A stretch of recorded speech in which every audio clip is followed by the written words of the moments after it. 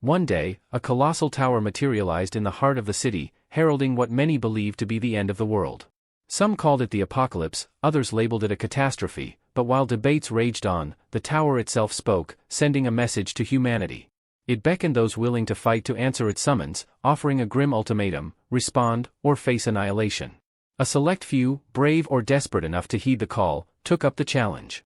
These individuals, later known as Tower Walkers, were prepared to sacrifice everything for the survival of humanity. However, the tower had not called them in vain.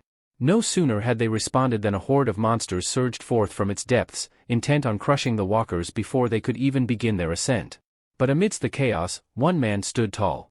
His determination to survive was unshakable, and with a single, decisive blow, he brought down the creatures that sought to destroy them. In the aftermath of the battle, the walkers discovered a mysterious artifact left behind by the slain monsters, a regression stone. This stone held incredible power, offering a way to rewind time, sending its user back to the moment the tower first appeared, with their memories fully intact. Intriguingly, the stone could also be divided and shared among the group. The man who claimed the regression stone was eager to test its abilities. As he activated the stone, it burst into a radiant light, so bright that the other tower walkers shielded their eyes. When the light subsided, the man was gone. His companions were left in awe, unsure whether he had succeeded in traveling back in time or had simply vanished into oblivion. Their doubts were soon replaced by panic as the tower unleashed another wave of monsters, catching the remaining walkers off guard. Wounded and terrified, they realized the gravity of their situation. One by one, they made the difficult decision to use their fragments of the regression stone, choosing to escape the immediate danger and return to the past. The constant dread of death weighed heavily on them, making the option of a fresh start seem far more appealing than continuing their ascent.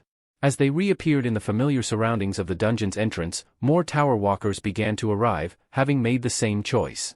One of them sighed in relief, noting how the group had dwindled. Another grimly observed that they might be among the last ones still willing to face the tower's perils head-on.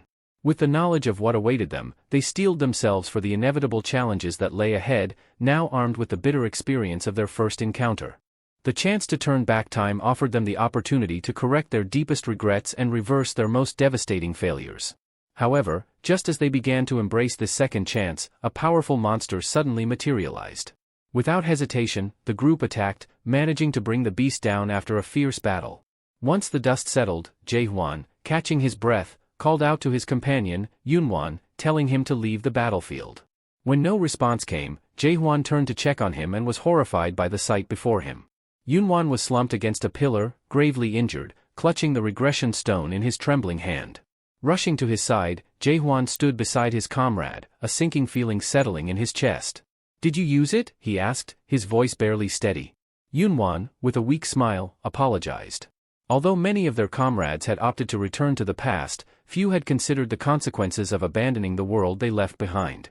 Before Jae-hwan could process his emotions, an ominous rumble echoed through the air, and a massive door began to creak open before them. Jae-hwan, stunned by the sight, hesitated as he crossed the threshold. He couldn't shake the growing sense of finality and wondered if this was the point of no return. As soon as he entered, a disembodied voice echoed through the chamber, praising him for his determination. "You are quite extraordinary, Jae-hwan. No one has ever attempted to reach the 99th floor of the tower alone." His eyes darted around, searching for the source of the voice, but his attention was soon drawn to the enormous creature looming ahead, the guardian of the 99th floor. He questioned whether this would be the end for him, whether he would get the chance to return to the past once more. But without hesitation, he gripped his sword, ready to face whatever lay ahead. With a surge of confidence, he vowed to continue climbing the tower, no matter the odds. Meanwhile, within the depths of the Nightmare Tower, the Demon Lord, ruler of this twisted realm, watched a recording of Jae-hwan and his team battling the monster. A sinister grin spread across his face as he observed Jae-hwan's skill and tenacity. "I'm about to acquire something valuable," the demon muttered, his eyes gleaming with anticipation. Back in the past, few moments before the towers appeared. The man casually reached for a packet of chips while listening to the latest news broadcast about the unusual weather conditions caused by a recent surge of yellow dust. As he fumbled with the packet, it tore open unexpectedly, sending chips scattering across the floor. Startled, he looked up, only to meet the curious eyes of a little girl beside him. "Did you steal those chips?" she asked innocently, her eyes narrowing as if she suspected him of foul play. She loved those chips, and her tone reflected her disappointment. Quickly, the protagonist knelt to pick up the spilled chips, offering a flustered explanation. No, it wasn't me. The packet was already opened, he said, trying to reassure her as he gathered the crumbs.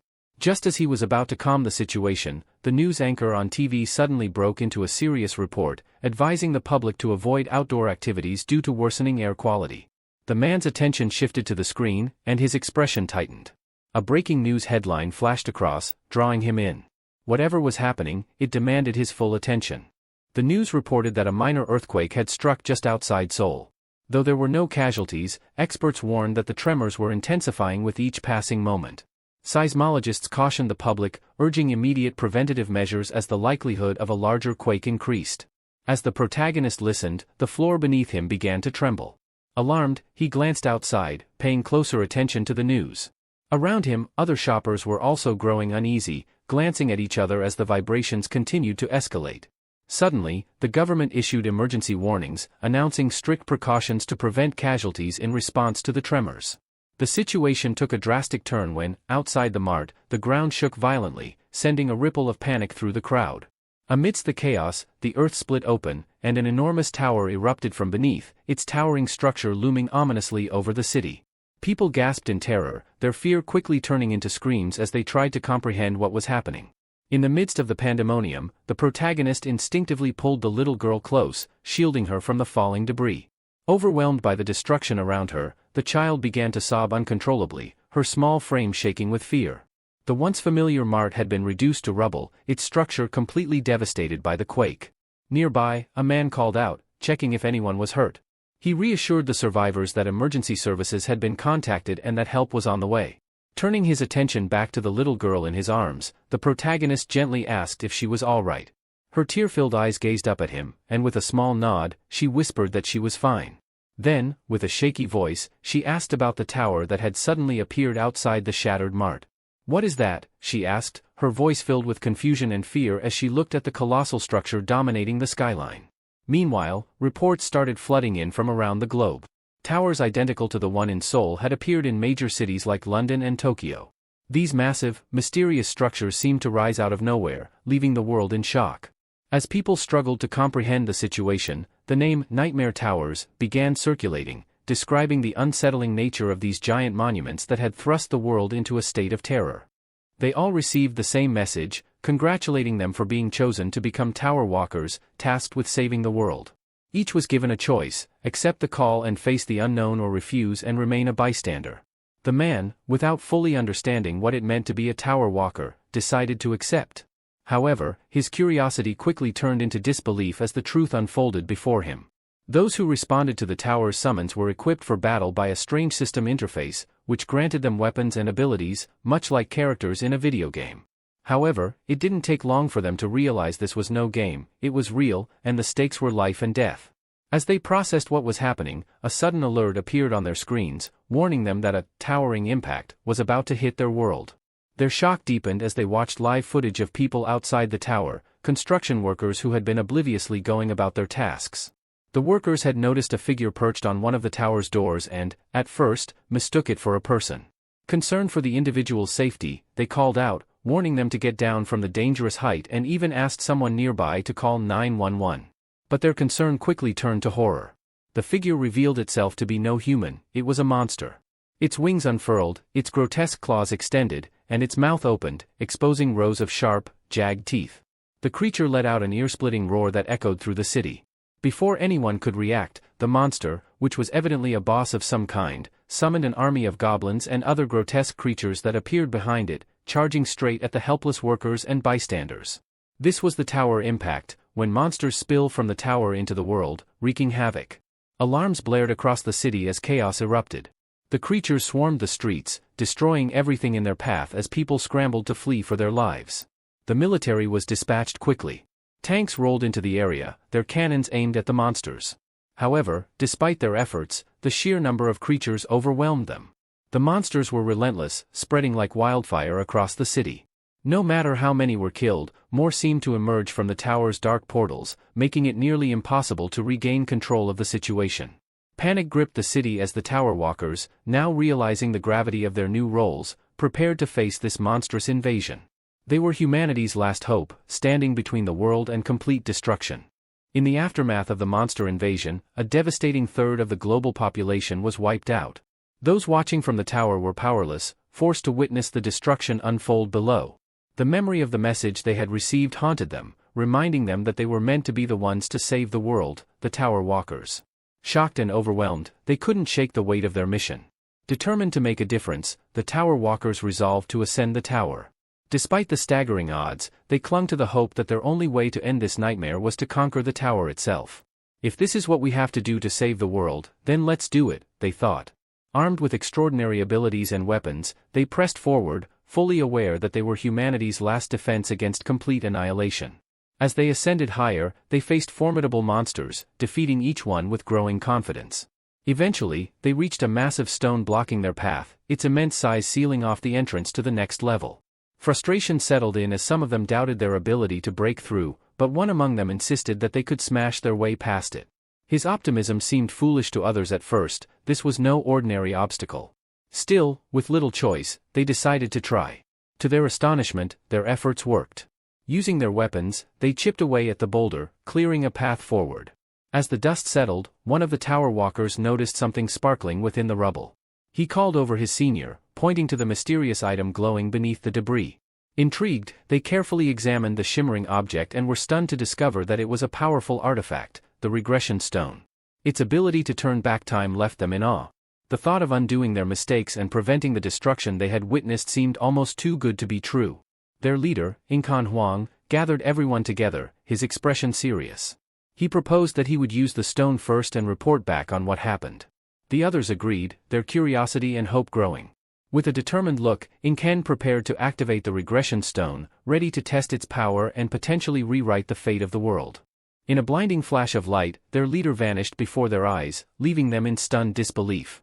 They couldn't wrap their minds around what had just happened. Incan Huang had completely disappeared.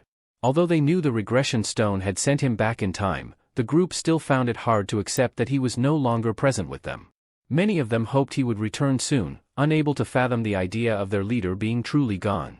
Sakamoto, a former science teacher, adjusted his glasses and calmly analyzed the situation. He explained that Incan Huang wouldn't be returning to their timeline, at least not in the way they expected. According to Sakamoto, the moment Incan activated the regression stone, their timeline had split into a parallel one, separating their worlds forever. Sakamoto, drawing on theories of the multiverse and parallel dimensions, reasoned that once Incan went back in time, their paths diverged completely, and they would never meet him again. His explanation left the group bewildered. The complexity of the science behind it went over their heads, evident in their confused expressions. Sakamoto noticed their puzzlement and reassured them, saying that whether they fully understood it or not, one thing was clear: Incan had successfully traveled back in time. But despite his journey to the past, their present remained unchanged. The timeline they were in would still face the threat of destruction. Sakamoto continued, stating that although he trusted the tower's items, and the regression stone had certainly worked, there was no guarantee that each person using it would end up in same timelines. It was possible, though unconfirmed, that those who used the regression stone might land in the same timeline. The truth was, they couldn't be certain about anything when it came to the mysterious items from the tower. Everything about them defied logic and their understanding of reality. As they processed this unsettling information, a second tower impact struck the outside world. Monsters poured forth once more, wreaking havoc as they sought to wipe out the remaining pockets of humanity. Chaos reigned outside the tower, and the world teetered on the brink of collapse as the tower walkers contemplated their next move in the face of this ongoing catastrophe. The tower walkers were faced with an impossible decision: either use the regression stone to escape to the past or stay and face certain death.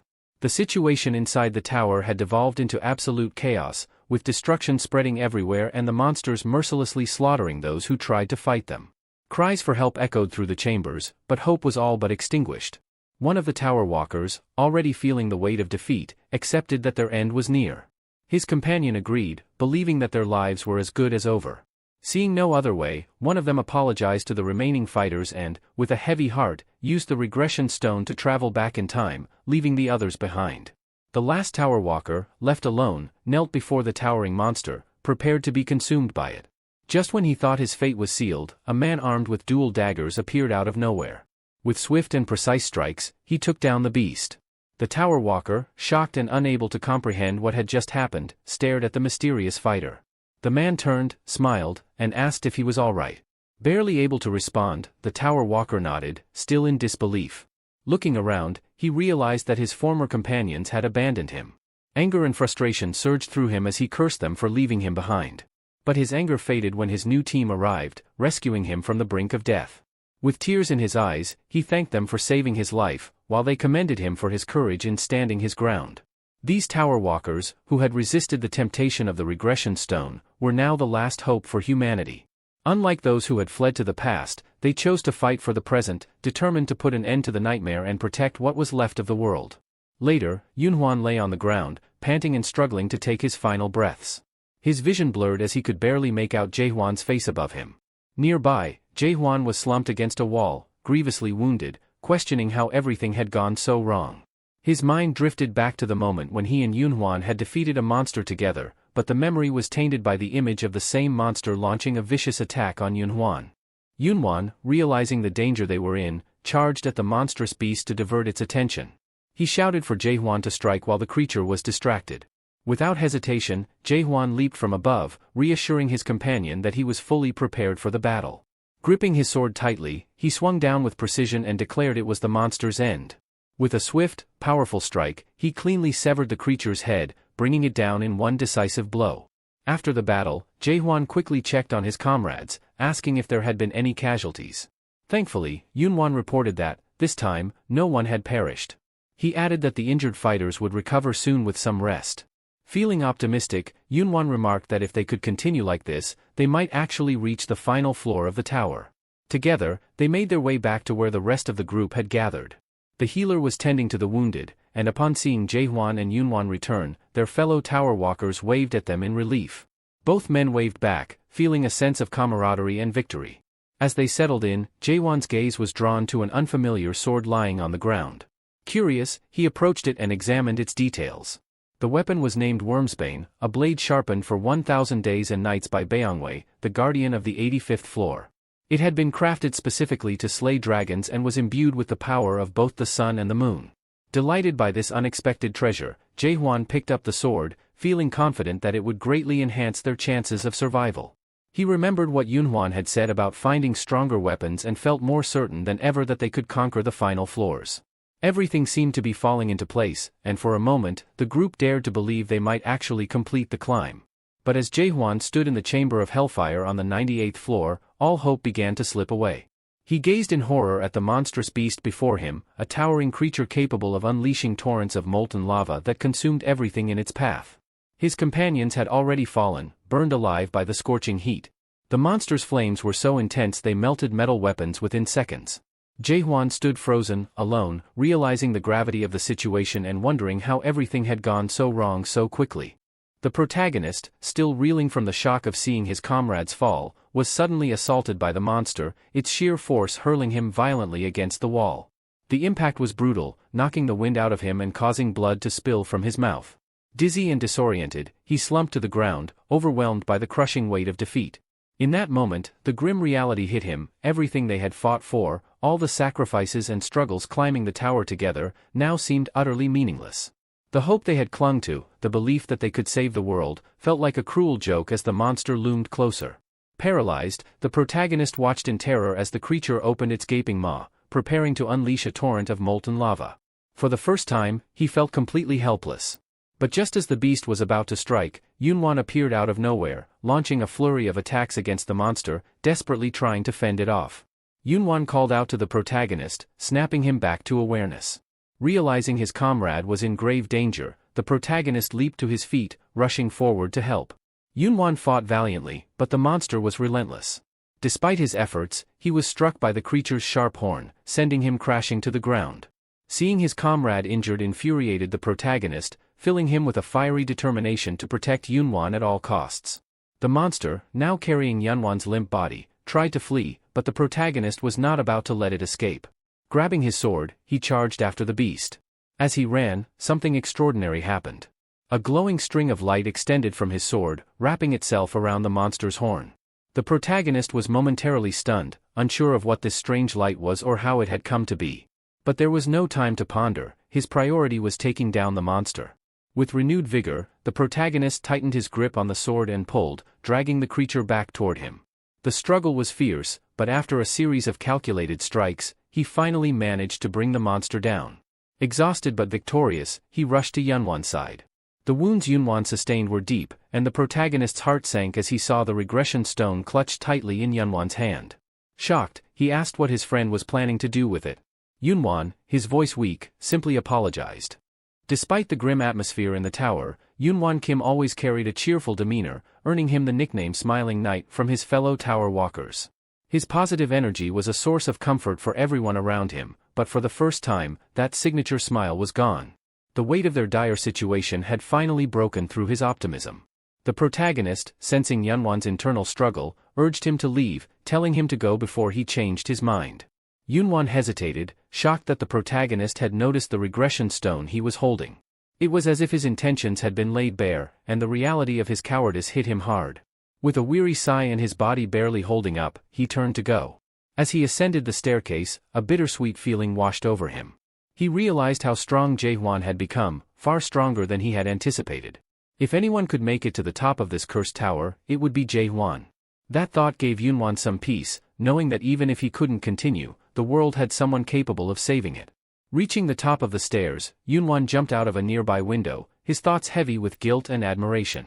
Meanwhile, the protagonist arrived at the next floor, placing his hand on the stone door to begin the next stage of his battle. Memories of his fallen comrades flashed in his mind, giving him the resolve to keep going. As the door creaked open, he was taken aback. The floor was encased in solid stone, a barren and unwelcoming place. Undeterred, he continued his ascent and found himself on the 99th floor. An intense gust of wind greeted him as he stepped forward, but he pressed on. The floor's guardian, a colossal ice monster, attacked him relentlessly. Despite the harsh conditions and numerous assaults, the protagonist dodged the creature's strikes, refusing to back down. The ice monster sneered, impressed that the rat-like human had the audacity to keep going. Covered in snow and frost, the protagonist remained determined, taunting the monster, asking if it was tired of their fight yet. In response, the creature lunged at him once more, its attacks filled with icy fury. Later, the protagonist found temporary refuge in an ice cave, desperately trying to stay out of the monster's sight. He stuffed a piece of cloth into his mouth to muffle his breathing while using whatever warmth he could muster to thaw the ice that had formed on his arm. Outside, the creature prowled, its booming voice echoing as it mocked him. Hiding again? How predictable, it rumbled, thinking the protagonist's efforts to stay alive were futile. But Jaehwan wasn't ready to give up, not yet.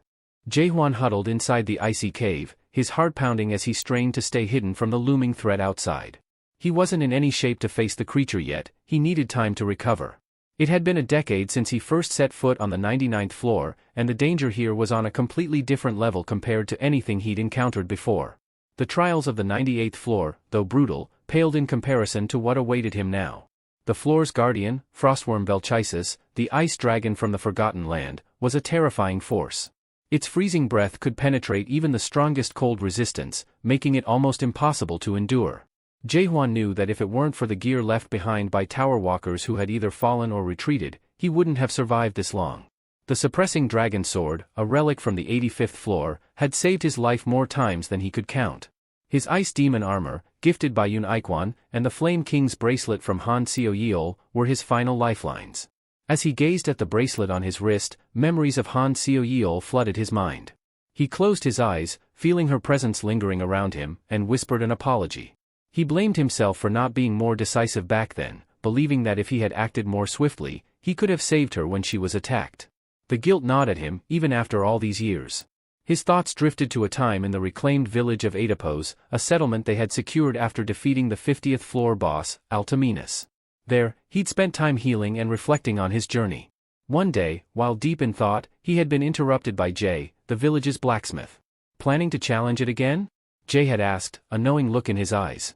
Jaehwan had nodded. This time, for sure, he had replied, sipping the tea Jay had made for him, a warmth spreading through his weary body.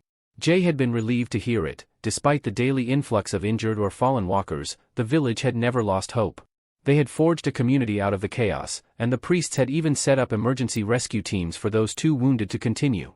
The blacksmiths of Oedipus had long dedicated themselves to crafting gear for the tower walkers, forging weapons and armor without asking for a single coin in return, all for the sake of humanity's survival.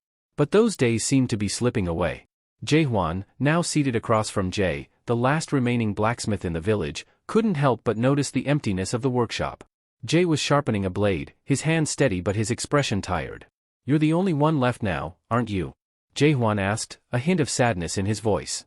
Jae grimaced, clearly not wanting to be reminded. "You've been my only customer for a while," Jae muttered, glancing up from his work.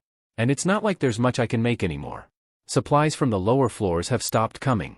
No more ores. A few months ago, I could still scrounge up some minerals, but now, it's all dried up." Jae-hwan nodded, not surprised by the news. The tower had nearly claimed the entirety of humanity. He wasn't sure how long it had been, he had lost track of time, but he was certain more than 10 tower impacts had occurred since he began his climb. From some point onward, new walkers had ceased to appear on the lower floors. It was as if Earth itself had been wiped out, leaving no one left to ascend the tower. "Do you think there's anyone left on Earth?" Jae-hwan asked quietly, his eyes meeting Jae's. Jae paused, then shrugged. "Who knows? But it's strange, isn't it? Even though the tower's the same as always, doesn't it feel different?" Jae-hwan frowned, suddenly recalling something odd he had seen during his last journey up the tower. "Now that you mention it, I did notice something," he admitted. "There were strange scribbles near the place where I found a returned stone. Words that didn't make sense, something about a tower within a tower, and a nightmare within a nightmare." Jae's hammer halted mid-strike as he stared at Jae-hwan, clearly disturbed by the revelation. "What does that even mean?" he muttered. "I have no idea," Jae-hwan replied, shaking his head. "At first, I thought it was just someone's random scrawls, but now, I'm not so sure." Before Jae-hwan could dwell on it further, Jae mentioned something else that made his stomach drop. "Grandmother Hylene disappeared 2 days ago," Jae said, his voice tinged with concern. "No one's seen her since." Jae-hwan stiffened. Everyone knew that people in the tower didn't age, so there were only 2 possibilities for someone disappearing: either they had used a regression stone or they had jumped off the tower. Neither option boded well for Hylene. She and Jae were among the few support-type walkers left in Oedipus, and losing her would be a heavy blow. Jae's hammer struck the anvil with a loud clang as he seemed to lose himself in thought, his worry for the missing grandmother evident. Jae-hwan sat in silence for a moment, contemplating what to do. After a long pause, he turned to Jae with a firm resolve in his eyes. "Teach me the blacksmithing skill," Jae-hwan said suddenly. Jae froze, shocked by the request. "What?" he asked, bewildered. "I want to learn how to forge weapons," Jae-hwan repeated. "I don't know how much longer we have, and I can't rely on others for this. If supplies are running out and people are disappearing, I need to know how to make my own weapons. Teach me." Jae stared at him, still in disbelief, before slowly nodding. "You're serious, huh?" he said with a sigh. "All right then. But don't expect it to be easy." Jae-hwan smiled faintly. "Nothing in this tower ever is." Jae-hwan returned to the 99th floor, where the massive ice dragon, Velchesis, awaited him. As soon as he appeared, Velchesis let out a low, rumbling chuckle. "Are you done with your little game of hide-and-seek, human?" the dragon taunted. His voice echoed across the frozen expanse, sharp like the frost in the air. "No human has ever reached this floor alone since the tower was created. Yet, here you are, by yourself." Velchesis' icy eyes narrowed in amusement. "You are truly remarkable, Jae-hwan." A smirk tugged at the corner of Jae-hwan's lips. "Funny," he mused, his voice laced with sarcasm. "The only thing to acknowledge me isn't even human. Go figure." He stared at the massive beast, a sense of emptiness washing over him. "Killing you will probably leave me feeling hollow, though. You're the only one left who recognizes my strength." Velchesis paused, surprised at the human's words. "You are mistaken, Jae-hwan," the dragon replied. "A mere human like you cannot possibly defeat me alone." But Jae-hwan was undeterred. He gripped his sword tighter, the cold steel glinting in the dim light of the frozen chamber. "Is that so?" Jae-hwan asked, a fierce confidence burning in his eyes. "Then explain why you're so certain of your victory." He motioned to his armor, once pristine but now showing signs of wear. Cracks ran along the surface, thin fissures that threatened to break apart at any moment. The sight of it made Velchesis roar in anger, realizing how close this arrogant human had pushed him. "Enough of this!" Velchesis bellowed. "No more games." The dragon reared back, opening its massive jaws. A torrent of icy breath gathered in his throat, preparing to unleash it upon Jae-hwan. But the protagonist didn't flinch. He sprinted toward the beast, his sword gleaming as he aimed for the dragon's mouth. The battle was fierce. Blood dripped from the wounds inflicted by the ice spikes that had lashed across Jaewon's arm, but he continued to fight. Velchis, watching his opponent's persistence, shook his head in disbelief. Why do you continue, human? Your fate is sealed. Even if you survive this fight, what awaits you is only solitude and emptiness. There is nothing left for you beyond this floor. As the dragon spoke, the ice surrounding the battlefield began to shift. From within the crystals, arms of frozen figures reached out toward Jaewon, as if calling to him. Faces formed in the ice, faces twisted in sorrow, tears frozen on their cheeks. Jaewon's expression darkened. You talk too much, he growled, and with a swift, decisive strike, he shattered the ice figures that tried to hold him back. The shards of ice scattered around him as he broke free, rushing forward to confront Velchis once again. With renewed fury, Jaewon pressed on, charging toward the dragon with a relentless determination. His eyes locked on his foe, and in that moment, nothing else mattered but the strike that would end this battle. After their back and forth, the dragon Velchis was stunned to see yet another powerful thrust from Jaewon. With a haughty tone, Velchis scoffed, "Is that all you've got? Give it up. You can't bring me down with that skill alone." Jaewon, however, wasn't about to give up. He charged forward, determined to defeat the dragon. Unlike others, he had started his climb later, meaning he missed many hidden skills and rare classes along the way. Accepting this, he chose to specialize in just one technique, the thrust. And he had perfected it. His relentless focus allowed him to refine this one attack to an almost unimaginable degree. After slaying over 50 million monsters with his thrust, it had become a part of him. His companions often joked that thrust was his true name, and some even wondered if he had been a wasp in a previous life. Jaewon felt something changing within him. His thrusts were becoming faster, more precise, and far stronger. His relentless training had transformed the thrust from a mere motion into a lethal force, a power that now rivaled hidden skills. He felt no fatigue using it, as it didn't drain any spirit power, it was pure physical prowess. Still, despite his mastery, this opponent was no ordinary foe. Even with countless strikes, he had only managed to scratch the dragon. Velchis opened his jaws, preparing to unleash his devastating breath attack. Jaewon's instinct screamed at him that it was too late to dodge. But then, unexpectedly, a shimmering light shot out and wrapped around the dragon's mouth, binding it tightly. Jaewon recognized the glow. It was the same light he had seen on the 98th floor when it restrained that boss's horn. With this opportunity, he gripped his sword with both hands and launched himself at Velchis. Jaewon struck with all his might, slicing into the dragon's mouth, then swiftly withdrew. The dragon staggered back, momentarily stunned, while Jaewon assessed the damage. He had expected his strike to shatter the dragon's jaw completely, but Velchis remained defiant, his fierce eyes blazing with fury. "Impressive, human, but don't get carried away after a lucky blow," Velchis sneered, his voice thick with anger. He prepared to retaliate, intent on ending the fight for good. But Jaewon was ready to press on, knowing he had only begun to show the true extent of his power. The dragon soared into the air, taking a deep inhale before unleashing a torrent of icy breath toward Jaewon. He dodged skillfully, evading each attack, but the dragon's strikes intensified, blanketing the mid-air space and making it nearly impossible to avoid. Realizing that he couldn't keep this up much longer, Jaewon stumbled as he scrambled to get away. The ice dragon loomed over him, chuckling. "Too bad for you," it said. "If only there were 10 more humans like you, maybe you'd have had a chance." Jaewon grit his teeth in frustration. "Enough with the gloating," he snarled, eyeing the dragon's dangling chin. "You can barely hold yourself together?" But the dragon's gaze darkened as it spoke again. "Had your kind not been deceived by the dream demon stone, you wouldn't be in this pitiful state. A shame humans don't know of it." Jaewon's eyes widened at the mention of the dream demon stone. "What do you mean by that?" he demanded. But Velchis remained silent, unleashing another barrage of attacks. Seizing his moment, Jaewon darted toward the gate and slipped through just in time, collapsing against the door, gasping for air. One claw swipe away from death, he was relieved to have escaped. In the aftermath, he couldn't shake off the dragon's words. Dream Demon Stone? What did it mean, and why had the dragon mentioned it? 5 years passed on the 99th floor. Eventually, Jaewon stood victorious over Velchis, receiving a flood of notifications as his efforts paid off. He had earned the title of the 99th floor Nightmare, with his level and attributes, stamina, martial ability, and dexterity, all maxed out. Sitting atop the defeated dragon's body, he sighed, scrolling through the myriad of pop-ups filling his vision. As Velchis's form began to dissipate, leaving behind only a few drops of blood and an item, Jaewon leaned in and asked once more, "What did you mean about the Dream Demon Stone?" The dragon's fading eyes met his. "You already know the answer, human.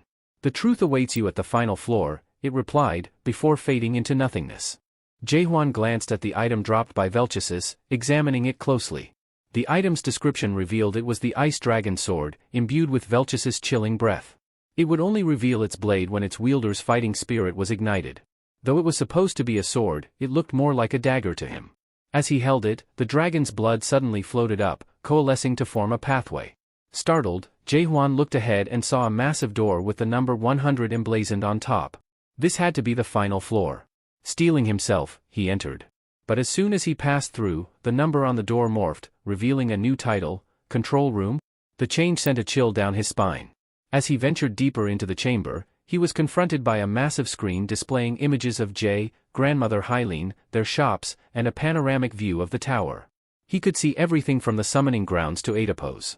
Jaehwan was stunned. Was this how the tower appeared now? Suddenly, an unfamiliar voice echoed behind him, musing aloud at how quickly Jaehwan had arrived. The speaker expressed surprise, assuming Jaehwan would have returned to the village first. Alarmed, Jaehwan whirled around, sword in hand, only to find himself alone. The disembodied voice chuckled, assuring him there was no need for alarm. Apologizing for the unexpected intrusion, the voice explained that it had neglected to broadcast an essential message. It invited him to relax, acknowledging the control room's appearance might be deceiving. Though grand on the outside, it was quite antique and finicky to operate. Then, a notification flashed before Jaehwan, congratulating him on clearing one of World 294's tutorial games. The message informed him that his feat was inscribed into the undying Akashic records, a record only accessible to the monarchs of the Great Land. Jaehwan's achievements would be remembered, and his heart raced at the thought of what awaited him next. Jaehwan stared at the message, utterly dumbfounded. Tutorial? He wondered, struggling to grasp its meaning. Memories of his fallen comrades flashed before his eyes, and a chilling thought crossed his mind: if this was just a tutorial, what would the real challenge look like? The shock was so intense that he almost lost his footing. Just then, a figure materialized before him. The imposing creature, a towering beast with the face of a lion, observed Jaehwan with a mixture of amusement and pity. Was that revelation too much to handle? The creature asked, sounding almost apologetic. I know it's a lot to process, but I didn't want you spiraling into despair. For a mere human, you've done quite well. The monster looked surprised, though, as he noticed Jaehwan's expression shift from shock to defiance far sooner than expected. Jaehwan had recovered quickly, and his gaze was now fixed on the beast, burning with questions. Who are you? Jaehwan demanded, his voice laced with anger. And what's with all this nonsense? The creature chuckled, clearly delighted by Jaehwan's resilience. Forgive my excitement, he said. I haven't even introduced myself. I'm Beastrain, the devil, and the master of the Tower of Nightmares that you've just conquered. I never expected a human to reach the 100th floor alone. It's unprecedented. Jaehwan's mind raced with questions. You said this was a tutorial. Does that mean the real game hasn't even begun? Beastrain smirked, impressed by Jaehwan's quick grasp of the situation. Indeed, you're quick to understand, he replied. But before I explain further, there's something I want you to see. With a flick of Beastrain's finger, multiple screens appeared, displaying scenes from various tower climbers. One clip after another showed people's first steps into the tower, their expressions ranging from awe to fear. Jaehwan watched as the scenes shifted, recognizing familiar faces. There was Seo Yul, looking bewildered as he first encountered the tower's door, and Yun Huan, suggesting that they'd be better off as a team of 3. Another video appeared, showing Jaehwan himself, standing among fellow walkers and introducing himself. I'm Jaehwan, from Seoul, Korea, he had said, holding his sword with a hint of pride. Beastrain glanced at Jaehwan, his tone almost nostalgic. They looked so full of hope, didn't they? Those early days are something else. The sight of his comrades as they had once been, alive, eager, and ready, made Jaehwan's heart clench. Beastrain was visibly moved as he watched the faces of those long gone flicker across the screen. He seemed almost nostalgic, his gaze lingering on the ambush scenes, where monsters had descended upon Jaehwan and his allies. A particular gleam lit up Beastrain's eyes as the video of Seo Yul appeared, capturing the moment she had called out to Jaehwan. He mused that they hadn't anticipated what was coming next, a revelation as chilling as it was tragic. Then, the screen transitioned to a gut-wrenching scene, Seo Yul lying motionless, Jaehwan cradling her, tears streaming down his face as he pleaded with her to open her eyes. Beastrain's face was filled with a perverse kind of satisfaction. Tragic, isn't it? He murmured, his voice betraying a hint of amusement. I must admit, I cried too when I first saw that. As the video continued, showing Yunhwan's tearful apology to Jaehwan, Beast Rain turned to him, his expression almost taunting. So, do you remember them now? All those faces, all that pain. Do you feel anger? Sadness? Regret? He asked, his tone filled with mock sympathy. I know these feelings can seem pointless in the face of the past, but I'm willing to give you a chance. Jaehwan raised his head, disbelief and confusion plain on his face. Beast Rain's wicked grin widened. What if you could start over, he proposed. Imagine it, a fresh beginning, but this time, you'd have all your current memories intact. A grand opportunity, don't you think? Beast Rain's head circled Jaehwan, a smug confidence radiating from him. This isn't the stuff of your world's novels, he declared. I'm offering you the chance to become the absolute being who could begin this game anew. Jaehwan was floored, feeling a hollow realization settle in his chest. Wasn't it supposed to be over? He'd conquered the tower, yet now it felt as if everything had been for nothing. Then, another notification appeared on his screen, its message as jarring as it was cruel. Congratulations. You've been chosen as a tower walker to save the world. Do you accept the summons? It hit him like a bolt of lightning. He had been deceived all along. The tower, this endless climb, none of it had been about saving humanity. The truth was grimmer than he could have imagined. There was never any real hope of halting the tower's impact on the world. All he could do was continue climbing, battling, endlessly, in the hollow pursuit of a salvation that had been nothing more than a cruel illusion from the start. Jaehwan looked at Beast Rain and declared with certainty that he had no intention of going back to the past. Beast Rain chuckled, his laughter echoing through the chamber. Ah, still caught up on that, are we? He sneered. Let's get one thing straight, there's no such item here in the tower, or anywhere else for that matter, that can send you back. Any idea to the contrary? Pure illusion. He glanced at Jaehwan with a bemused expression. All those so-called return stones are just tricks? Jaehwan was taken aback. His mind raced back to the words of the ice dragon, Velchasis. If only his race hadn't been fooled by the dream demon stone. The pieces started to come together, and Jaehwan's face paled. He realized the gravity of Beast Rain's words, a sinking feeling in his chest. Beast Rain grinned wider, seeming to relish Jaehwan's confusion. The stone you humans thought could return you to the past? That's the dream demon stone, Beast Rain explained, a tone of mockery in his voice. It doesn't send anyone back. It traps you in an endless cycle of dreams created by the demon within. Your kind has chased after this illusion for eons.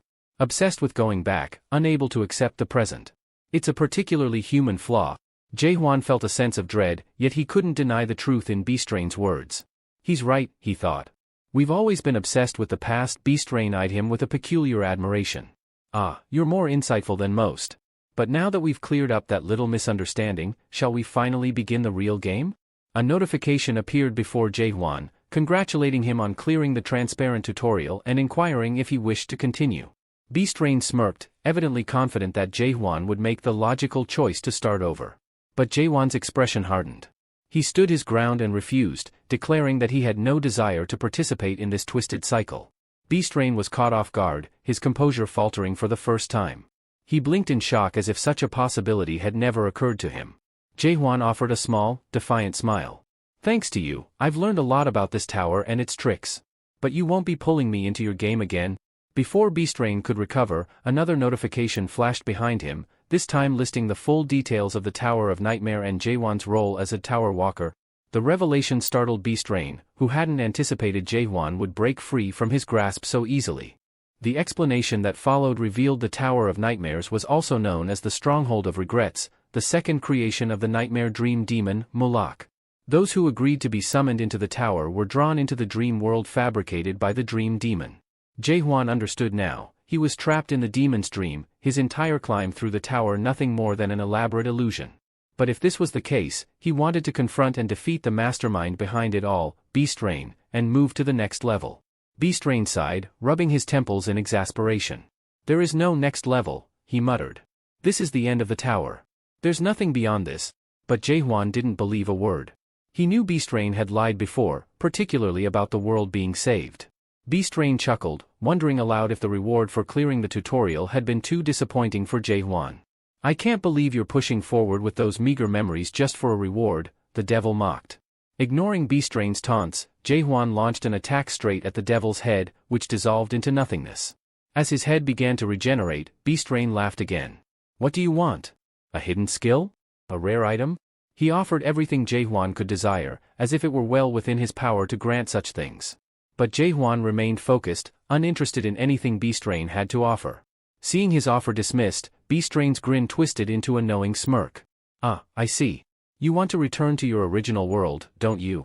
The devil said, certain that Jae-hwan must have realized by now that everything, the entire tower, was just a dream within the Tower of Nightmares. There was no actual impact on the real world. Jae-hwan froze, startled by Beastrain's words. "What are you talking about?" he demanded. But before he could process the devil's meaning, his surroundings shifted abruptly. He was no longer in the tower. Instead, he found himself standing in the real world, confused and disoriented. Nearby, a young woman apologized to her friend for being late, explaining that there had been too much traffic. As Jae-hwan turned to look, he heard her ask her companion if he had bought the movie tickets in advance, to which the man replied that he hadn't. The scene felt surreal, yet undeniably real, leaving Jae-hwan in shock, unsure of what had just happened. The girl, visibly irritated, snapped at her friend. "Fine, I'll buy them myself. Just hurry up." Her frustration seemed to echo around Jae-hwan, who stood there, bewildered by the situation. Before he could even gather his thoughts, the world around him shifted again, and suddenly, he found himself on a train. The passengers were all seated comfortably, smiling and chatting, as if nothing was out of the ordinary. Beastrain's voice slithered into Jae-hwan's mind. "Starting to realize what's happening, are we?" the devil teased. "Surprising, isn't it? Nobody died in the real world. Your family and friends, they're all alive." The devil grinned as he peeked at the phone of a boy sitting nearby, who was browsing something that even Beastrain found peculiar. The devil paused for a moment, then chuckled.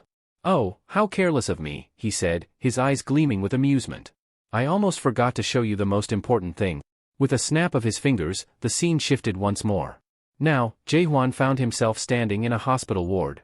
Doctors and nurses moved briskly from bed to bed, checking on the patients. One doctor inquired about a specific patient's condition, and a nurse responded, "No change, still in a deep sleep." Jae-hwan stepped closer to one of the beds, his heart pounding in his chest. There, lying unconscious, was himself. He stared in disbelief, frozen by the sight of his own body, untouched by time. Beastrain's voice echoed around him again, smug as ever. "Decades have passed for you in the Tower of Nightmares, but in this world, only a month has gone by. Quite the contrast, isn't it?" Jae-hwan's mind reeled at the realization. "So, this was all, just a dream," he muttered, trying to process it. Beastrain's laughter cut through his thoughts. "Don't get too comfortable," the devil warned. "You barely scraped through the tutorial, and you think you can beat me? You're no match for me. The difference between us is like the gap between humans and dragons." Jae-hwan smirked, exhaling slowly. "A dragon, huh? That's a relief. I've killed one of those before." The devil's expression twisted in frustration, clearly not expecting such cheek from Jae-hwan. Enraged, Beastrain launched a sudden attack, but Jae-hwan was ready, blocking it effortlessly. The scene shifted again. Jae-hwan found himself back in Ada pose, battered and bruised but alive. He stumbled toward Jae's shop, a bottle of liquor clutched in his hand. He pushed the door open, ready to tell Jae he had returned. But as he looked around, the shop was empty. Jae was nowhere to be found. The entire shop was now covered in thick spider webs, giving off the impression that Jae had abandoned it long ago. Jae-hwan walked in, preparing to mold and modify his sword by himself. Thanks to the skills he had previously learned from Jae, he had been able to maintain his weapon for the past 72 days, relentlessly challenged day after day without a single moment of rest. No matter how many times he attacked the devil, he couldn't leave even a scratch on him. Strangely enough, he hadn't been killed either. He wasn't sure why, but it seemed the Beastrain had no intention of ending his life. Despite this, Jae-hwan refused to lose hope, no matter how many days or even years it might take. Meanwhile, the devil, growing anxious, was biting his nails in frustration. He knew that Jae-hwan was no ordinary product, and this was the reason for his unease. Jae-hwan, as a product, was unique, something the devil had never encountered before. A cultivator's role was to ensure that a product would successfully adapt to the almighty land. By using a secondary process, they helped refine and develop these products. The primary method involved culling out undesirable seeds, leaving only the good ones, which was exactly what the tutorial game had done, sifting through to find valuable products. These selected products would then grow and thrive during the actual game. The secondary process involved nurturing the chosen seeds with water and fertilizer to prepare them for the next stage. However, if a product refused to progress, they would simply kill it, closing their eyes to it. The user's soul wouldn't be destroyed upon death in the tower, but the devil was concerned that Jaehwan's soul would be damaged due to the vast difference between them. This worried the devil, especially since he knew that the harvesters would not sit still if they found out about this. The devil had intended to raise Jaehwan properly and sell him, as it was his time to rise to a high-ranking devil.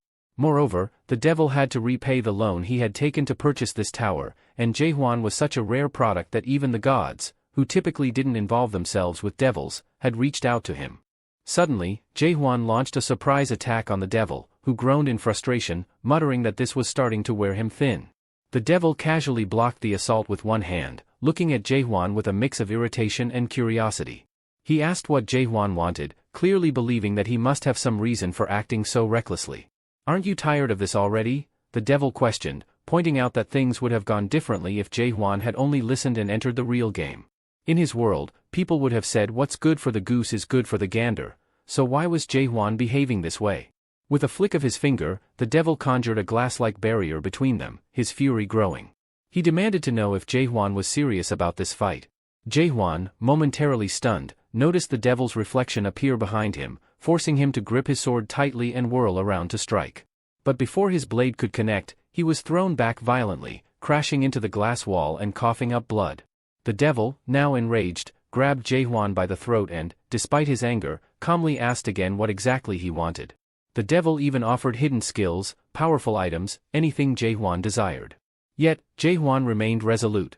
He bluntly declared that he was going to take down the devil and move to the next floor. The devil could hardly believe that Jaehwan was still clinging to that notion. He asked, bewildered, what it would take to make Jaehwan see sense and just move on to the actual game. Jaehwan, though battered, smirked, pleased that he had pushed the devil this far. He finally spoke, saying he had one last question for the devil. The devil, almost exhausted from this conversation, sighed and told Jaehwan not to be shocked by the answer. The truth, he said, was that this universe wasn't confined to a single dimension. Jaehwan simply nodded, revealing that he already knew, as this was common knowledge. The devil, taken aback, stared at Jaehwan with newfound surprise, wondering if Jaehwan had some background in science or had learned more than he had let on. The protagonist calmly mentioned that concepts like parallel universes and the multiverse were well known even on Earth. This prompted the devil to elaborate further, explaining that the main dimension was known as the Almighty Land. From that central dimension, countless alternate worlds branched off, with Earth being just one tiny planet within a vast dimensional system. He called Earth the 294th world, one of many scattered across these alternate realities. In the Tower of Nightmares, walkers could acquire skills, items, and work on their stats, allowing them to adapt to the laws of the Almighty Land. This, in turn, provided them the opportunity to travel to other worlds. The devil explained that his role was to facilitate this game, helping players grow stronger and move on to new dimensions. The protagonist pondered for a moment before asking why the devil was even doing this. What did he stand to gain from playing such a role? The devil, slightly surprised, found it hard to believe that this was what Jaehwan was truly curious about. With a snap of his fingers, they were suddenly transported outside the Tower of Nightmares, into a desolate, destroyed land. The devil smirked, guessing that Jaehwan might be wondering why the tower had appeared on his world in the first place. Jaehwan's curiosity deepened, and the devil could sense it. He revealed that out of the countless alternate worlds, it was mere coincidence that the Tower of Nightmares had descended upon Jaehwan's planet. The protagonist clenched his fist and said that was enough, he didn't need more details. He only wanted to understand why someone like the devil was overseeing the tower. The devil faltered, momentarily caught off guard. He hadn't expected Jaehwan to ask what he gained from operating the tower. Flustered, the devil tried to regain his composure as Jaehwan's persistent question left him momentarily speechless. The devil hesitated for a moment before offering an explanation that seemed less than genuine. He casually mentioned that his involvement in this process was a form of volunteer work that devils like him did from time to time. He hoped Jaehwan would buy into this, but judging by the protagonist's unimpressed expression, it was clear he wasn't convinced. Sensing the skepticism, the devil added that volunteering was something they greatly enjoyed, and many of his kind observed extraordinary walkers from various planets. He then mentioned a place called Paradise, where creatures such as monsters and devils lived harmoniously with humans. His tone was almost pleading as he spoke, a worried smile crossing his face, hoping his story would be accepted. However, the protagonist simply stared at him, seeing through the obvious lies. None of what the devil said seemed even remotely truthful. A few days earlier, Jaehwan had left the control room and reviewed his status. His level had reached 100, with every stat, agility, strength, health, willpower, and mana, maxed out. Despite that, he still couldn't defeat the devil. Frustrated, he drank a potion and lay down, contemplating why even with his abilities maxed, he couldn't overpower the devil. He assumed it must have something to do with this world system, where stats alone weren't enough for a human to defeat a demon. Suddenly, Jae-hwan felt something unfamiliar. It was a sensation he had never experienced before, and it caught him off guard. Looking around, he noticed countless golden particles floating in the air. At first, he thought he was hallucinating. He reached out, grasping a handful of the particles, feeling them shift in his palm. Sometimes they were smooth, almost delicate, and other times they were rough and jagged, like small crystals. Each time, they transformed, changing in structure and texture. In that moment, Jae-hwan instinctively realized that these particles must be the building blocks of this world. Now, as he observed the devil, he noticed words forming in the air above his head, revealing his thoughts. The words spoke of the monarch cultivating and gathering resources for the devil, and Jae-hwan was struck by how absurd the devil's talk of volunteer work truly was. Intrigued, Jae-hwan asked the devil about these masters and whether they were akin to kings. The question delighted the devil, who had finally sparked the protagonist's interest. The devil eagerly explained that the masters were powerful entities in the Great Realm. Those who completed the main game and ascended to that realm often received party recommendations from these masters. Jae-hwan, stunned by the concept of party recommendations, listened as the devil affirmed that the future of any successful player would depend on which master they chose to follow. The devil suddenly lunged at the protagonist, grabbing him tightly and babbling on, promising that if Jae-hwan followed his instructions, he swore on his demonic honor to ensure that Jae-hwan would end up with a powerful master. He even playfully poked Jae-hwan's cheek with a sharp nail, emphasizing that this would only happen if Jae-hwan willingly agreed to participate in the main game. The protagonist dryly commented that the devil sounded like a pushy salesman, catching the devil off guard. The devil, visibly puzzled, protested that he wasn't trying to sell anything. Despite the devil's odd behavior, Jae-hwan agreed to follow his lead, deciding to leave the place in 10 days. 9 days later, Jae-hwan was still diligently practicing his thrusts on training dummies, while the devil, sitting nearby, was becoming increasingly irritated. He muttered to himself about how tiresome it was to watch the protagonist go through the same repetitive motions. Yet, despite his frustration, the devil knew he had almost convinced Jae-hwan, so he forced himself to remain patient. The devil's irritation quickly shifted to rage as he remembered how he had been tricked into purchasing the cursed Tower of Nightmares. Angrily slamming his fist on the sofa, he cursed the dream demons for misleading him. He vividly recalled the day the dream demon pitched the tower to him, painting it as a masterpiece crafted by a high-ranking demon. The devil had been convinced it was a bargain, a rare opportunity to own a tower at such a low price. However, it turned out to be a disappointing relic, an outdated first-generation model. The newer, third-generation towers came with a feature that allowed owners to immediately stop the tutorial without damaging their products. The devil had only realized this flaw when he tried to relocate the participants, believing he had secured a premium product, only to discover there was no option to shut down the tutorial. He was furious, feeling cheated, and regretted ever trusting the dream demon. The devil cursed the outdated first-generation tower, frustrated that it required the product's consent to halt the game. While he desperately tried to manipulate Jae-hwan into agreeing to his offer, he grew increasingly anxious as Jae-hwan remained stubborn, insisting on fighting him instead. The devil lamented his poor fortune, muttering that this was the price he paid for being unable to afford a better tower. Still, what sustained him was the hope that, despite all its flaws, this tower would at least function as intended. All his worries, however, were supposed to end the next day, as Jae-hwan had promised to accept the offer after 10 days. When the day finally arrived, Jae-hwan received a series of notifications just before he was about to accept the invitation to join the main game.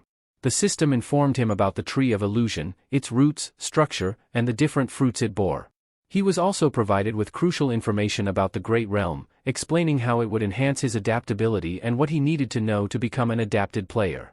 The system also outlined 12 key areas in the Great Realm he should visit, along with details about the monarch of the Great Realm and 101 reasons to journey there. Then, a new message appeared. The game master had decided to end the tutorial, offering Jae-hwan the chance to return to World 294. He could enter the main game with all his memories intact, and the system asked if he would accept this proposal. Devil Beastrain was elated. This was the moment he had been waiting for, the day Jae-hwan would finally accept his terms.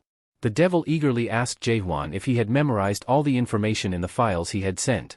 When Jae-hwan confirmed and even thanked him, the devil, overwhelmed with emotion, instructed him to press the accept button. He had anticipated this day for so long that he was taken aback by how sentimental he felt, nearly moved to tears. But just as everything seemed to be falling into place, Jae-hwan suddenly attacked the devil without warning. Furious, the devil demanded to know if Jae-hwan understood the gravity of what he was doing. Jae-hwan, unfazed, gripped his sword tightly and replied with a cold smirk, asking if it wasn't obvious. The protagonist firmly declared that from this moment on, he would relentlessly continue his attacks and immediately struck the devil once more. Ever since he began seeing the strange particles in the air, his senses had felt off, as though something new was awakening within him. Each time he lunged at the devil, he sensed a subtle shift. The devil, in response, attempted to grab him, but Jae-hwan swiftly severed his arm. Astonished, Jae-hwan marveled at the sensation of pain, almost reveling in the feeling of being alive. However, just as he was savoring the moment, a magical trap was triggered. Vines erupted from the ground, binding the protagonist. These vines were from the black ironwood of the 91st floor. As the devil began regenerating his severed arm, he remarked with a smirk that he had never encountered anyone quite like Jae-hwan before. He mused aloud, wondering why Jae-hwan hadn't acted this way from the start. It would have made things simpler for both of them. He then asked if Jae-hwan agreed. The protagonist, now entangled by the 91st floor vines, questioned what the devil intended to do next, knowing full well the game couldn't end without his consent. The devil, named Beast Rain, confirmed this, but confessed that he had long abandoned the idea of seeking Jae-hwan's approval.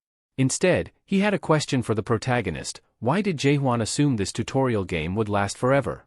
The devil continued, revealing a crucial detail about the Nightmare Tower. If more than 100 days passed after completing the tutorial, the game would automatically terminate. This revelation caught Jae-hwan off guard. He had no prior knowledge of such a condition. Beast Rain explained that Jae-hwan would remain stuck in this place until it was time to start the main game.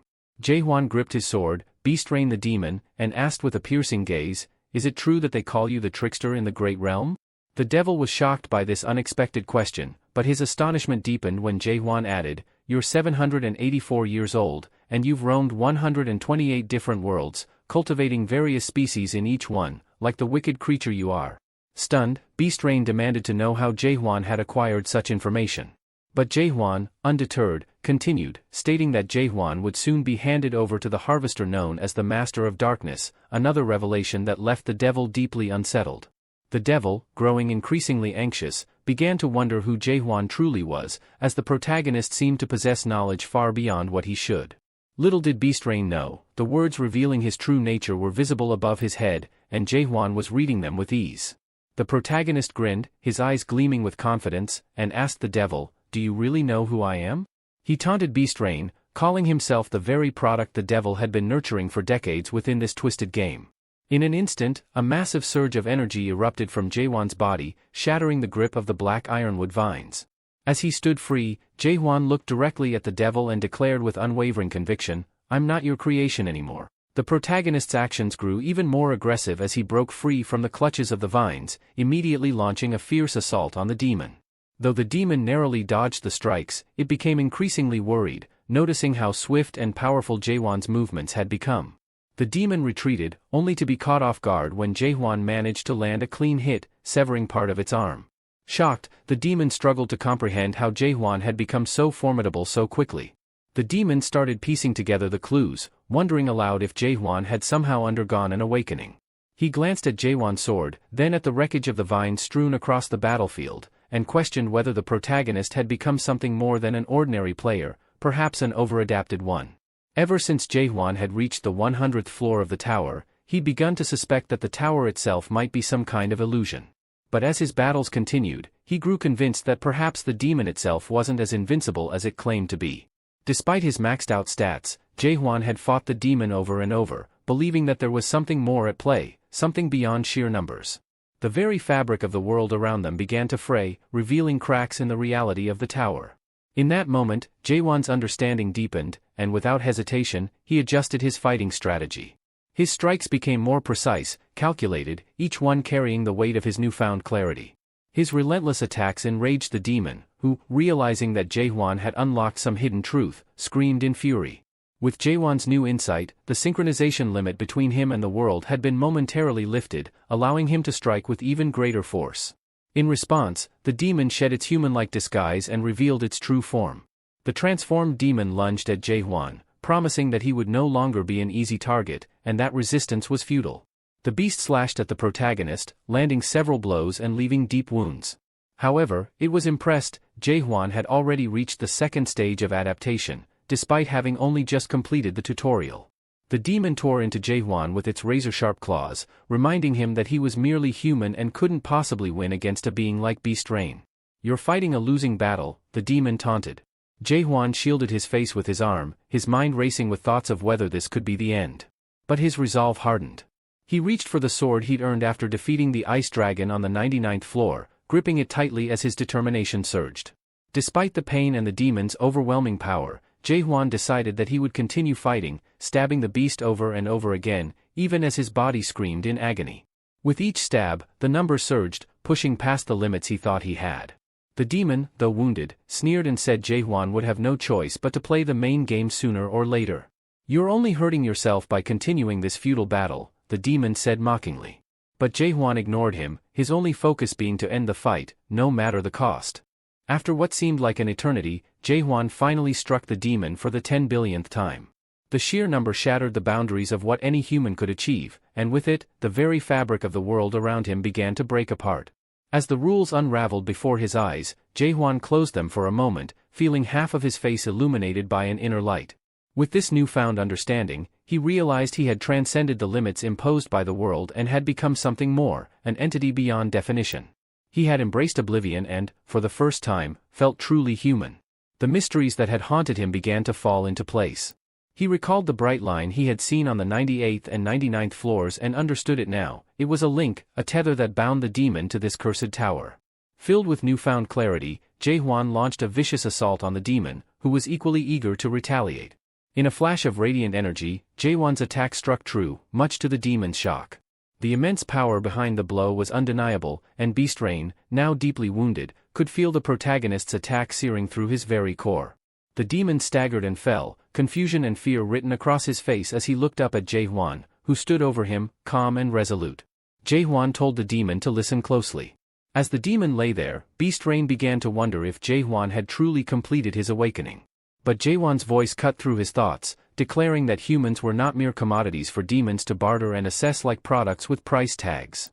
Beast Rain, now reduced to a small, trembling creature crawling on the ground, was startled by the power and conviction in Jae-hwan's words.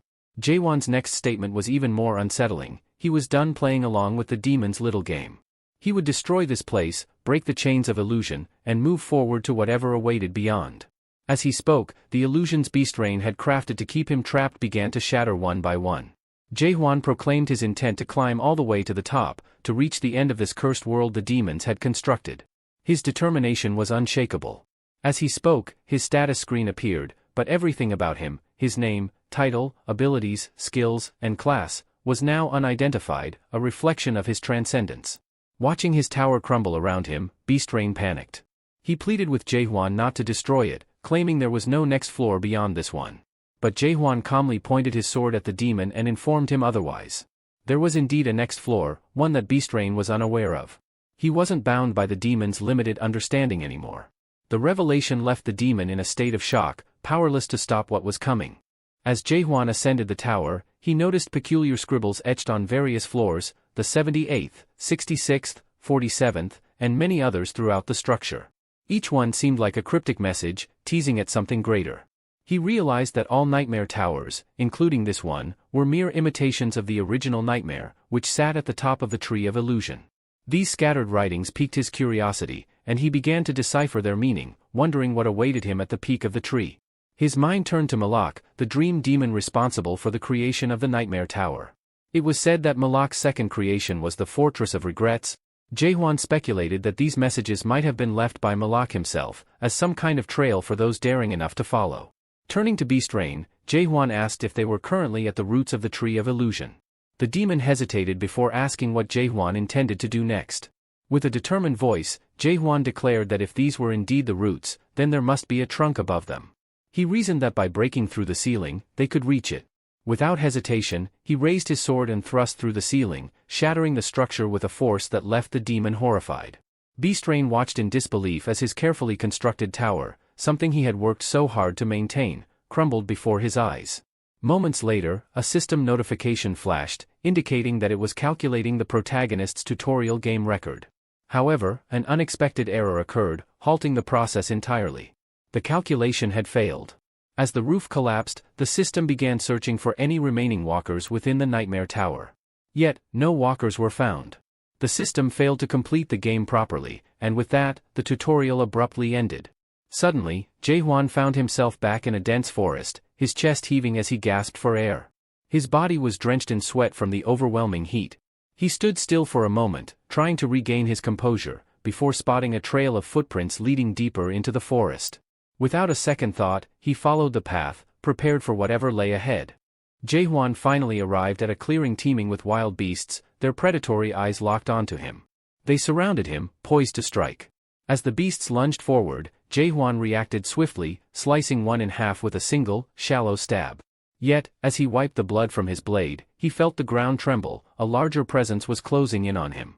He turned to see a massive creature looming over him, far more formidable than the others. Realizing that a mere shallow strike wouldn't suffice, Jae-hwan gripped his sword tightly and launched a powerful, deliberate attack. The blow landed cleanly, cutting through the beast's thick hide. He approached the fallen creature, grabbing hold of its horns and yanking them free. With a smirk, he muttered to himself that, despite its size, the creature was surprisingly fragile. His moment of triumph was interrupted by a voice behind him. "Are you human?" a figure asked. Jae-hwan turned to see a member of the Nakamyeong clan standing nearby. The clan member seemed astonished at Jae-hwan's feat, particularly at the sight of the precious horns he had taken from the five-horned beast. Jae-hwan, still wary, activated his suspicion ability but found he couldn't make sense of their strange language. Pointing to the horns, he asked the Nakamyeong warrior if they wanted them, offering to make a deal in exchange for information.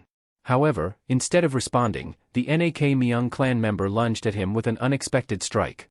Jae-hwan dodged effortlessly and sneered, calling them antenna people. He warned them that if they tried to attack again, they would pay with their lives. But his words went unheard, and another assault came his way. With a quick parry, Jae-hwan coldly declared it was time for them to die. A short while later, Jae-hwan stood over the defeated Nakamyeong warriors, having swiftly subdued them. Grabbing one of them by its antenna, he demanded to know where they were. But the creature only responded in its bizarre, incomprehensible language. Jae-hwan tugged harder on the antenna, causing the creature to cry out in pain, yet still, the words that came from its mouth made no sense to him. The protagonist grew impatient, his grip tightening around the Nakamyeong clan member's antenna. "Say something I can understand," he demanded, his voice low and dangerous. The Nakamyeong warrior, however, spat out a defiant threat, vowing to kill him. In response, Jae-hwan tugged the antenna harder, causing the warrior to writhe in agony. Driven to desperation, the Nakamyeong clan member bit through his own tongue, spitting blood onto the ground. Jae-hwan observed the scene coldly. Though the Nakamyeong weren't physically strong, their willpower was far greater than he had anticipated. With no useful information obtained, Jae-hwan sighed and buried the antenna in the soil, leaving the fallen warrior behind. He glanced at the lifeless body and wondered if anything could still be useful. After a moment of contemplation, a notification appeared, alerting him to his acquisition of a small dimensional backpack.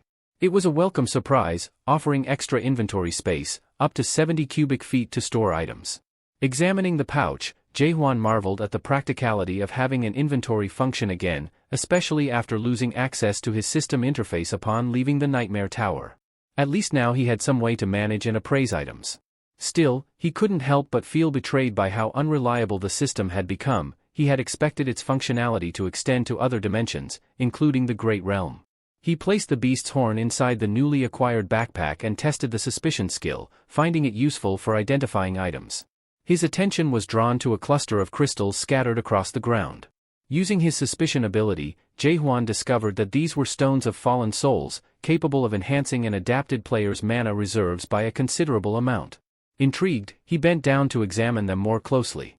Each stone radiated a distinct color, but all shared a strange energy signature.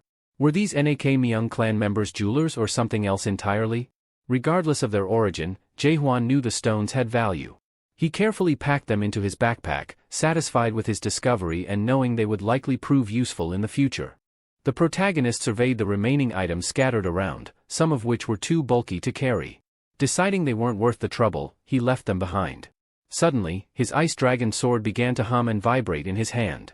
Curious, he unsheathed the blade, which promptly opened its enormous maw and started devouring the leftover items. Jaehwan watched in amusement as the sword consumed its meal, idly wondering what those objects might taste like to the weapon. Amidst the leftovers, he spotted a map. Upon unfolding it, he saw it was a map of the Tree of Illusion Chaos. Confused by the term chaos, which hadn't been mentioned in the demon's files, he crumpled the map, lost in thought.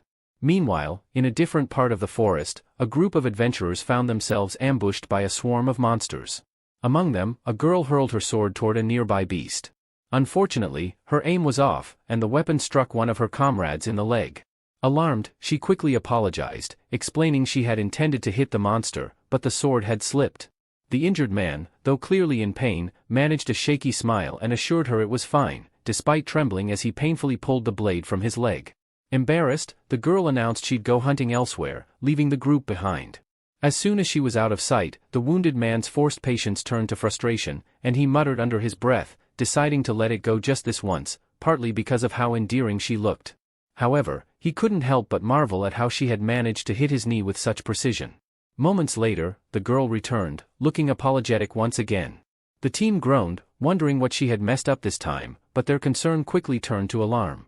A massive, two-horned beast was charging toward them in a fury, evidently enraged by something she had done. As the creature closed in, the adventurers frantically shouted for her to stay away, not wanting to become collateral damage from another one of her blunders. The group of adventurers stood in a tense huddle, trying to figure out how to deal with the looming threat. One of them suggested they group together and face the beast as a unit. From atop a nearby cliff, the protagonist observed the scene below, noticing that the girl seemed to be the strongest among them, despite their apparent lack of coordination. He couldn't help but wonder if there was some tension between them. Realizing that they were no match for the creature and would likely be slaughtered at this rate, he mused over how they even managed to survive the Nightmare Tower in the first place. Down below, a red-haired man activated his skill, Fire King's Breath, and braced himself for the monster's attack, taunting the two-horned beast to come at him. The girl, attempting to assist, misfired her weapon, grazing his ear and causing him to shout in pain. She laughed nervously, apologizing, but the red-haired man cursed at her in frustration, calling her reckless. She looked downcast as he berated her, explaining that while she was trying to help, she wasn't making things better. He made it clear that he didn't need her assistance anymore, but before they could argue further, the beast closed in, its mouth wide open and ready to strike. Just then, the protagonist leaped from the cliff and charged at the monster. With a single, swift strike, he slayed the beast, blood splattering across the face of the red-haired man as the creature collapsed. Dust filled the air, obscuring the scene for a moment. When it settled, the group stared in awe at Jaehwan, standing atop the dead beast with his sword drawn. They were stunned, asking who he was and if he was sure he didn't want the beast's body as a reward, offering it to him for his help. Jaehwan casually replied that they could take the monster's body, asking if the horns were valuable. One of the team members confirmed that it usually took at least 10 people to bring down a two-horned beast, which made Jaehwan realize something. The creature he had killed earlier with just a basic stab had 5 horns, meaning the number of horns must be an indication of the beast's strength. The girl, biting her nail in thought, stepped forward and asked Jaehwan directly who he was. She pointed out that there were very few adapted players in all of Chaos, and it was almost unheard of for anyone to take down a two-horned beast with just a simple stab. Jaehwan looked at her, remaining silent as she continued to gaze at him in disbelief. The girl, still puzzled by Jaehwan's strength, couldn't resist her curiosity and asked him where he was from. "Is he from Chaos?" In response, Jaehwan turned to her and, with a calm expression, asked what Chaos was. This took her by surprise, and she stared at him in disbelief, wondering if he was being serious. As they continued their conversation, the group asked Jaehwan if he was just passing through, and he confirmed he was. The team leader found it odd that Jaehwan didn't seem to speak the local language and questioned him about it, to which Jaehwan admitted he didn't. This revelation baffled the leader, as language barriers were incredibly rare in this realm. When they asked if he didn't mind if they took the beast's body, Jaehwan simply nodded, allowing them to claim it. The girl, however, was clearly frustrated.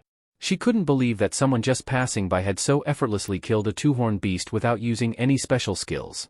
To satisfy her curiosity, she activated her detection skill, trying to gauge Jaehwan's abilities, but it failed. Stunned, she tried again, only to receive an error message. Her mind raced. How could this be?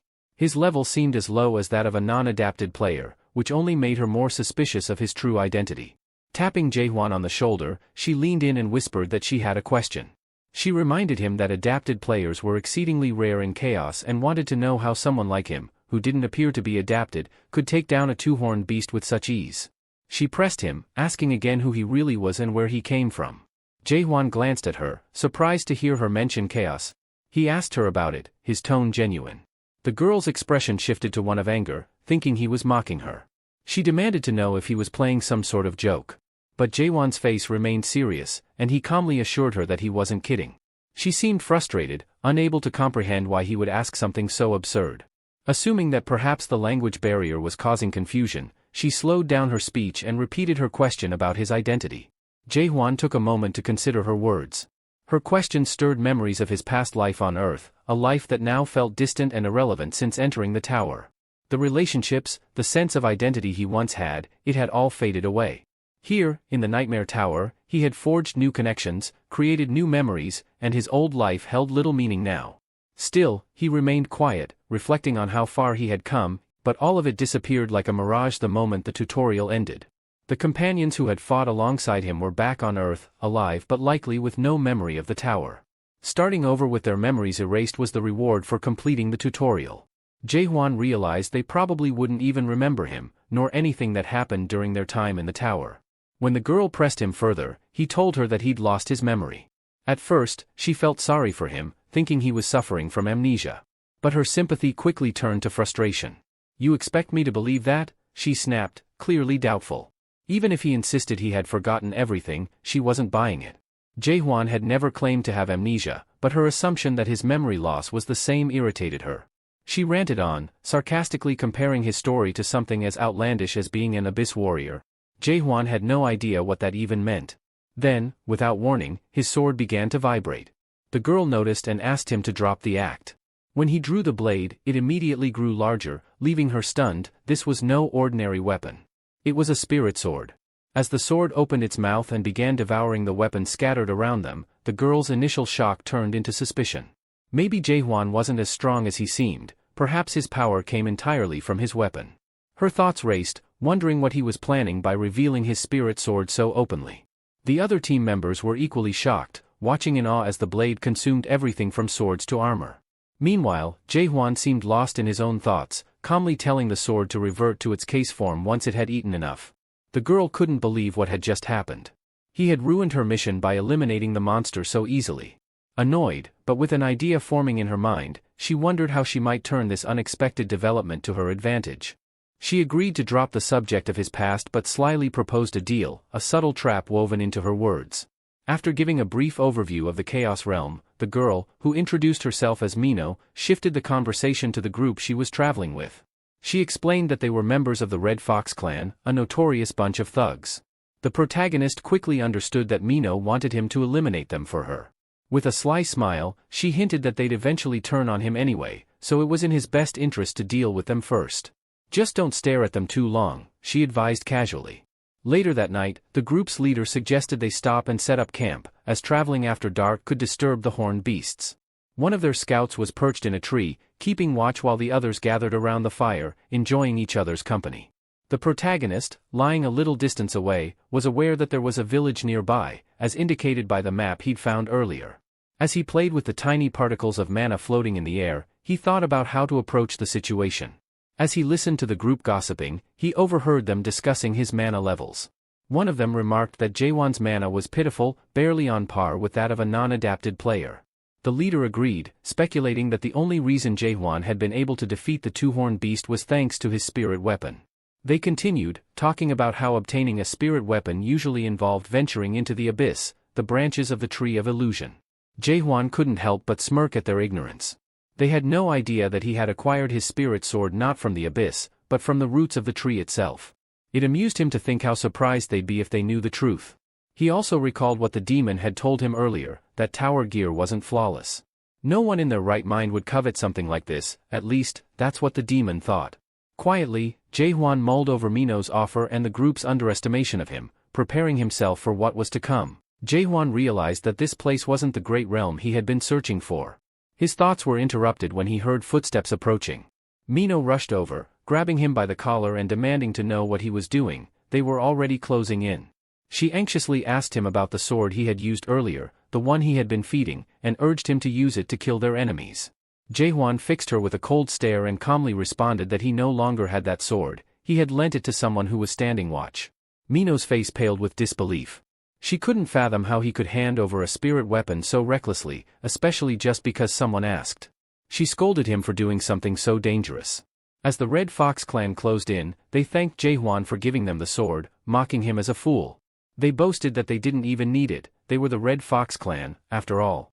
Mino cursed under her breath, furious that they had dared to challenge her.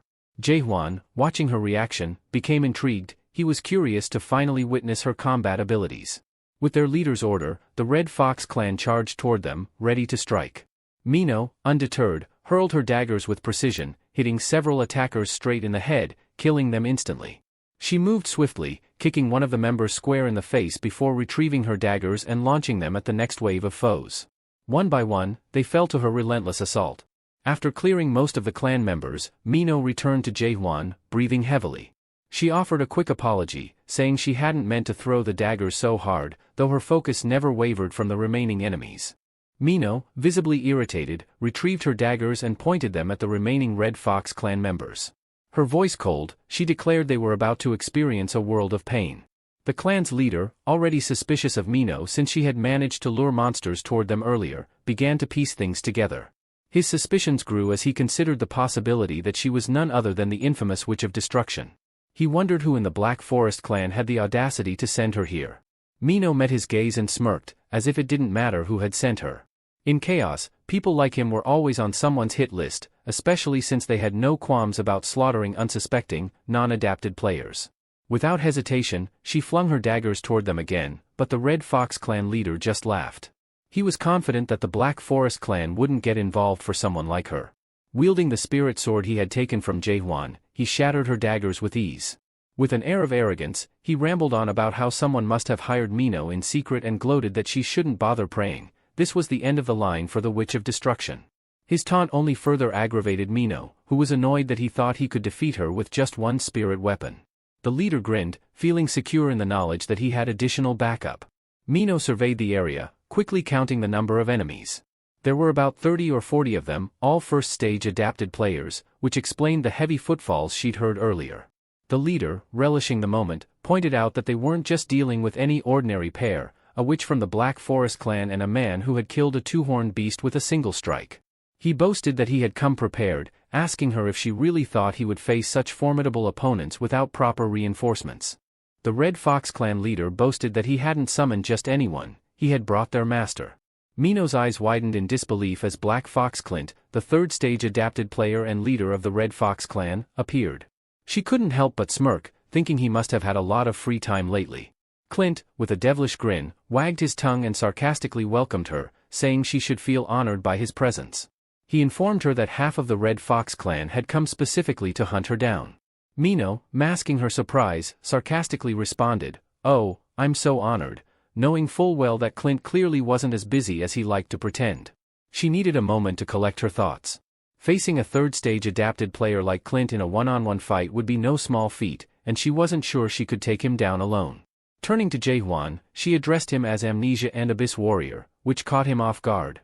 Regret tinged her voice as she admitted she wouldn't be able to protect him. She tossed him a return stone and urged him to use it to escape. Jaehwan caught the stone, recognizing it as a nightmare stone, but asked her about its purpose. Mino explained that it was a return stone that would take him to the nearest fortress. She only had one, and she needed him to use it now, which left Jaehwan in shock. He was taken aback that this stone could keep someone alive in the present, not send them back in time. His thoughts wandered back to the Nightmare Tower. What would have happened if he'd given Unawan one of these stones back then? With curiosity overriding the danger of the moment, Jaehwan asked Mino if there was a way to travel back in time. Mino was stunned by his question and, in the midst of the chaos, couldn't believe he'd ask something like that now. But Jaehwan was serious. She shook her head, answering that she'd never want to return to the past after fighting so hard to get where she was. Pointing her blades at the enemies surrounding them, she declared with conviction that even if it meant her death, she would refuse to go back. Jaehwan placed a hand on her shoulder, stepped forward, and confidently assured her, "You're not going to die today." Without waiting for her response, he drew his sword and charged toward their enemies. Mino stood frozen, shocked and confused by his sudden resolve. In a swift, precise motion, Jaehwan unleashed a powerful strike, subduing most of the Red Fox clan members in an instant. Furious at the unexpected turn of events, Black Fox Clint growled, ordering his remaining men to use the 14th technique of the Fire King. The battle was far from over. The Red Fox clan members quickly moved into position, preparing to execute the 14th technique of the Fire King.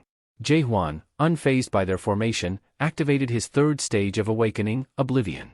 He abandoned any pretense of the identity this world had assigned him and focused solely on his true power. His eyes locked onto the enemies ahead, and with his sword pointed directly at them, he launched himself forward in a flash. His blade cleaved through them effortlessly, and in moments, he had reached their leader. Black Fox Clint attempted to defend himself, raising his hand in a desperate attempt to stop the strike, but Jaehwan's sword easily pierced through both the barrier and his body. Blood splattered across the face of the Red Fox group leader as he watched his master fall in stunned silence. Trembling, the leader surrendered the spirit sword to Jaehwan. With his sword now in hand, Jaehwan turned to face the remaining members of the Red Fox clan. Panic set in as they tried to flee, but Jaehwan didn't hesitate. He pointed his blade in their direction and unleashed a shallow stab, sending out a shockwave of energy that obliterated them all in a single blow. Mino stood frozen, disbelief etched on her face. The power Jaehwan had just displayed was beyond anything she had imagined. She recalled how, not long ago, she had thought him reckless for casually handing over the horns of the two-horned beast to those thugs. Back then, she had written him off as a fool, someone too naive to realize the danger he was in when he gave his spirit sword to the gangsters without a second thought. But now, seeing him in action, she realized just how wrong she had been. Jaehwan was powerful, his strength wasn't dependent on his spirit weapon at all. Mino, still reeling from the shock, called out to him, her voice shaky as she asked once more about his true identity. Jaehwan smirked at her question, teasingly asking if she had forgotten. After all, she knew his identity already. Mino's confusion deepened, unsure of what he meant. Jaehwan, in turn, wondered if she had somehow lost her memory. After all, he thought he was the only one suffering from amnesia. Mino was taken aback by the jab, feeling slighted by his comment. Frustrated, she demanded the return stone she had given him earlier to escape. But to her dismay, Jaehwan nonchalantly revealed that he had already lost it. Mino's temper flared as she asked if he had any idea how expensive those stones were. Jaehwan simply shrugged and suggested she look around if she wanted it back that badly. Later, as the night settled in, they sat around the fire. The tension had dissipated, and Jaehwan leaned back, enjoying the rare moment of peace. For the first time that day, the air was still, and the quiet enveloped them both. While Mino rifled through Jaehwan's backpack, desperately searching for the return stone, her frustration grew. She cursed herself for trusting a stranger with something so valuable. Meanwhile, Jaehwan was calmly feeding his spirit sword, and, sensing her frustration, he casually remarked, "How are we strangers? We already know each other." Mino spun around, exasperated. "What do we know about each other? I don't even know who you are," she shot back. Jaehwan smiled, replying simply, "I'm human." His cryptic answer only annoyed her further. "What are you even talking about?" she demanded. He turned the question back on her, asking, "Aren't you human too?" With an eye roll, Mino affirmed, "Obviously." Jaehwan clenched his fist, quietly muttering, "That should be enough for us to know." His sudden intensity startled Mino, and she couldn't help but wonder what was going through his head.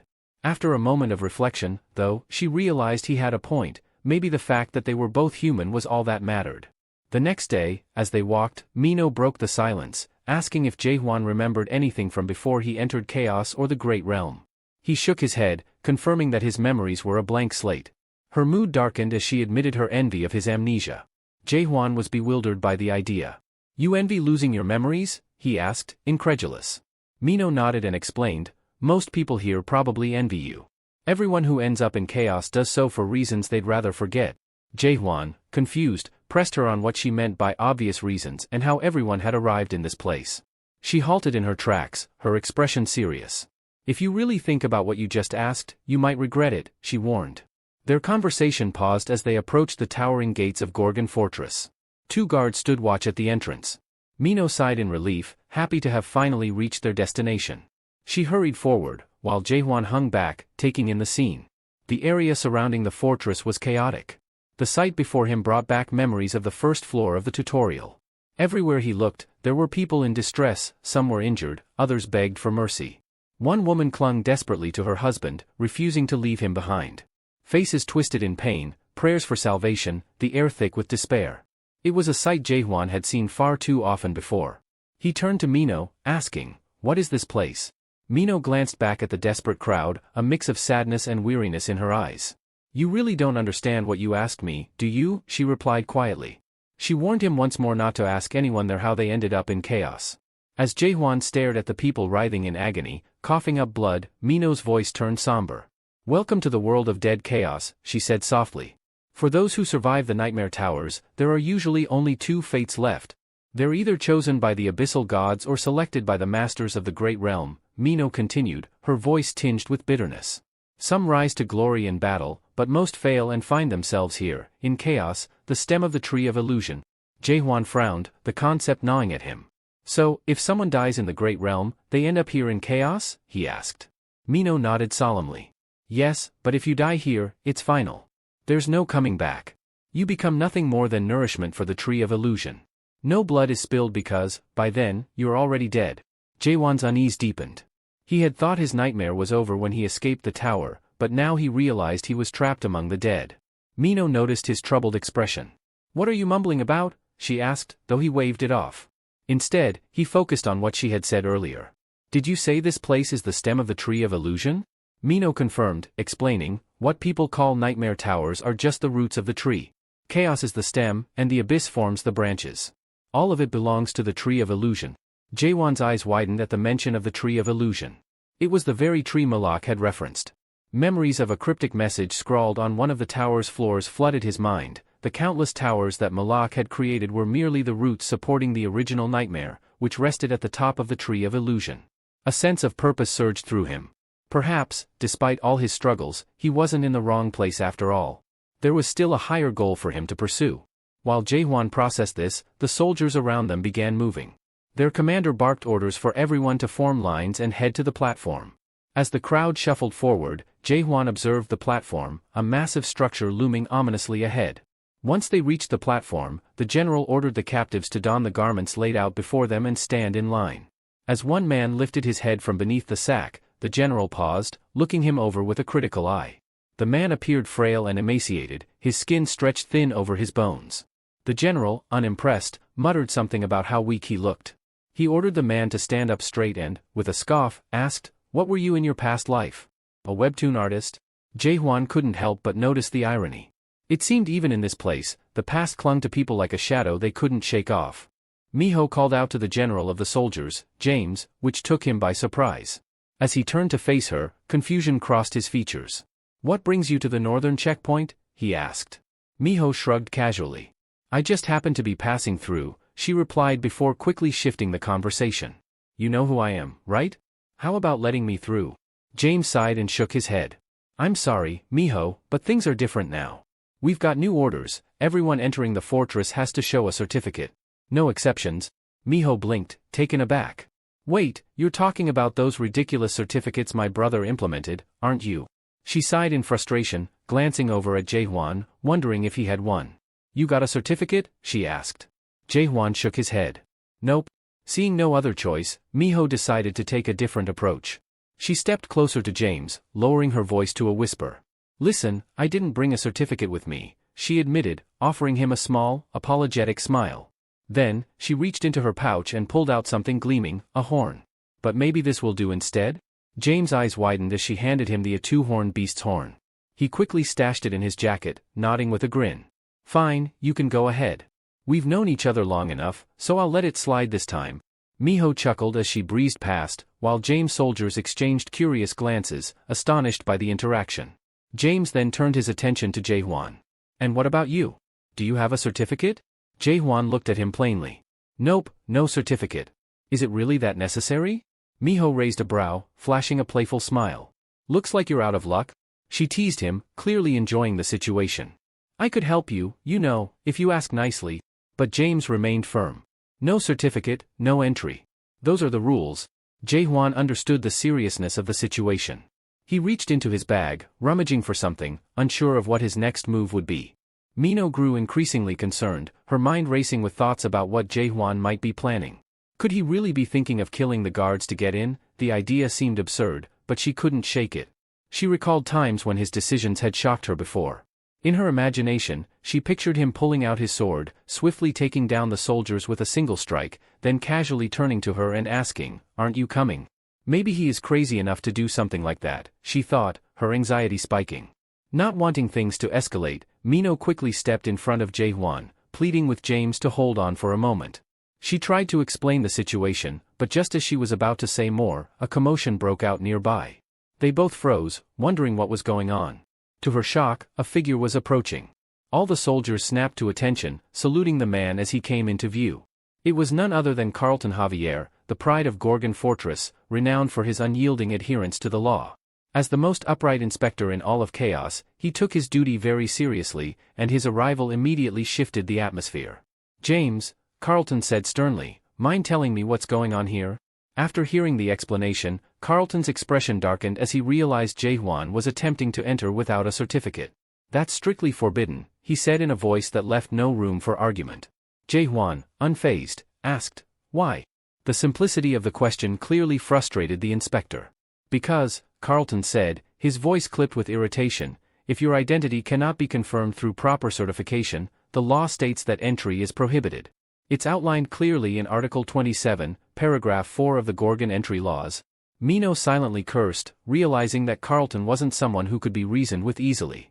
Everyone around them dropped to their knees, bound by Inspector Carlton's legal code skill. Even Mino, frustrated, was forced to kneel, caught in the spell's effect. Carlton, standing tall, declared with authority that he had the legal right to detain Jae-hwan under the same law.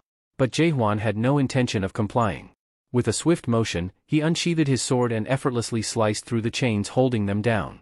"That's enough," he muttered, yanking Mino up to her feet, leaving everyone, including Carlton, stunned. Jae-hwan's defiance, paired with his strength, made Carlton's eyes widen in disbelief. "I don't care what your silly laws say," Jae-hwan said calmly, sliding his sword back into its sheath. He looked at Carlton and asked flatly, "What exactly does this certificate of yours prove?" Carlton, still in shock, couldn't believe what had just happened. No one had ever broken free of his legal code skill before. How did Jae-hwan do it? Regaining his composure, he explained, "The certificate contains essential information: your real name, institutional affiliations, occupation, primary skills, status, any criminal history, and your spiritual impurity level. It's required for anyone to pass through here." Hearing this, Jae-hwan smirked. "Then I guess I don't need one," he remarked, realizing the certificate was nothing more than a way to pry into his private life, something he had no intention of sharing. Carlton, now visibly frustrated, attempted to use another skill, the silver bond, citing Article 2, Paragraph 7 of the Gorgon Detainment Act. Chains of silver light materialized, snaking toward Jae-hwan to restrain him. But, just like before, the chains shattered the moment they touched him. The soldiers gasped, whispering in disbelief. "He broke Lord Carlton's chains?" someone muttered in shock. Carlton himself was speechless. How could anyone resist both of his signature skills? He stared at Jae-hwan, who seemed completely unfazed by the commotion around him. "Are you not capable of doing what I did?" Jae-hwan asked, looking directly at Carlton with a calm but piercing gaze. His question sent a wave of unease through the crowd. Mino's heart raced as she recalled her earlier bribe to James. She had discreetly handed over a piece of a two-horned beast horn, and the soldiers had all turned a blind eye. Now, with Jae-hwan breaking Carlton's chains effortlessly, she couldn't help but feel her secret was teetering on the edge of discovery. James, who had accepted Mino's earlier bribe, paled, along with the other soldiers. Their faces turned ashen as they witnessed Jae-hwan's bold move. The protagonist reached into his bag, pulling something out while Mino, alarmed, tried to stop him. Ignoring her, Jae-hwan tossed the item to Inspector Carlton. Carlton caught it and examined it curiously. Jae-hwan calmly requested that he accept it in exchange for his entry into the fortress. James, utterly flustered, was furious. "How dare you try to bribe the inspector?" he shouted, assuming Jae-hwan had lost his mind. In his rage, James turned to Carlton, requesting permission to execute Jae-hwan on the spot. However, Carlton raised his hand to stop him. "Wait," the inspector said, turning to Jae-hwan with a knowing look. "Did you say your name was Jae-hwan?" The protagonist nodded, confused but composed. Carlton smiled faintly. "I've been waiting for you," he said, calling Jae-hwan the messenger of Nak Myung. Later, Mino found herself overwhelmed by the truth of what had happened with James. Suddenly, a device touched her head, alerting her that her spirit contamination level had exceeded 15%. A voice urged her to take a recovery pill immediately. Carlton, noticing the change in her, warned, "Your spirit is corrupting. Do you understand what that means?" Mino, clearly upset, nodded furiously. "Of course, I know what it means," she snapped, downing the pill quickly. Jaehwan, genuinely puzzled, asked, "What exactly is spirit contamination?" Mino couldn't believe her ears. She stared at him, dumbfounded. "You seriously don't know?" She was exasperated. Spirit contamination is a chronic condition that everyone in chaos suffers from. Jaehwan's blank look only made her more frustrated. "I can't believe I'm stuck working with a guy like this," she muttered, amazed at his ignorance. As Mino explained, the inhabitants of chaos had their spirits slowly corrupted by the very nature of the place. Once someone's contamination level hit its peak, the consequences could be devastating. That was why the horns of the horned beasts were so incredibly valuable. Mino had just witnessed how excited Inspector Carlton had been when she used one as a bribe. James, now fully composed, saluted Carlton and reported that all the new arrivals had been safely escorted to a nearby village. Mino continued, explaining to Jaehwan that the horn was the only item in chaos capable of temporarily halting spiritual contamination, and thus, everyone desperately sought after them. "Though I got one for free, thanks to a certain someone," she added, popping her recovery pills nonchalantly.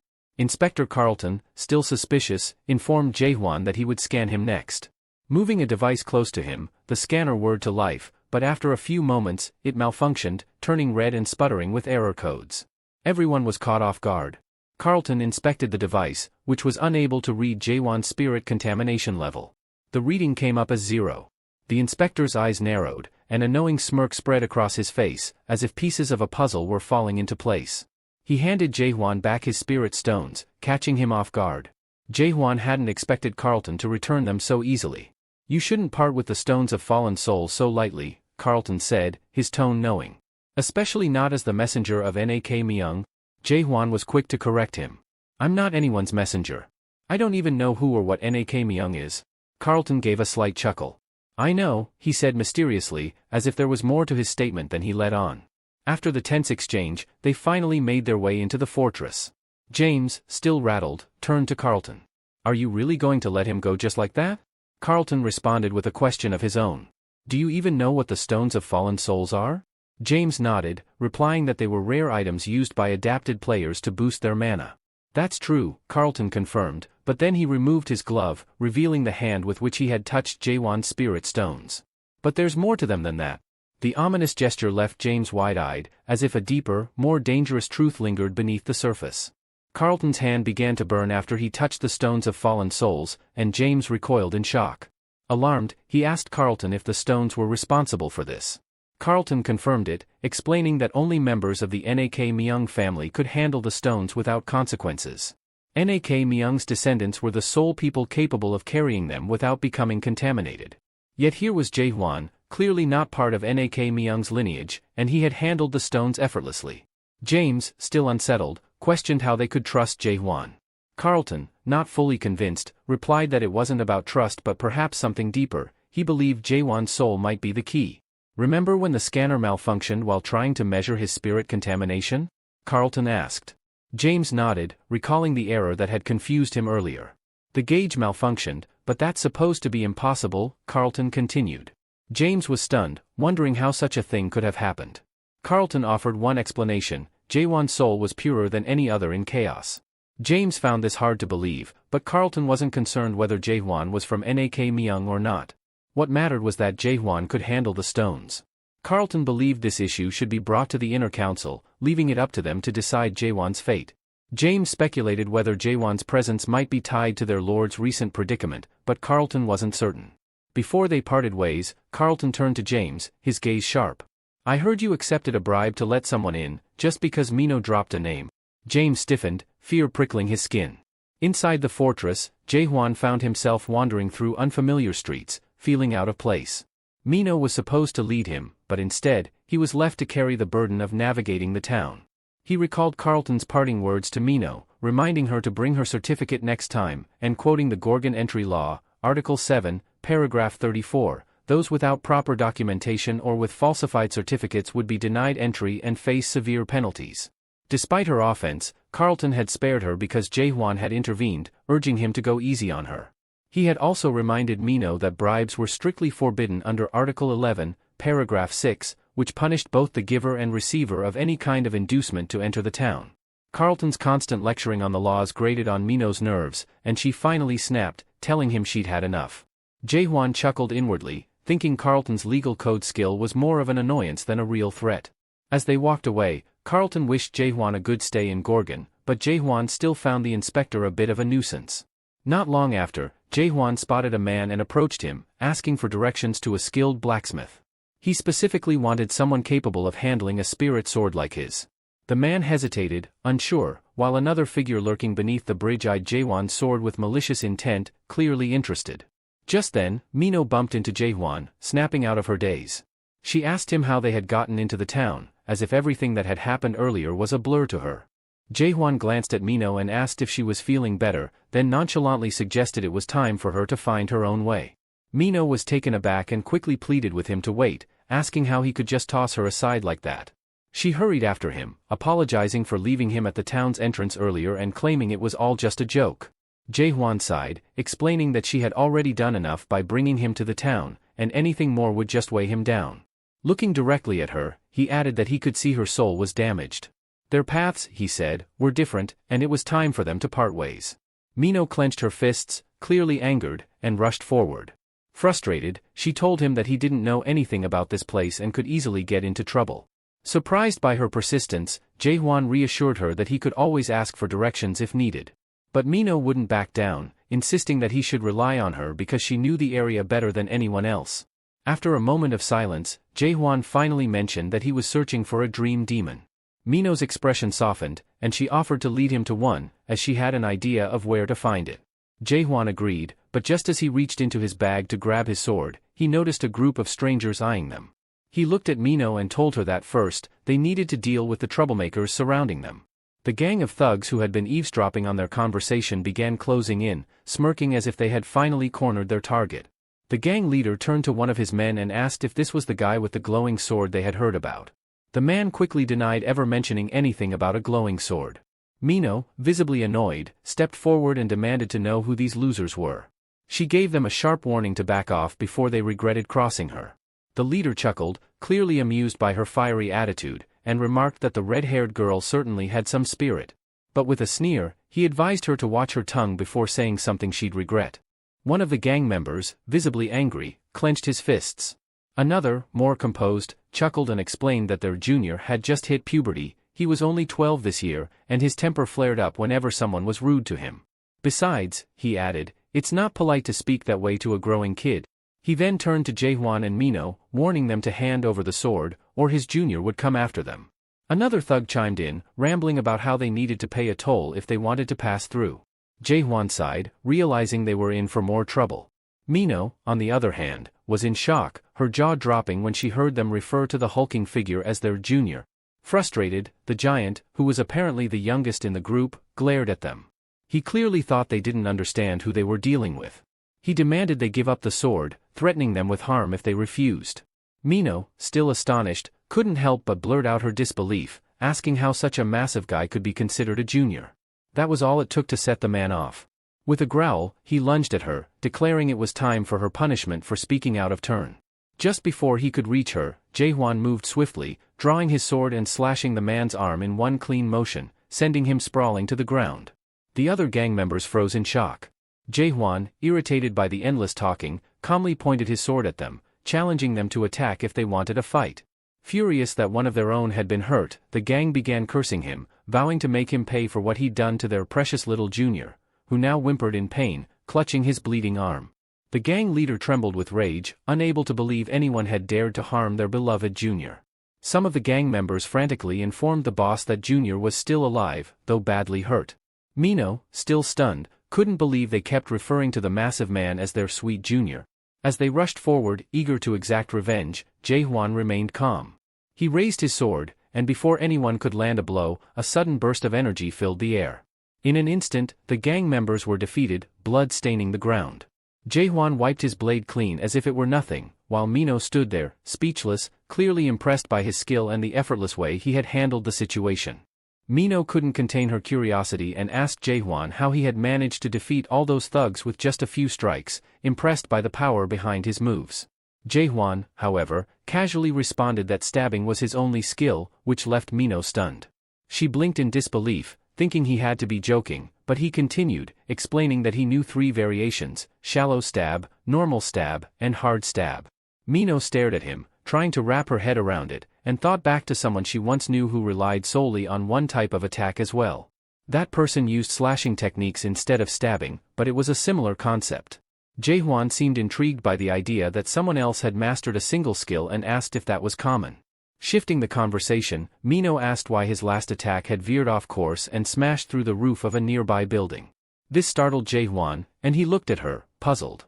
She repeated the question, wondering if he had lost control of his strike. He recalled the moment and explained that during the fight, someone had been using a cloaking ability across the street, which had been distracting him. Annoyed, he had aimed at the roof to scare them off. Mino's eyes widened in disbelief. "You destroyed a roof to scare someone off?" she asked, horrified. Jaehwan seemed confused by her reaction. "Doesn't everyone do that? My comrade, Yunhwan, would have done the same." Mino shook her head in disbelief and suggested that perhaps he should come up with a cool name for his skill, something flashy to match the power behind it. Jaehwan, amused, asked what kind of names she had in mind. She rattled off a few suggestions. "How about Black Flaming Spear? Or maybe Azura's Infinite Spear?" she asked, clearly excited by the dramatic names. Jaehwan immediately dismissed the ideas, telling her that he wasn't a fan of flashy names. Unfazed, Mino suggested simpler ones like Demon Destroyer or Meteor Spear. He smirked and urged her to keep going. As they walked, they passed a street vendor, a cheerful woman welcoming customers as she sold various items. After passing a few more stalls, Mino finally stopped in front of a particular shop with a satisfied expression. She pointed ahead and said, "This is the place, Twilight Smithy." Jaehwan looked up to see the large, impressive building before them. According to Mino, this was no ordinary shop. It had been established by a dream demon, one of the most skilled blacksmiths in all of Gorgon. As Jaehwan and Mino approached the entrance of Twilight Smithy, a voice startled them. A young boy named Naven, a worker at the smithy, greeted them politely, asking if they had come to place an order. Before they could answer, he apologized and warned that even if they did, it might take a while to fulfill. Mino, curious, asked why there was a delay. Naven explained that the head blacksmith was currently away, leaving the deputy blacksmith, Michael Garned, in charge. Unfortunately, Michael was occupied that day, running tests for the apprentices. Naven then suggested they take a look at some of the finished products instead if they were in a hurry to find something. Mino nodded thoughtfully as they were led inside, where they saw the apprentices gathered around a striking sword made from the horns of a four-horned beast. The apprentices were clearly in awe of the weapon's sharpness and craftsmanship. Michael Garned, the deputy blacksmith, was instructing his workers as they marveled at the sword. He explained that while the blade was already exceptional, it still required a hole in the handle to insert a gem, which would enhance its power. The apprentices, eager for a chance to work on such a valuable piece, immediately volunteered for the task. They viewed it as an incredible opportunity to gain experience handling such a rare material. However, Michael chuckled to himself. He knew how difficult the task really was. Drilling through a four-horned beast's horn was no easy feat. As the workers lined up, ready to try their hand at it, Michael lifted the sword and issued a challenge. "Whoever manages to drill a hole through this horn will be the deputy blacksmith for today," he declared with a grin. One of the apprentices stepped forward confidently, grabbing a hammer and a large nail. He positioned the nail against the horn and struck it with the hammer, but quickly realized the horn's immense toughness. The nail barely made a dent. Frustrated, he stepped aside and handed the tools to another apprentice, who was just as eager to prove himself. The second worker took the hammer and nail, determined to succeed where his colleague had failed. As he prepared to strike, he wondered aloud how Michael had managed to craft the sword from such a stubborn material in the first place. Michael watched in disbelief as his apprentices struggled to even scratch the surface of the four-horned beast's horn. He had hoped they would rise to the challenge of his offer, free reign over the entire smithy for a day if they could drill a hole, but now, he was disappointed by their inability to perform such a seemingly simple task. Naven, standing nearby, eagerly raised his hand, wanting to give it a shot, but before he could step forward, the protagonist, Jaehwan, approached the workbench. Naven, startled, tried to intervene, warning him to stay back since outsiders weren't allowed to interfere. However, Jaehwan ignored the caution and, instead, calmly asked Michael if he could give it a try. The apprentices and even Michael stared at him, curious and skeptical. They began to whisper among themselves, wondering if Jaehwan was a traveling blacksmith or artisan who thought he could handle the beast's horn. Michael, unsure where this stranger had come from, looked him up and down, doubting his ability. "You think you can do what my workers couldn't? You're sorely mistaken if you believe this is simple," Michael said with a smirk. Jaehwan, still unfazed, simply asked, "Where do you want the hole?" and pointed at the sword. Michael explained that it wasn't the apprentice's fault, they were skilled, but the four-horned beast's horn was notoriously difficult to shape, even for experienced blacksmiths. It required immense strength and precision, both of which were rare. Ignoring the explanation, Jaehwan placed his finger on the horn. Suddenly, a wave of force radiated from the point of contact, sending a shockwave through the room that pushed Michael back. Everyone gasped as Jaehwan, with no visible effort, began to drill a hole into the horn using nothing but his finger. As the horn spun effortlessly around his finger, Jaehwan turned to Michael and casually asked, "Does this mean I'm the deputy blacksmith for the day?" Before Michael could even process what was happening, the sword cracked and shattered into pieces, scattering shards across the room. The apprentices stood frozen in shock, and Michael was left speechless. Breaking a horn like that was supposed to be impossible. Jaehwan, realizing what he had done, apologized sincerely, admitting it was an accident. However, Michael, furious beyond words, cursed under his breath and charged at Jaehwan, ready to attack. His apprentices quickly rushed to restrain him, holding him back before he could lash out. The frustration in Michael's eyes was palpable, but the display of raw power had left everyone in awe of Jaehwan's strange and overwhelming abilities. The deputy blacksmith stared at the protagonist in disbelief, trying to process what had just happened. "Is that all you have to say? Are you out of your mind?" he growled, the frustration evident in his voice. His eyes narrowed as he demanded, "Do you even know how valuable those horns are?" Jaehwan, completely unfazed, casually replied, "I was trying to be gentle." Naven and Mino exchanged bewildered glances, utterly speechless. Gentle? He had still managed to destroy the dagger without a second thought. Jaehwan, showing no sign of guilt, looked at the shattered pieces and remarked, "I see now, it's not that hard to break the horn entirely. The real challenge is breaking it properly." Though his words seemed insincere, he still offered a half-hearted apology. This only made Michael's blood boil. Gritting his teeth, he grabbed Jaehwan by the collar and spat, "Do you think an apology can fix this? Do you know how much that horn was worth? You've just destroyed a four-horned beast's horn, worth a fortune. And now you think you can run this place for a day?" Despite Michael's anger, Jaehwan remained calm. "I'll give you something better to make up for it," he said confidently. Michael scoffed, his disbelief apparent. "You? A bum like you? What could you possibly have that's better than a four-horned beast's horn?" Without hesitation, Jaehwan reached into his bag and pulled out something that left the room stunned, a horn from a five-horned beast. He handed it to Michael, who froze in shock. "This is a five-horned beast's horn. Is it better than the last one?" Jaehwan asked casually. The entire smithy fell silent as they realized the rarity of what they were seeing. The workers murmured in amazement. This was a horn from a beast known as Garnak, a creature almost impossible to hunt. Michael's eyes widened in disbelief. Is this a genuine Garnak horn?" Jaehwan shrugged. "I hope this covers the loss. I don't have any more of those four-horned beast horns, or whatever you called them." Michael, still stunned, nodded slowly. This more than makes up for it." Jaehwan smirked and asked, "So, can I use your smithy now?" Michael turned to his apprentices and instructed them to close the shop doors. Without hesitation, they followed his orders, placing a closed sign at the entrance of the Twilight Smithy. As they finished, Michael led Jaehwan into the heart of the workshop. Seeing everything under control, Mino decided to slip away for a quick errand and told Jaehwan to start without her. Once inside, Michael proudly introduced the place. "This is Twilight Smithy, the finest in Gorgon. We've got the best tools and craftsmen in the city. Feel free to use whatever you need, Deputy Blacksmith," he said with a slight grin. Jaehwan thanked him for the generosity. Curiosity getting the best of him, Michael asked, "Where did you even find a Garnak horn?" Jaehwan removed his cape and answered casually, "I took it down myself." Michael's eyes widened in disbelief.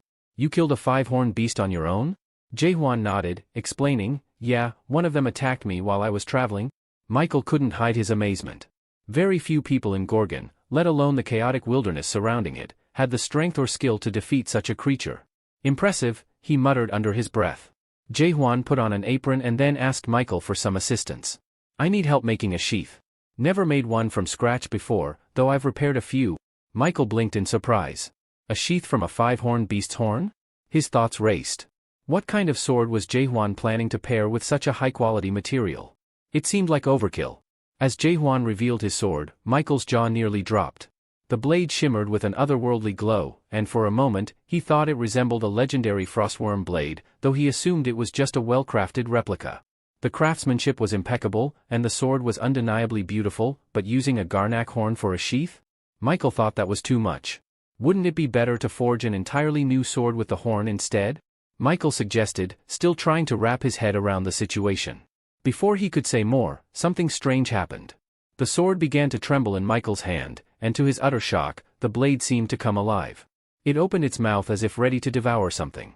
Michael froze, staring in disbelief. What is this sword?" he muttered, eyes wide with amazement.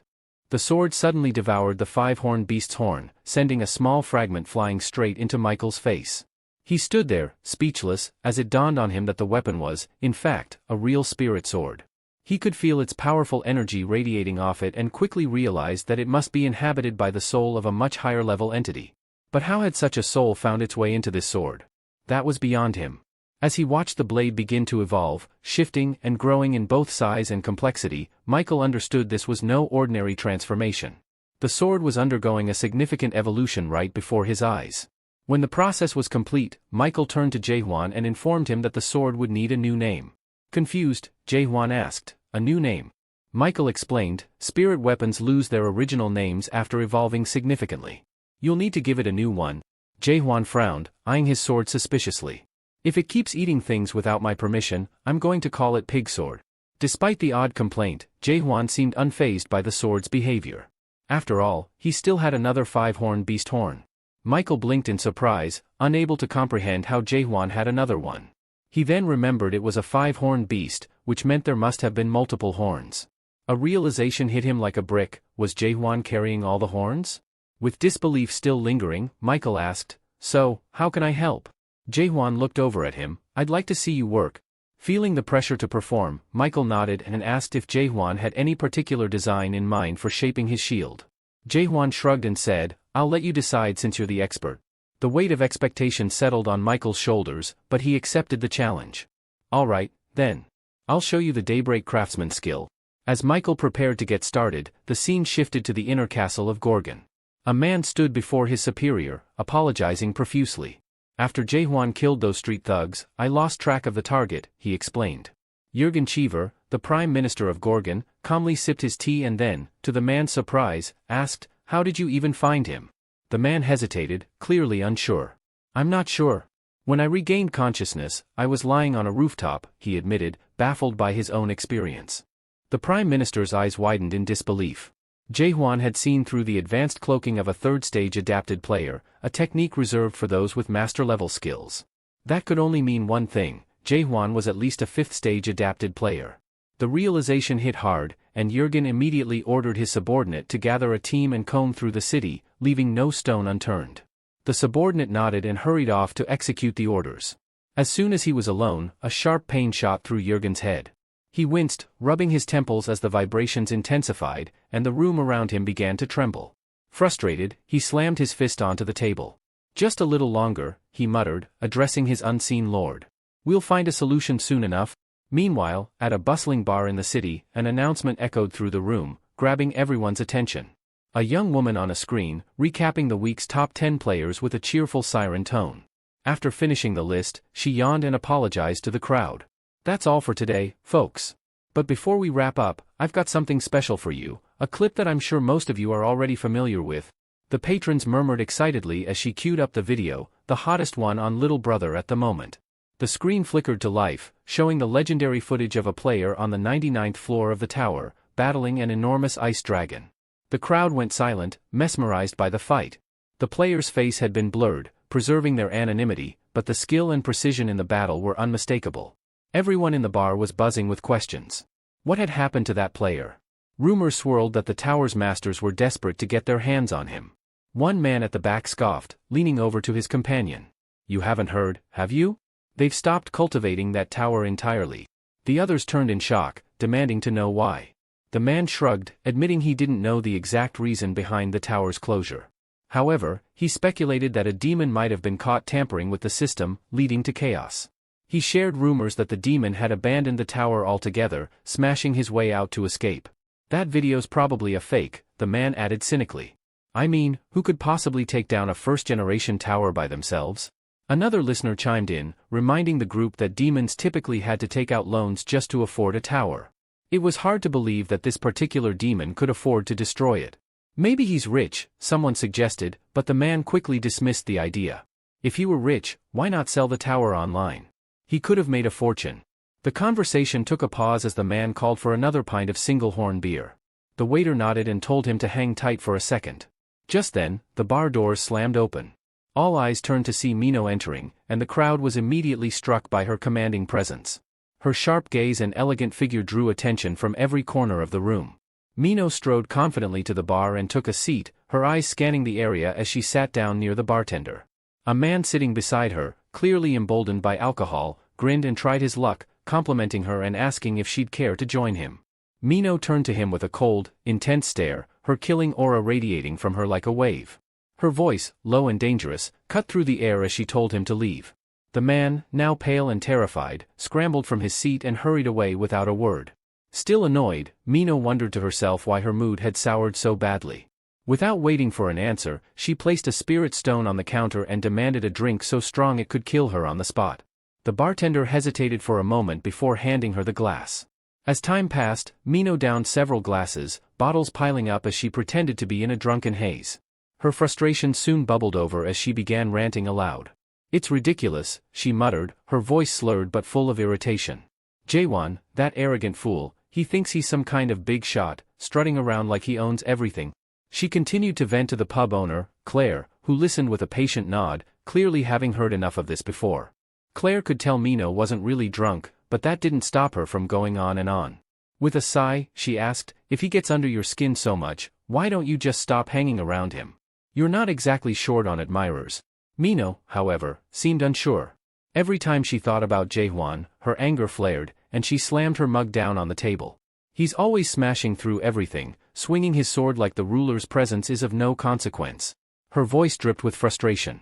He once said that knowing he was a human should be enough, but half the time, I don't even understand what he's talking about. She kept ranting, remembering how Jaewon would pick fights without a second thought. He knows nothing about chaos, and he still goes around provoking people. And when someone threatens to leave, most would hesitate, he just doesn't care. He even had the nerve to tell me I wasn't human, that we're nothing alike. Her voice softened into something more bitter as she stared into her mug. He makes me feel like I'm nothing. Mino's nails dug into the mug as she recalled how much effort she, Claire, and everyone else had put into getting where they were. And then Jaewon had appeared, seemingly out of nowhere, disrupting everything. She remembered once asking him why he was so obsessed with finding a dream demon. His answer had been cold and distant, revenge, but he had scoffed, telling her she wouldn't understand even if he explained. He looks down on me, Mino said, her eyes darkening as she scratched the mug harder. Whenever I see him, it's like he thinks I'm beneath him. It drives me insane. Claire shook her head and patted Mino gently. You're being foolish, she remarked with a sigh. You need to steer clear of him. You've done more than enough, and you deserve better. But Mino hesitated, unwilling to let go. I don't know. I still want to be near him. Claire's voice turned serious as she warned, if you stay with him, you might end up dead for real. Miho was puzzled by Claire's warning. What do you mean I'd die just by being around him? She muttered, dismissing the idea as irrational fear.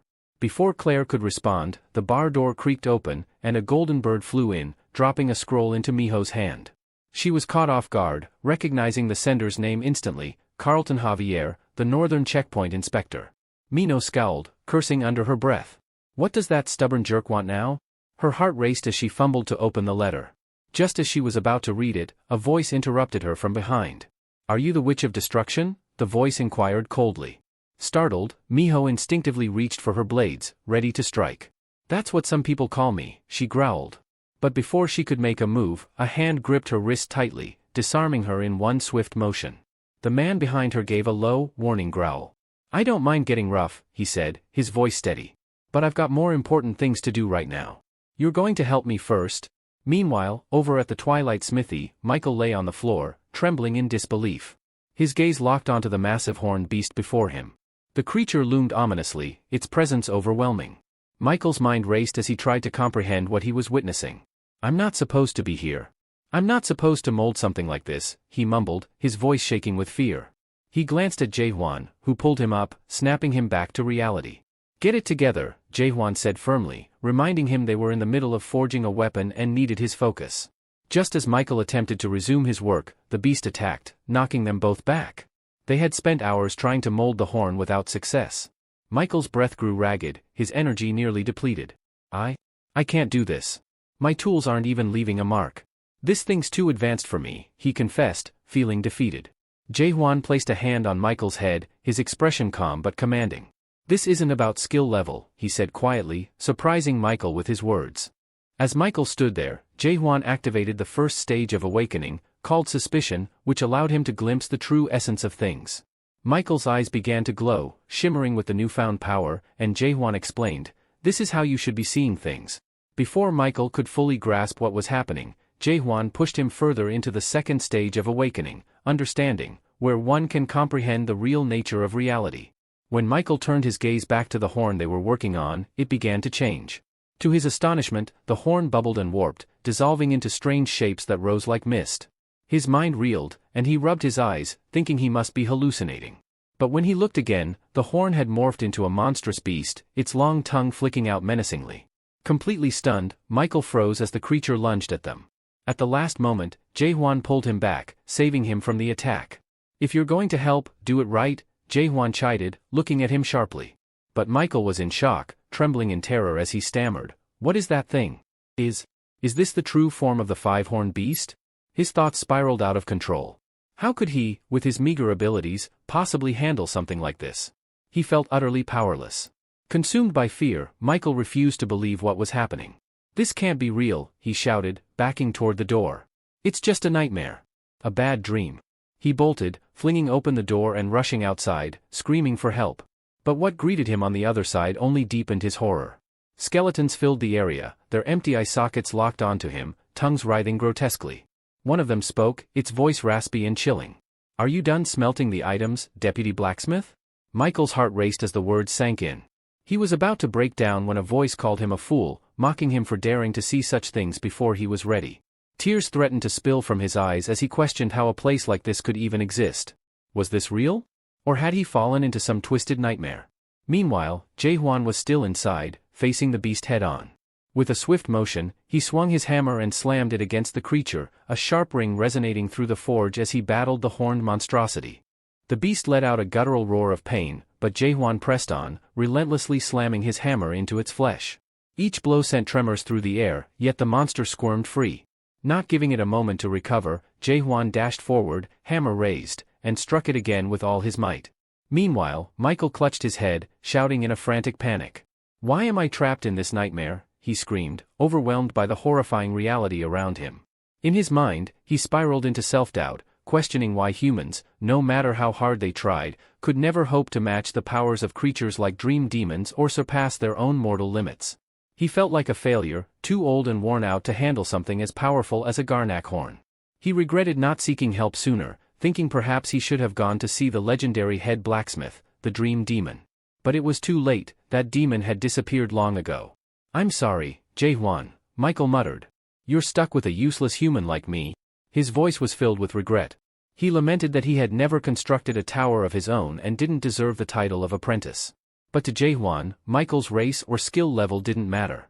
What mattered was that he needed a sheath, and Michael was the only one who could make it. Michael, exhausted and defeated, shook his head. "I've already tried everything I can. It's no use," he muttered. Jae-hwan, stubborn as ever, refused to accept that answer.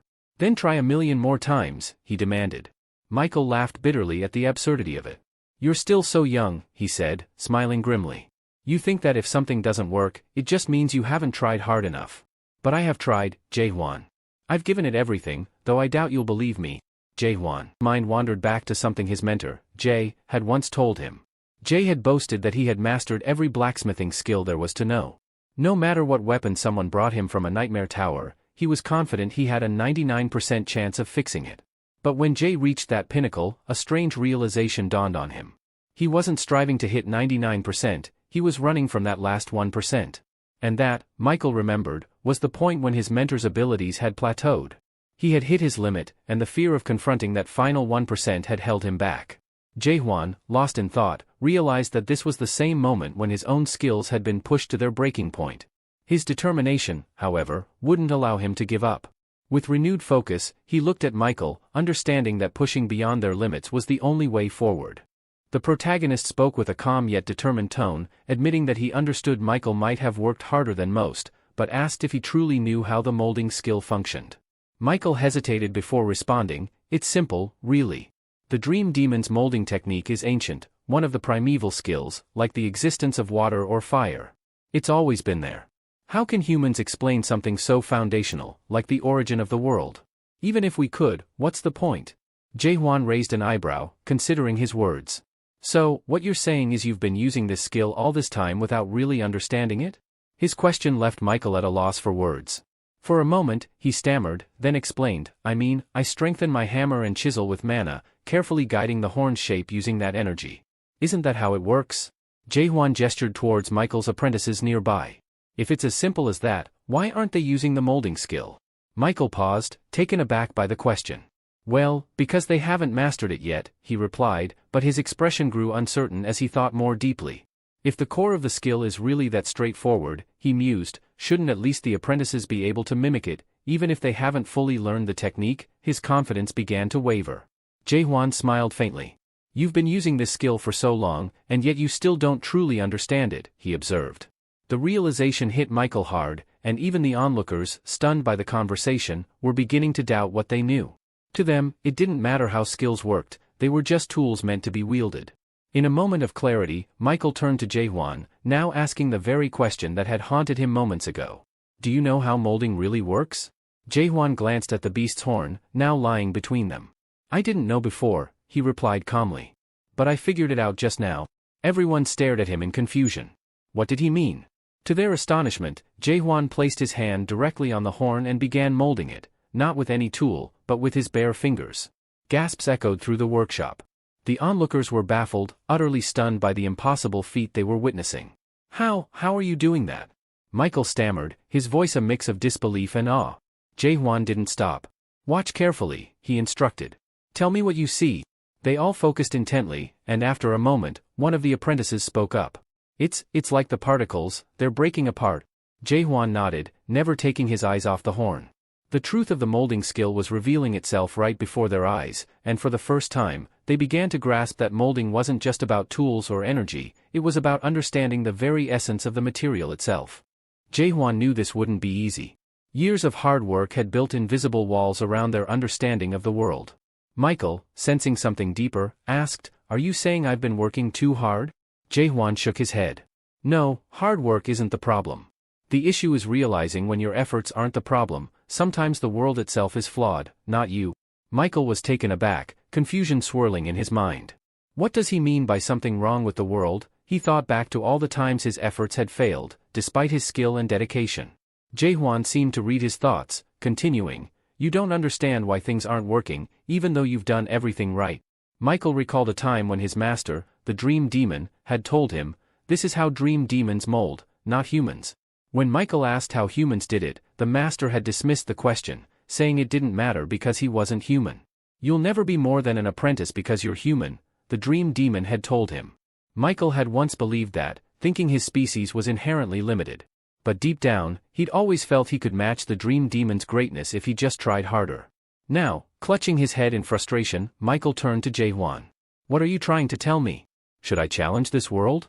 I've always believed it was fair, that it rewards effort. Why would I question that?" Jaehwan's patience wore thin. "Fair?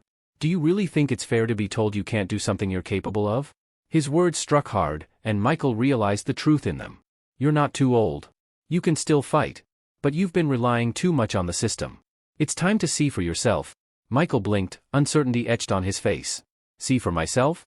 Jaehwan nodded, pointing to the beast horn. "This time, don't depend on the system. Use your own eyes." Taking a deep breath, Michael focused on the horn. For the first time, he felt the world shift around him. The patterns in the horn blurred, and then, suddenly, a world materialized before his eyes. Michael stared at the world around him, stunned. Was this the world I've been living in all this time? It was a place stripped of skills, free of the interface that had always governed his actions, a raw, honest world without illusions. Clenching the chisel in his hand, he marveled at how this reality could exist. He didn't fully understand, but he wasn't about to question it. Raising his hammer high, he brought it down fiercely on the chisel, molding the horn with a newfound vigor. After a while, the workers around him noticed Jaehwan preparing to leave. One of them asked, "Are you going already?" Jaehwan gave a slight nod. "I've done what I came here to do." Glancing down at his sword, Jaehwan chuckled. It seemed satisfied with the sheath.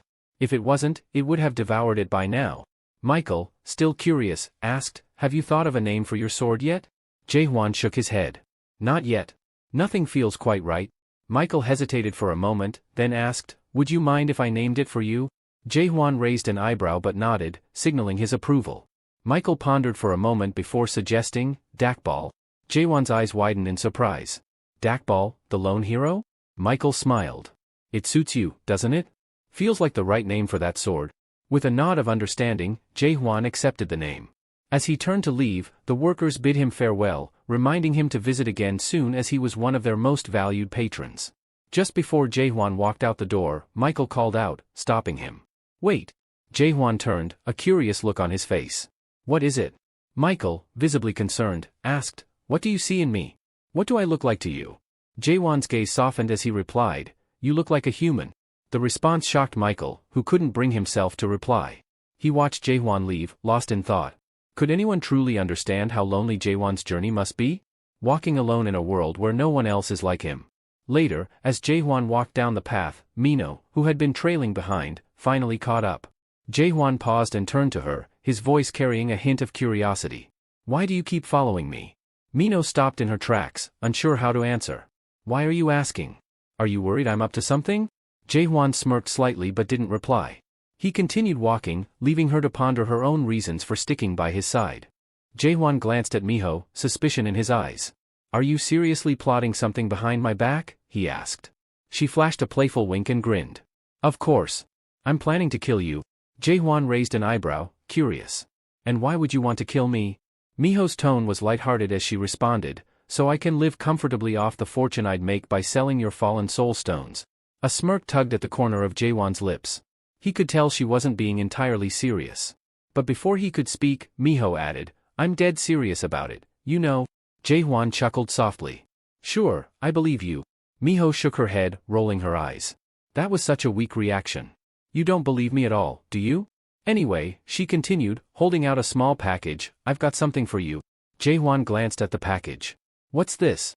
"Clothes," Miho explained. "Consider it both an apology and a favor.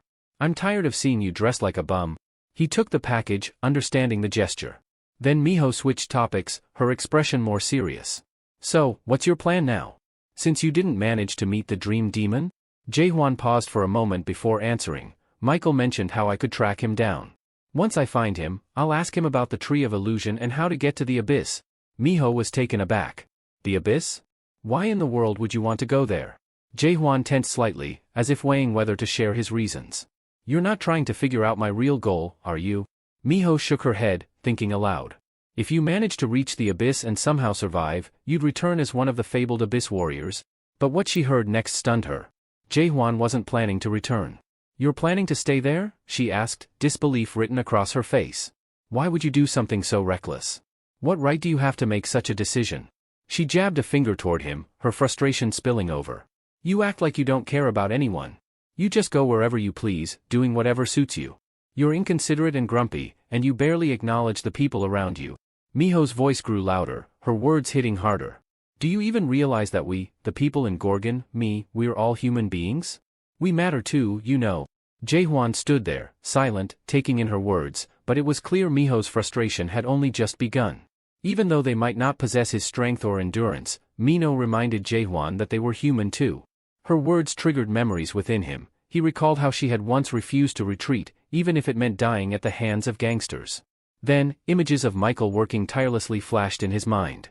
Particles began to shimmer faintly around Miho, and above her head, a warning formed, "Don't get any funny ideas." His skill, suspicion, kicked in, revealing not only Mino's surface thoughts but also those of a man hiding nearby, watching them closely. The man's thoughts were clear. He threatened not to break his promise to her, warning that if Mino forgot to bring him, the elderly woman is going to pay for it. Jaehwan realized that Mino was being used. The hidden figure had instructed her to say whatever was necessary to lure him to a specific location, where they held a hostage. The protagonist's eyes narrowed as he spotted the man lurking in the shadows across the street, recognizing him from a previous encounter. For a moment, Jae-hwan considered whether to intervene and rescue the hostage. But he quickly dismissed the idea. In his mind, it wouldn't make a difference. Saving one person in a world like this would change nothing. His suspicion skill had long ago shown him the harsh truth. This was a world where numbers and data dictated everything, where people sold their souls for the sake of a higher score. The humans around him were content just to survive, with no grand ambitions or ideals. He turned away, intent on continuing his search for the dream demon. But before he could leave, Mino's hand shot out and grabbed his collar. Her voice was sharp as she said, "This is why I don't consider you human." Mino's words stung, but she pressed on, clarifying that she couldn't continue traveling with someone like him, someone with such a cold, singular goal. Jae-hwan was taken aback, her words carried a finality he hadn't expected. Miho was resolute, hoping they would never cross paths again. The protagonist stood there, shocked. For the first time, Mino seemed truly human in his eyes, a strange realization that left him momentarily speechless. In the background, he could hear the man cursing her betrayal, ordering someone to send a carrier falcon. The situation was rapidly unraveling, but Jae-hwan's thoughts were elsewhere, lingering on the humanity he hadn't seen before. The man's anger flared as he cursed, realizing that they had brought the dream demon there for no reason. Jae-hwan, surprised, had no idea that the dream demon had been involved with them all along. However, before dealing with anything, he decided it was best to change his clothes first. Meanwhile, Mino found herself walking into a bar, almost involuntarily, unsure of how she ended up there. As she opened the door, she muttered an apology for being late, only to be greeted by utter chaos. The place was completely wrecked. She expected as much and noticed a man already waiting for her. Behind him, another figure held the bar owner hostage, nonchalantly eating an apple. Claire, the bar owner, looked terrified, clearly thinking she was about to meet her end because of Mino. The man holding her roughly told her to keep quiet. Janaya, the elder of the Golden Sky clan and the eldest of the three Janaya brothers, sneered as he addressed Mino. "So, the infamous Witch of Destruction has come alone. What happened to our deal?" Mino slowly unsheathed her knives, a sarcastic smile playing on her lips. "You're more gullible than you look, Janaya," she said. "Tell me, have you ever met a witch who kept her promises?" Her tone dripped with mockery as she informed him that Jae-hwan wasn't coming to the bar. "You want to know why?" she continued. "Because he's got bigger plans, plans that include tearing this world apart." Janaya's fury flared as she flung her blades toward him. He couldn't believe her audacity, and his eyes darkened with rage. "You've gone mad," he growled, summoning shadows that rushed forward, hidden in the dim light, aiming to strike her down. "People call you the Witch of Destruction because of your power to summon horned beasts," Janaya taunted. "Let's see if those rumors are true." The shadows charged, swift and lethal, but Mino deftly somersaulted out of their path, hurling a blade into one of them. The shadow dissolved on impact. Furious, Janaya drew his sword and swung it in a wide arc, sending sharp, cutting waves of energy toward her. Mino couldn't avoid them all, and one of the slashes grazed her, leaving a trail of blood. One of Janaya's men sneered from the sidelines, watching her bleed. "She looks more like a showgirl than the so-called Witch of Destruction." Ignoring the taunt, Mino stood her ground, her eyes locked on Janaya. Mino cursed under her breath, regretting the fight setting inside the bar. Outside, she might have had a chance to turn things around. Janaya, smug, reassured her that the bar's walls were soundproof, making sure no one would hear her cries for help. He demanded that she stop resisting and bring Jae-hwan to them before it was too late. Frustrated, Mino spat curses at them, warning they would soon face the fury of the Black Forest clan. But Janaya's men weren't swayed. One pressed a blade to Claire's throat and called her bluff, saying they knew there was no Black Forest branch in Gorgon. By the time anyone from the clan figured out what had happened to the so-called Witch of Destruction and the old woman they held hostage, both would be long dead. In retaliation, Mino unleashed the Seven Swords technique of Acheron, summoning a flurry of icy blades. However, with a single effortless swing, Janaya shattered the attack, mocking her with a cruel smile, calling it a cute little trick. He taunted her, relishing the idea of tearing her apart himself. Mino, now on her knees and bleeding from the earlier strike, cursed them once more, feeling a wave of dizziness wash over her. At that moment, a forgotten memory surfaced. Jae-hwan had once asked if it were possible to turn back time. She wished she could. If only she had gone with him, maybe she would have witnessed the world's end by his side. Just as Janaya prepared to strike her down, a bright light suddenly shot out from behind him, colliding with his sword. Everyone in the room froze in disbelief as Jaewon walked in. Mino couldn't help but smirk, though this wasn't the dramatic rescue she had imagined. With a sly grin, she teased him, asking if he had come to save her or if something had happened to his end-of-the-world mission. Without missing a beat, Jaewon handed her a package. "The clothes you got me didn't fit," he said flatly. Mino blinked in astonishment, wondering if this was truly the reason he had returned, not to save her, but to complain about his clothes. The man eyed Jaewon, his gaze narrowing as he asked if he was the one carrying the stones of fallen souls. His comrade laughed mockingly, commenting that Jaewon had saved them the trouble of hunting him down and joked about it being some sort of twisted delivery service. Ignoring their sneers, Jaewon calmly inquired if they had the dream demon with them. His question caught them off guard, their smug expressions vanishing. Correcting himself, Jaewon demanded that they bring the dream demon to him. The men exchanged bewildered glances, unsure if they had heard him correctly. Had Jaewon completely lost his mind? One of them scoffed, asking if he seriously intended to challenge an entire fortress on his own. He had to be joking. Mino, standing beside him, warned Jaewon to be cautious, informing him that their opponent was a fourth-stage adapted player. Players who had reached the fourth stage were considered advanced, and she advised him to be meticulous in his approach. Jaewon, however, was unconcerned, asking her with a teasing grin if she was afraid he might lose. Mino shook her head and, after considering it, admitted that she didn't think he would lose to them at all. The members of the Golden Sky clan, growing impatient and irritated by Jaewon's arrogance, charged at him in unison, cursing him as they attacked. Jaewon's eyes glimmered with anticipation as he raised his spirit sword, channeling an overwhelming surge of energy into its blade. Janaya barely dodged the first strike, his heart racing in disbelief at the power behind it.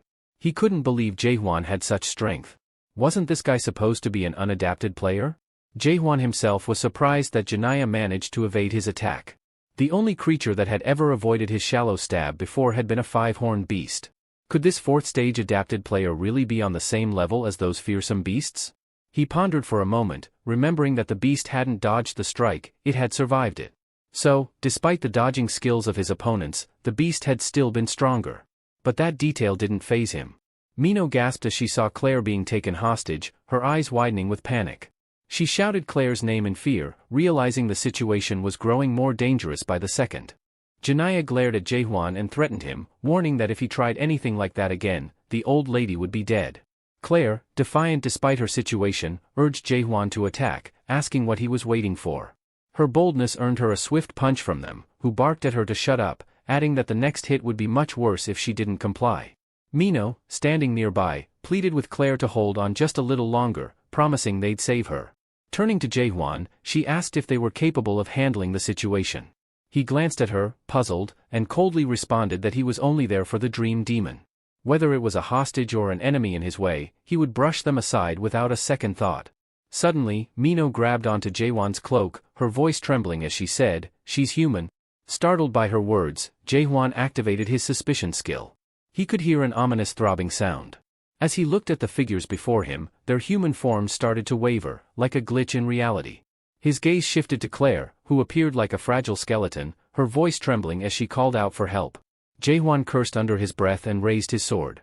With a powerful thrust, he unleashed a devastating energy that split the roof of the bar wide open. The force was so immense that the energy beam reached skyward, causing the entire bar to crumble as furniture and debris began to fall apart. Outside, Inspector Carlton and his soldiers spotted the beam of light shooting into the sky. Carlton's curiosity was piqued, and he ordered his men to continue moving toward the source of the disturbance. They responded affirmatively and marched on. Meanwhile, inside the now-destroyed bar, the magical barrier around it shattered. One of Janaya's men rushed to inform him of the problem. The soundproof walls had been destroyed. Hearing this, Janaya clenched his teeth in frustration. As Carlton's voice echoed from outside, he ordered his soldiers to surround the area. Carlton himself shouted a question at Jaewon, asking what was going on. With a sly grin, Jaewon thanked the inspector for his impeccable timing, explaining that the people inside had broken the law. He pointed a finger at Janaya, mocking him, saying, "I'm no legal expert, but I'm pretty sure this is a violation of Article 276, Paragraph 4 of the Gorgon Criminal Code." Jaewon addressed Inspector Carlton, informing him that the individuals inside were part of a conspiracy to use the pub as a base to destroy the world. Mino, standing nearby, was taken aback, especially since it was Jaewon who had plans to bring about the world's end.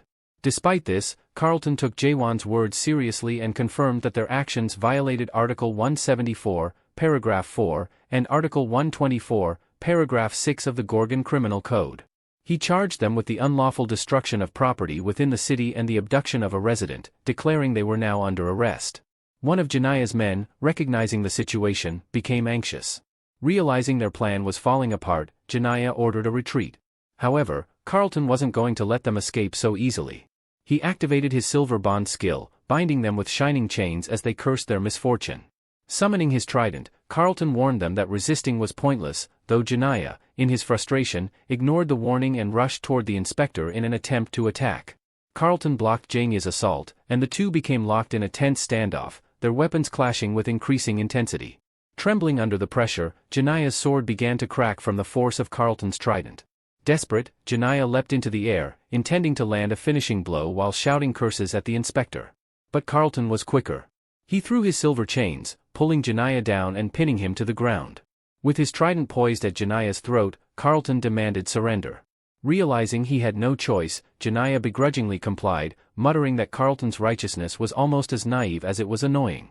However, Janya had one last trick up his sleeve. Just as he surrendered, a hidden device behind him began to release a noxious gas. Moments later, an explosion rocked the area, spreading thick, dark fumes throughout the pub. In the ensuing chaos, Janaya and his men made their escape. As the gas spread, Carlton's men frantically rushed outside, one of them coughing heavily after inhaling some of the dangerous black cloud. Janaya cursed his subordinate for not wearing his mask properly but reassured him that breathing in a small amount wouldn't be fatal. Meanwhile, Seol Lang Hyuk, the elder of the Golden Sky clan and an expert manipulator, observed the situation from afar.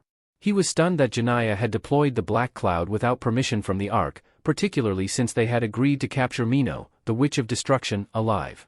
Hyuk's frustration grew as he realized that, despite his intentions, Janaya had gone too far, and their mission had taken an unexpected and dangerous turn. Janaya explained to Seol Lang Hyuk that it wasn't the Witch of Destruction that caused their predicament but the fact that he had been bound by the silver bond. This revelation took Seol by surprise. The mention of the silver bond immediately made him suspect that the pesky inspector, Carlton, was involved. Janaya confirmed this, which brought a twisted smile to Seol's face. He found amusement in the idea that Carlton had breathed in the black cloud, thinking it served the inspector right. Seol mused that it must be quite the spectacle. However, his amusement quickly turned to shock when he saw Jaehwan emerging from the ruined pub, carrying Mino. Turning to Janaya in disbelief, he asked who this man was. But before Janaya could answer, Jaehwan drew his sword and, with a single swift motion, struck the tree where they had been hiding. Forced to leap down to avoid the blow, Janaya cursed under his breath, as he was just as clueless about the mysterious man as Seol was.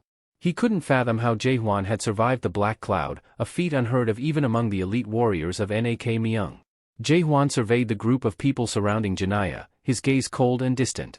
He asked if they were part of Janaya's group but quickly dismissed them as bothersome. Without hesitation, he raised his sword and slammed it into the ground with such force that it cracked the earth beneath them. Though Jaehwan was reluctant to rely on external forces, he decided he had no other choice in the moment. Drawing on the power of Garnak, the ancient force manifested behind him, its terrifying presence sending waves of fear through the Golden Sky clan members. Panic spread like wildfire as the clan members scrambled to escape the impending doom. Garnak's roar sent massive energy slashes through the air, cutting down many of them instantly. Those who survived the initial strike were gravely injured, while the rest lay lifeless. As Jaehwan stepped forward, Seol Lang Hyuk, visibly shaken, watched in disbelief. He muttered under his breath, wondering if Jaehwan was some kind of monster. Deciding that he had no intention of facing such a force, Seol left the scene, abandoning Janaya to deal with the disaster he had created. Janaya cursed as he watched Seol flee, leaving him to face the aftermath alone. He glanced at the bodies of his men, Jan Mang and Jan Myung, both lying motionless on the ground, and clenched his teeth in frustration. Everything had unraveled so quickly. Before he could fully comprehend the extent of his defeat, Jaehwan approached him, his voice calm but menacing. Jaehwan told Janaya there was only one way for him to leave the place alive. Janaya, still in disbelief, stared at Jaehwan, struggling to understand how he had been brought to this point so effortlessly. Jaehwan's eyes narrowed as he demanded Janaya reveal the location of the dream demon.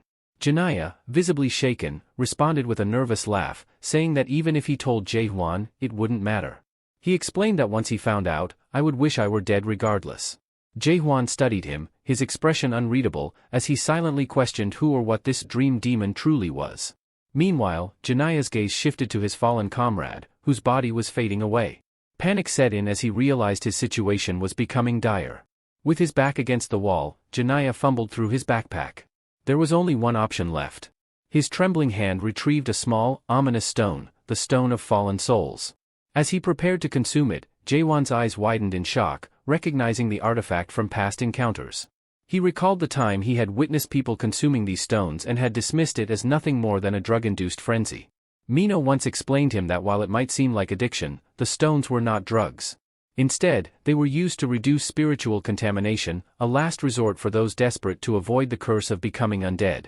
As Janaya swallowed the stone, his body began to contort and distort. He screamed in agony, veins bulging across his face, his body erupting with spikes as he transformed into a grotesque creature. Those who remained in the area gasped in horror, watching in fear as the now undead Janaya unleashed his fury, attacking innocent bystanders and draining the life from them. Chaos erupted as people fled, desperately trying to escape the monster. Jae-hwan watched the carnage unfold, his mind racing as he contemplated the state of this twisted world. Janaya, his gaze drifted toward the sky, where a massive, unblinking eye stared down at him. In that moment, he questioned the meaning of honor and dignity in such a place. What had he been so afraid of before? He chuckled to himself, feeling an unsettling sense of freedom in the madness. Suddenly, Janaya, now fully transformed into the undead, spotted Jae-hwan. Rage fueled his every move as he cursed the protagonist and extended his grotesquely elongated fingers, aiming to strike him down. But as Janya moved closer, something unexpected happened. He froze, his monstrous face contorted in disbelief. He couldn't understand how someone like Jae-hwan, a human, could exist in a world so far gone. Jae-hwan, unfazed by the attack, activated his suspicion ability. Yet, to his surprise, it revealed nothing. Even with his skill, he was unable to discern the true essence of the creature before him. This anomaly unsettled Jae-hwan, and he prepared himself for whatever was to come, his thoughts racing as he faced this incomprehensible foe. Jae-hwan glanced at his spirit sword, a flicker of memory surfacing in his mind. Without hesitation, he raised it toward the now transformed Janaya, muttering to himself that it didn't matter anymore.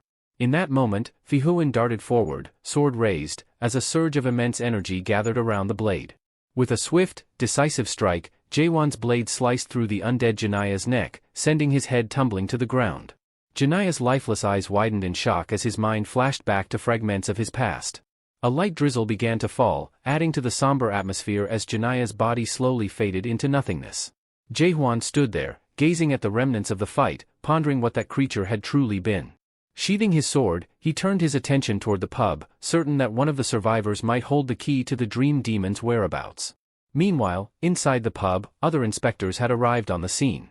One of them barked orders for everyone to stay clear as they searched for their fallen comrades. Amidst the chaos, Mino slowly regained her senses and addressed Jae-hwan, catching his attention. He was startled to see that her condition had worsened. Her veins were swelling ominously, a sure sign she was on the brink of transforming into an undead. One of the inspectors called out, discovering Carlton's unconscious form nearby. Carlton, barely conscious, commanded them to alert the castle immediately, sensing the gravity of the situation. As the urgency spread through the pub, Mino desperately clutched Jae-hwan's cape, her voice trembling as she begged him to end her life before it was too late. Her body was rapidly deteriorating, her transformation seemingly inevitable. Jae-hwan froze at her request, shocked by the realization that Mino was human after all. Yet, despite knowing this, his suspicion flickered and faded in her presence, leaving him unable to fully grasp the truth. He tightened his grip on his sword, conflicted but resolute. This journey, he reminded himself, had no room for sentimentality. If hesitation took root, everything he had fought for would be at risk. Whatever the cost, emotions had no place in his mission. His sword hovered over her as he prepared to make the hardest decision yet. Suddenly, Claire grabbed Jae-hwan's hand, her voice pleading, "Wait, please, it might not be too late." Before he could respond, an inspector stepped in, gently pulling Claire away. "Let him go. You need medical attention," he urged, concerned for her condition. But Claire refused to give up, her gaze fixed on Mino. "Just wait a little longer," she implored, hoping there was still a chance to save her friend before any irreversible decisions were made. Later, they gathered at a camp under the watchful eyes of the inspectors. The air was tense as everyone awaited the doctor's verdict. "Do you think she'll survive?" one inspector asked, looking toward the doctor. The doctor, grim-faced, shook his head. There's almost no hope. If the transformation into an undead continues at this rate, there's little we can do. Jae-hwan stood silently in the corner, listening to their conversation. His mind was heavy with the weight of the situation when suddenly, a blaring alarm cut through the camp. An alert had been issued, Gorgon Level 4. A minor undead outbreak had been detected within the castle, and all civilians were ordered to evacuate immediately. Panic spread like wildfire as civilians scrambled to flee, many not even understanding the full scope of the danger. Among the confusion, one civilian ran up to an inspector, panicked, and asked, "Where are we supposed to go?" But something was wrong. The inspector's veins bulged grotesquely, his skin turning a sickly shade. In horror, the civilian realized too late, the inspector was already turning undead. The inspector's head jerked unnaturally as spikes erupted from his body, bursting through his shirt. His terrifying, twisted face turned toward the helpless civilian. With a swift motion, one of the spikes penetrated the civilian's skull, draining the life from him in mere moments. Chaos erupted as more undead soldiers appeared, descending on the fleeing civilians. They ambushed from all directions, ruthlessly slaughtering anyone in their path. The once calm camp had become a nightmare. As more fighters arrived to fend off the undead and protect the fleeing civilians, one man stepped forward, wielding a massive, razor-sharp sword. He approached the undead inspector, ready to subdue him. Meanwhile, Jae-hwan peered out of his camp, assessing the chaos, when he heard Claire's voice beside him. "Are you the one Mino told me about?" she asked, her gaze steady and unyielding. Jae-hwan turned to face her, but she continued, barely pausing. "You're the one who defies every rule here, aren't you? Judging our world by your own standards, deciding who's human based on nothing more than your whims." She sighed, frustration clear in her voice. "I know you're kind. I've encountered people like you before." She gently placed her hand on Mino's head, her tone softening but resolute. "People who refuse to adapt out of ignorance don't have the luxury of choice here." Jae-hwan raised an eyebrow. "Are you saying you lack courage?" he asked coolly. Claire hesitated, then scoffed. "Courage," she echoed. "For what? Are you talking about courage to chase noble ideals and higher justice? I'm sure that's what you're after. But let me tell you, maybe you're right, maybe I don't have that kind of courage. But you're dangerous because you do." For a moment, he recalled Mino's words before she fell unconscious, her quiet plea that he wouldn't abandon this world. Claire's voice pulled him back. "The longer you stay here, the more you toy with people's hope," she said, her jaw clenched in frustration. "That kind of false hope destroys people. So, leave if you must, but don't bring more misery by staying." Jae-hwan stood silent, recalling Mino's wish that he wouldn't give up on this world. Elsewhere, in Carlton's camp, James turned to the physician, concern etched on his face. "How much medicine do we have left?" he asked. The physician looked away, worry deepening his features. "Not much," he replied grimly. "We used most of it to stabilize the castle lord. Supplies are running low." Cursing the dire timing, James glanced anxiously at Carlton, who was rapidly losing his battle against the contamination. He quickly ordered his inspectors to gather every bit of medicine they could find, and they dispersed without hesitation. Meanwhile, Jae-hwan observed the medicine-making process from a distance, recognizing the horn of the three-horned beast being used in the preparation, a discovery that surprised him. He hadn't realized it could be used for purification. After administering the mixture to Carlton, the team anxiously watched for a response, though they feared even that might be insufficient to reverse the contamination. Carlton's veins bulged ominously as he struggled against the transformation, and his fellow inspectors urged him to hold on just a little longer. At that moment, James noticed Jae-hwan nearby and was taken aback when Jae-hwan bluntly asked if there was truly no way to reverse the undead transformation once it began.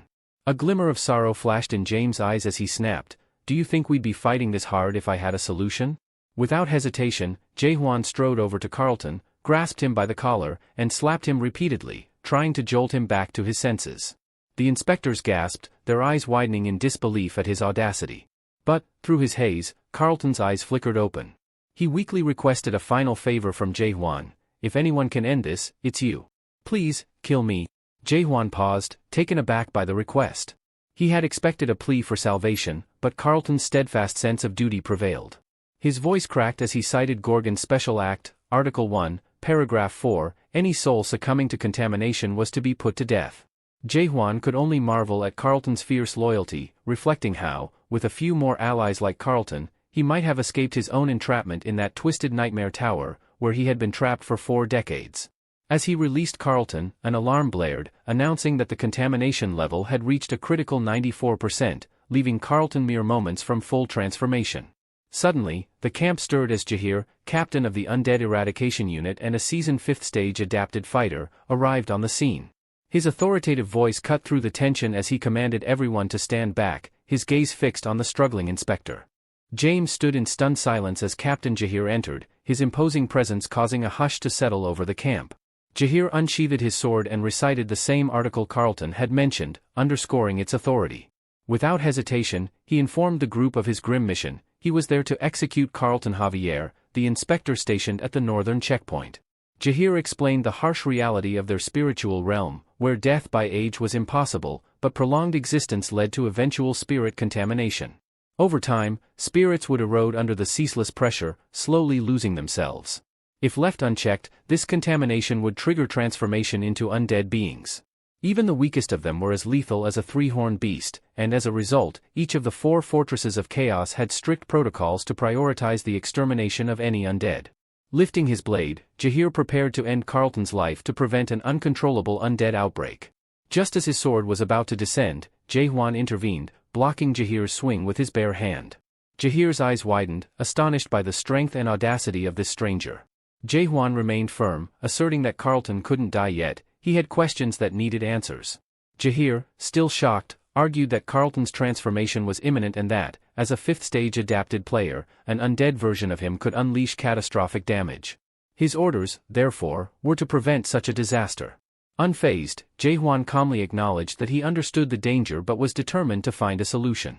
He then pulled out a rare A5-horned beast horn, suggesting they use it as a last resort treatment.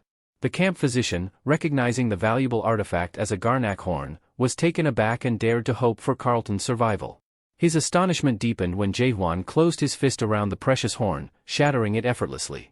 The physician gaped, marveling at the raw strength required to crush something so powerful and rare, and cautiously clung to the belief that this might, against all odds, save Carlton from his fate. After preparing the medicine, James eagerly administered it to both Carlton and Mino. Relief washed over him as he saw Carlton's contamination gauge stop rising. Overcome with joy, he called out for his senior inspector, his voice trembling with emotion. Meanwhile, the physician examined Mino, his expression darkening with concern. Her body was frail, barely able to resist the undead transformation process. Moments later, a siren blared, signaling that Mino's contamination level had exceeded 95%, marking the critical threshold. Her body shuddered, and blood spilled from her lips as the transformation began. In desperation, someone shouted to fetch Chinhayo, the only one capable of performing the fabled undead slash, a technique rumored to sever contamination itself. The captain of the undead elimination team unsheathed his sword, prepared to end Mino's suffering, but Claire intervened, explaining that Chinhayo's slash might still save her. The protagonist was taken aback, intrigued by the mysterious ability. Yet, to Claire's dismay, the guards informed her that Chinhayo was occupied at the castle and wouldn't be summoned for just this. Shocked by their cold dismissal, Claire clenched her fists as Captain Jahir stepped forward, informing the protagonist that they were out of options and urging him to step aside. Ignoring Jahir's command, the protagonist drew his spirit sword, declaring that if Mino had to die, he would do it himself as she had asked. Channeling his suspicion, he raised his sword to her neck, preparing to deliver the fatal blow. Enraged, Claire struggled against the guards restraining her, shouting for him to stop, demanding to know what he was doing. But he pressed on, focusing energy into his sword, which began to glow with a blinding light. Just as he was about to bring down his sword, an intense energy burst forth from the blade, throwing him backward. When he regained his senses, he found himself in a strange place, disoriented, and wondered where he was, his surroundings unfamiliar and surreal. Beside him, the protagonist noticed a dwarf with a weathered face and sorrowful eyes gently touching Mino's face, murmuring softly, "Poor child." The dwarf, clearly pained, whispered his willingness to help her. But when he glanced up at the protagonist, he jumped back, astonished. "Who are you, and what brings you into my world?" he asked, his gaze penetrating. The protagonist, in turn, studied the dwarf, perplexed by the mix of nobility and an almost childlike aura about him. Sensing a strange energy, he activated suspicion to uncover the dwarf's true nature, only to be alarmed when his skill failed to reveal anything. The thought struck him, is this man the cause of Mino's spirit contamination? Driven by this assumption, the protagonist readied himself to strike, believing it was the only way to save Mino. But before he could act, the old dwarf swiftly drew his own blade and charged, forcing the protagonist to block his strike in defense. Both men stared in mutual surprise, the protagonist astonished that he had deflected the dwarf's blow, and the dwarf mystified at the ease with which his slash was stopped. As they stood locked in place, the dwarf's sword began to crack, fissures spreading not only through the blade but into the very ground beneath his feet. Shock and frustration flickered across his face, and outside this surreal world, Captain Jahir and a doctor watched as a surge of energy exploded from Mino's body, their eyes widening at the sheer intensity. Back inside, the dwarf turned on the protagonist with fury, his voice booming, "How dare you intrude here? Who exactly are you?" He looked down, aghast, at his shattered sword, cursing under his breath. "You broke my four-horned beast blade." Taken aback, the protagonist stammered, "You broke it yourself." The dwarf glared, his fury unyielding, and dropped onto a nearby bench, stewing in anger. Captain Jahir, who'd just arrived, was stunned at the sight of the dwarf and recognized him immediately, Chinhyo, the feared Doctor of Doom. Seeing him here instead of at the castle with the Lord, Jahir couldn't help but ask, "Doctor, what are you doing here?" Chinhyo let out an exasperated sigh, shaking his head as he muttered, "Who cares about the castle lord? I can't let someone so beautiful die right before me." His words hung in the air, leaving everyone around him speechless and curious about what he truly meant, but Chinhyo was in no mood to explain. Instead, he turned sharply toward Jaehwan, pointing accusingly. "What are you going to do now, having ruined my undead slash? You have no idea, only the sword of a four-horned beast or higher can perform that technique." But as he spoke, his gaze fell on the protagonist's sword, and his eyes lit up with fascination. Clearly impressed, Chinhyo asked, "Where did you get such a beautiful sword?" His fingers traced the intricate sheath, crafted from the horn of a five-horned beast, admiring the polished, ornate handle. The dwarf reached out eagerly, "Just where did you find something so precious?" But before he could grab it, Jaehwan held his sword back, pausing. "If you're willing to use this blade," Jaehwan said slowly, "can you save Mino from becoming undead?" Chinhyo blinked, momentarily taken aback. Then he laughed heartily, "You're joking, right? With this sword, I can certainly save her." Jaehwan handed over his weapon without hesitation, and the old man raised a brow, shocked that someone would so easily entrust a stranger with such a treasured sword. He thought to himself, this one's either exceptionally confident in his abilities or hopelessly naive. Setting aside his thoughts, Chinhyo grasped the sword, closing his eyes as he felt the energy pulsing through it. "It's just like you," he murmured, full of unusual energy. Everyone watched with bated breath as Chinhyo lifted the protagonist's sword, his eyes flashing with newfound intensity. As a bright light began to emanate from the blade, Jaehwan wondered if this was the same spell Chinhyo had tried to use earlier. But no, something about this felt different, recalling the moment he used his skill suspicion. "Wait here," Chinhyo commanded with a slight grin, eyes focused, as he dashed toward Mino. The protagonist stood frozen, captivated by the strange world around him as the old man's realm began to disintegrate. The sword slipped from the old man's grasp, and he stumbled, looking noticeably weaker. Concerned, the protagonist asked if he was all right, his gaze shifting to the old man's crumbling surroundings. The elder let out a weary sigh, a hint of bitterness in his voice. "If not for that cursed castle lord, I'd still have enough mana to keep this world stable," he muttered, frustration etched into his face. A faint tremor echoed through the ground, and the surroundings started to fracture. Among the debris, a simple drawing of Mino's smiling face began to fade, and the old man's eyes softened, tinged with sadness. He looked away, muttering, "How humiliating, to fail like this." The protagonist, however, was already on the move, retrieving his sword. The old man's eyes widened as he watched, a faint laugh escaping. "You're an amusing fool," he sneered, amused but disbelieving. "This isn't your world to understand. And an undead slash, do you really think it's just a technique?" The protagonist was undeterred. His mind drifted back to memories of Claire, who had often scoffed at him for his reckless bravery, telling him he confused recklessness with courage. But as he held his sword firmly, something felt undeniably clear. "This is the first time I'm drawing my sword to save someone," he replied, his voice steady with purpose. "So, be quiet and let me try." Just then, ink began to drip from the blade, pooling at his feet before taking on shapes and lines. His memories of Mino surfaced, each one as vivid as the day he had experienced them. He began sketching with his blade, capturing her defiant smile, her fiercely independent spirit, the glimmer of kindness hidden beneath her rough edges. He recalled the way she trusted him, and how she once told him she'd follow him through any storm. Then, he nearly stumbled as he realized he'd forgotten one detail, the small mole under her left eye. Finally, with care, he added that tiny mark. The image was complete. His heart ached with longing as he stared at her portrait, vivid and lifelike as if she were standing before him. And then, softly, a faint voice echoed through his mind, "Thank you for remembering the mole." As the old man's world faded, Mino stirred, her eyes fluttering open as a faint smile crossed her lips. Her spirit contamination level, once dangerously high, was receding steadily. The doctor, his face showing rare astonishment, turned to Jahir and informed him that the contamination had stopped. Mino's undead transformation was no longer progressing. Jahir, still skeptical, watched in disbelief. Meanwhile, Claire rushed to Mino's side, tearfully asking if she was all right. Mino, managing a faint grin, gently asked her friend to stop crying. Standing a few paces away, Chang Hyo observed Mino's revived state with a small, grudging nod. Turning to the protagonist, he muttered, "It seems some of that childish energy was good for something." Eyeing Jaehwan with curiosity, he continued, "But even so, you still look no older than 10 to me. Just who are you, and where did you pick up a move that mimics my undead slash, or rather, undead stab?" Jahir, still absorbing everything, broke in, his gaze shifting from Chang Hyo to the protagonist. "Wait, are you saying Jaehwan's technique is actually similar to the undead slash?" he asked, astonished. Chang Hyo, clearly reluctant to admit it, nodded begrudgingly, affirming that Jaehwan's skills bore an uncanny resemblance to his own. Another doctor nearby was openly astonished. "But the undead slash isn't just a technique," he murmured, his face filled with wonder. "It's not something that any adapted player could ever learn on their own."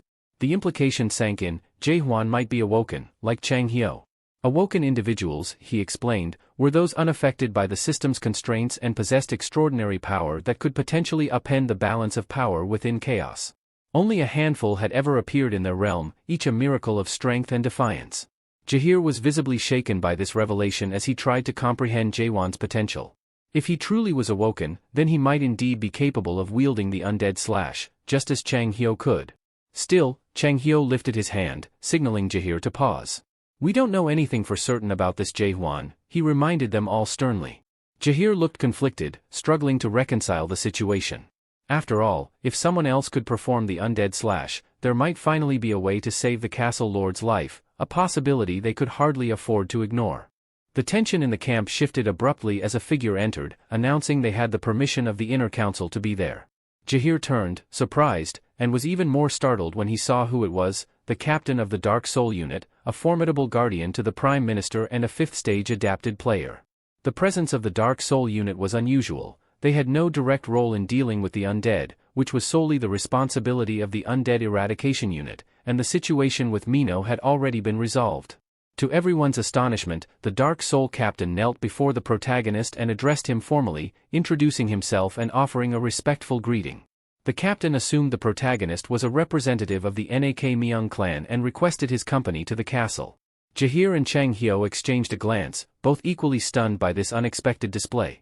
Equally taken aback, the Dark Soul captain glanced between Jahir and Chang Hyo, inquiring what business they had there. The revelation that Jaehwan might be linked to the Nak Myung clan threw them both into silence. Upon arrival at the castle, the Prime Minister awaited them, greeting Jaehwan with a welcoming smile. "Allow me to introduce myself," he began with a slight bow. "I am Jürgen Cheever, Prime Minister of Gorgon Fortress." He then turned to Jaehwan with curiosity and asked, "May I assume you are indeed the messenger from the Nak Myung clan?" Jaehwan calmly denied the assumption, much to the surprise of the Dark Soul captain. Jürgen, however, only smiled knowingly, piecing the situation together. Dr. Chang Hyo, seizing the chance to speak, asked Jaehwan a question, mentioning that stones of fallen souls were renowned for boosting mana but were also symbols identifying one as a member of the Nak Myung clan. Jürgen Cheever raised an eyebrow, looking to clarify the mysteries surrounding Jaehwan's possession of the spirit stones. "If you're not from the Nak Myung clan," he began, "then how did you come by those stones?" He was equally puzzled by Jaehwan's apparent immunity to the stone's effects, as they were known to corrupt anyone's spirit upon contact. Jaehwan calmly produced one of the stones, remarking that he had found them by chance and had experienced no adverse effects while handling them. Intrigued, Chang Hyo asked about the fate of the original owners. Jaehwan's straightforward answer, that they were dead, stunned Jahir. "What exactly do you mean by that?" Jahir demanded, unable to hold back, but Jaehwan responded evenly, he had killed them. Furious, Jahir moved to confront him, only for the Prime Minister to intervene, cautioning Jahir to hear him out. Jahir, though visibly angered, reluctantly stepped back, as did the visibly shaken captain of the Dark Soul unit. Jaehwan explained that members of the Nak Myung clan had attacked him first, aiming to steal his spirit horn, forcing him to defend himself. Cheever, listening intently, gave a knowing nod, remarking that such greed was typical of the Nak Myung clan, and seemed convinced of Jaewon's account. Eager to piece together Jaewon's recent actions, the Prime Minister asked him to explain his journey since arriving in chaos. When Jaewon finished his tale, Jurgen recounted it back to ensure he understood. So, you found yourself in chaos through a string of circumstances beyond your control. In the midst of it, you acquired these spirit stones from Nak Myung clan members you encountered. From there, fate led you to this fortress, and in the latest incident, you not only met Dr. Chang Hyo but even managed to replicate his undead technique after witnessing it a single time. The protagonist gave a firm nod, offering reassurance, but Chang Hyo remained skeptical. Turning to the Prime Minister, Chang asked whether he truly believed the protagonist's words. Surprisingly, the Prime Minister confirmed that he did, a response that left the doctor wondering if the Prime Minister might have sustained a knock to the head during the castle lord's absence. At that moment, Jurgen Cheever chuckled, interjecting that trust could only be earned by trusting others first. Intrigued, the Prime Minister asked the protagonist if he would object to answering a few additional questions. The protagonist agreed, giving his permission. After pausing thoughtfully, the Prime Minister posed an unexpected question: was the protagonist's physical body still alive? This question caught the protagonist off guard, and his mind flashed back to his encounter with the Nightmare Tower. He remembered leaving before progressing to the main phase of the game, existing as more of a spirit than a solid being. It dawned on him that the Tree of Illusion might have perceived him as dead, unintentionally casting him into chaos.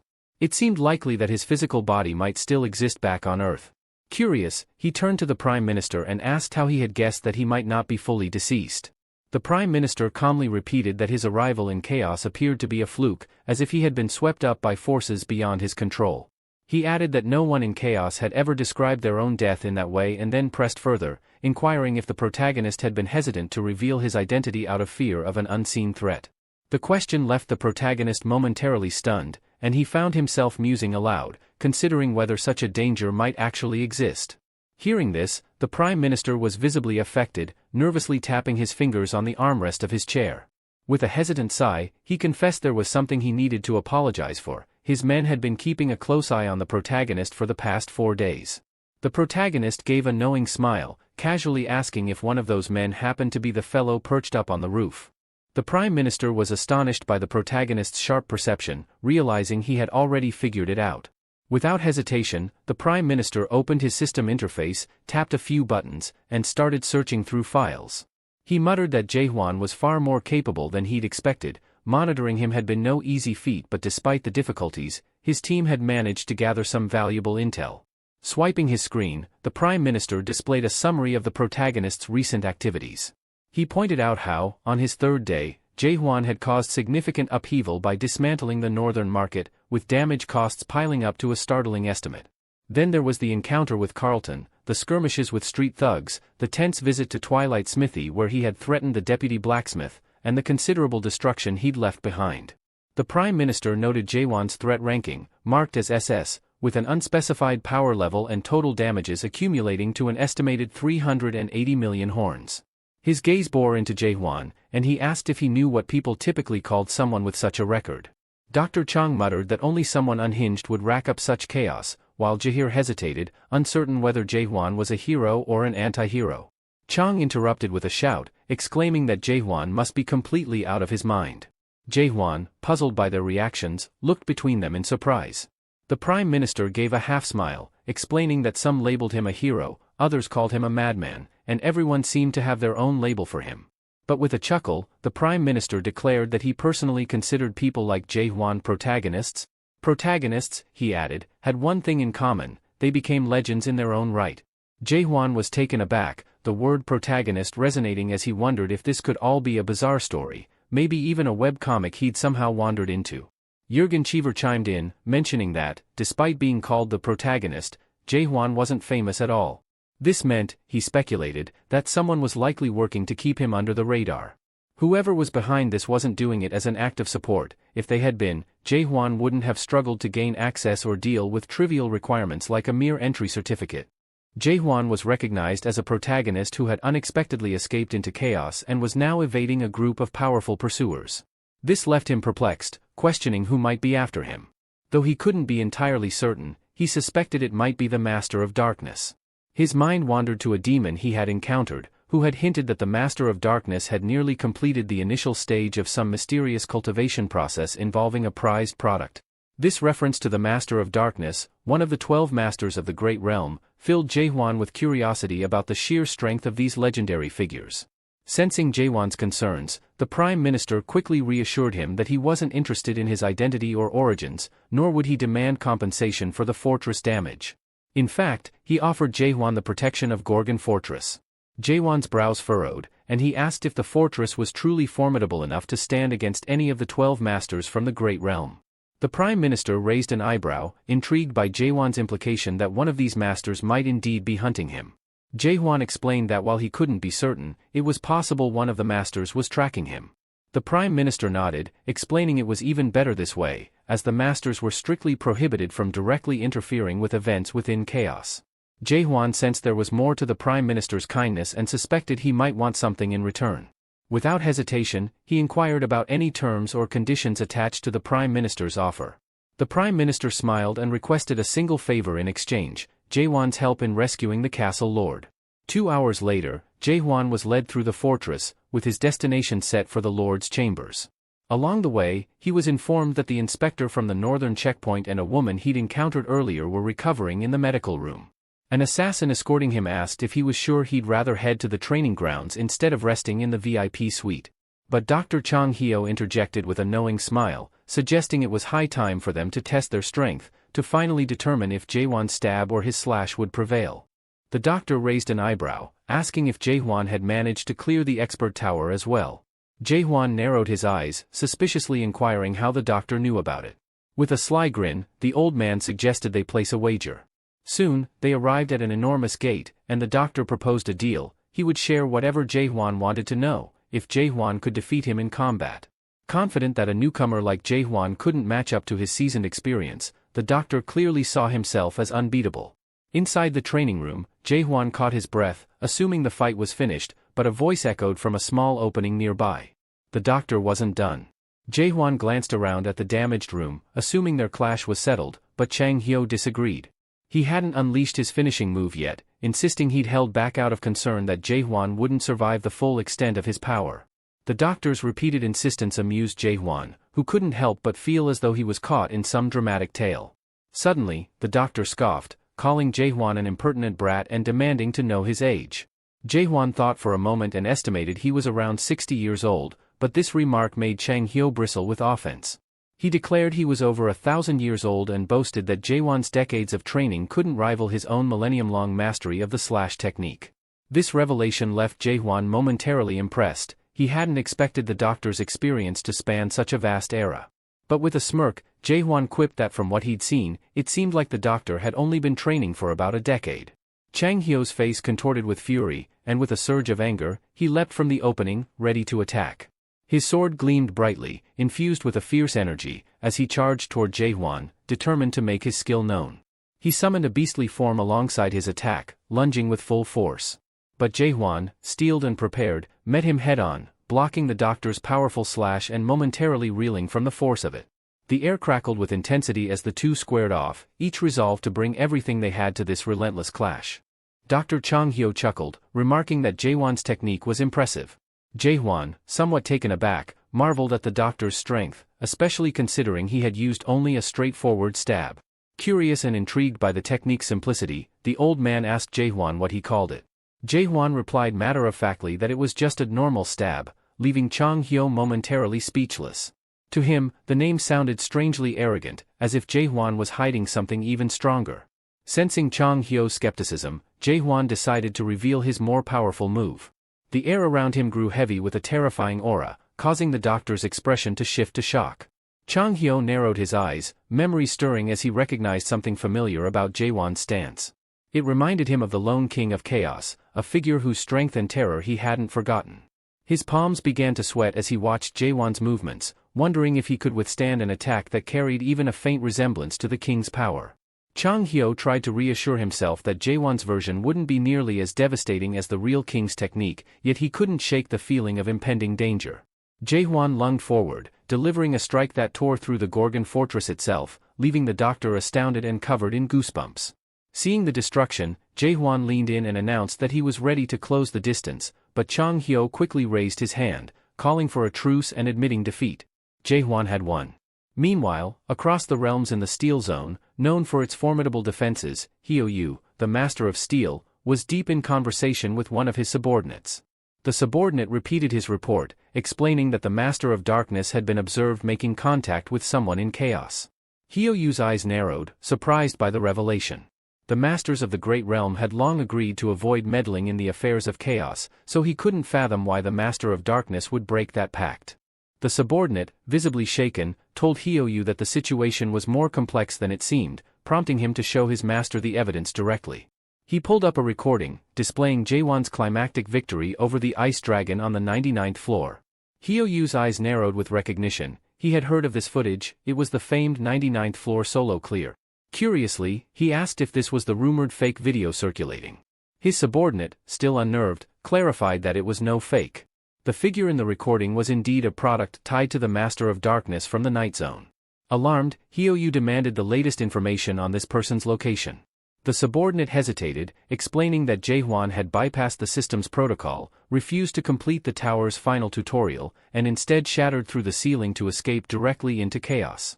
Hyo-yu was speechless, wondering how such an act could happen right under the nose of the tower's 100th floor overseer. But the subordinate's next words struck an even greater chord. Jaehwan had killed the cultivator on the 100th floor. Hyo-yu was momentarily at a loss for words, suspecting his subordinate must be exaggerating. Yet, he added that even the Master of Darkness had vouched for the truth of this tale. As Hyo-yu grappled with this shocking revelation, he asked his subordinate if any contacts in chaos had ties to the Ninth Realm. His subordinate, nervously, admitted he had only just discovered that the Master of Darkness had been meddling in the affairs of chaos for some time. In fact, connections had been found with several of Chaos's 10 areas, showing a network of influence that stretched far beyond anything Hyo-yu had expected.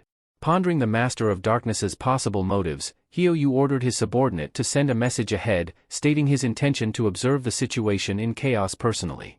The subordinate was stunned, asking if Hyo-yu planned to involve himself directly. Hyo-yu dismissed the notion, explaining that he only intended to monitor the events, though he couldn't ignore such intriguing developments. He directed his subordinate to send a team of 10 elite guards, each at the gold level, accompanied by the seasoned Ha-young, deeming it a suitable force to observe a fifth-stage adapted player up close. The subordinate confirmed Hyo-yu's command, relieved that he hadn't been reprimanded that day. Once he departed, Hyo-yu contemplated chaos, his mind drifting to Dr. Chang Hyo. He mused that Chang Hyo could have easily extended his life if it weren't for his fiery temper, hoping that he was behaving himself in chaos. Meanwhile, Chang Hyo was far from behaving. With a shout, he clung to the protagonist's sword, declaring that Jaehwan should show more respect to his elders. Jaehwan, trying not to laugh, asked the doctor to step down, and Chang Hyo reluctantly obliged. Chang Hyo was astonished, questioning how Jaehwan had managed to reach such skill after just 40 years of practice. Jaehwan explained that he'd accomplished it through relentless training, around 10 billion repetitions. Chang Hyo scoffed, accusing him of exaggerating. 10 billion, he challenged. That would mean doing 8 stabs per second, non-stop, no breaks, no sleep. The protagonist corrected him, stating that he could perform up to 100 stabs per second. He knelt, looking the doctor in the eye, and asked if he believed a sword was his only weapon. Suddenly, spikes materialized all over Jaehwan's body, their sharpness cutting the air with precision. Chang Hyo was taken aback. He'd sensed something unusual in Jaehwan from their first encounter, but he hadn't expected this. Reaching out, he touched one of the spikes and felt its razor-sharp edge pierce his skin. With growing disbelief, he realized Jaehwan's dedication to his craft ran deeper than he could have imagined. This young man's mastery was so ingrained it felt as if he was perpetually attacking the world itself. Jaehwan simply reiterated, "I told you. 10 billion stabs." With that, he retrieved an old parchment and presented it to Chang Hyo, whose eyes widened in recognition. This was the pact they'd signed before their duel, a vow that the loser would fulfill the victor's wish. As he began reading the oath aloud, Chang Hyo scowled, realizing he had written quite the boastful promise. "I, Chang Hyo, Doctor of Doom, do swear upon every beautiful woman in existence and my own honor that I will uphold this oath with absolute fidelity according to the terms agreed upon." Chang Hyo cursed under his breath, clearly frustrated, and muttered irritably that he'd do whatever Jaehwan wanted, though he feared it would involve endless humiliation, like dancing to amuse him whenever he was bored. Jaehwan shook his head, amused, and assured Chang Hyo he wasn't interested in making him his personal jester. His only request was honest answers. Chang Hyo, somewhat relieved, agreed, and Jaehwan suggested they take a walk outside. Once outside, Jaehwan wasted no time in asking, "So, what exactly is an expert-level tower?" Chang Hyo looked at him thoughtfully. "I'm guessing you know that nightmare towers are creations of dream demons. Each one is ranked from S to F, but some demons don't follow ranking rules. Some build towers just to challenge themselves, even before they've mastered their craft. The most seasoned among them are called experts, but not all of their creations are expert-level towers." Jaehwan furrowed his brow. "Then what makes a tower expert-level?" Chang Hyo explained, "Expert-level towers aren't tied to cultivation. They're often strange, designed with a specific purpose in mind, usually known only to the demon who made it. These towers require those who conquer them to face challenges that break the rules of ordinary training."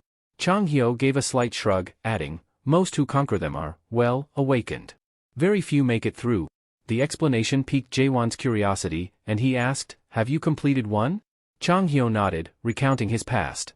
"Yes, I survived the fourth tower created by the expert Melville, a place called Moby Dick. In that tower, even on the first floor, you faced a monstrous white whale. Staying alive was an achievement in itself. Looking back, it might seem laughably easy, but at the time, I barely scraped through. So many great warriors fell there, and honestly, my victory felt like a miracle." Chang Hyo paused, observing Jaehwan with a curious glint in his eye. "You seem like someone from an expert-level tower yourself. Which demon's creation did you conquer?" Jaehwan thought back to the demon whose tower he had climbed and spoke a single name, Malak. Chang Hyo's eyes widened as he processed the name, Malak. He muttered it in disbelief, noting aloud that he never expected to meet someone who had conquered the tower of Malak. Jaehwan was equally surprised, his curiosity piqued, and he asked the elder if he had known the demon.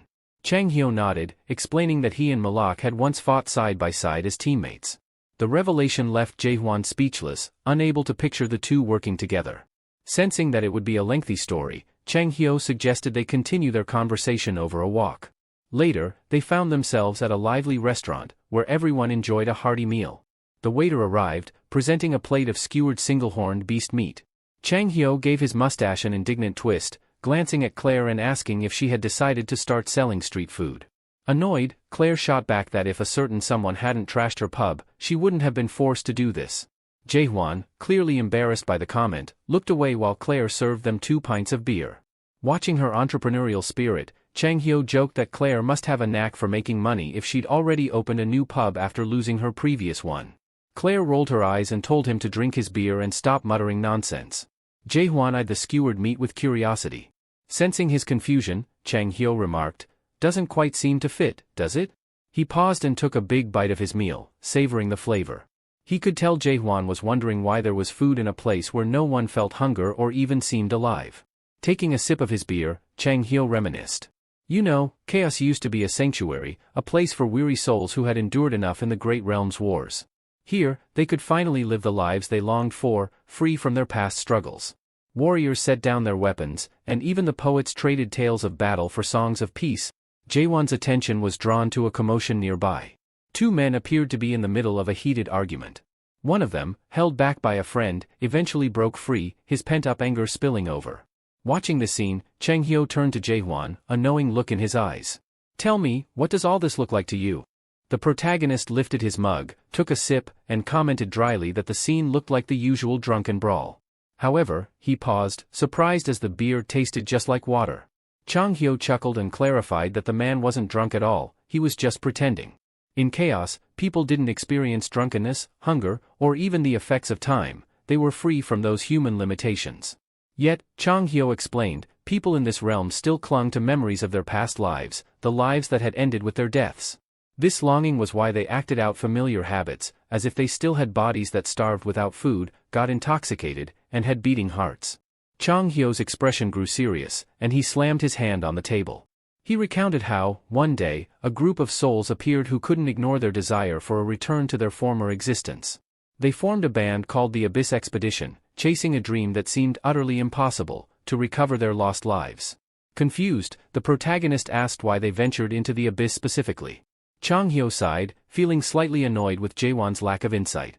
He explained that they sought the fruit of revival, which was rumored to grow on the tree of illusion at the very edge of the abyss.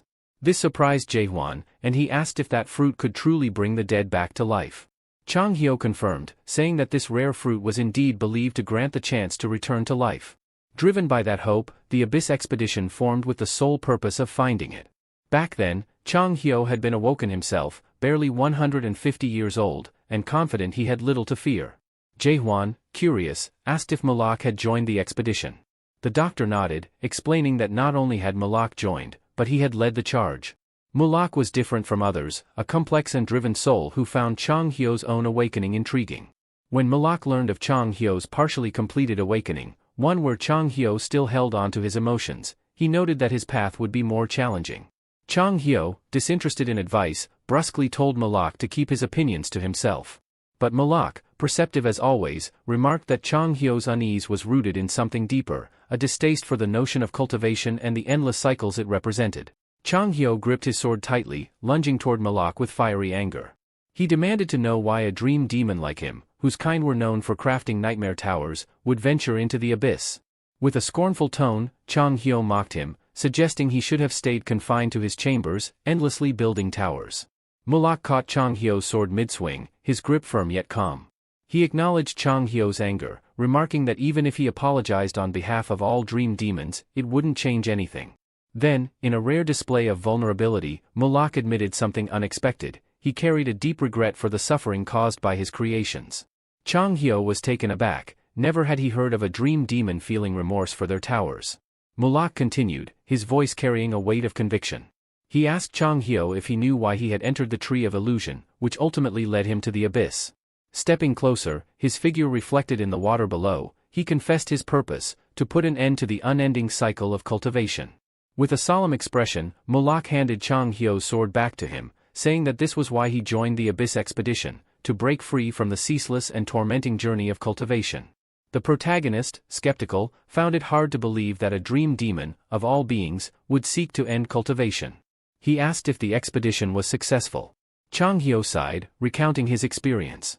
He admitted that he had been separated from the group before reaching the abyss's depths and had only managed to make it to the entrance. But even from that vantage point, he witnessed something remarkable, Malak ascending the Tree of Illusion. As Malak reached its peak, the fabled fruits of revival began falling from its branches. Because of his efforts, every expedition member obtained a fruit and returned to chaos. Jaehwan, puzzled, turned to the old man. If Chang Hyo had the fruit of revival, why was he still in chaos? Before he could respond, Claire approached, overhearing their conversation. With a sharp tone, she accused Chang Hyo of lying. "You might be dead, old man, but don't twist the truth," she said. Claire insisted that the expedition had failed, and everyone knew it, including him. Her words infuriated Chang Hyo. He retorted, questioning how she could claim to know what happened when she wasn't even there. As she served their food, he clarified what transpired. While it was true the expedition secured the fruits, they faced an insurmountable obstacle upon their return. At the very entrance to chaos, cursed beings awaited them. These were none other than the great masters and family heads of the great realm. Too afraid to venture into the abyss themselves, they lay in wait to ambush those who dared to escape it. However, even the formidable lords of the 4 castles and the 10 regions who joined the expedition were powerless against their foes. These adversaries were simply on a level far beyond anyone's imagination. Despite their best efforts, the expedition members lost the fruit of revival. Chang Hyo explained that those who had stolen the fruits used them to repeatedly revive themselves after every death. For the past 900 years, this cycle had continued unabated. The culprits even established a place known as the Recovery Palace, a sanctuary where the revival process took precedence. The lords of the 5 families and the great masters were always revived first, ensuring their dominance remained unchallenged. As a result, the lives of those permitted to enjoy even a semblance of normalcy in chaos were predetermined from the very beginning. Hearing this, Jaehwan finally understood why everyone in chaos seemed so defeated. They lived under the weight of the knowledge that they could never reclaim the lives they truly desired. The fruit of revival, a symbol of hope, was forever beyond their grasp. Chang Hyo, his story seemingly concluded, fell silent. But Jaehwan was curious about one detail the old man hadn't mentioned, Malak's fate. When he inquired, he found the old man fast asleep, his snores echoing through the room. Claire, noticing his confusion, dismissed it with a chuckle. "Don't bother him," she said. "He's just drunk." Jaehwan furrowed his brow. "Drunk? I thought no one could get drunk here." Claire explained that it might be due to Chang Hyo's age. After practicing for over 1,000 years, his body might simply react differently. As far as she knew, no one had seen or heard from Malak since the expedition's disastrous conclusion. However, before disappearing, the dream demon left behind cryptic words, "I failed, and yet, I succeeded." Their conversation was interrupted by a sudden voice from behind. "Are you talking about that?" Startled, both Jaehwan and Claire turned to see James standing nearby. With a sly grin, James tipped his hat as a gesture of appreciation. "Thanks for earlier," James said warmly. "If it weren't for you, Inspector Carlton would have been a goner." Jaehwan blinked, trying to place James's face. Sensing his confusion, James laughed heartily. "What? Don't tell me you've already forgotten me." He pointed at his hat with a smirk and added, "Listen, whenever you visit Gorgon, come through the north gate. I'll recognize you, so no need to worry about a certificate." Then, leaning closer, James winked conspiratorially. "But keep this between us, all right? Don't let the inspector find out." With a faint blush, James adjusted his hat, gave them a brief nod, and turned to leave. Jaehwan could only stand there, speechless, watching as James disappeared into the distance, his mind swirling with unanswered questions. Suddenly, Captain Jahir appeared, rushing toward them with urgency etched across his face. His armor clinked with every step, and his expression betrayed a deep concern. It was clear he had come directly from the palace, searching for Dr. Chang Hyo. Jaehwan, puzzled by the captain's unexpected arrival, could sense from his demeanor that something was amiss. "What's going on?" Jaehwan asked cautiously. Jahir exhaled sharply. "We're in serious trouble?" Without waiting for further explanation, Jahir led them toward the castle. As they approached, Jaehwan felt an ominous energy emanating from the structure, its intensity growing with every step. The sensation was unlike anything he had encountered before, far stronger than the aura of the undead he had faced earlier that day.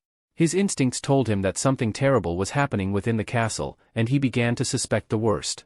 "Is it the castle lord?" Jaehwan asked, his gaze fixed on the looming fortress. Jahir nodded grimly. "The transformation has started." Jaehwan frowned, piecing things together. The energy radiating from the castle was coming from the basement, the very heart of the structure. It reminded him of the warnings given by Prime Minister Jürgen Cheever, that he needed to be prepared to face the Master of Darkness and assist with their lord's condition. "It feels different this time," Jaehwan muttered. "Much stronger." Jahir confirmed his suspicion. "The castle lord is beginning to turn. Normally, this happens once a week, but today, the power is overwhelming." His voice softened as he added, "Our lord is a great man. A legend in his own time. He's been fighting this curse for years. He doesn't deserve this." The revelation deepened Jaehwan's curiosity. Jahir went on to explain that both the castle lord and Dr. Chang Hyo were survivors of the Abyss expedition. The mention of the expedition caught Jaehwan's attention immediately, the pieces of the puzzle slowly falling into place. "Wait," Jaehwan interrupted. "Both of them were part of the expedition?" Jahir nodded but quickly steered the conversation back to the pressing issue. "Dr. Chang Hyo is not in a state to help," he said, a trace of exasperation in his voice. "We need someone who can perform an undead slash. Can you do it?" Jaehwan hesitated. "I've seen the technique and can imitate it, but I'm nowhere near Chang Hyo's level. If he could guide me, I might be able to manage." Jahir sighed but nodded, understanding the predicament. They continued toward the basement when the ground beneath them trembled violently. A low hum filled the air, and the energy around them thickened, almost suffocating in its weight. The wind picked up, swirling with such force that it threatened to knock them off balance. Jahir cursed under his breath, shielding his eyes from the debris kicked up by the gale. "Damn it," he muttered. "The transformation must already be complete." Jaehwan braced himself against the wind, his eyes narrowing as he stared into the chaos ahead. "What now?" he asked, his voice steady despite the turmoil. Jahir didn't respond immediately. His jaw clenched as he gazed toward the entrance to the basement. "We go forward," he finally said, determination burning in his eyes. As they reached the entrance to the basement, Jaehwan and Jahir were startled to find two captains standing there, waiting for them. Jahir's eyes narrowed in disbelief. "What are you two doing here? Aren't you supposed to be guarding the other castle?" he demanded, his voice sharp with suspicion. One of the captains, a broad-shouldered man with a scar running across his cheek, met Jahir's gaze, his expression cold. His eyes shifted briefly to Jaehwan, and a flicker of recognition crossed his face. "So this is the one who supposedly knows how to perform the undead slash," he murmured to his comrade, unaware that Jaehwan could hear every word. Jahir's patience wore thin. "We're in a hurry. Step aside. You know why this can't wait?" The scarred captain shook his head slowly, his tone resolute. "We can't do that. We have our orders." "Orders from whom?" Jahir snapped. Instead of answering, the second captain, a wiry figure with sharp eyes, leapt down to the ground in front of them, blocking their path. You should know by now, Jahir, he said with a sly smirk. Our allegiance isn't to the castle anymore. The only heaven we serve is the golden sky. Jahir's eyes widened, and fury lit his features. Golden sky? You've betrayed your oath to the castle lord. Are you defying the very heavens? The wiry captain sneered. Defying heaven? No. We found a truer calling. The golden sky is the only heaven worth following. Without warning, the two captains launched themselves forward with astonishing speed. Jahir barely had time to react, his body instinctively moving to shield Jaehwan. Be careful. They're after you, Jahir shouted as he pushed Jaehwan aside. The sudden clash created a dense mist that shrouded the area, and Jaehwan squinted to make out the shapes within the fog. When it cleared, he saw Jahir standing firm, having intercepted the captain's attack. Jahir's blade glinted in the dim light as he held his ground. The wiry captain clicked his tongue. Not bad, Jahir. Your skills haven't dulled. Jahir's grip on his sword tightened. I should have known the golden sky's corruption had spread even to the castles, he growled. Do you have any idea who you're defying? The scarred captain chuckled darkly. We're not the same men you once knew, Jahir. The golden sky has shown us a higher purpose. You, however, are still clinging to false hope. Jahir took a step forward, his voice firm. You've made a grave mistake. Renounce your allegiance now, and the castle lord may yet forgive you. He values loyalty. The scarred captain let out a bitter laugh.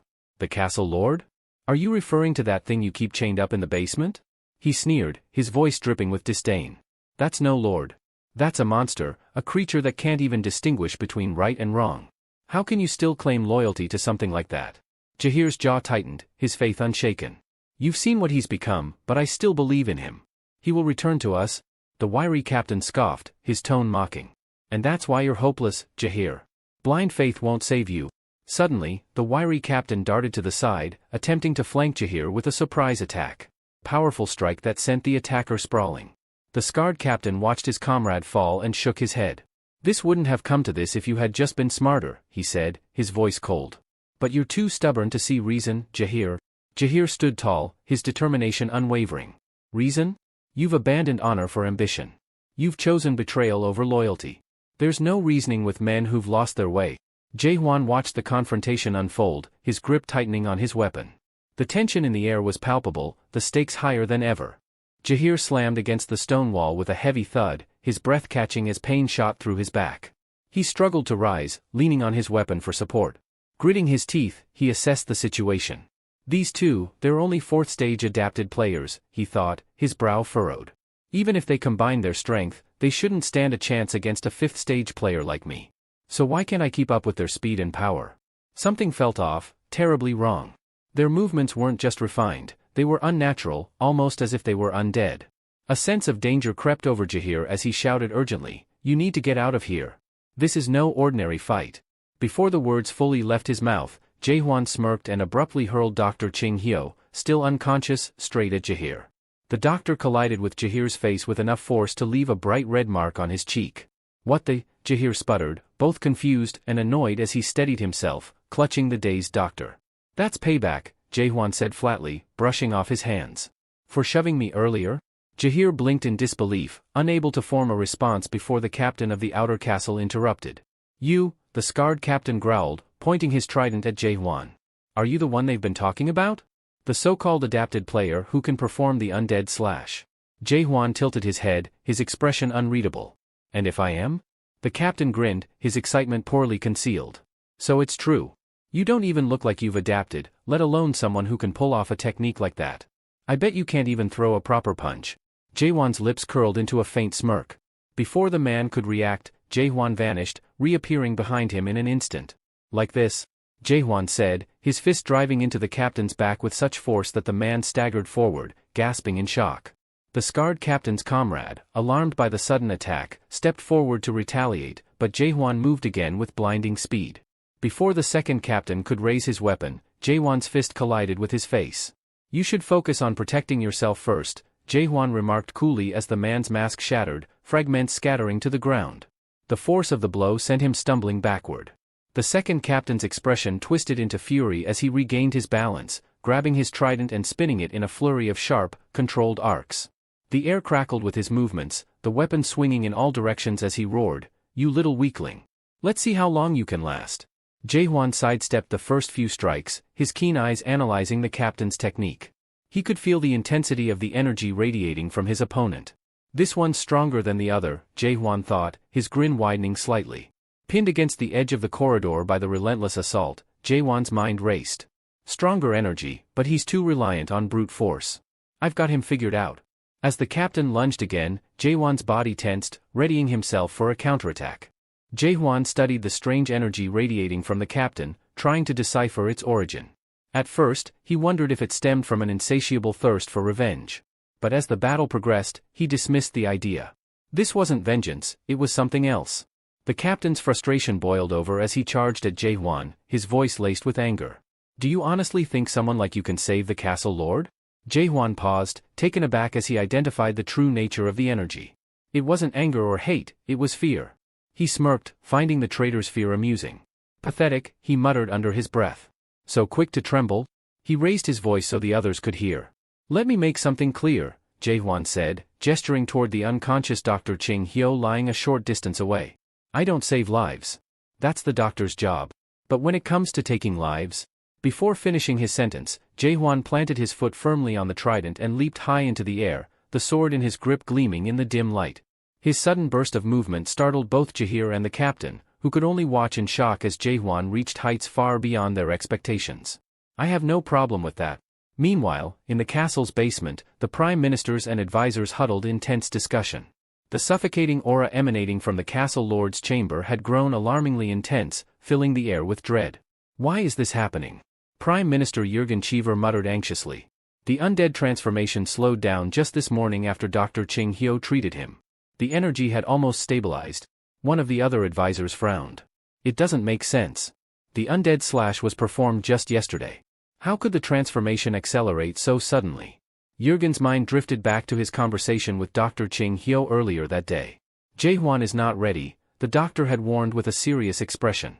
"His undead slash is still an imitation, far from the level required for a case this advanced," the Prime Minister had argued, desperate for any solution.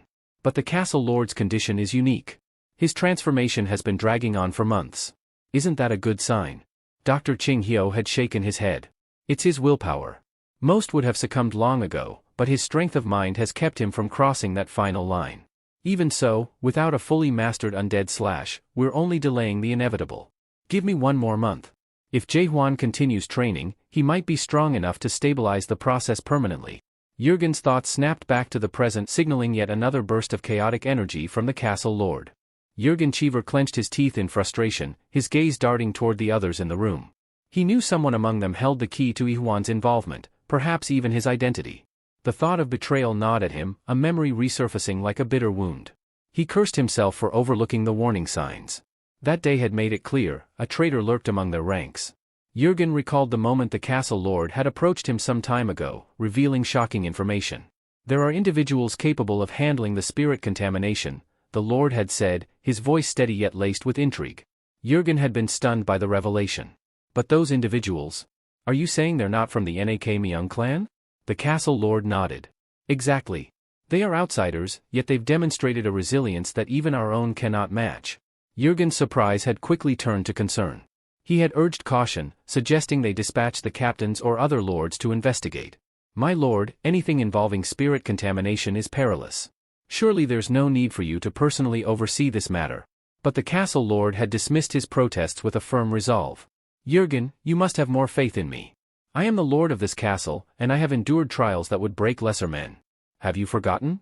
I survived the War of the Abyss expedition." The memory of the castle lord's unwavering determination still weighed heavily on Jurgen. The lord had reminded him of their shared history, of the battles fought and lost, especially the devastating defeat over the Fruit of Revival. Yet, despite everything, the lord's commitment to the safety of Gorgon and its people never wavered. "This is my duty," the lord had said firmly. "And I will fulfill it, no matter the cost." Not long after, the castle lord departed to investigate the outer castle. Jurgen had watched him go, his unease growing with each passing moment. Then, disaster struck. The castle lord returned, but not as the man they had known. His spirit had been contaminated, twisted by a force they didn't fully understand. He had to be carried back to the castle, his condition deteriorating rapidly. Jürgen snapped back to the present, his anger boiling over. If only we had acted differently. If only I had insisted harder. Now, as the castle trembled with the repercussions of their failures, Jürgen could feel the weight of his past choices pressing down on him. Time was slipping away, and the safety of the castle lord, and Gorgon itself, hung by a thread. Jürgen Cheever's thoughts churned as a singular, troubling name came to mind, Manhwa. He had been there the entire time, and now doubt crept into Jürgen's heart, casting suspicion over every action Manhwa had taken. Manhwa's commanding voice echoed through the chamber as he addressed his men. Brace yourselves. This is a critical moment, and hesitation will cost us dearly. Jürgen's unease deepened. Manhwa, this is too dangerous. We should wait for the doctor to return, he urged, his tone laced with both concern and desperation. But Manhwa's resolve was unshaken. If we wait any longer, Gorgon will fall. I will do what must be done. The Prime Minister froze, the weight of Manhwa's words sinking in. What are you planning? Are you saying you'll kill the castle lord? Manhwa's eyes burned with conviction. You know as well as I do that not even all of us together could defeat the castle lord in his current state. But if we wait, we'll lose more than him, we'll lose Gorgon itself. Jürgen's voice faltered as he pressed. Then what are you proposing? Manhwa's expression hardened. We will create an undead seal. The room fell silent, save for the distant hum of the corrupted aura emanating from the basement. Jürgen's heart sank. That's madness. You know as well as I do that the undead seal is a last resort, and we don't even have the stone of fallen souls to complete it. Do you? A grim smile tugged at Manhwa's lips. Don't play coy, Prime Minister. We both know the stone exists. Jürgen's blood ran cold. He opened his mouth to protest further, but the sound of approaching footsteps from the tunnel silenced him. The air grew tense as a figure emerged from the shadows. Manhwa's expression shifted to one of triumph. Ah, perfect timing. From the dim light of the tunnel, the captain of the Dark Soul unit appeared, carrying a chest. The sight left Jürgen speechless. His chest tightened as disbelief and betrayal coursed through him. You, Jürgen's voice cracked as he addressed the captain. You work for my office. How could you? The captain remained silent, his stoic face offering no answers as he placed the chest before Manhwa. Jürgen's mind raced. Have I misjudged him all along? Has the Dark Soul unit betrayed me, too? Manhwa turned to his men, his voice cold and commanding. Prepare for the sealing ritual. Time is running out. Jürgen clenched his fists, his heart pounding with equal parts anger and despair. As much as he wanted to stop them, he couldn't deny the truth. Gorgon's survival might indeed depend on the very act he was so desperate to prevent. Jürgen's gaze fell upon the chest carried by the captain of the Dark Soul unit. Within it lay Jaehwan's Stone of Fallen Souls, a sacred and dangerous artifact that should never have left the vaults of the castle. His chest tightened as Manhwa's sharp words pierced the tense silence. The future of Gorgon hangs by a thread, Prime Minister. And yet, you saw fit to hide this stone? Manhwa's tone was accusatory, his eyes gleaming with a dangerous intensity. Did you honestly think withholding it would help? Jürgen gritted his teeth but held his silence. Manhwa stepped closer, his voice lowering but no less venomous. Do you understand what's at stake if the castle lord fully turns into an undead? Have you ever thought about the devastation a giant undead could wreak? He sneered, his words dripping with malice. You've seen the destruction caused by a single medium-sized undead. Entire armies crumble before them, cities turn to ashes. Now imagine that multiplied 100-fold, a living calamity enslaving the souls of the dead and spreading endless ruin. Is that what you want for Gorgon? Jürgen clenched his fists so tightly his knuckles turned white. He couldn't deny the truth in Manhwa's warning. The castle lord's rampage was proof enough of the threat, and with Dr. Chang Hyo still absent, the situation had spiraled beyond control. But creating an undead seal? That was a drastic step, and Jürgen knew the consequences all too well. Even with the Stone of Fallen Souls, only someone from the Nak Myung clan has the skill to craft an undead seal, Jürgen countered. You know as well as I do that it's too late to summon anyone qualified from the clan. Manhwa's lips curled into a sly grin. Oh, don't worry about that, he said smugly. With a wave of his hand, figures emerged from the shadows behind the captain of the Dark Soul unit. Jürgen's eyes narrowed as the figures stepped into the light. They were draped head to toe in tattered, ceremonial wrappings, their faces obscured. A foreboding aura surrounded them, a testament to their unnatural presence. These individuals, Manhwa announced with pride, have mastered the art of creating an undead seal. No, they're not from the Nak Myung clan, but their skills will suffice. Jürgen's stomach churned as he studied the mysterious figures. There was something deeply unsettling about them, something inherently wrong. Do you even understand what you're proposing? Jürgen snapped, his voice filled with fury. If you go through with this, all of the castle lord's mana will be drained into the stone. Do you have any idea what kind of devastation that could cause? Manhwa's expression darkened. I know exactly what I'm doing. Sacrifices must be made for the greater good, Prime Minister. You've had your chance, and now it's my turn to act. Jurgen's heart pounded as he realized the depths of Manhwa's resolve. He wasn't just attempting to save Gorgon, he was prepared to gamble everything, even the castle lord's life and mana, in a bid to wrest control of the situation. In the chaotic hierarchy of Gorgon, no hereditary system ensured the continuation of power. Jurgen Cheever understood the devastating implications of the current situation. If someone claimed the Stone of Fallen Souls infused with the castle lord's mana, they could inherit his immense power and seize control of Gorgon. The thought chilled him, what if this power fell into the wrong hands? As the strange, bandaged figures extracted the Stones of Fallen Souls from the ornate box, preparing to initiate the formation of the undead seal, Jurgen's unease deepened. Handling such stones was perilous, a feat only the Nak Myung clan, or rare exceptions like Jaehwan, could manage without succumbing to contamination. Jurgen's mind flashed back to a conversation with the castle lord, who once mentioned a peculiar group capable of wielding such power without adverse effects. Could these people be the ones his lord had spoken of? The timeline of events suddenly struck him with clarity.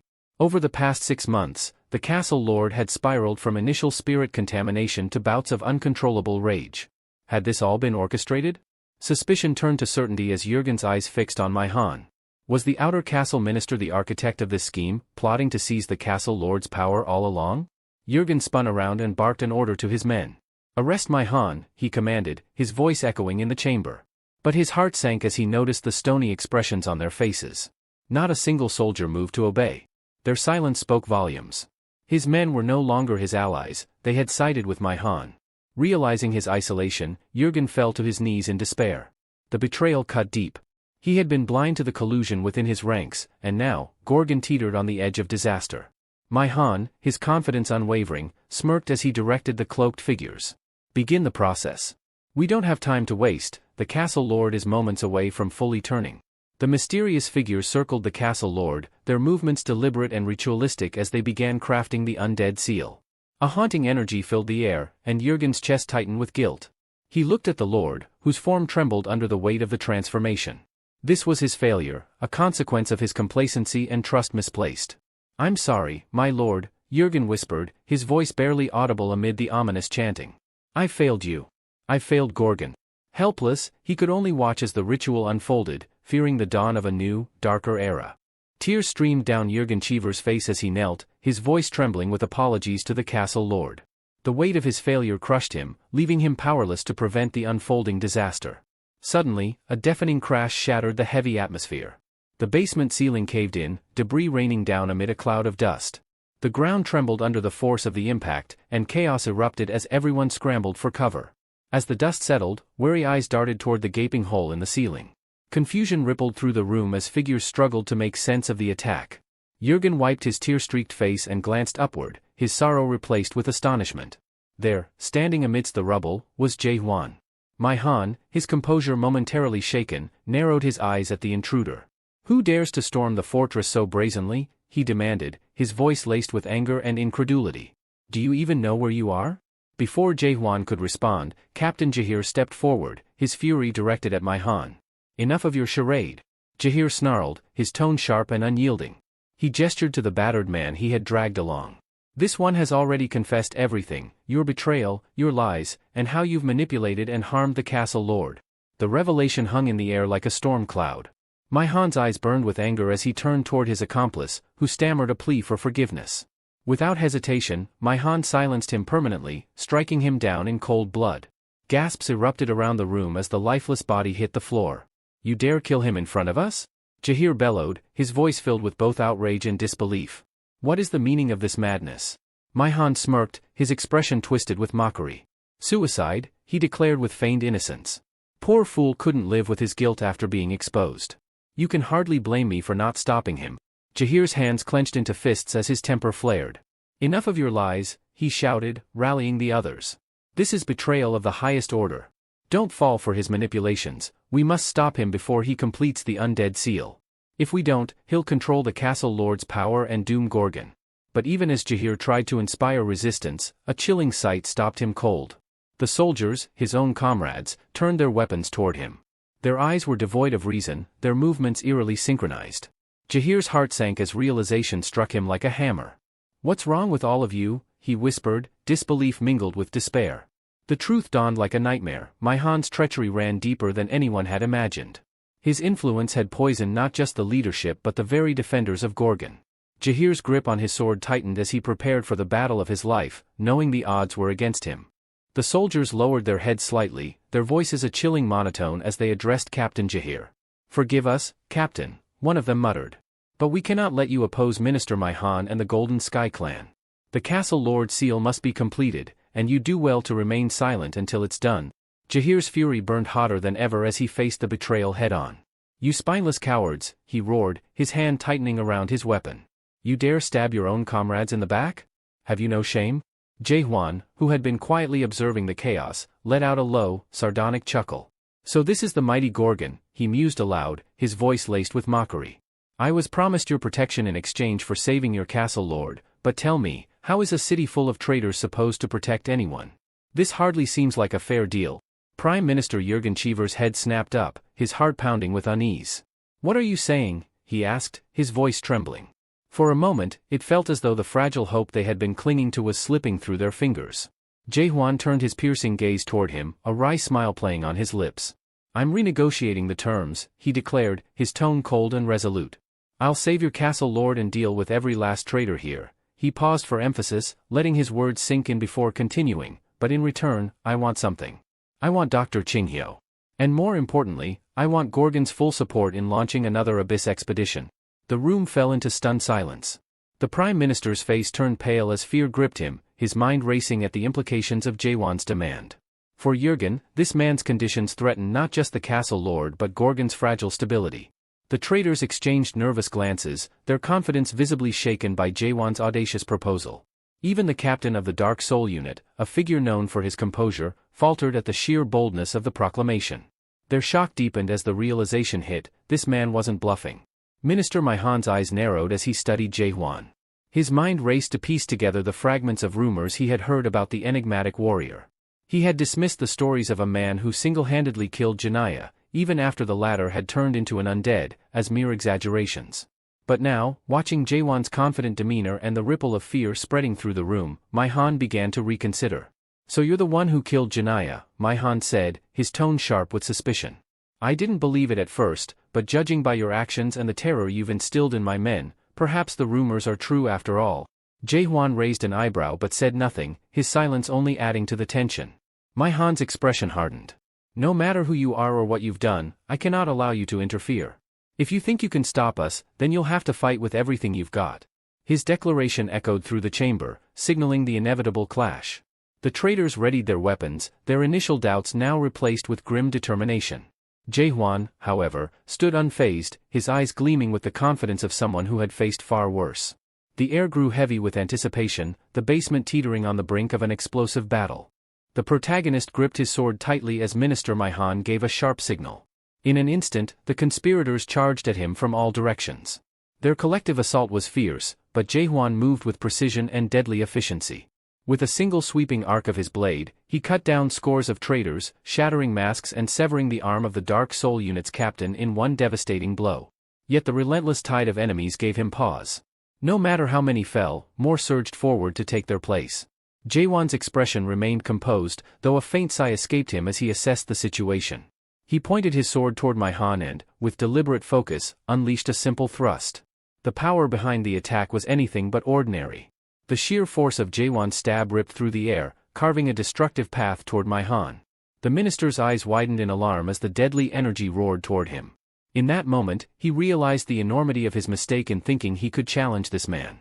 Manhwa twisted his body at the last second, narrowly evading the attack. The energy blast struck the wall behind him, leaving a massive, gaping hole in its wake. Sweat beaded on Manhwa's brow as he stared at the destruction. He knew with chilling certainty that if he hadn't dodged, he'd be nothing more than a corpse right now. Jurgen Cheever and Captain Jahir stood frozen in shock, their disbelief plain on their faces. Jahir tightened his grip on his weapon as he muttered under his breath, How is he this powerful?" Amidst the chaos, Jaehwan overheard the conspirators muttering urgently among themselves. "Minister Manhwa," one of them whispered, "what do we do now? If we can't complete the undead seal, should we move to plan B? Manhwa turned toward the speaker, his expression unreadable. The conspirator continued, their voice trembling. If we release the black cloud now, it might destroy all of Gorgon, but we'll have no other choice. Jaewon's sharp glare locked onto Manhwa. His voice, low and menacing, cut through the tension like a blade. Manhwa Kaldegran, he began, his tone dripping with disdain, outer castle minister of Gorgon Fortress, elder of the Golden Sky clan, whatever titles you claim, it's clear you've chosen to tread the path of ruin. He took a step forward, the ground beneath his feet cracking with the weight of his anger. I don't know what twisted experiments you're running or how you've learned to contaminate souls, but one thing is clear to me, he growled. It's because of people like you that this world teeters on the edge of destruction. Manhwa's composure faltered as he heard Jaewon's words, but he quickly rallied. He barked a command to his men, desperation evident in his voice. Kill him. No matter the cost, stop him. Jaewon's stance shifted, his grip on his sword tightening as he prepared to face yet another wave of attackers. His fury burned bright as he resolved to end the chaos before him, no matter how many enemies stood in his way. The conspirators launched their assault, converging on the protagonist with relentless determination, aiming to overwhelm him before he could retaliate. But Jaewon, unperturbed by their numbers, raised his spirit sword high and cast his gaze toward the heavens. A surge of energy radiated from the blade, ascending into the sky with a brilliant glow. In an instant, the energy burst apart, fragmenting into countless luminous shards. These shards transformed into radiant projectiles that rained down from above, their trajectory precise and devastating. The sky itself seemed to echo with the fury of his power, the relentless assault wiping out the traitors in a blinding cascade of light. Meanwhile, Captain Jahir moved to assist the Prime Minister, who stood paralyzed in awe. Jurgen Cheever's eyes remained fixed on the celestial display, his expression filled with wonder. Memories of his lord's words surfaced, words about how the people of Gorgon needed an unshakable hope, something so powerful that no adversity could extinguish it. As the dazzling rain of destruction obliterated their enemies, the Prime Minister felt a glimmer of that hope, even in a man who had declared his intent to destroy the world. When the final traitor fell, Manhwa, cleaved in two by Jaewon's relentless strike, lay dying. His fragmented soul flickered weakly as he spat out his final words, his tone filled with bitter disbelief. Monster, he muttered with a twisted smirk, his life fading. Though the conspirators were defeated, Manhwa's words held a grim truth, it was too late for Gorgon and the castle lord. Jaewon didn't waste a moment. Turning to the fallen minister's remains, he unleashed another strike to ensure Manhwa's complete demise. Just then, Captain Jahir called out, his voice tinged with urgency. What about Chang Hyo? He still won't wake up, no matter what I do. Without hesitation, Jaewon strode over to the unconscious old man. Ignoring Jahir's protests, he seized Chang Hyo by the collar and hurled him against the wall with a resounding crash. Jahir's eyes widened in shock. What are you doing? Chang Hyo stirred, groaning as he regained consciousness. That feeling? That pain, he muttered, rubbing his aching back. He glared at Jaewon, his voice laced with irritation. You didn't have to slam me so hard. Jaewon feigned innocence, shrugging nonchalantly. You should have woken up when I called you. Before anyone could respond, a chilling shift filled the air. The castle lord's transformation into an undead had progressed further. His fingers twitched slightly, a harbinger of the monstrous power he was becoming. Everyone turned their attention to him, the weight of impending doom pressing heavily on their shoulders. A dire warning blared across the castle systems, spirit contamination level, 99.9%. Transformation into dead imminent. The notification sent a wave of alarm through everyone present. The urgency was palpable as the system attempted to calculate the subject's danger level. When the calculation failed, the final verdict appeared, giant undead confirmed. This triggered Gorgon's automated alarm system, a deafening siren that reverberated throughout the fortress and into the city. Civilians panicked, flooding the streets as they tried to flee to safety. Inspector James, stationed outside with the soldiers, shouted orders to evacuate everyone immediately. The soldiers responded swiftly, herding the townsfolk away from the castle. Yet James's gaze remained fixed on the looming structure. Tremors of dread coursed through him as he observed a sinister energy emanating from the castle, its ominous aura a harbinger of catastrophe. Inside the castle, Chang Hyo, still woozy and lying on the ground, groaned in confusion. What's with all this noise? He grumbled, attempting to sit up. Dr. Hyo quickly snapped into action, realizing the gravity of the situation. He turned to Captain Jahir. Get the Prime Minister out of here, now. Jahir nodded firmly and rushed to comply. Meanwhile, Chang Hyo's eyes shifted to Jaewon. You stay here, he commanded. Your sword might be too sharp for delicate tasks, but it's sharp enough to save lives. I'll need your help. Jae-hwan raised an eyebrow, his irritation barely concealed. His eyes narrowed as he noticed the gleaming sword in Hyo's hand. When did you get that? He asked, his tone accusatory. Don't tell me you replaced the one I broke? Hyo shot him a sharp glare, his patience already worn thin. Enough with the chit-chat. We don't have time for this. If we're going to save the castle lord, we need to act now. Without another word, Hyo slammed the edge of his sword into the ground, a powerful gesture that caused a ripple of energy to expand outward. To Jae-hwan's surprise, the air around the castle lord shimmered and distorted, creating a protective dome of energy, a barrier isolating the lord from the chaos around them. Within the barrier, Hyo began drawing intricate runes on the ground with his sword, each stroke radiating a faint, otherworldly light. His movements were precise, deliberate, and filled with purpose. Jae-hwan observed in silence, his sharp eyes scanning the complex symbols forming beneath the castle lord. For all his annoyance with the old man, he couldn't deny that Hyo's expertise was undeniable. Ching Hyo's mind wandered to a simpler time, memories of shared camaraderie with the castle lord, Prime Minister Jurgen Cheever, and Captain Jahir. He recalled one evening when the three of them had suggested to their lord that perhaps he'd had enough to drink. The lord had laughed heartily, brushing off their concerns with his usual charisma. It's just water, he had chuckled, lifting his cup with a grin. For Hyo, those moments of shared laughter and simple joys now felt like treasures from a bygone era. But now, those memories served a purpose beyond nostalgia. As Hyo worked tirelessly to prepare the undead slash, he muttered to himself, to make this work, I need memories. Memories carry weight, power, they can halt the transformation if imbued correctly. He glanced at Jae-hwan. Remember when you tried copying my slash technique against Mino? You need memories for it to work properly, not just brute force. Jae-hwan watched silently, his brow furrowed in focus, but his thoughts were interrupted by Hyo's sudden intake of breath. The old man's hand trembled as he looked at the castle lord. Lord, he called, his voice steady but tinged with unease. Yet the figure before him didn't respond as he had hoped. Instead, what Hyo saw sent chills coursing through his spine. The castle lord's eyes glowed an eerie crimson, and a menacing presence radiated from him. Hyo froze, beads of sweat forming on his forehead. This wasn't the castle lord he knew. The world Hyo had painstakingly crafted with his sword began to crack and fragment as though something within it was too powerful to contain. No. This isn't him. Hyo exclaimed, panic rising in his voice. Jae-hwan's sharp gaze snapped to the lord, and his body tensed as he tried to assess the situation. What's happening? He demanded, his voice edged with urgency. Hyo's trembling reply came as a whisper. That's not the castle lord, not anymore. The figure before them shattered the chains that bound him as if they were mere threads. Veins bulged grotesquely beneath his skin, pulsating with unnatural energy. His body seemed larger, more imposing, as an ominous red mark etched itself onto his forehead.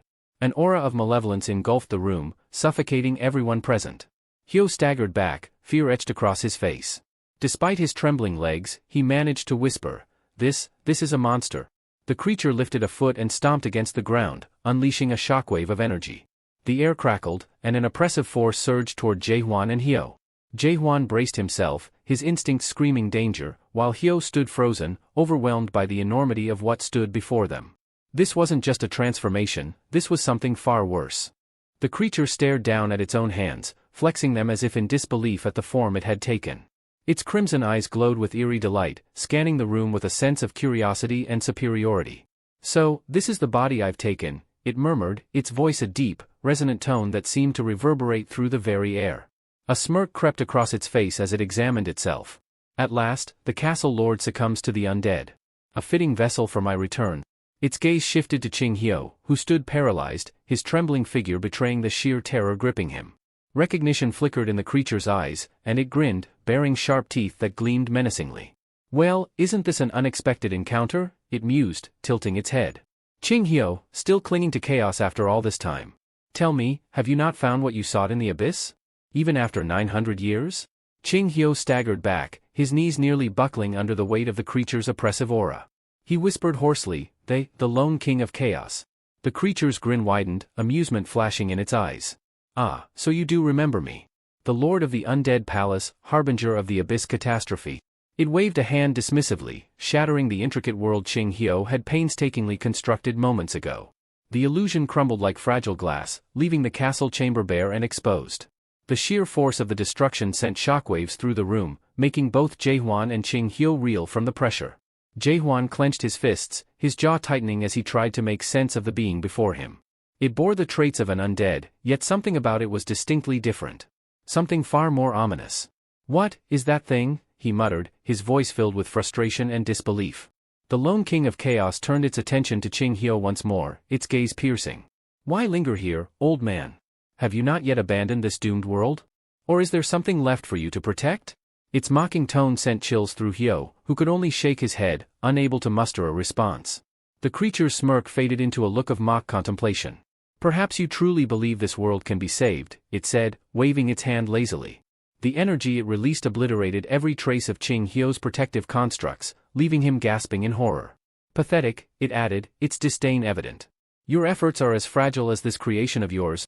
Hyo's wide eyes filled with panic as the truth began to sink in. "This isn't just the castle lord, this is catastrophe's doing," he murmured, his voice shaking. "This is one of the lone king's clones, brought forth through the undead incarnation." Jaewon's eyes narrowed at the revelation. He could feel the suffocating pressure emanating from the being before them, and his instincts screamed danger.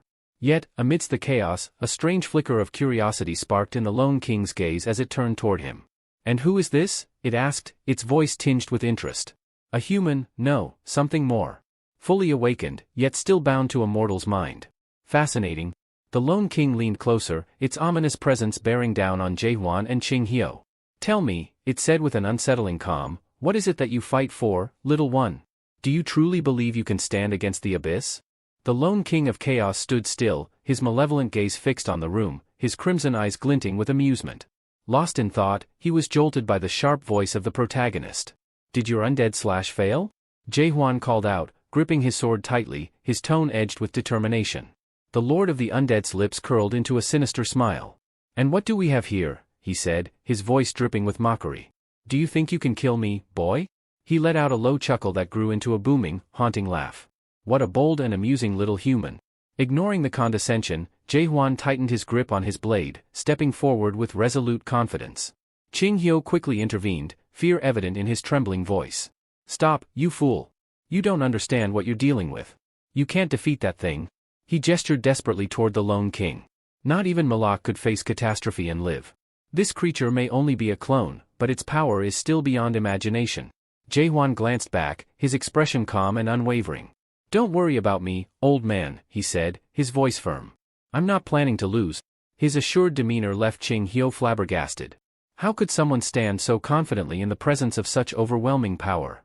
The lone king of chaos let out a hearty laugh, the sound reverberating through the room like a sinister echo.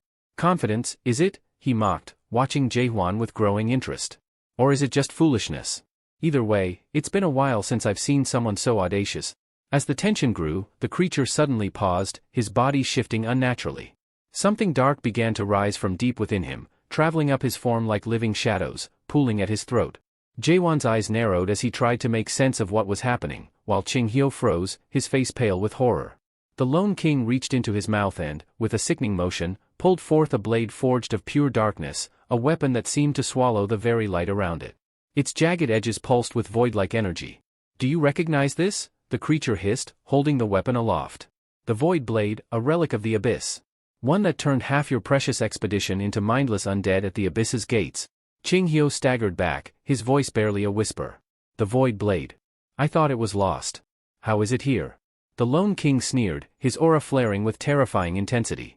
"Foolish awakened one," he spat, addressing Jaehwan. "You dare face me with nothing but your mortal mind. Very well, entertain me."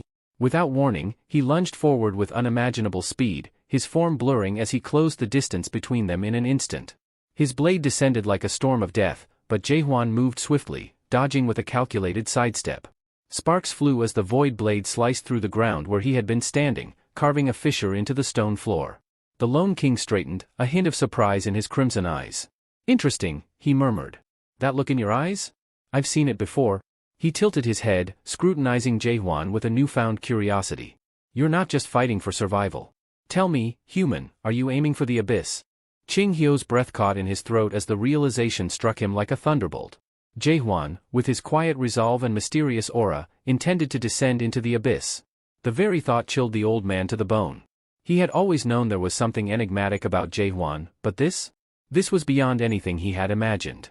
Meanwhile, the lone king of chaos loomed over the battlefield, his crimson eyes burning with a mixture of disdain and curiosity. So, he drawled, his voice echoing ominously, there are still those who wish to reach the end of this world. He stepped closer, his towering presence casting a dark shadow over Jae-hwan. Without warning, the creature's clawed hand shot forward, gripping Jae-hwan's head with crushing force. Jae-hwan gritted his teeth, his body straining against the overwhelming pressure. The Lone King tilted his head, his tone mockingly introspective. Weak, he muttered, as if disappointed. Far too weak. You're nothing like that dream demon from 900 years ago. As if to punctuate his scorn, the Lone King raised his cursed blade high, the edges glinting with abyssal energy. The air around it seemed to wail, a harbinger of devastation. With a roar, the blade descended toward Jae-hwan, aiming to end him in one strike. But Jae-hwan wasn't one to fall so easily. Gritting his teeth, he grabbed the undead king's wrist, straining against the impossible strength, his muscles trembling with exertion. In a desperate bid for freedom, he twisted his body and somersaulted backward, narrowly evading the deadly swing of the void blade. The ground where he had stood moments before exploded into shards of stone, the sheer force of the strike reverberating through the castle. Landing deftly on his feet, Jae-hwan retaliated in an instant, lunging forward with precision. His blade flashed, slicing through the air and striking the Lone King's arm. With a sickening crack, the arm fell, severed cleanly at the joint. Jae-hwan skidded back, his heart pounding in his chest as he allowed himself a brief moment of relief. But that moment was short-lived. The Lone King's laughter rang out, cold and unrelenting. Did you think that was enough? He sneered, his severed arm bubbling and twisting unnaturally. Before Jae-hwan's astonished eyes, the arm began to regenerate, the flesh knitting itself back together in mere seconds. The Lone King flexed his restored hand, his grin widening. You'll have to do better than that. Without giving Jae-hwan a chance to recover, the undead monarch surged forward again, his movements unnaturally swift. Jae-hwan darted to the side, narrowly avoiding being caught by those clawed hands, but the gap between them was closing fast. Seizing the opportunity while Jae-hwan was momentarily distracted, the Lone King of Chaos struck with ruthless precision. His void blade sliced through the air, grazing Jae-hwan's arm before the young warrior managed to twist away. With a swift counter, Jae-hwan launched a quick thrust of his sword, forcing the undead king to retreat momentarily. Utilizing the small opening, Jae-hwan dashed to safety, narrowly evading another deadly slash from the cursed weapon. The Lone King let out a low chuckle, his voice dripping with malice. Time itself is a disease, he mused, his crimson eyes fixed on Jae-hwan. Even the slightest touch of the void blade will make you feel the weight of centuries, no, millennia, aging you until you're nothing but a withered husk. Jae-hwan's gaze shifted to the wound on his arm, blood trickling from where the blade had grazed him. The ominous aura surrounding the injury made his stomach twist. Was this what the Lone King meant? The thought sent a chill through him. Noticing Jae-hwan's unease, the Lone King's grin widened. Yes, worry, human. Time erodes all. Even the mightiest spirits are not immune. They weaken, age, and eventually succumb to contamination, becoming nothing more than mindless undead. It's inevitable. As he spoke, one of his arms, which had been damaged in their previous clash, began to regenerate. The process was grotesque, yet seamless, as if time itself rewound to restore the limb to its former state. Jae-hwan, however, wasn't one to be shaken so easily. He glanced at his injured arm again and scoffed, raising his blade defiantly. If you're talking about this wound, he said, a sharp edge to his voice, then it's nothing worth worrying about. Without hesitation, Jae-hwan brought his sword down and sliced through his own arm just above the wound, severing it cleanly. Blood spattered the ground as he gritted his teeth through the pain, but his expression remained resolute. If time and contamination are your weapons, then I'll simply cut them away, he declared. The Lone King's laughter echoed through the battlefield, a mixture of amusement and admiration. Fascinating, he murmured, his gaze lingering on the now injured warrior. You may be reckless, but you are certainly not dull. Let's see how long that fire of yours lasts against the unrelenting tide of eternity. Catastrophe roared with laughter, the sound reverberating through the desolate hall. His amusement only grew as he observed Jae-hwan sever another contaminated part of his spirit. Impressive willpower, he sneered, but that's all you have, isn't it? Suddenly, jagged void blades sprouted from Catastrophe's form, a grotesque and menacing display that momentarily caught Jae-hwan off guard. The air crackled with ominous energy as the blades hovered ominously, all aimed at him. Before he could react, the blades hurtled toward him like a swarm of malevolent shadows. Chang-hyo cowered behind Jae-hwan, trembling as he shielded himself from the onslaught. Catastrophe's gaze flicked to Jae-hwan's spirit sword, and his eyes gleamed with recognition. Ah, that blade, he murmured. Did you pull it from the sheath replica brought here from Nightmare Tower? Curious, how quaint. Jae-hwan gritted his teeth, gripping his spirit sword tightly as he deflected the relentless barrage of void blades. His strikes were sharp and precise, but the onslaught was unrelenting. One blade pierced his shoulder, another slashed through his leg, and the searing pain tore through him. "Not bad," Catastrophe taunted, a twisted grin splitting his face. "That little toy of yours, crafted by a mere dream demon, no less, might hold up for now, but it's only a matter of time before it fails you." Chang Hyo's eyes widened in horror as he saw Jaewon's bloodied form, multiple wounds inflicted by the cursed blades. The void energy emanating from the wounds was suffocating, spreading its contamination like a disease. But before the corruption could take hold, Jaewon stabbed his wounds with his spirit sword, the radiant energy burning away the taint. His expression was resolute, even in the face of agony. "I know how this ends," he muttered. Taking advantage of Jaewon's weakened state, Catastrophe closed the distance between them with blinding speed. His void blade arced downward, aiming for a decisive blow, but Jaewon raised his spirit sword just in time to block the strike. Sparks flew as their blades collided, the force of the impact sending shockwaves through the room. Chang Hyo, unable to withstand the sheer force of their clash, was flung backward, colliding with the rubble-strewn walls. "You can't keep this up forever," Catastrophe hissed, leaning closer to Jaewon. "At this rate, you'll carve away every piece of your spirit, leaving nothing behind. And then, you'll be mine?" Jaewon smirked through the pain, his resolve unwavering. "You're right," he admitted, his voice steady despite the strain. "I can't keep doing this. But if I don't, I won't last anyway." His eyes darted around, searching for a weakness in his opponent. However, every possibility seemed to close off before him, his focus disrupted by the strange, shimmering particles that hung in the air like malevolent fireflies. Frustrated yet determined, Jaewon's mind flashed to something Chang Hyo had once told him. The White Realm of Remembrance. The name resonated within him like a distant echo, offering a glimmer of clarity amidst the chaos. Chang Hyo's words about the unique worlds of the Awoken echoed in Jaewon's mind. Each world, a manifestation of its creator's innermost desires or emotions, was shaped by the defining keyword of their awakening. It was a reflection of their essence, a sanctuary or a battlefield, depending on the heart that birthed it. Jaewon gritted his teeth, his grip on his sword tightening as the truth resonated within him. "All Awoken have their own world, huh?" he muttered, his gaze burning with determination.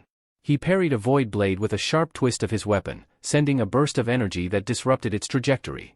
Catastrophe chuckled darkly, amused by his persistence, but Jaewon had no time for his taunts. With a fierce cry, he propelled himself backward, distancing himself from the towering menace. Jaewon's eyes gleamed with resolve as his energy surged. The air around him thickened, pulsating with an ominous force. Slowly, the fabric of reality began to warp and twist as he summoned his own world into existence. Shadows spread like ink across the battlefield, and a chilling, oppressive aura descended. Chang Hyo gasped as the transformation unfolded before him. Jaewon's world materialized, a realm that mirrored the torment within his soul. The sky was an endless, swirling vortex of crimson and black. The ground was cracked and barren, oozing with molten hatred, while the air shimmered with a palpable rage. It was a hellish landscape forged from fury and sorrow, a domain born of Jaewon's disdain for the broken world he had endured. Catastrophe's expression flickered with intrigue as he observed the unfolding scene. "So, this is your ideal world," he mused, a crooked smile forming on his lips. "Fascinating. It's no wonder you've survived this long, carrying such raw emotion within you." Jaewon wasted no time. With the oppressive particles now banished by the dominance of his realm, he dashed forward. His blade burned with renewed energy as he targeted Catastrophe, striking directly at his grotesque, gaping maw. The Lord of the Undead reacted swiftly, but not before Jaewon's sword pierced through, eliciting a guttural, inhuman shriek. Tentacles erupted violently from Catastrophe's mouth, coiling around Jaewon like living chains. They wrapped tightly, restricting his movements as the monster's laughter filled the air. "Is that all you've got?" Catastrophe taunted, tightening his grip. With a forceful heave, he hurled Jaewon to the ground, the impact sending shockwaves rippling through the crumbling structure. Jaewon struggled to break free, but Catastrophe loomed over him, his twisted form radiating an aura of malicious glee. "You keep fighting, yet you don't even know how to end this," Catastrophe sneered. His massive hand clamped down on Jaewon, slamming him into the shattered ground. Chang Hyo watched in horror as the force cracked the floor beneath them. The entire building groaned under the strain, its foundations giving way as debris rained down. The relentless chaos intensified as the room began to collapse around them, rocks and shattered beams falling like deadly hail. With a sadistic grin, Catastrophe planted a massive foot on Jaewon's chest, pinning him with cruel intent. The ground beneath Jaewon gave way, and he felt himself sinking into the cold, unforgiving water that had pooled amidst the destruction. Catastrophe leaned closer, his voice a low, menacing growl. Struggle all you want, Awoken One.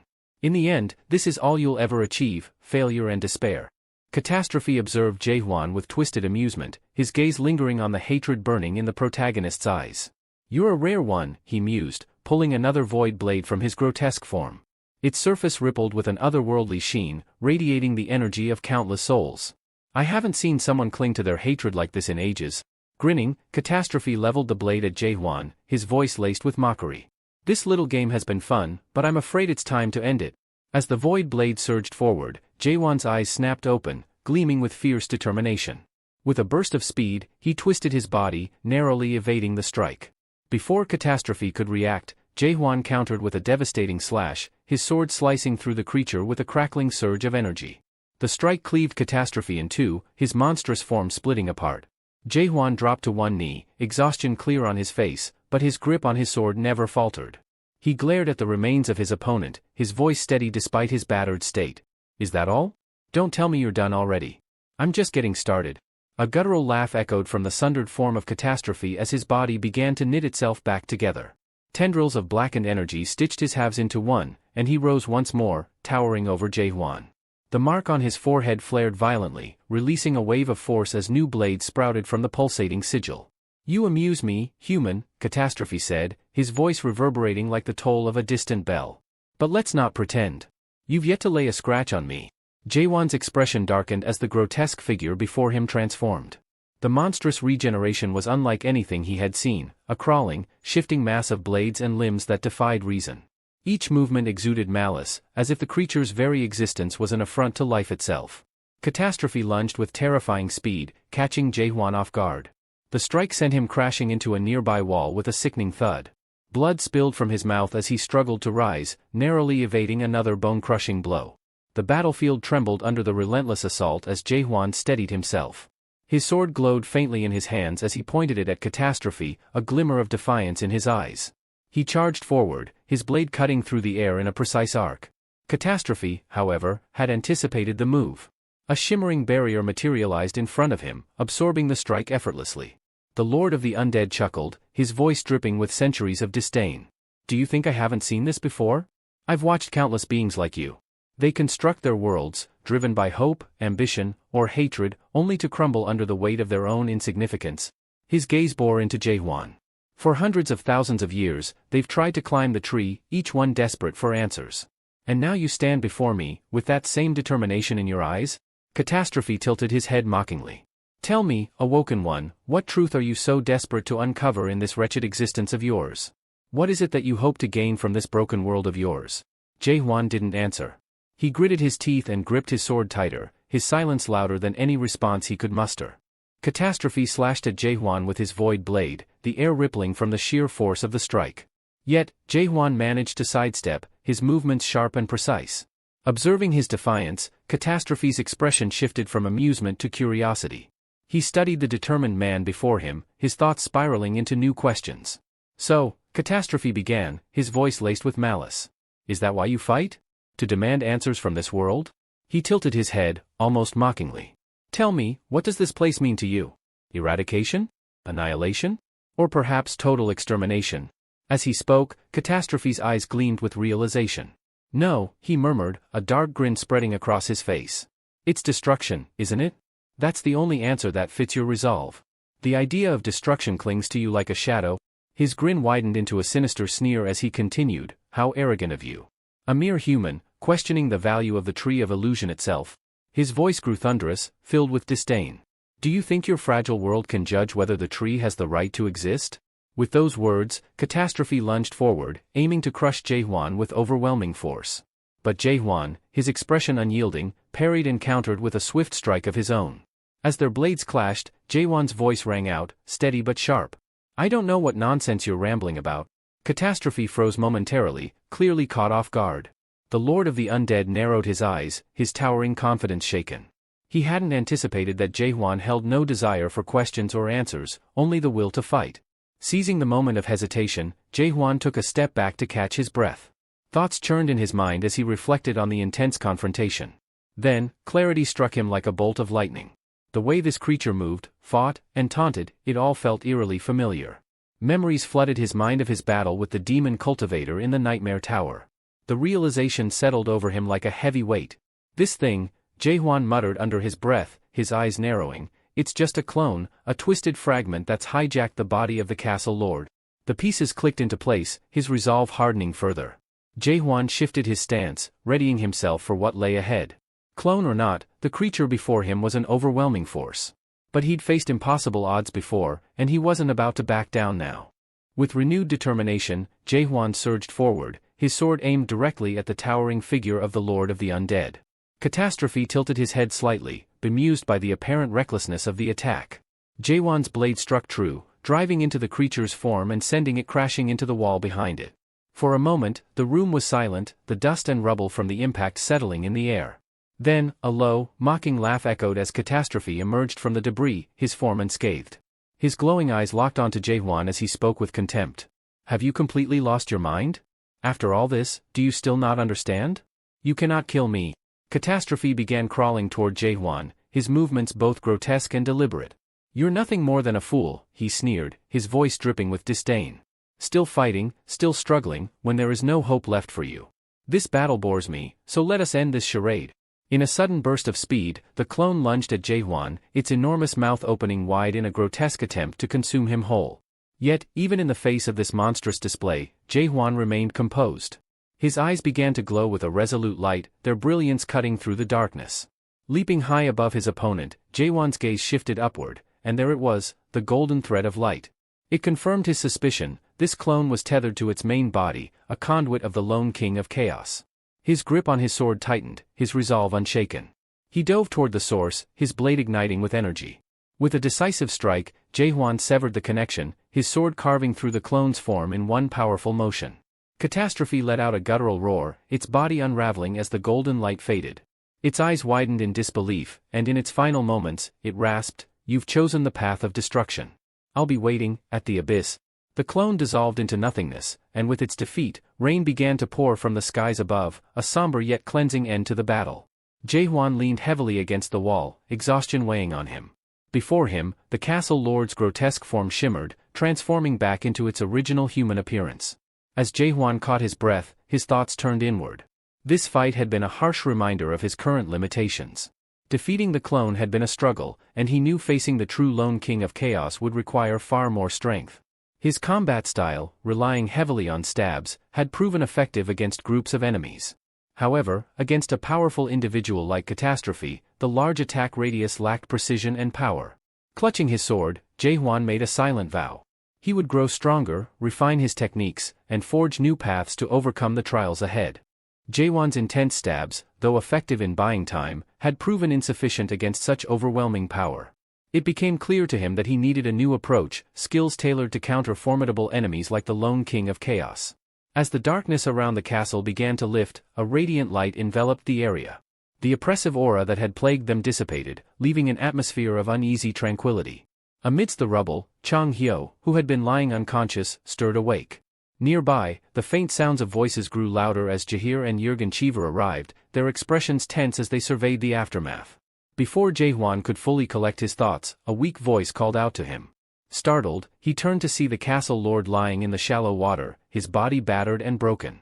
Despite his grievous injuries, the castle lord's eyes were sharp, and he beckoned Jaehwan closer with a trembling hand. Approaching cautiously, Jaehwan knelt beside him. The castle lord's voice was hoarse but resolute as he spoke. "Even in my undead state, I was aware of everything you did. I saw your struggle, your determination. You fought the lone king of chaos not just for yourself, but for the people of Gorgon. For that, I am eternally grateful." Suddenly, the castle lord's hand shot out, gripping Jaehwan's arm tightly.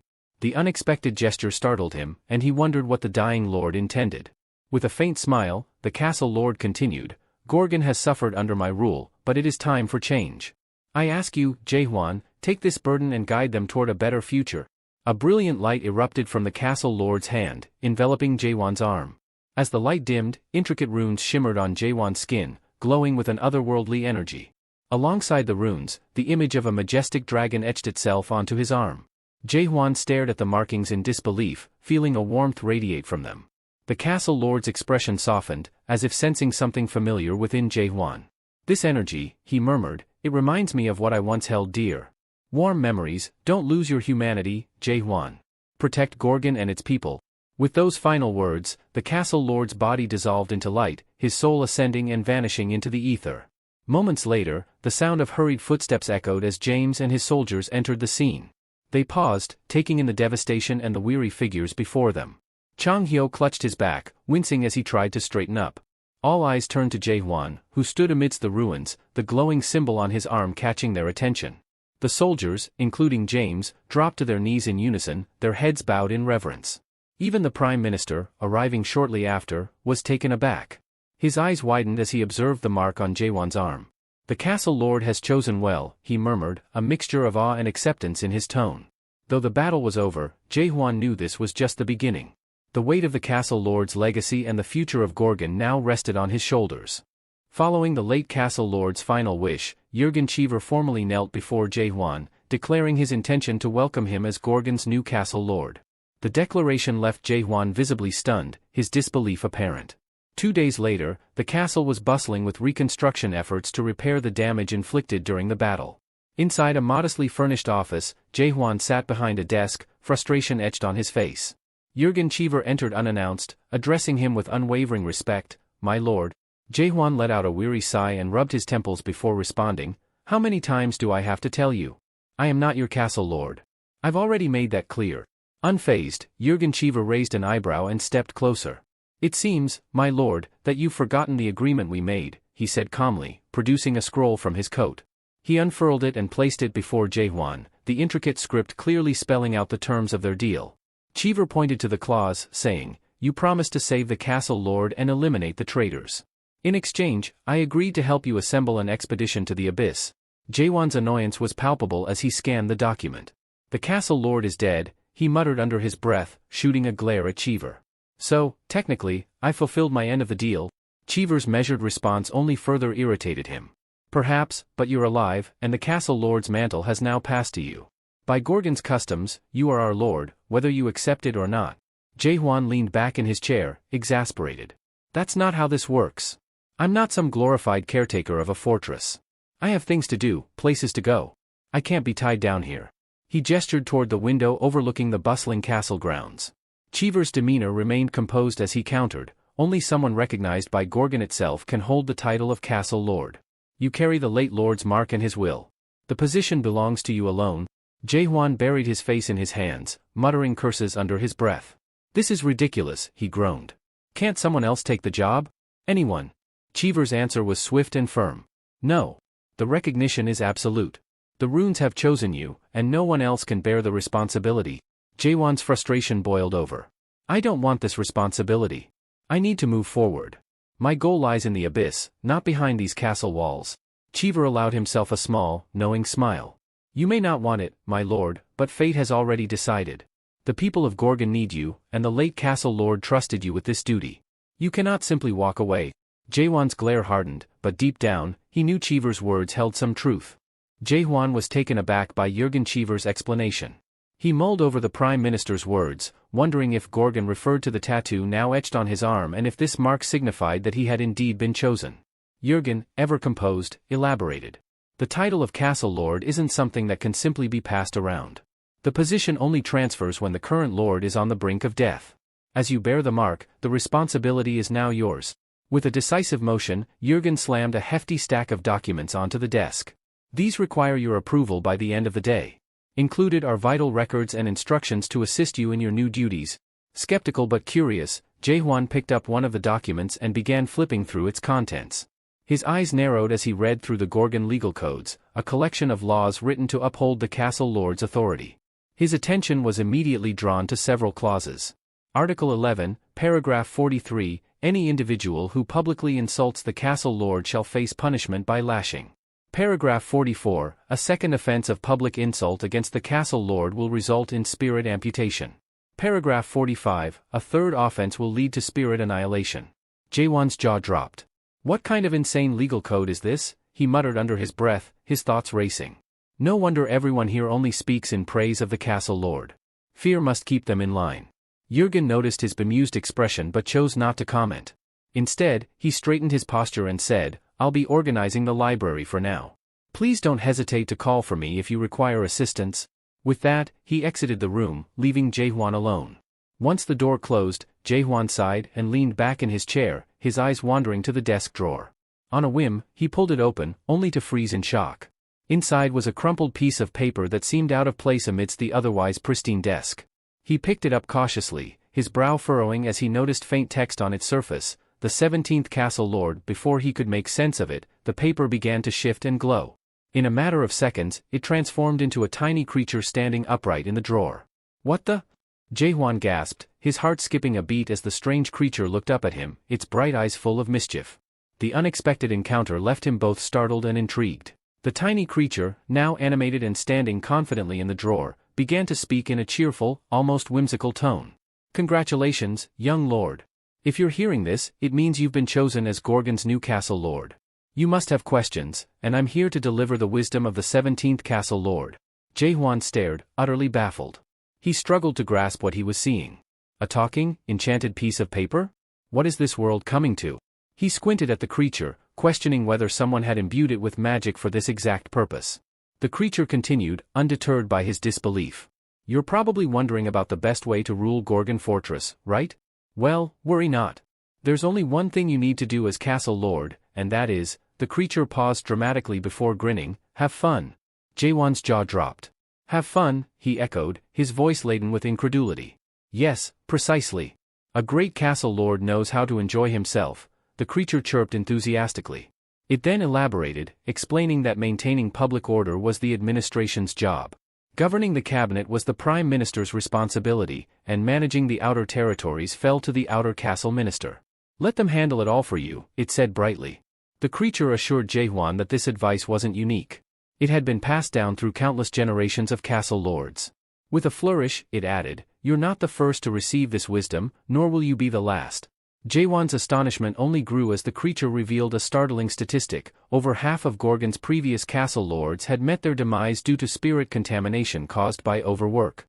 "Overworking yourself leads to chaos, for both the castle lord and Gorgon itself," it warned. The creature's tone turned solemn as it shared the 17th Castle Lord's parting advice. "Don't be greedy. This world cannot be changed. Instead of striving for transformation, focus on maintaining balance. Don't tire yourself out attempting to please the few, prioritize the survival of the many. A good castle lord is one who understands that less is more." With those final words, the creature reverted to its original state as a crumpled piece of paper, leaving Jaehwan alone with his thoughts. He leaned back in his chair, rubbing his temples. The revelation was both enlightening and disheartening. The role of castle lord wasn't about grandeur or heroics, it was about accepting the weight of responsibility while knowing how to delegate and preserve the status quo. "So this is what being a castle lord means," he murmured, his gaze fixed on the paper. For the first time, he truly grasped the depth of the position and the delicate balance it required. A castle lord, Jaehwan reflected, wasn't a figure of progress or hope but rather a symbol of sacrifice, one who relinquished dreams for sustenance and halted advancement for the survival of the many. This sobering realization lingered in his mind as Jürgen Cheever re-entered the room, balancing a small stack of books in his arms. "Is something troubling you, my lord?" Jürgen inquired, his tone laced with curiosity. Jaehwan leaned back in his chair, his expression resolute. "I've made a decision," he began, his voice steady yet firm. "I'm going to abolish the concept of Gorgon's castle lord." Jürgen froze mid-step, his eyes widening in shock. What do you mean by that, my lord?" he stammered, his books nearly slipping from his grasp. Jaehwan gestured for him to sit before continuing. "It starts with understanding the foundation of it all. Tell me, Jürgen, what is a fortress?" The Prime Minister blinked, startled by the unexpected question. "A fortress? My lord, a fortress is a stronghold, a military structure designed to protect its people from external threats." Jaehwan nodded thoughtfully. "And what would happen if there were no more enemies?" Jürgen's mouth opened as if to respond, but no words came out. The question unsettled him, an idea so foreign it left him grappling for an answer. Jaehwan didn't wait for a reply. If there's no one left to attack, the fortress loses its purpose. Without enemies, there's no need for defense, and consequently, no need for a castle lord. Jürgen furrowed his brow. "But a world without enemies, that's unthinkable, my lord. There will always be conflict." "Not if I unite chaos," Jaehwan countered, his eyes gleaming with conviction. Jürgen's breath caught. The weight of Jaehwan's declaration wasn't lost on him, though he couldn't fathom how such a feat could be achieved. Jaehwan pressed on. You see, in chaos, we don't hold funerals like they do elsewhere. Instead, we have spirit recitations. These ceremonies are not to remember the dead but to erase them from existence entirely. During a spirit recitation, people share stories of the departed without pause. And when the ceremony ends, their names are never spoken again. It's chaos's final gift, a way to sever all ties to those who've left us. Jürgen shifted uncomfortably, sensing where this was leading. You knew Emil Groshek well, Jaehwan continued, his tone softer but no less commanding. As Gorgon's former castle lord, his memory still lingers. But you couldn't bury him, could you? Because he no longer exists in this world. No body, no soul, he's become nothing more than nourishment for the tree of illusion, leaving only fragments of memories behind. Jürgen's hands trembled slightly, gripping the edges of his books. Yes, that is true. Emil Groshek is no more, yet we cannot let go of him entirely. Jaehwan stood, his shadow stretching across the room. Then it's time we break this cycle. A fortress doesn't need a lord if there's no enemy to defend against. And I'll make sure there are none left to challenge Gorgon, or chaos itself. Jürgen watched him in stunned silence, the weight of Jaehwan's ambition pressing down on him like a storm cloud, equal parts inspiring and terrifying. In accordance with Gorgon's traditions, preparations began for the week of the spirit recitation, a ceremony to bid farewell to the late Emil Groshek. During this period, the people would share every memory they had of the former castle lord, recounting his deeds and legacy until no story was left untold. It was a way to honor the departed while severing ties to their existence, ensuring that no remnants of their spirit lingered in this world. The protagonist, upon hearing Emil Groshek's name, was taken aback. This was the man who had entrusted him with the title of Castle Lord. His skill, suspicion, activated almost instinctively, allowing him to eavesdrop on the murmurs of those gathered outside. Among the crowd, whispers grew louder. Many were astonished by the sight of the new Castle Lord, whose demeanor and attire now marked him as the ruler of Gorgon. Concern spread as some noted his youthful appearance. Can you believe it? One murmured. He doesn't even look a century old. I've heard he's barely 60, another remarked, their tone skeptical. What could Jürgen Cheever be planning, choosing someone so young? The protagonist stiffened as a sudden voice pierced through the din. Well, you look like you might be entertaining to fight, a veiled woman remarked with a sly smile. She had appeared beside him without warning, her presence unsettling and yet oddly captivating. Before the protagonist could respond, another figure emerged, a towering man with a muscular build and a commanding presence. So, you're the new castle lord? He greeted, his tone both friendly and appraising. Moments later, Chang Hyo, the Forest School clan's representative, joined the scene. He chuckled, glancing at the veiled woman. Vice Lord of the Ladies of Faith clan, you're slower than usual. It looks like the old raccoon from the Forest School clan beat you here. The veiled woman's eyes gleamed with amusement. This is getting interesting, she said, turning to the man beside her. Doctor of Doom, who are you betting on? Chang Hyo smirked, folding his arms. Betting? Really? This doesn't even seem like a fair wager. The Forest School clan's representative then addressed the protagonist directly. If you don't mind, may I ask how old you are? Rumors say you're exceptionally young. Jaehwan hesitated for a moment before responding. I just turned 60 this year. The man's eyes widened in disbelief. 60, he exclaimed. Is Gorgon a hereditary monarchy? Are you the son of Emil Groshek? His question immediately captured the crowd's attention, their murmurs growing louder. His son? Impossible, someone interjected. There's no way that's true. Speculations and doubts rippled through the onlookers as Jaehwan remained silent, observing their reactions. It was clear that his presence and his newfound role as Castle Lord had stirred a storm of curiosity and skepticism among the gathered clans. The crowd couldn't believe the audacity of Ilan Zhang. While the new Castle Lord's youth was undeniable, questioning him in such a disrespectful manner was crossing the line. Even those familiar with the chaos of Gorgon were baffled by his brashness. Ilan Zhang, however, seemed unfazed. He stepped forward with a sly grin, extending his hand toward the protagonist. Looking forward to working together, he said smoothly. I'm Ilan Zhang, Vice Lord of the Forest School clan. Jaehwan studied him warily, noting the cunning glint in Ilan's eyes. Ilan's smile turned wicked as he added, I've heard some interesting rumors about you, Castle Lord. A non-adapted player, is it? This should be entertaining. As he spoke, a flicker of something darker crossed his face, a hint of unresolved resentment. 10 years ago, Ilan had faced humiliation within the walls of Gorgon, and it seemed he had not forgotten. Back then, he had been ordered to secure the rights to establish a branch of the Forest School clan in Gorgon, no matter the cost. His strategy had been simple: bribe the northern checkpoint guards. But things hadn't gone as planned.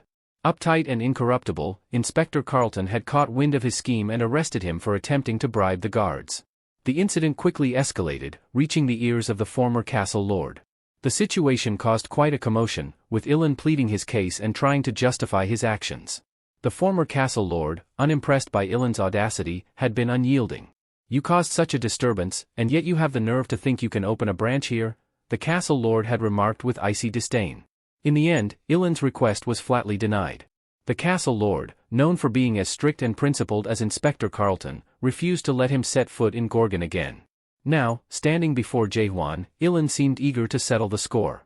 His gaze lingered on the young castle lord, filled with a mix of curiosity and veiled hostility. He was ready to see if this new ruler, so young and inexperienced, would be as inflexible as the former one, or if he would finally find a way to assert his dominance in Gorgon. Ilan Zhang's thoughts swirled with wicked satisfaction. The former castle lord was long dead, the strict inspector of the northern checkpoint had fallen ill, and now a mere child, barely 60 years old, had taken the mantle of castle lord. To Ilan, it seemed like a divine opportunity to settle old scores and reclaim his lost dignity.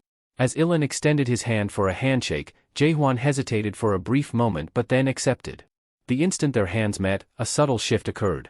Ilan activated his elite-level skill, spatial distortion, plunging Jaehwan's consciousness into the infamous 8 gates of hell. Jaehwan blinked, suddenly finding himself in a surreal, fiery domain.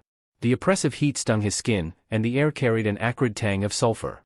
A thunderous roar erupted behind him, shaking the ground beneath his feet. Turning around, he froze in shock.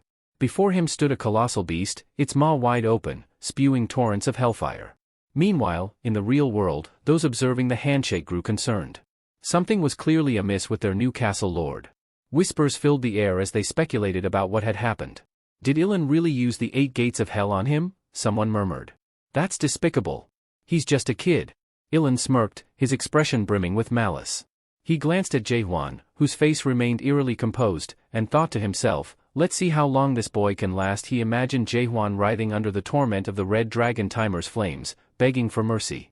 Soon enough, Ilan believed, the new castle lord would submit and become his pawn. But to Ilan's astonishment, Jaehwan suddenly spoke.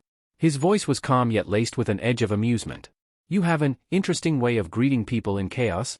Before Ilan could process the remark, Jaehwan's grip tightened around his hand like an unrelenting vice. Now, Jaehwan continued with a faint smirk, let me show you my way of welcoming guests. Without warning, Jaehwan unleashed his skill, Oblivion, reversing the tables. Ilan gasped as the surroundings around him shifted. The flames of the 8 gates of hell dissolved into a void darker and more terrifying than anything he could have imagined. He found himself in Jaehwan's domain, a realm of absolute despair and unending torment. Shadows writhed and twisted, clawing at his very soul. Ilan's composure shattered as he fell to his knees, screaming in terror. In the physical world, those watching were stunned to see Ilan crumble before the castle lord, his once smug demeanor replaced with sheer panic. What's happening to him? Someone whispered. Did the new castle lord break free from the 8 gates of hell? Jaehwan released Ilan's hand, his expression unreadable. As Ilan sobbed at his feet, Jaehwan's voice cut through the stunned silence.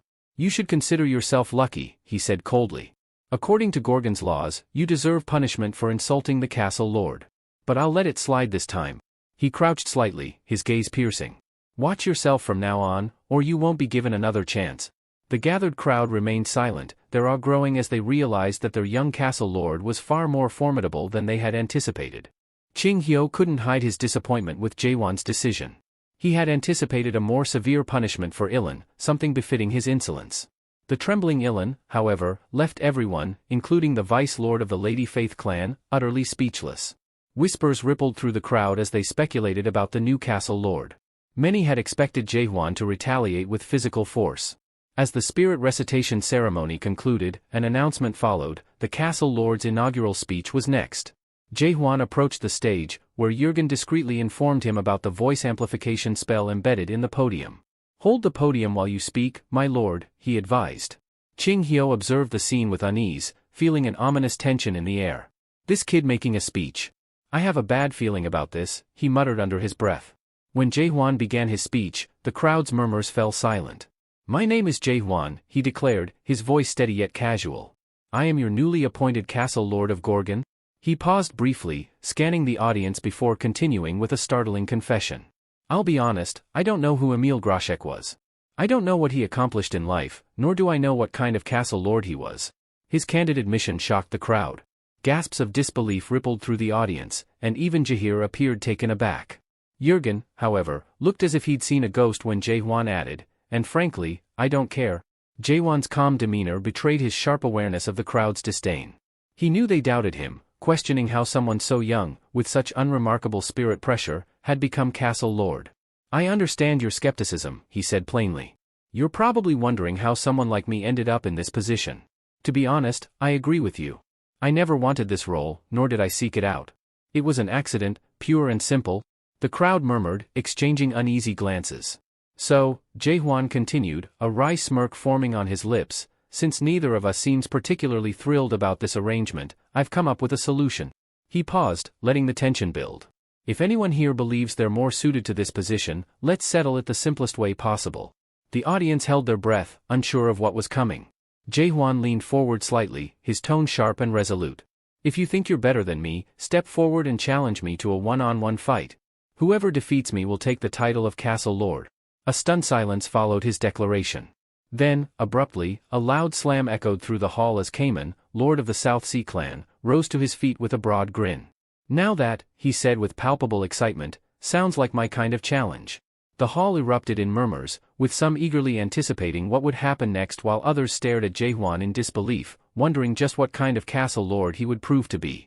Cayman's enthusiasm was contagious, and his proclamation left the audience buzzing with anticipation. Many were surprised and impressed by Jaehwan's audacious proposal. That's the kind of castle lord I've been waiting for, Cayman declared, his grin wide. I didn't think Emil could pick a successor worthy of his name, but it seems I was wrong. The murmurs grew louder as someone from the crowd called out, is that all, or are there more conditions? Jaehwan, his demeanor calm but firm, nodded. There are additional conditions, he replied. You have 1 month to challenge me. But if you lose, prepare yourselves. In 2 months, we'll embark on an abyss expedition. Gasps and exclamations rippled through the audience. No one had anticipated such an unexpected and perilous declaration. The mere mention of an abyss expedition struck fear and awe into the hearts of many present. Jurgen Cheever, Gorgon's prime minister, stood silently in the corner, watching the scene unfold. Though Jaehwan's actions often left him uneasy, he couldn't deny the young castle lord's unshakable confidence. Jurgen had placed his trust in Jaehwan ever since the boy had saved Gorgon from the Golden Sky clan. Emil Groshek's decision to name Jaehwan as his successor, despite his unconventional methods, had solidified that trust. Even when Jaehwan shared his seemingly outlandish plans, whether it was abolishing the castle lord title or uniting the chaotic realm, Jurgen had believed in him. But now, as Jaehwan stood before a crowd of Gorgon citizens and warriors, openly inviting challengers to his position, Jurgen couldn't suppress a sense of foreboding. Word of Jaehwan's declaration spread like wildfire across chaos.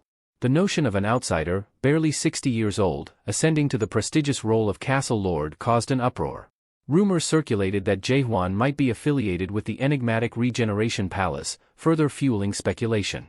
Worry and doubt festered among the people. Could such a young and untested individual truly safeguard the future of chaos? Meanwhile, chaos erupted outside Gorgon's gates. Inspector James, tasked with maintaining order, struggled to control the surging crowd. Warriors, mercenaries, and adventurers all clamored for the opportunity to challenge the castle lord and claim the title for themselves. You can't go in. Inspector James barked, his voice barely audible over the din. No one else is allowed entry. The mob, undeterred, surged forward. We have a right to fight for the position, someone shouted. Others echoed the sentiment, their voices blending into an uproarious demand. The players pressed against the gates, their persistence unwavering. Inspector James gritted his teeth, doing his best to hold them back.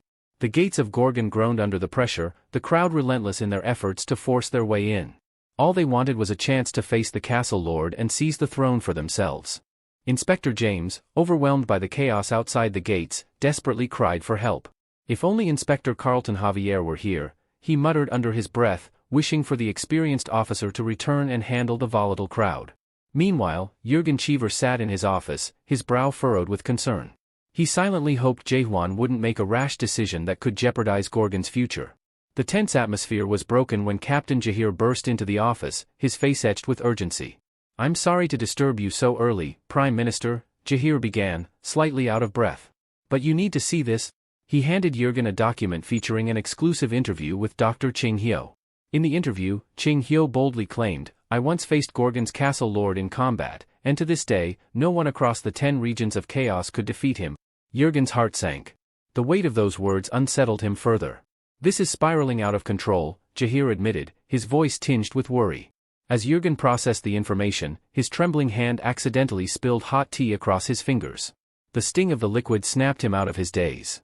Without wasting another second, Jurgen rose from his seat and hurriedly made his way to Jaewon's office, Jahir trailing close behind. When they reached the door, Jurgen threw it open, only to be met with an unexpected sight. Stacks of papers and documents tumbled out of the office in an avalanche, nearly knocking Jahir off his feet. Jurgen's eyes widened in disbelief. How long has he been neglecting his duties? He muttered furiously. He waded through the sea of paperwork, his irritation mounting with each step. As he approached Jaewon's desk, Jurgen was about to chastise the young castle lord, but his words caught in his throat. Sitting at the desk wasn't Jaewon. Instead, Inspector Carlton Javier was there, his presence utterly unexpected. "Carlton!" Jurgen exclaimed, his voice laced with confusion. "What are you doing here? I thought you were still in the hospital." Carlton looked up calmly, a faint smirk tugging at his lips. "It seems the reports of my absence have been greatly exaggerated," he replied, his tone as steady as ever. Jurgen Cheever's temper flared as Carlton calmly explained, "The castle lord summoned me to assist with the backlog of paperwork." Jurgen's face turned red with fury. "Where is the castle lord now?" he demanded, his voice echoing through the room. He had expected better from Jaewon, not this reckless disregard for responsibility.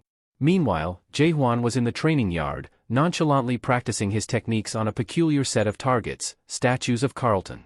A nearby observer, Dr. Ching Hyo, was in disbelief. He gaped at the shattered remains of various statues. "You've destroyed the tentacled undead Carlton, Carlton the fallen angel, Carlton in anguish, and more," Ching Hyo exclaimed, clutching his head. "Do you have any idea how valuable these statues are? Young women across the realm are obsessed with these." Jaewon, unbothered, replied, "There are plenty of these statues in Carlton's hospital room. Besides, I've developed a new technique." Intrigued yet skeptical, Ching Hyo arched an eyebrow. "A new technique, you say? What kind of technique?" Without answering, Jaewon adjusted his stance, his movements fluid and deliberate. Ching Hyo watched closely, noticing a refined grace in the young castle lord's form. "That starting position, it's gentler than your usual style," he muttered. As Jaewon demonstrated the technique, Ching Hyo's eyes lit up with recognition. "Wait," he mused, "this technique feels oddly familiar. Did my own slash influence it?" Jaewon smirked. "Perhaps. What should I call it?" Ching Hyo beamed with pride. "Name it Ching Hyo Stab. It's only fitting since my skill inspired it." Jaewon tilted his head, a mischievous glint in his eyes. "How about I use Ching Hyo Stab on you to test it out?" The suggestion sent a shiver down Ching Hyo's spine. He took a step back, waving his hands defensively. "Don't you dare. That's..."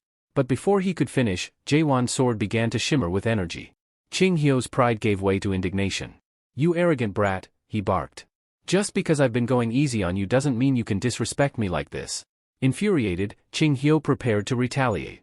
"Today's the day I defeat you and take the castle lord's title," he roared, launching himself into battle. Ching Hyo sidestepped barely, and as Jaewon's attack missed its mark, it slammed into the ceiling above. The resulting crash sent chunks of debris tumbling down. Ching Hyo stood frozen, staring at the gaping hole in the ceiling. "You reckless fool," he scolded, pointing an accusing finger at Jaewon. "Show some respect for your elders." Before Jaewon could retort, a distinct thud reverberated through the room. Both men turned their attention to the source of the noise, their argument momentarily forgotten. He turned to investigate the source of the noise, only to be stunned by the sight before him. Yang Yun, the lord of the Thunder God clan, lay sprawled on the ground, unconscious. Moments earlier, Yang Yun had been brimming with confidence. His plan was meticulous. He had asked one of his men if the castle lord was in the training ground, and upon receiving confirmation, he decided to act. Peering through a hole in the ceiling, he spotted Jaewon practicing below. To Yang Yun, this was the perfect opportunity to strike.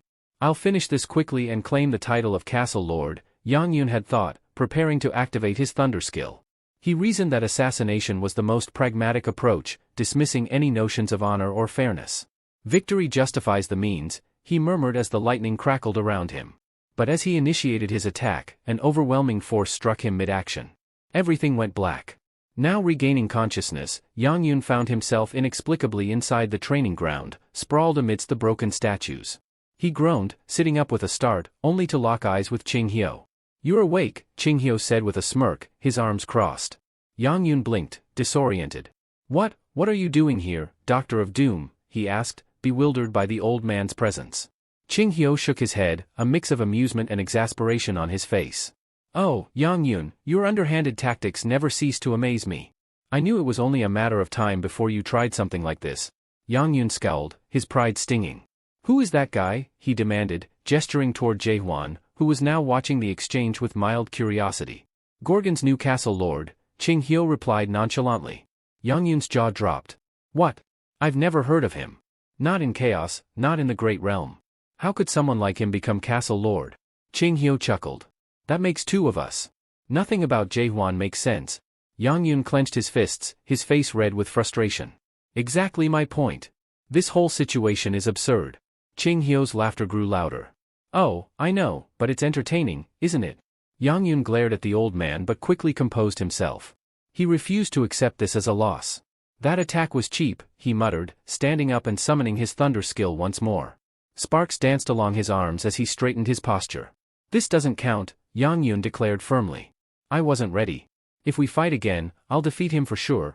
Jae-hwan raised an eyebrow, amused by the Thunder Lord's determination. "You're welcome to try," he said, his voice calm yet challenging, as his sword began to shimmer faintly once more. Qing Hyo smirked in disbelief as he addressed Yang Yun. "Fairness? Coming from the same man who tried to assassinate the castle lord from the shadows? That's rich." Yang Yun gritted his teeth, but Jae-hwan interrupted, his tone calm yet firm. "It's fine. Let's give him another chance." He gestured casually for Yang Yun to attack first, his confidence unshaken. Frustrated, Yang Yun wasted no time. He charged at Jae-hwan, his thunder-infused weapon crackling with power. His first strike was swift, but Jae-hwan sidestepped it with ease. Yang Yun's eyes widened in astonishment, his opponent was far quicker than he appeared. Undeterred, Yang Yun tightened his grip on his thunder scissors. "Let's see you dodge this," he shouted, unleashing a flurry of strikes, each more powerful than the last. Yet Jae-hwan evaded them all, his movements fluid and effortless. Realizing he was being outclassed, Yang Yun scowled. He hadn't wanted to resort to his ultimate technique, but desperation pushed him to the edge. Channeling his full power, he prepared to unleash the Divine Thunderstrike, a skill designed to obliterate his opponent in a single blow. However, just as he was about to strike, Jae-hwan vanished. Yang Yun froze, startled, as a voice sounded from behind him. "Do you know the problem with that technique?" Jae-hwan asked, his tone calm but sharp. Yang Yun spun around to find Jae-hwan standing mere inches away, his presence unnervingly composed. "It takes too long to execute," Jae-hwan explained. Yang Yun's face paled as realization set in. He had been thoroughly outmaneuvered. With a resigned sigh, he dropped his weapon and saluted Jae-hwan. "I'll spread the word," he said, forcing a smile. "The Lord of the Thunder God clan barely lost to Gorgon's castle lord." Qing Hyo clapped his hands in approval. "Not bad, kid. Not bad at all." Jae-hwan, unfazed by the praise, looked toward the horizon. "Good. Let's hope the next challenger is stronger." Yang Yun's journey to this moment had been a long and painful one. He had been born into servitude, a member of the Yuan family, one of the 5 great families of the Great Realm. But he was not a family member in the traditional sense. He was a slave, bound to serve their every whim. Years ago, Yang Yun and his teammates had successfully cleared the tower, a feat that should have earned them glory and freedom. Instead, most of his comrades were absorbed into the Yuan family, their lives bound to its service. Over the next century, his teammates either perished in battle or were sold off as commodities. Yang Yun, though resilient, was left with the haunting memories of his former allies and a simmering resentment for the family that owned him. Against all odds, Yang Yun survived his grueling years of servitude under the Yuan family. Over the course of a century, his unwavering loyalty and competence earned the family's trust, culminating in his promotion to the rank of official servant. Yet, on the very day of his appointment, Yang Yun found himself unable to accept his fate. For the first time in 100 years, he resisted. He realized he couldn't spend the rest of his life as a mere pawn, bound to the whims of the Yuan family. Driven by desperation and a thirst for freedom, Yang Yun made a bold decision. He leveraged the trust he had painstakingly built over the years, using it as a cover to raid the Yuan family's most guarded treasure, the Tome Library. There, he stole the Divine Thunderstrike, an elite skill revered among the family's secret techniques.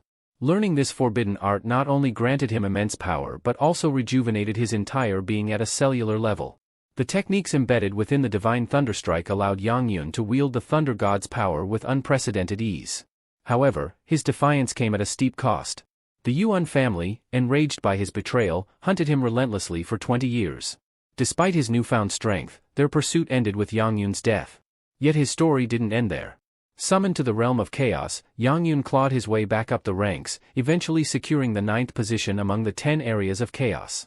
It was an arduous journey that took him another century, but the divine thunderstrike remained his cornerstone, a testament to the risk he had taken so long ago.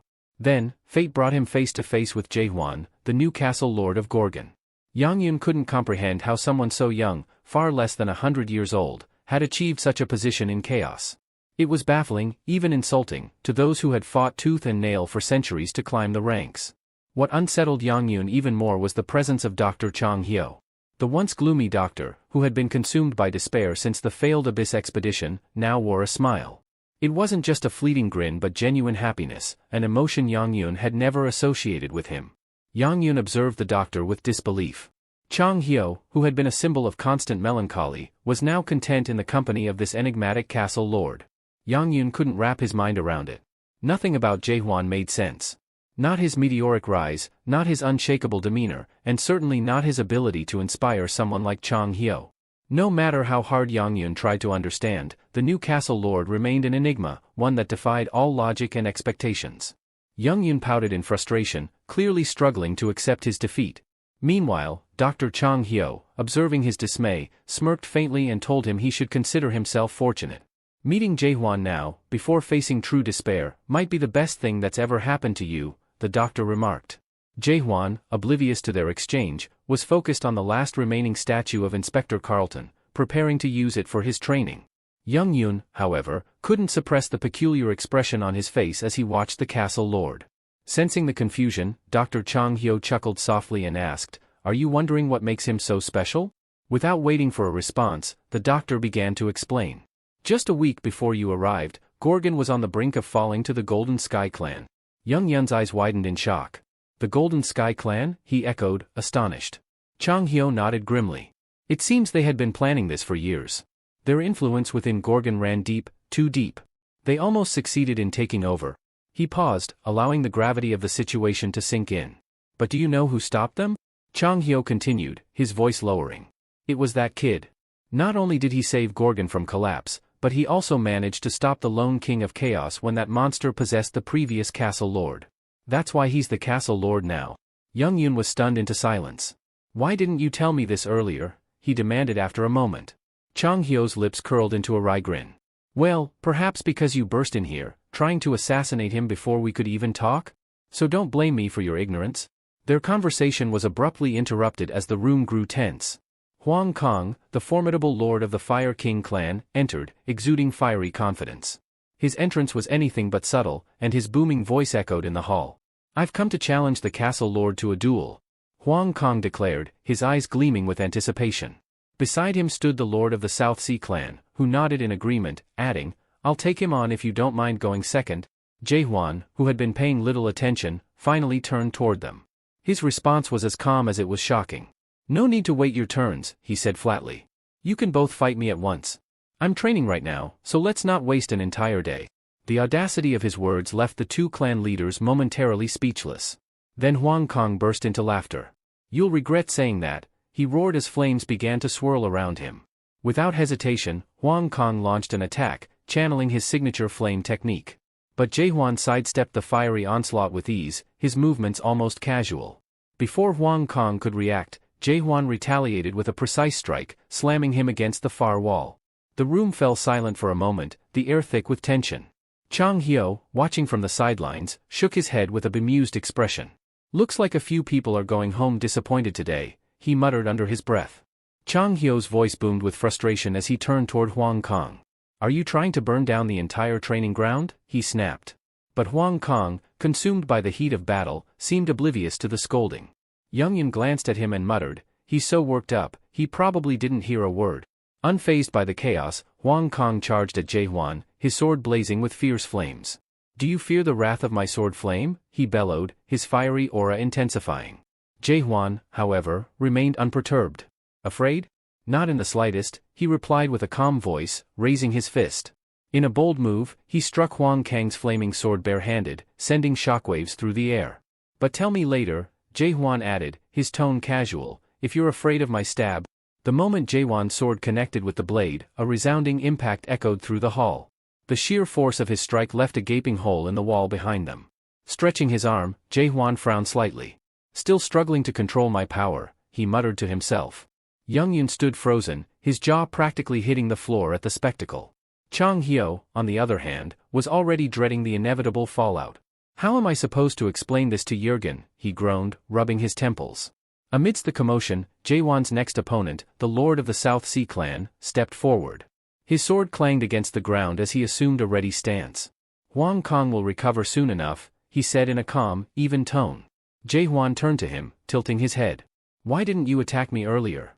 I told you both to come at me together. The water-clad warrior shook his head. I couldn't stand the heat, he replied, his body emanating a serene, aquatic aura. Lifting his sword, he added with quiet determination, but now, it's my turn to fight the castle lord. Jae-hwan's eyes narrowed, intrigued. He couldn't help but marvel at the elemental diversity of his opponents, first electricity, then fire, and now water. The sequence amused him, reminding him of a game he once played. Still, this new challenger seemed different, more composed.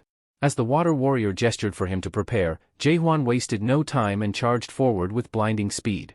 Their swords clashed, sending sparks and droplets flying. But with a deft movement, the man redirected Jae-hwan's attack, disarming him with a decisive strike that sent his weapon clattering. Jae-hwan took a step back, genuinely surprised. This opponent didn't radiate desperation or aggression like the others. Instead, there was a calm precision in his every move, an air of quiet confidence that set him apart. For the first time in this chaotic day, Jae-hwan felt the stirrings of genuine respect. Kamen unleashed his strongest blow, his sword cutting through the air with fierce intent. But his opponent, the castle lord, had already vanished from the line of attack. The blade struck the ground with a deafening impact, leaving Kamen startled. Glancing upward, he found Jae-hwan poised above him, fully prepared to counter with precision and force. Before Kamen could properly react, Jae-hwan launched his attack. Kamen tried to block but miscalculated the sheer speed and power of the strike, forcing him to retreat hurriedly. Breathing heavily, he let out a relieved sigh. If I hadn't dodged in time, he thought, I might have ended up like Huang Kang. Accepting his situation, Kamen raised his hand in surrender. I yield, he declared, stepping back with a calm demeanor. Jae-hwan frowned slightly, surprised by the abrupt concession. But I haven't even seen the full extent of your skills, he remarked, genuinely puzzled. Kamen chuckled softly. Sometimes, you don't need to see the entire fight to know how it'll end, he said, a hint of wisdom in his voice. I lost this one. With his defeat acknowledged, Kamen shifted the conversation. Now that that's settled, why don't you tell me more about this abyss expedition? Meanwhile, Huang Kang stirred, regaining consciousness. Realizing what had happened, his face twisted with anger. News of his defeat had already begun to circulate, thanks to Young-yun, who wasted no time spreading the rumor that Huang Kang had been barely bested by the castle lord. Young-yun. Huang Kang roared, glaring at him. You had no right to tarnish my name like that. Chang-hyo intervened, his voice firm yet calm. Don't blame Young-yun, he said. The fault lies with you. You lost the duel because you weren't strong enough to defeat the castle lord. Face the truth? Huang Kang gritted his teeth, his frustration boiling over, but deep down, he couldn't argue against Chang-hyo's blunt assessment. Young-yun, always quick with a quip, leaned back and grinned. So, what are you two planning to do now? He asked smugly. Since you've both lost, it seems the only logical next step is to join the Abyss expedition with the castle lord. The mention of the expedition turned Huang Kang's anger toward Jae-hwan, who was calmly cleaning his sword, seemingly oblivious to the rising tension. I came here intending to join the Abyss expedition, Huang Kang admitted, his tone begrudging but resolute. Jae-hwan's eyes flickered with interest as he glanced at Kamen. What about you? Do you mean what you said earlier? Kamen nodded firmly. I do, he confirmed. Huang Kang rolled his eyes, though he wasn't entirely surprised. That's just like you, he muttered, shaking his head. You've always been this way. Kamen's expression softened, and his thoughts drifted to the past. I've seen what happens when hope is lost, he said quietly. Amal, Gorgon's former castle lord, was a close friend of mine. Back then, I wasn't strong enough to join the Abyss expedition. I watched as they lost everything, their lives, their dreams, and the hope they carried. I won't let that happen again. Jaehwan listened in silence, his gaze steady. He could sense the determination in Cayman's words. Then let's see what you're truly capable of, he finally said, sheathing his sword with finality. The Abyss expedition loomed ahead, and the stakes had never been higher. Cayman's gaze was distant, as though he could see the past vividly playing out before him. I witnessed the end of the Abyss expedition, he murmured, his voice heavy with nostalgia. That was 900 years ago, yet it feels like every moment since has been leading to this day. Chang Hyo's brows furrowed with concern as he listened. His worry only deepened when Cayman added, almost nonchalantly, I've decided to go to the Abyss. No matter the condition, I'll be joining the Abyss expedition too. Chang Hyo, startled, clutched his head in disbelief. You're serious about this? He asked, his tone wavering. Turning to Huang Kong, he sought some reassurance. Fire King, what's your opinion on this madness? Huang Kong merely shrugged, a resigned look on his face. Do I have a choice? He replied bitterly. I lost the duel. I suppose I'm bound to follow. Still unsatisfied, Chang Hyo shifted his focus to Young Yun. And you, Lord of Thunder? What do you think about all this? Young Yun's expression was unreadable, but his answer came swiftly. I've made up my mind. Without warning, he bolted toward Jaehwan.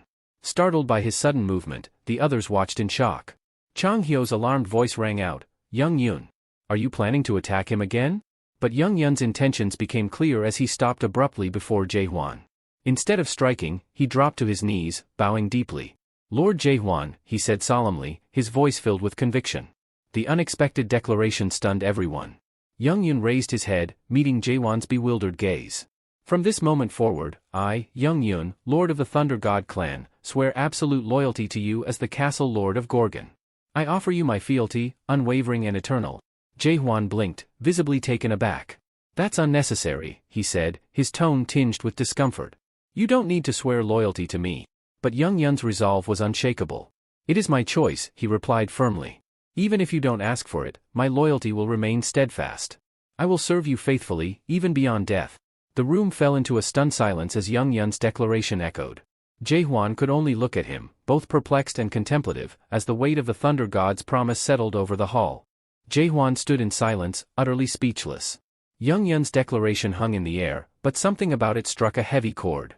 The truth was undeniable, Young Yun was already dead, a fact that made Jaehwan's expression grow somber. Despite the protagonist's silence, Young Yun pressed on, his tone becoming more desperate. Please, Castle Lord, allow me to join your family, he implored, his voice wavering.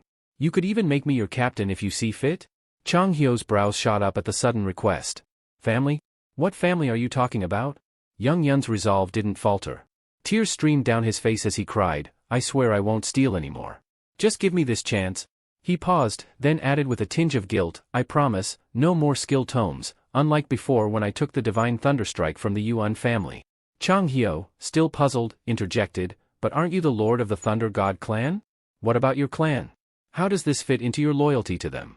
At this, Young Yun's face darkened.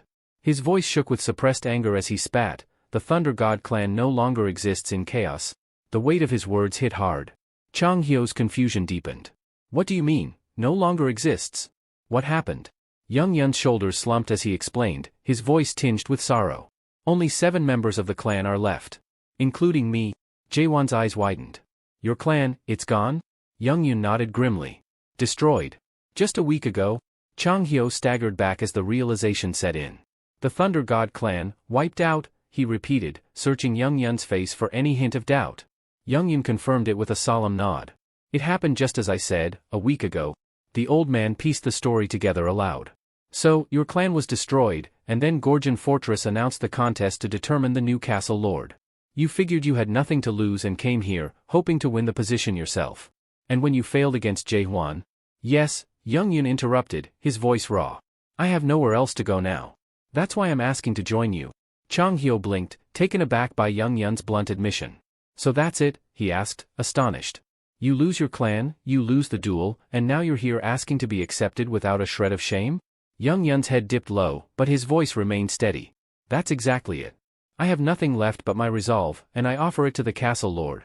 Jaehwan stared at Young Yun, torn between disbelief and curiosity, as Chang Hyo shook his head in exasperation at the man's audacity. The situation was perplexing. If the Thunder God clan had indeed been annihilated a week ago, word should have already reached them. Cayman frowned and muttered, Even considering the distance between Manticore and Gorgon, this doesn't add up. News like this should have traveled by now. Youngyun broke the silence, turning to Chang Hyo. Did you say earlier that the castle lord saved Gorgon? Chang Hyo nodded. Yes, that's what I said. This kid is the one who drove the Golden Sky clan out of Gorgon. Chang Hyo's eyes widened as something clicked in his mind. Huang Kong and Cayman shared his shock as the weight of the situation began to settle on them. Wait, Huang Kong interjected. Are you saying the Golden Sky clan was responsible for the chaos in the inner castle last week? Chang Hyo hesitated, then nodded. It does make sense. If they were behind that, they might also be the ones who destroyed the Thunder God clan. Youngyun confirmed their suspicions, his tone grim. Yes. And it wasn't just us. The Golden Sky clan also crushed the Black Forest clan, ranked 3rd, and the Heavenly Dragon clan, ranked 1st. Huang Kong and Cayman exchanged stunned glances, their disbelief evident. Chang Hyo, however, quickly focused on the implications. If they managed to destroy those clans, then, what about Manticore Fortress? Youngyun's expression darkened. A week ago, Manticore Fortress fell entirely under the Golden Sky clan's control. Chang Hyo's face tightened as the pieces fell into place. That explains it, he murmured. The only way they could keep something like this quiet for a week is by controlling the flow of information at its source. That means, they've seized the skill system, Youngyun concluded grimly. After capturing Manticore Fortress, they must have blocked all messaging skills to ensure no news got out. Huang Kong groaned, clutching his head. Hold on. You're telling me that the 10th-ranked Golden Sky clan destroyed 3 of the top 10 clans in chaos, in a single night? Youngyun nodded firmly. That's exactly what happened. The room fell silent, the weight of Youngyun's words pressing on everyone. The sheer audacity and precision of the Golden Sky clan's actions left them all in shock, with only one question lingering: what would they do next? Cayman had heard whispers about the Golden Sky clan's growing strength over the years, but he never imagined they had become powerful enough to conquer all of Manticore so swiftly. In just a few years, he muttered in disbelief, they've managed to achieve this. The protagonist, Jaehwan, broke the tense silence with a calm yet chilling observation.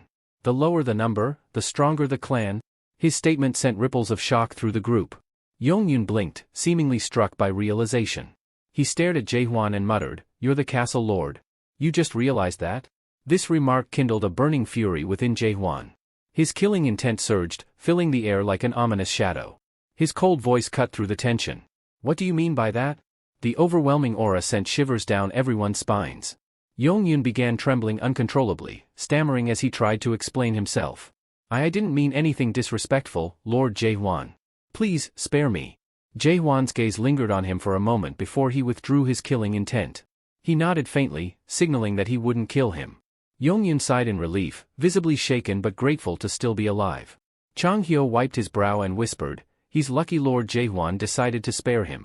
The conversation shifted as they delved into the broader implications of the Golden Sky clan's rise. Chaos was divided among 4 great fortresses, Gorgon, Manticore, Dryad, and Garuda, and 10 ruling factions, collectively known as the 10 Clans of Chaos. However, their strength varied greatly. The lower-ranked clans couldn't hope to compete with the top 3. Yet, recent events had upended the balance. The 9th-ranked Thunder God clan, the 3rd-ranked Black Forest clan, and even the 1st-ranked Heavenly Dragon clan had all fallen to the Golden Sky clan, the lowest ranked among the 10. Moreover, Manticore Fortress, a symbol of power, had also fallen into their hands. Youngyun voiced his suspicions, suggesting that the Golden Sky clan wasn't acting alone. There must be someone supporting them from the shadows, he said grimly. Jaehwan remained silent, lost in thought. His mind wandered to his first encounter with a Golden Sky clan operative in a dimly lit pub. Back then, he overheard a name that caught his attention, the Dream Demon. He had always suspected the Golden Sky clan was connected to the creature. Their recent conquests only deepened his suspicions. If they're after the fortresses, they might share the same goal as me, he thought. He recalled the chilling words of the Golden Sky clan member when asked about the Dream Demon.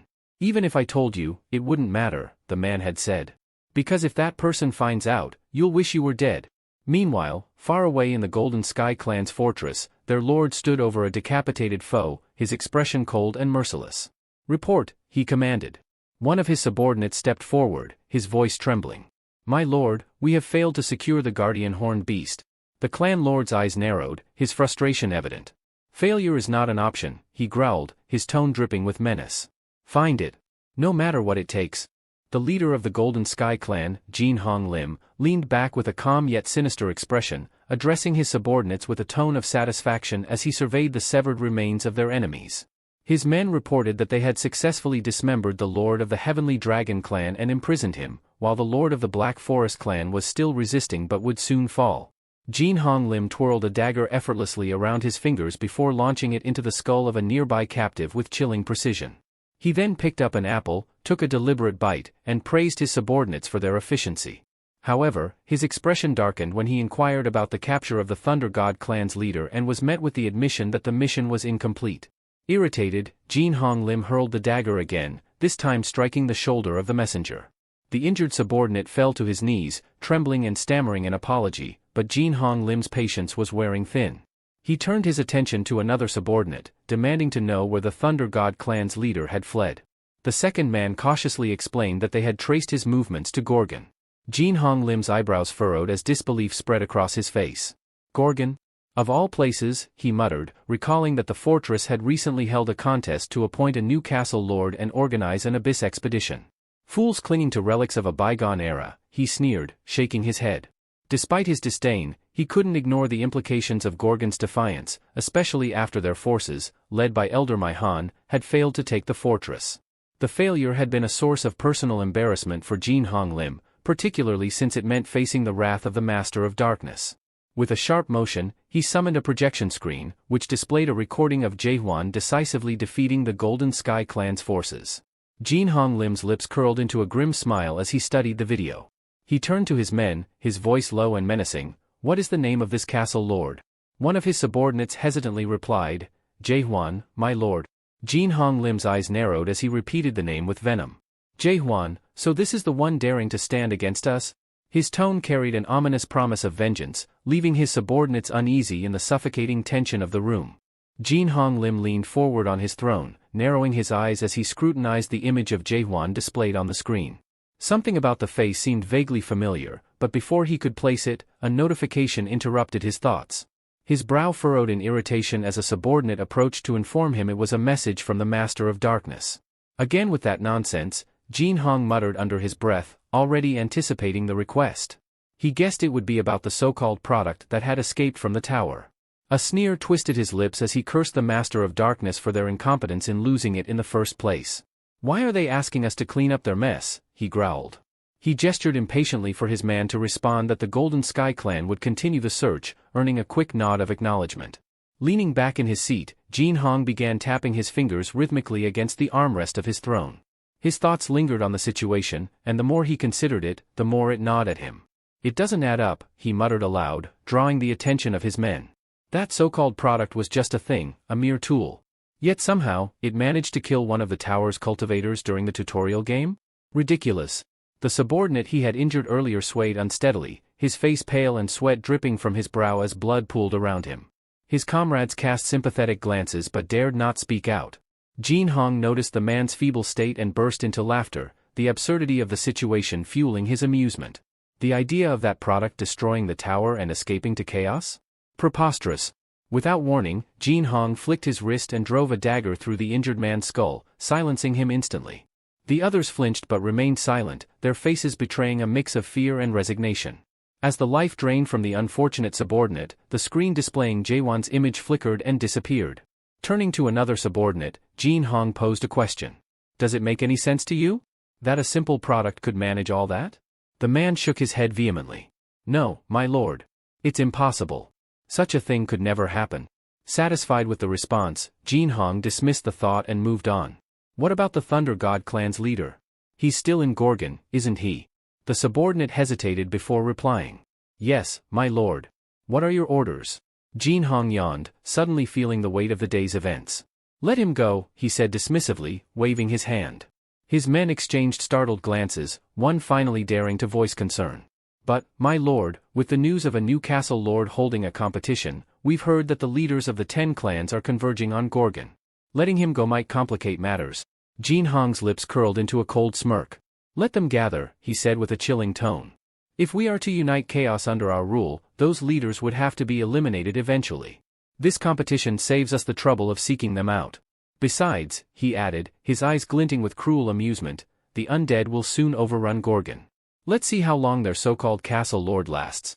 With that, Jin Hong rose, stretching lazily as if the matter no longer concerned him. For him, the pieces were already moving, and it was only a matter of time before the Golden Sky clan's dominance was complete. A week ago, a surge of immensely potent undead energy erupted from Gorgon Fortress, shaking the very core of chaos. This terrifying presence was unmistakable, it could only belong to Catastrophe, the lone king of chaos. However, as quickly as it had appeared, the energy vanished, leaving an eerie silence in its wake. Yet, those familiar with Catastrophe knew the most frightening aspect of his power wasn't his physical incarnation. His ability to summon legions of undead was what truly earned him his dreaded reputation. The sinister energy would undoubtedly have drawn countless other undead creatures to Gorgon, and Jin Hong Lim couldn't help but smirk wickedly at the thought. Soon, Gorgon would understand the true meaning behind Catastrophe's name. Meanwhile, back at Gorgon Castle, speculation was rife about the Golden Sky clan's sudden rise. The idea that the clan was being backed by a powerful entity gained traction. Young Yun suggested the possibility of someone from the Great Realm's 12 zones supporting them. However, not everyone agreed. Some dismissed the idea, arguing that the masters of the 12 zones had pledged not to interfere with chaos. Then who else could provide such overwhelming support to one of Chaos's 10 clans? Young Yun pressed. Huang Kong furrowed his brow in thought, considering the Great Realm's current state of turmoil. With war raging across the zones, he reasoned that someone might be exploiting the chaos to meddle in their affairs. The suggestion to contact the Regeneration Palace startled Cayman, who quickly voiced his concerns. "You mean that Regeneration Palace?" he asked, disbelief evident in his tone. "The place where the masters of the Great Realm and the lords of the 5 families are revived? The very group that manages all of Chaos's fruits?" Qing Hyo nodded grimly.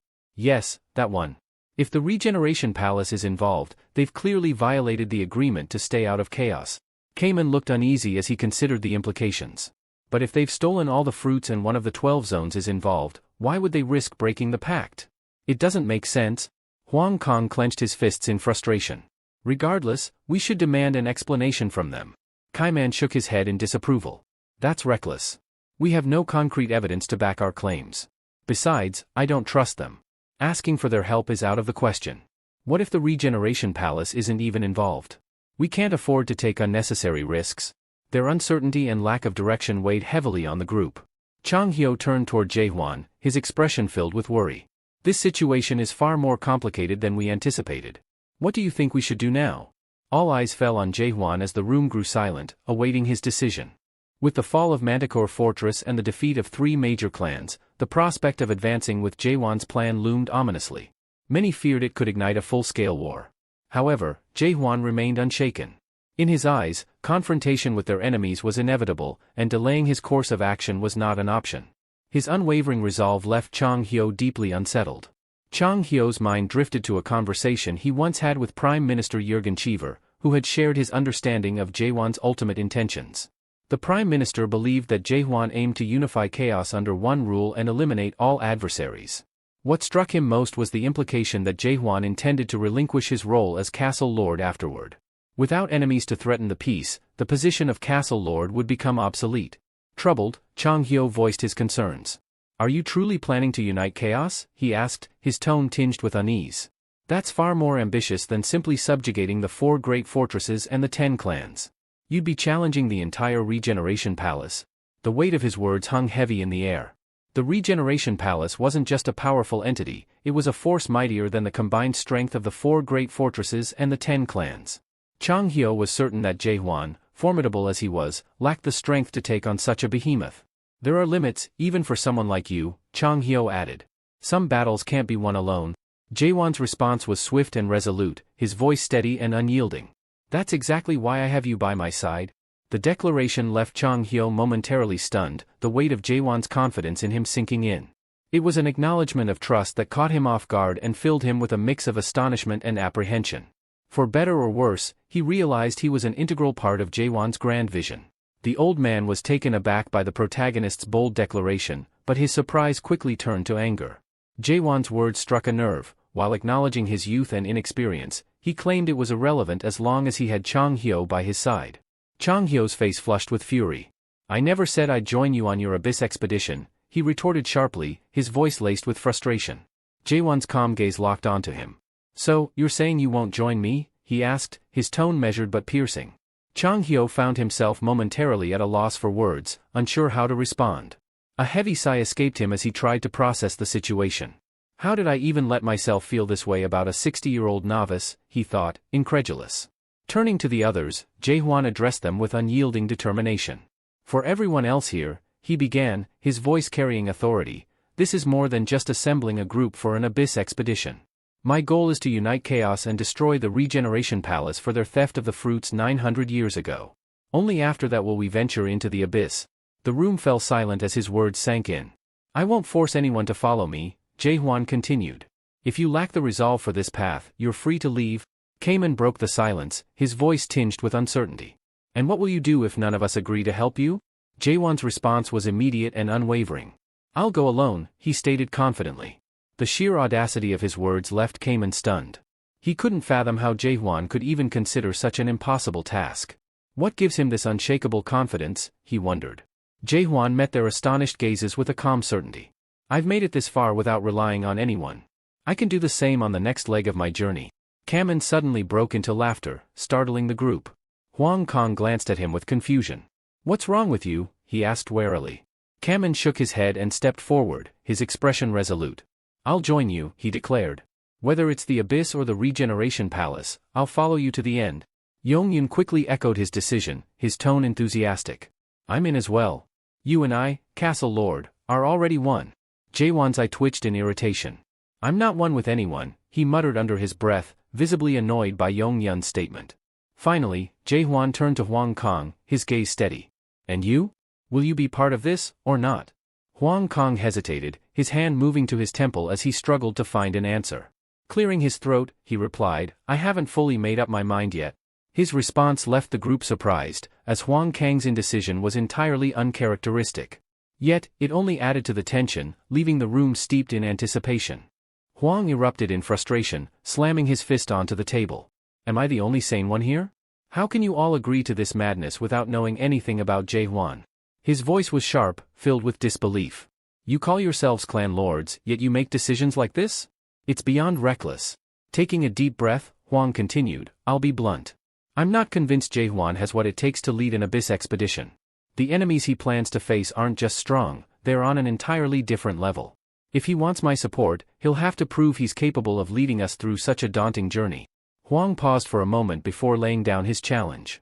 There are 6 clan lords here in Gorgon. If you can secure the allegiance of the other 3 who aren't present, I'll acknowledge you as my leader as well. Jae-hwan nodded without hesitation, his agreement taking Hwang by surprise. He blinked, caught off guard by the protagonist's straightforward acceptance. Wait, that's it?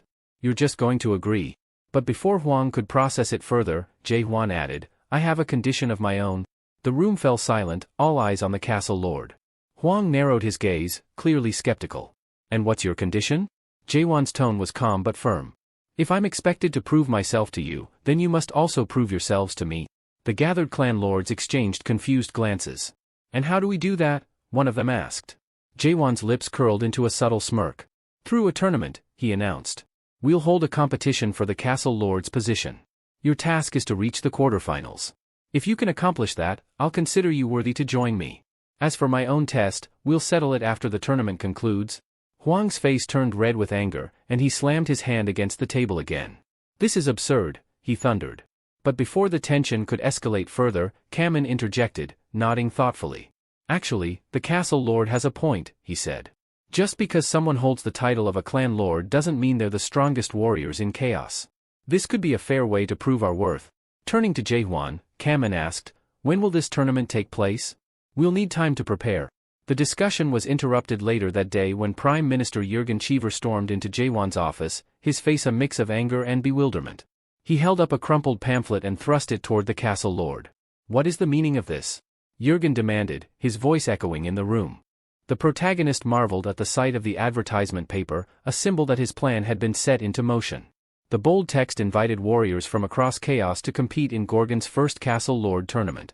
The preliminary rounds were scheduled to begin that very day at 6 p.m.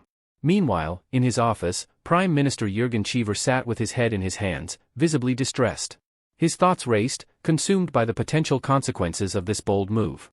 Captain Jahir stood nearby, chuckling with unwavering confidence in the castle lord's decisions. "Don't worry so much, Prime Minister," Jahir said, a grin stretching across his face. "The castle lord knows exactly what he's doing." But Jurgen's patience snapped, and he slammed his hand onto his desk with a loud thud. "Does he?" Jurgen retorted, his voice sharp. "Can anyone explain what he's thinking? The entire situation is spiraling out of control." Jurgen's concerns were not without merit. Gorgon was overflowing with activity. Warriors from every corner of chaos, alongside countless spectators eager to witness the tournament, had flooded into the fortress. The outer castle was bursting with people, and managing the growing crowd at checkpoints had become a logistical nightmare. Carlton Xavier, the Minister of Legislation, entered the room, raising an eyebrow at Jurgen's outburst. "Prime Minister, you seem particularly disapproving of the castle lord's actions." "It's not about disapproval," Jurgen snapped. "It's about principle.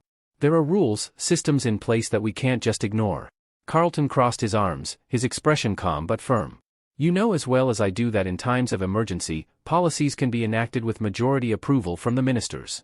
And in this case, the majority supports the castle lord's decision." Jurgen let out a bitter laugh. "Majority approval? That's hardly reassuring." Carlton's words weren't wrong. The castle lord had recently overhauled the cabinet after the disastrous Golden Sky Clan incident, which had resulted in the deaths of 4 of the 5 ministers and left the final member gravely injured. In their place, Jaehuan had appointed close allies to the positions, Jahir as Minister of Security, Claire as Minister of Finance, and Carlton himself as Minister of Legislation. With these 3 firmly supporting Jaehuan, every proposal passed with ease. Jurgen glanced at Claire, his skepticism evident. And what qualifies a middle-aged pub owner, who's barely a second-stage adapted, to oversee Gorgon's finances? Claire met his gaze, her expression unflinching. "Perhaps you should focus less on my past occupation and more on the results. Are you even aware of the value these new policies have brought to Gorgon?" Jurgen chuckled darkly. "Value? That's an interesting word coming from someone whose expertise lies in pouring drinks and tallying bar tabs." Claire's eyes narrowed, sensing the condescension in his tone. "You're underestimating me, aren't you? Just because I ran a pub?" The tension in the room thickened as Claire's defiance clashed with Jurgen's skepticism. Carlton and Jahir exchanged uneasy glances, unsure of how far the argument would escalate, while outside, the fortress buzzed with the energy of an impending tournament that would shape Gorgon's future. Prime Minister Jurgen quickly denied any intention of belittling Claire, insisting that she had misunderstood his concerns. However, Claire's knowing smile suggested otherwise. "Where there are people, there is money," she remarked cheerfully. "And right now, Gorgon is experiencing an influx like never before, all thanks to this tournament."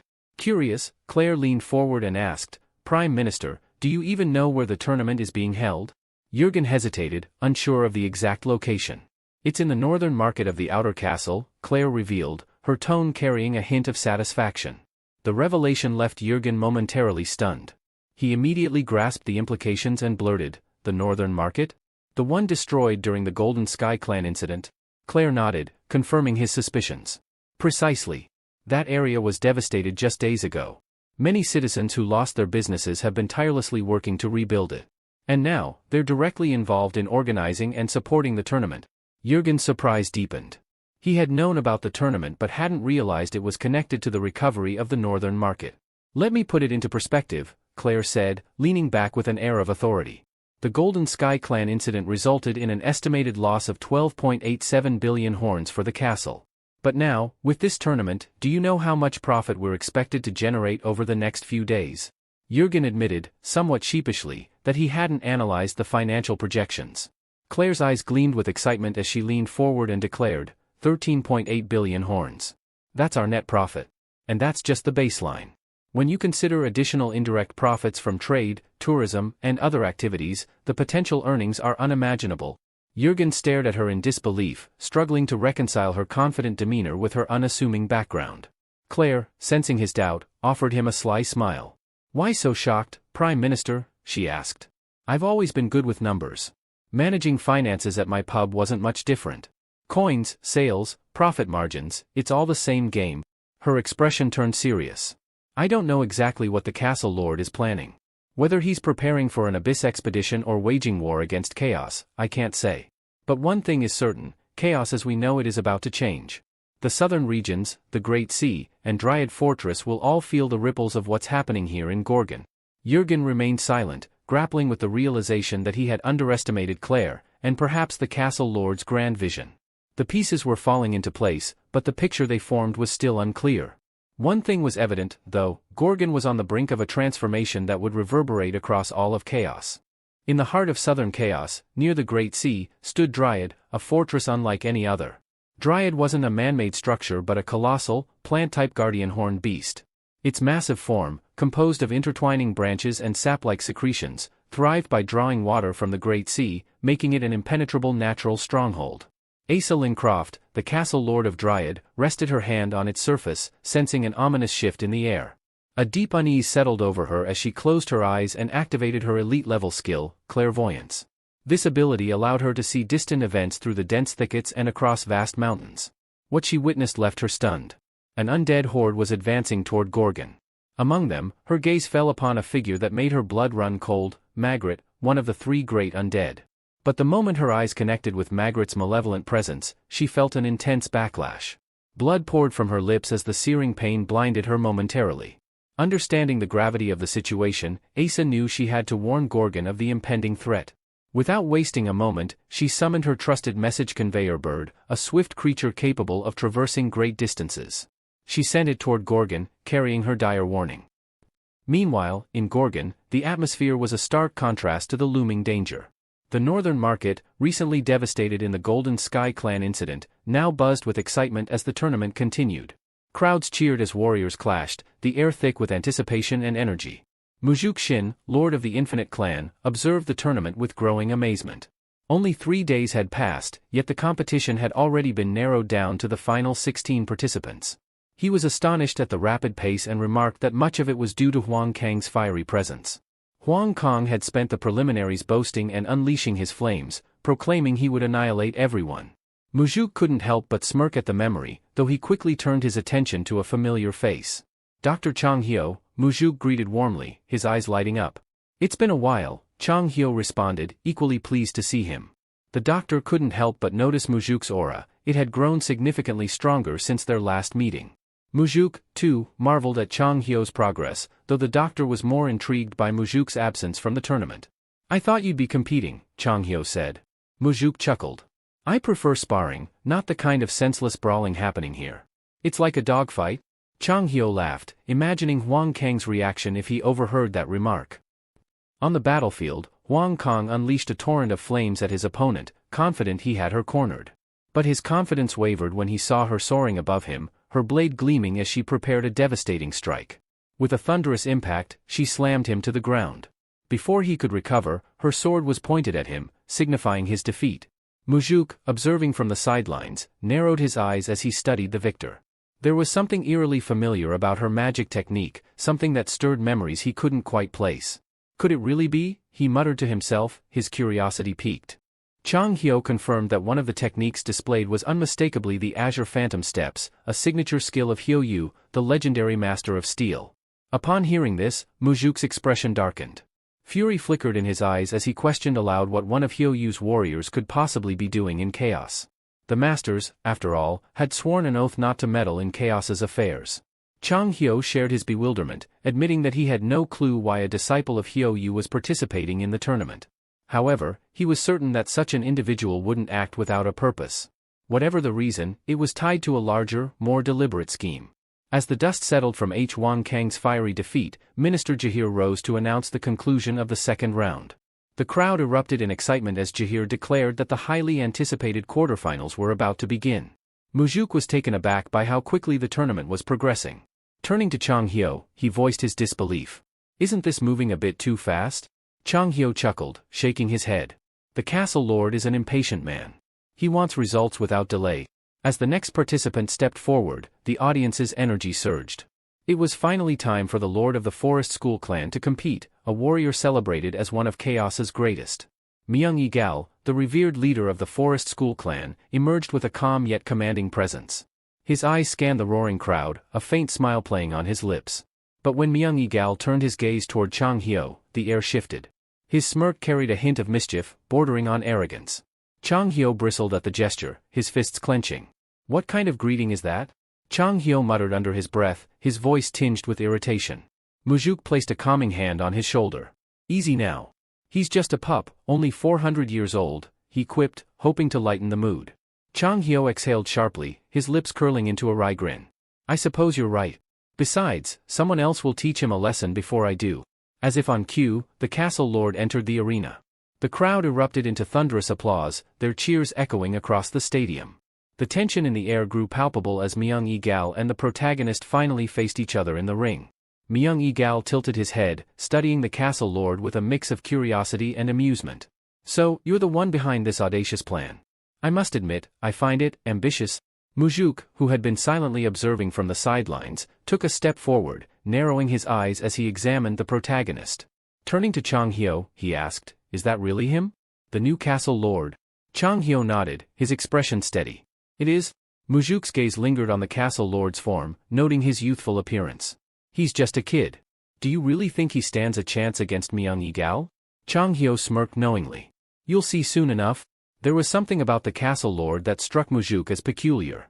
A faint, yet unmistakable aura surrounded him, one that seemed oddly familiar.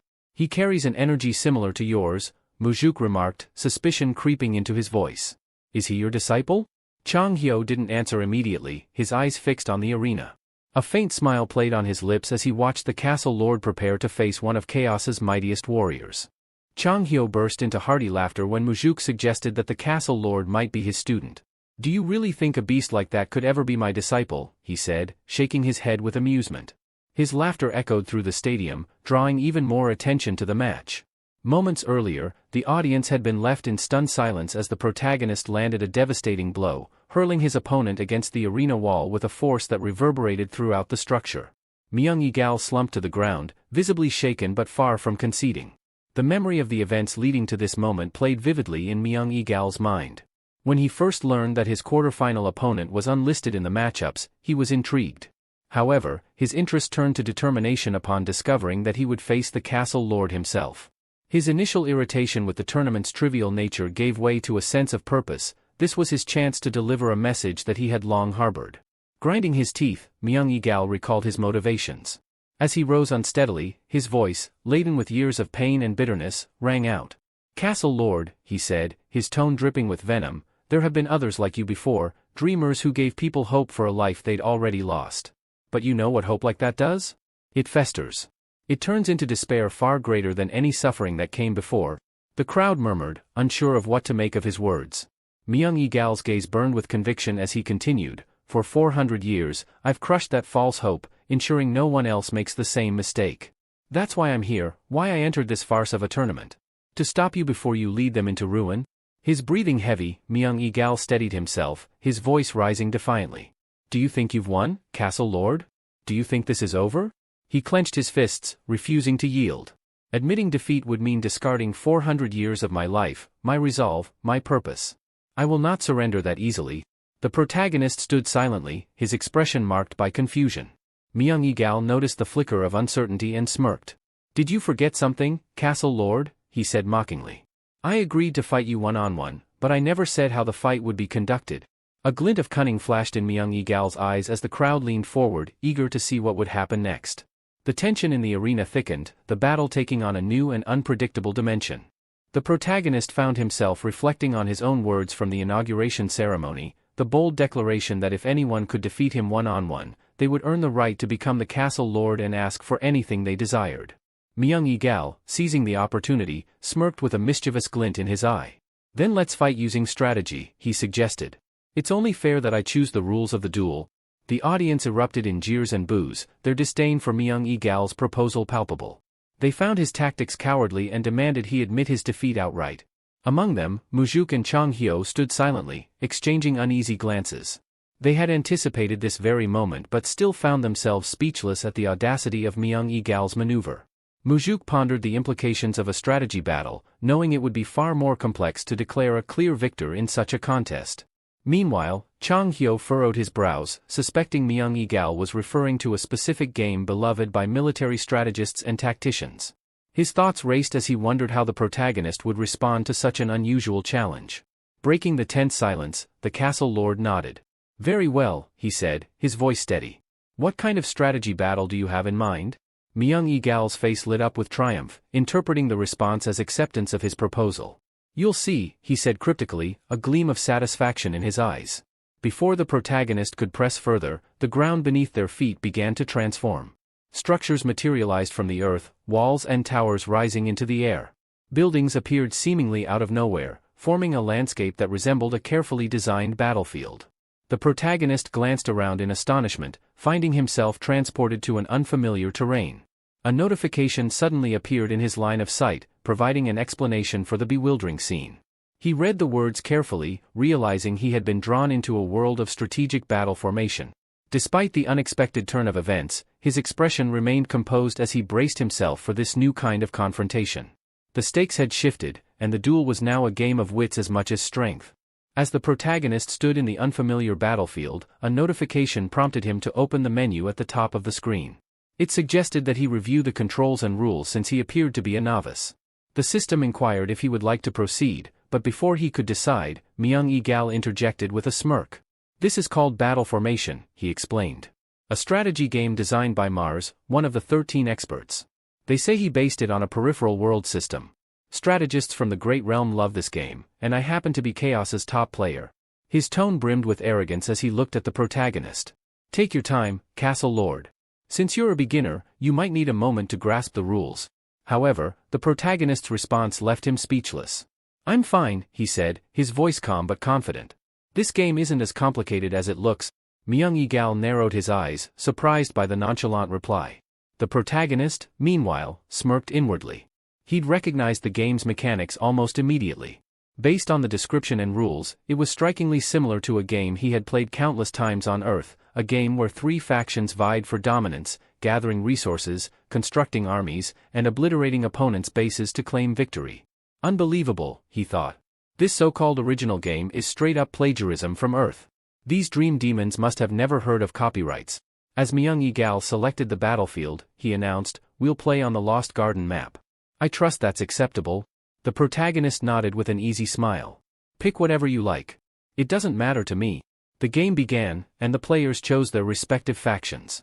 The protagonist opted for the human race, while Myung-e-gal chose the undead. The latter chuckled mockingly. "Humans? Seriously? They're the weakest of the 3. A poor choice for a beginner," Myung-e-gal sneered. "The undead, on the other hand, only grow stronger as the game progresses. I'll crush him early and end this quickly." He immediately set his workers to constructing his base and preparing an army. Confident in his plan, he glanced at the castle lord's side of the map, only to freeze in shock. The protagonist's humans were already attacking. Worse yet, he was using farmers as combatants. Myung-e-gal blinked in disbelief as his early defenses fell apart under the relentless assault. "Wait. Hold on a minute," he stammered, his confidence unraveling. Adding to his confusion, 2 unfamiliar buildings materialized dangerously close to his base. "What's this?" he muttered, panic creeping into his voice. The situation worsened when he noticed the protagonist had constructed 3 watchtowers at his base. Myung-e-gal's mind raced as he realized the castle lord wasn't playing the game like a novice, he was playing like a seasoned expert. How is this possible? Myung-e-gal thought, sweat forming on his brow. He's at my base already? From the watchtowers, human archers rained arrows directly at the heads of the undead, their precision devastating. Myung-e-gal's shock turned to disbelief as he realized these towers, intended for defense, were being used offensively. He gritted his teeth, frustration mounting. "What kind of strategy is this?" he muttered angrily. "I've never encountered anything like it." His predicament worsened as he analyzed his options. Destroying the watchtowers seemed impossible, any attempt would be thwarted by the seemingly invincible farmers acting as shields. Yet, doing nothing wasn't an option either. His resources were dwindling, his ability to construct reinforcements paralyzed. Desperation crept into his voice as he turned to the protagonist. "What is this strategy you're using?" he demanded, both furious and curious. The protagonist chuckled, recalling how this tactic had been infamous back in Korea. It was a widely known and equally despised method, players would groan whenever someone employed it. The audience erupted in cheers, thrilled by the castle lord's swift dominance. Among them, Chang-hyo stood stunned, unable to process what he was witnessing. "This is impossible," Myung-e-gal thought, his mind racing. "There's no way a beginner could know something this advanced." He finally snapped. "This isn't fair," he shouted. "You're not supposed to attack during the first 10 minutes. It's basic courtesy." The protagonist raised an eyebrow, genuinely intrigued. "Courtesy?" he echoed, as if the very concept was alien to him. "Yes. Myung-Egal exclaimed, exasperated. You're supposed to use the first 10 minutes to gather resources and build your base. Everyone knows that. The castle lord's response was as blunt as it was damning. Is that in the rules? He asked plainly. Myung-Egal froze. He couldn't answer, and his silence spoke volumes. The protagonist shrugged. If it's not a rule, it doesn't matter to me. I don't care about courtesy.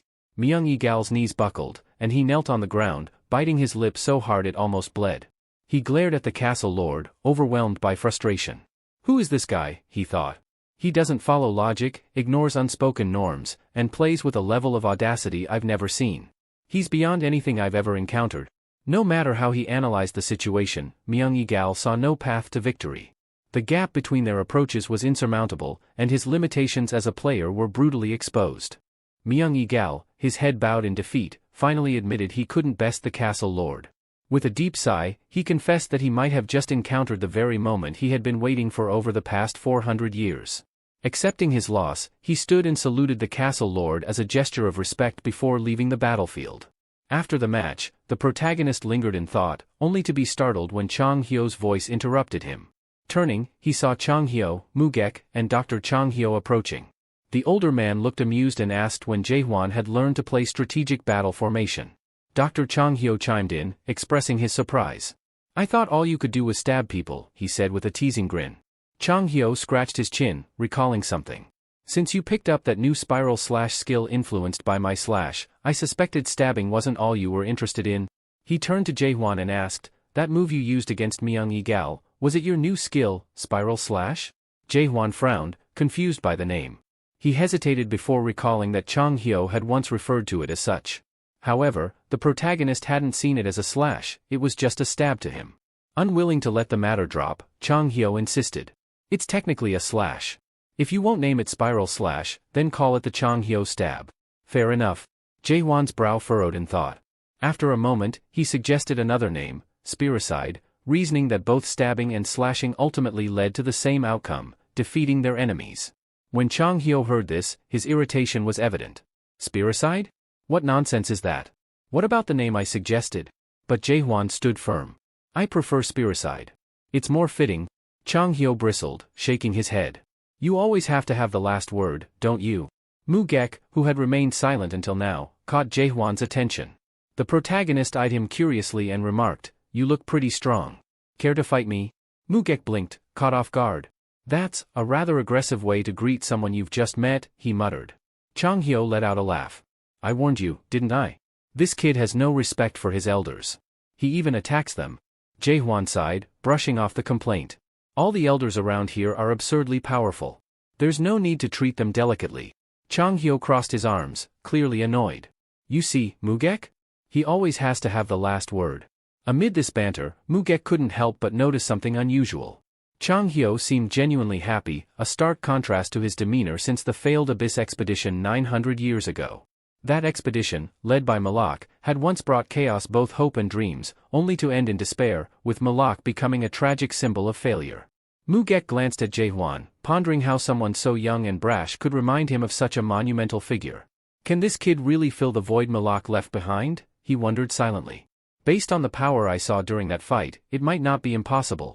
Mujuk couldn't help but ponder the potential of Jaehwan. In terms of raw capability, this young castle lord might surpass even the legendary Malak. Yet, he was uncertain about Jaehwan's character. Unlike Malak, who had been mature and kind-hearted, Jaehwan didn't exude a strong sense of justice. In fact, Jaehwan was Malak's complete opposite in temperament, and there was something deeply unsettling about him. Mujuk couldn't shake off the ominous aura that seemed to linger around him. Suddenly, Mujuk's perception shifted, and for a fleeting moment, he glimpsed into Jaehwan's world. The sheer terror of what he saw made him recoil, his heart pounding in his chest. He quickly glanced over his shoulder, but nothing was there. Turning back to Chang Hyo, he asked in astonishment if the new castle lord had already awakened. Chang Hyo, equally surprised, confirmed that Jaehwan was indeed fully awakened. Mujuk was taken aback. This meant Jaehwan had surpassed the third stage of awakening, a feat almost unheard of. Meanwhile, an announcement boomed across the arena, signaling the continuation of the quarterfinal matches. The audience cheered as a live broadcast of the next match was promised to make the event even more thrilling. Chang Hyo noticed Jaehwan moving toward the stage and called out, questioning where he was headed since it wasn't yet his turn.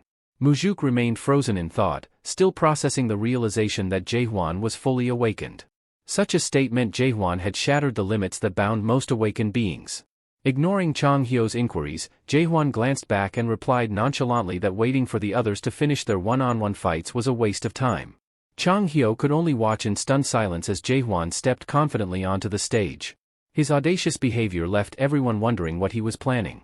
Shortly after, Jaehwan's opponents emerged. Using his skill, insight, Jaehwan quickly assessed their strengths. Among them, one caught his eye, a girl wielding a chain scythe. Something about her defied his ability to discern her full power, leaving him intrigued and cautious. Minister Jahir, observing from a distance, was startled to see Jaehwan on the stage. It wasn't his match, so what was he doing there? The crowd erupted into a mixture of cheers and murmurs, excited to see the castle lord take the spotlight. One man nudged a new recruit, instructing him to start recording the moment. Jaehwan strode forward and snatched the microphone from Jahir, silencing the noise. Holding it firmly, he addressed the crowd. With unwavering confidence, he declared that he had observed enough of the participants and understood the extent of their capabilities. His words carried both weight and challenge, leaving the audience on the edge of their seats, eager to see what he would do next. Jaehwan, visibly bored with the ongoing one-on-one matches, decided it was time to shake things up. Without hesitation, he grabbed the microphone again, drawing everyone's attention. Before he could continue, Juk Ryongja, the esteemed lord of the Ladies of Faith clan, stepped forward, her expression a mix of confusion and authority. "Hold on," she said firmly, addressing Jaehwan. "What exactly do you think you're doing? Who gave you the right to disrupt the matches, and what are you trying to change?" Jaehwan, unfazed by her stern demeanor, responded with calm conviction. "I'm abolishing the one-on-one rule. It's inefficient." Ryongja raised an eyebrow, skeptical. "Are you suggesting we switch to team battles?" Jaehwan nodded. "Something like that. But not quite." Her skepticism deepened as she crossed her arms. "And how, exactly, do you plan to form these teams? How would you determine the winner?" Jaehwan sighed, realizing she had misunderstood his intent. "I'm not talking about forming teams. There's no need to divide anyone." He paused, letting the tension build before continuing. "There's only one team, yours. 6 of you will fight together. Against me." The boldness of his statement left Ryongja speechless. Her initial disbelief quickly turned into astonishment. "You're saying, you'll face all 6 of us by yourself?" "Exactly," Jaehwan affirmed, his voice steady and resolute. "If any of you manage to defeat me, you'll earn the right to become the next castle lord of Gorgon." The proclamation sent shockwaves through the arena. The gathered participants exchanged stunned glances, while the audience erupted into excited chatter. The anticipation of seeing the castle lord demonstrate his full power electrified the air. From the opposing side, the girl wielding the chain scythe stepped forward, her laughter cutting through the noise. With a sly smile, she approached Jaehwan, her scythe swaying ominously by her side. "You're full of surprises," she said, her tone playful but dangerous. "What's the catch? What's going on in that head of yours?" Jaehwan regarded her carefully, his suspicion skill silently assessing her capabilities. Yet, her aura remained elusive, shrouded in mystery. The lack of clarity intrigued him as much as it unsettled him. "This is going to be interesting," she added, her grin widening. Jaehwan smirked and tossed the microphone back to Jahir without warning. Jahir, caught off guard, fumbled to catch it, his bewildered expression adding a touch of humor to the intense atmosphere. Jaehwan turned back to the gathered crowd. He knew earning their trust was essential, but trust wasn't something he could afford to build over time. He needed to solidify their faith in him here and now. And the fastest way to gain trust was through sheer, undeniable power. The situation took an unexpected turn, leaving everyone stunned. Just as the battle seemed inevitable, she abruptly declared that killing him now would be a waste. Without further confrontation, she turned away, waved at him dismissively, and decided to halt the fight for the day before departing. Her sudden withdrawal left Minister Jahir in shock, as their forces far outnumbered the castle lord. Unable to comprehend her reasoning, he demanded to know why she was suddenly backing down. While walking away, she casually explained that she simply wasn't in the mood to continue, adding cryptically that something significant would reveal itself soon. This statement sent a wave of curiosity through the protagonist, making him question what exactly she was referring to. Meanwhile, Yoon Young unexpectedly spoke up, expressing his own desire to withdraw from the battle. He admitted that he lacked the strength to challenge the castle lord and was content with having made it as far as the quarterfinals. The protagonist, knowing Yoon Young's cunning nature, wasn't entirely surprised. While Young didn't mind serving under him, he still wished to maintain a semblance of dignity. Then, Kamen clenched his fists and made his own decision, stating that he, too, would step down. His reason? He found it unfair to gang up on the castle lord with 6 against 1. This revelation caught the protagonist off guard. He never expected Kamen to care about fairness. However, he acknowledged that he himself wasn't someone who played by the rules either. Regardless of how the fight unfolded, the protagonist knew that even if he emerged victorious, it wouldn't have the impact he originally intended. Observing the developments, Juk Ryongja smirked, remarking that things were clearly not going as the castle lord had anticipated. The protagonist then turned his attention to the remaining 3 opponents who had yet to withdraw.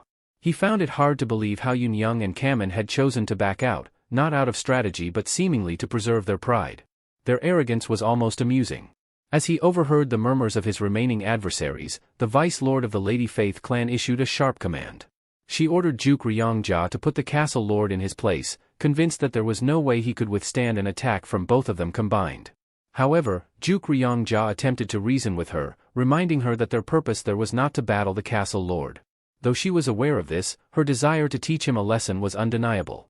This revelation unsettled the protagonist. If they weren't here to fight him, then what exactly was their true objective?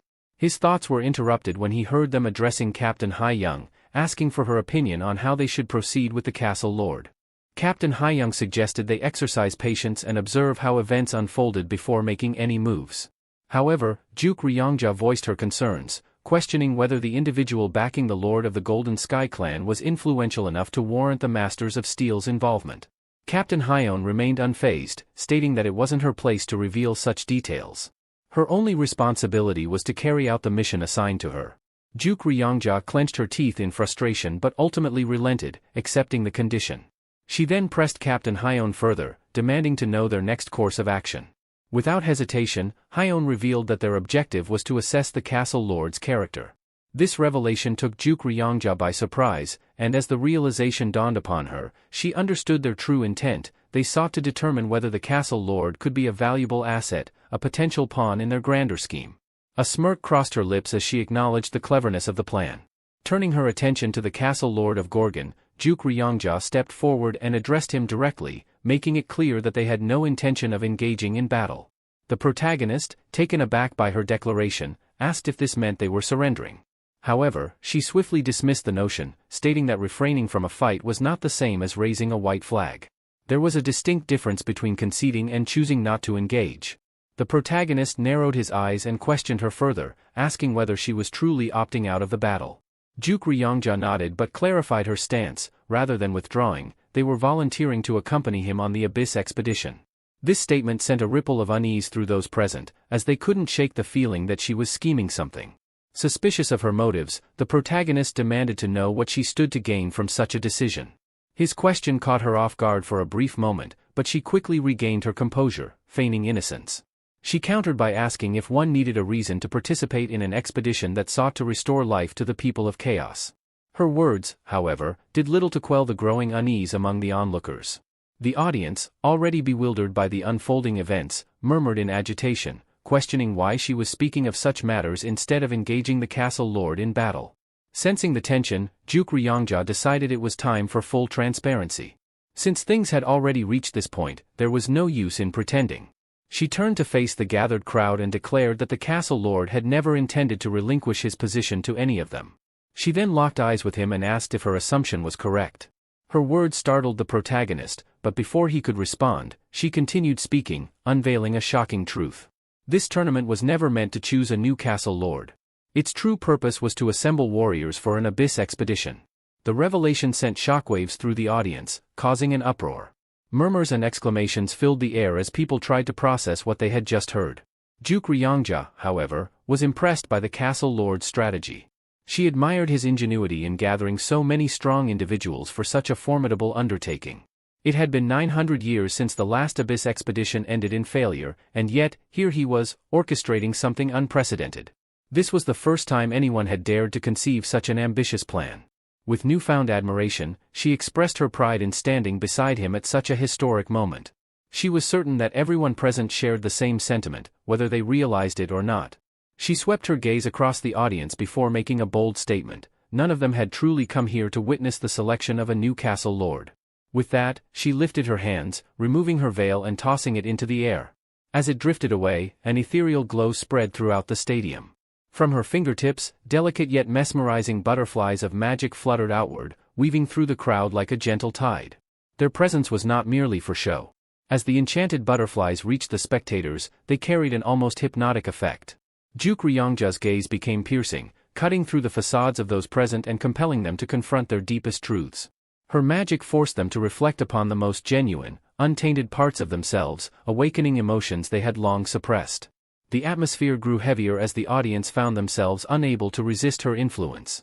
A silence fell over the stadium, thick with unspoken thoughts and unacknowledged desires. Whatever was about to happen next would change everything. Juk Ryongja's voice carried a commanding presence as she urged everyone to reflect on the true reason they had gathered there. Was it merely to witness senseless battles, or was there something far more significant at stake, the very future of chaos itself? Her words resonated through the stadium, laced with the power of her elite-level skill, gaze of justice. She clung to the hope that chaos had not yet been completely lost, that its people still held a sliver of righteousness within them. As her skill took effect, a murmur spread through the crowd like ripples across a still pond. People hesitated, then exchanged uncertain glances, their initial skepticism wavering. Slowly, the collective consciousness began to shift. Voices rose in agreement, one after another, until the entire audience was swept up in the notion that they had not come simply to watch a battle, they were here for the Abyss expedition. Even those who had initially denied it now found themselves questioning their own intentions, as though the idea had been planted in their minds and had taken root. The protagonist, watching from the center of it all, was taken aback. The disturbance caused by a single skill was unlike anything he had ever seen.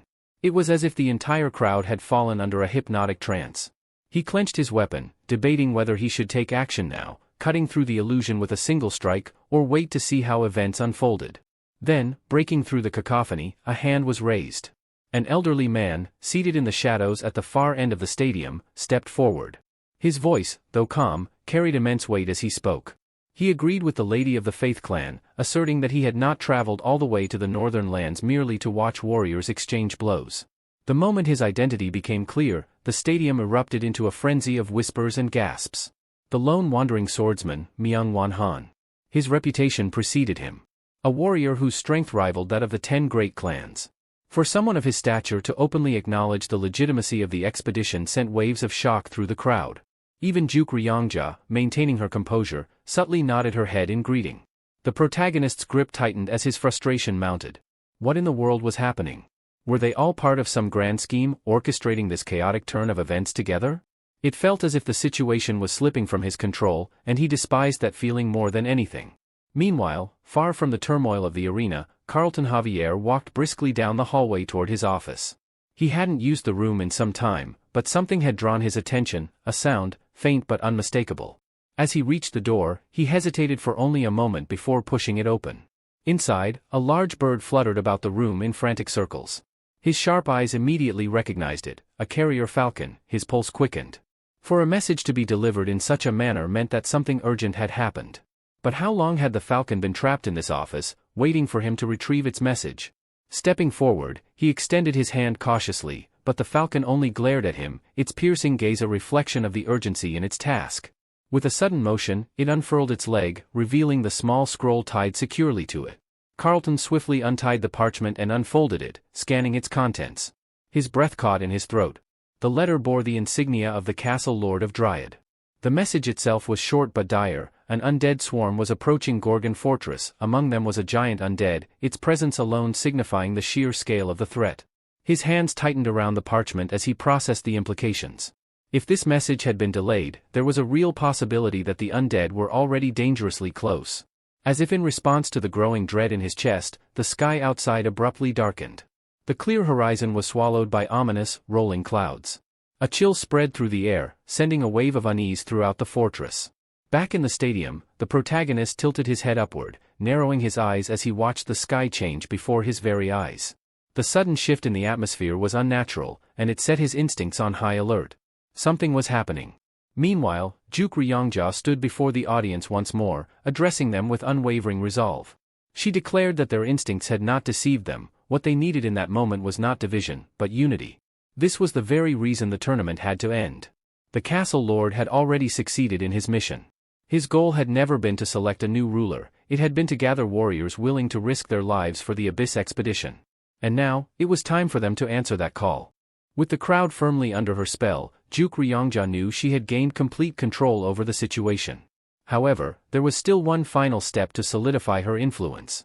She ensured that all eyes remained fixed on her before speaking once more, her voice carrying a weight of importance. "There is still one crucial matter left to resolve," she declared, pausing for effect. "The question of leadership. Who will guide the Abyss expedition?" Tension rippled through the gathering as murmurs spread among the audience. Chang Hyo's brow furrowed in concern. He could sense the calculated nature of her words. This wasn't a simple proposal, it was manipulation at its finest. Mujuk, standing beside him, silently agreed. Meanwhile, Mugek observed her with narrowed eyes. He recognized the lingering traces of gaze of justice mixed with an elite-level enchantment ability. But then, much to his confusion, she began deactivating her skill, slowly releasing the crowd from its grasp. Why would she relinquish control now? What was the Lady of the Faith clan scheming? As if answering their unspoken doubts, Juk Ryongja softly murmured, "I believe there is only one person truly fit to lead this expedition, our esteemed castle lord." Her words rang through the air like a well-placed strike, designed to elicit exactly the reaction she wanted. She continued, "He is not only stronger than the 10 clan leaders combined but also far more resourceful than even the lord of the Forest School clan. Chaos has never seen a talent as exceptional as Castle Lord Jaehwan in its entire history." The crowd, still lingering under the aftereffects of her influence, found themselves nodding in agreement. One by one, voices rose in approval until the stadium erupted into applause. The murmurs among them turned into proclamations of admiration. Many spectators remarked that this was typical of Juk Ryongja. She always prioritized others before herself, displaying selflessness that made her revered among them. However, not everyone was willing to be swept up by her silver-tongued words. A deep, commanding voice cut through the cheers. "I object." Silence fell as all eyes turned toward Myungwon Han, the lone wandering swordsman. His expression was unreadable, but his presence alone was enough to command the attention of even the most stubborn warriors in the crowd. "Leadership is not determined by strength and intelligence alone," he stated firmly. "The one who leads must be capable of something far more important, caring for those who follow them." Juk Ryongja tilted her head, feigning innocence. "Oh? Then tell me, what other qualities should a leader possess?" "A true leader," Myungwon Han continued, "must possess an unshakable character, someone who will stand unwavering in the face of adversity, not just for themselves but for those who rely on them. Strength and intelligence may win battles, but only moral fortitude can command loyalty." He then turned his sharp gaze toward Juk Ryongja. "That is why I believe we need to test the castle lord's character. And I want you to conduct that test." Juk Ryongja remained silent for a moment before finally speaking, her voice light with mock surprise. "A test? And how do you propose I go about that?" Myungwon Han's expression did not waver. "A morality test." At that, a slow, knowing smile crept onto Juk Ryongja's lips. The amusement in her eyes was unmistakable, yet her voice remained composed. "A morality test, you say?" she mused. The audience, still captivated by the unfolding drama, quickly latched onto the idea. Excitement surged through the crowd as murmurs turned to enthusiastic agreement. Yes. A morality test would be the perfect way to judge his character. Let's begin right away. Juk Ryongja turned toward the castle lord, her gaze gleaming with mischief. Minister Jahir, watching from the sidelines, felt a prickle of unease. Something about this situation felt off. Why had she so readily agreed? Then, as if sensing the tension in the air, Juk Ryongja let out a soft, almost playful sigh. "Well then," she murmured, her voice carrying a hint of wicked amusement. "If that is what everyone desires, I suppose I have no choice." Juk Ryongja released a swarm of butterflies, their delicate wings glimmering as they descended to the ground. The moment they landed, an illusion began to take shape, a scenario crafted specifically for him. She turned to the protagonist, her gaze sharp and unwavering. "Well then," she said smoothly, "what will you do? Will you accept the morality test and take on the role of expedition leader, or will you refuse?" The protagonist's eyes flickered with uncertainty as he glanced over his shoulder. There, he caught sight of Chang Hyo, who was gritting his teeth in frustration. That expression alone was enough for him to realize the depths of the schemer's plan. They weren't merely testing Jaehwan, they were trying to discredit and bring him down. Mugyak nodded in grim understanding. Nearly everyone in the audience knew of Juk Ryongja's infamous morality test. Some high-level players had even sought it out, hoping to meet the requirements for their awakening and advance to the next stage. However, Mogek had never attempted it himself, and even he wasn't entirely sure how the test worked. Chang Hyo was growing increasingly restless. If Jae-hwan responded as he usually did, by cutting down those who stood in his way, there would be no Abyss expedition at all. No one would follow a leader who slaughtered his own team. He gnawed at his nails anxiously, knowing that Jae-hwan's temperament was already unpredictable. If he took this test and failed, it could be the end for him. Yet, to everyone's astonishment, Jae-hwan spoke with calm resolve. "I'll take it." Juk Ryongja blinked, momentarily caught off guard. "Are you saying, you agree to the morality test?" she asked, as if unable to believe it. He nodded. "I do." A slow, delighted smile spread across her face. Meanwhile, the audience, already impatient, erupted into murmurs. They had been waiting for this moment, and now, the only thing left was to begin. Then, without warning, the illusion fully took form before their eyes. A violent storm raged over the sea, waves crashing against a lone, battered boat that rocked dangerously on the water. Jae-hwan found himself standing on the deck, struggling to maintain his balance as the vessel swayed beneath his feet. Juk Ryongja's voice carried over the howling winds.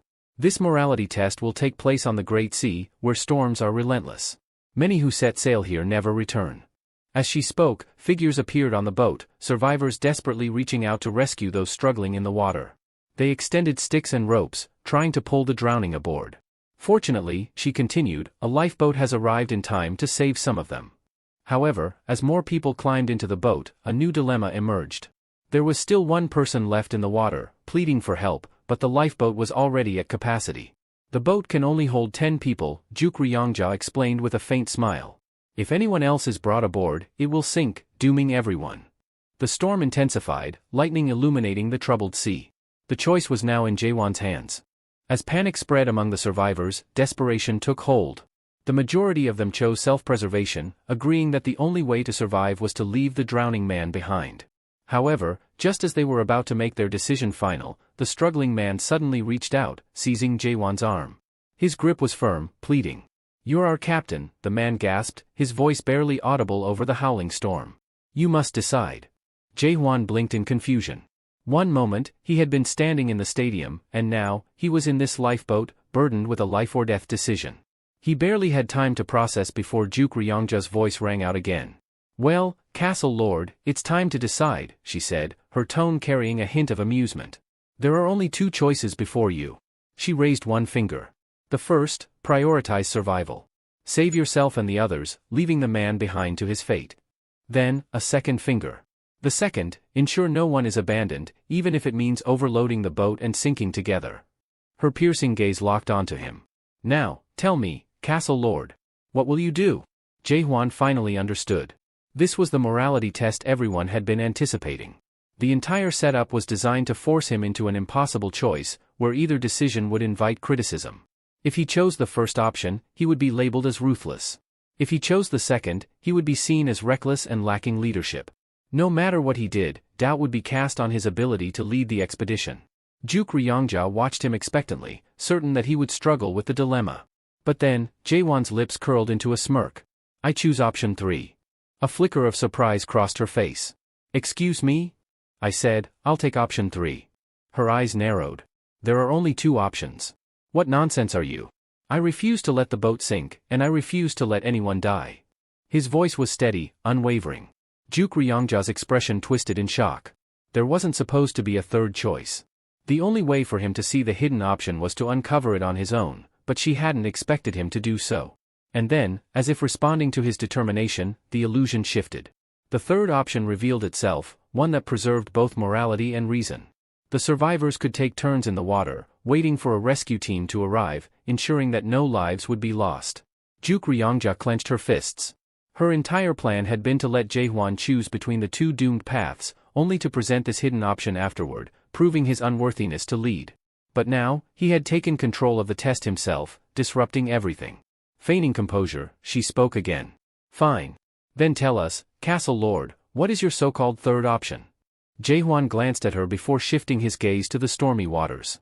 "The real problem here isn't the boat or the number of people," he said.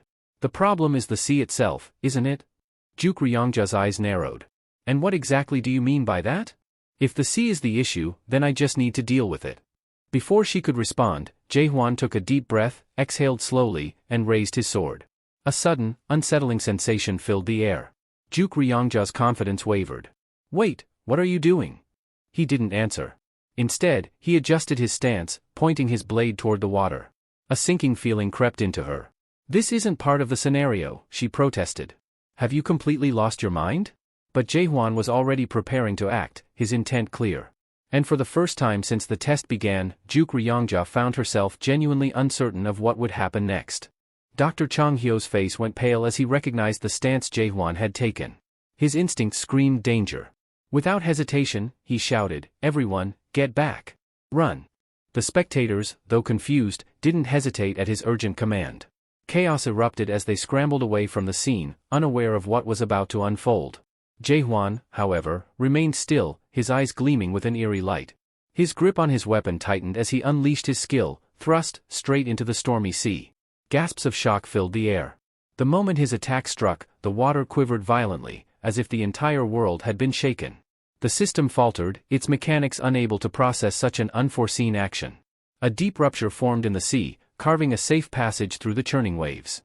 The passengers aboard the lifeboat stared in stunned silence. Then, realizing what had just happened, their faces broke into expressions of sheer relief and joy. Cheers erupted as they rushed toward their captain, embracing him in gratitude. "We're saved!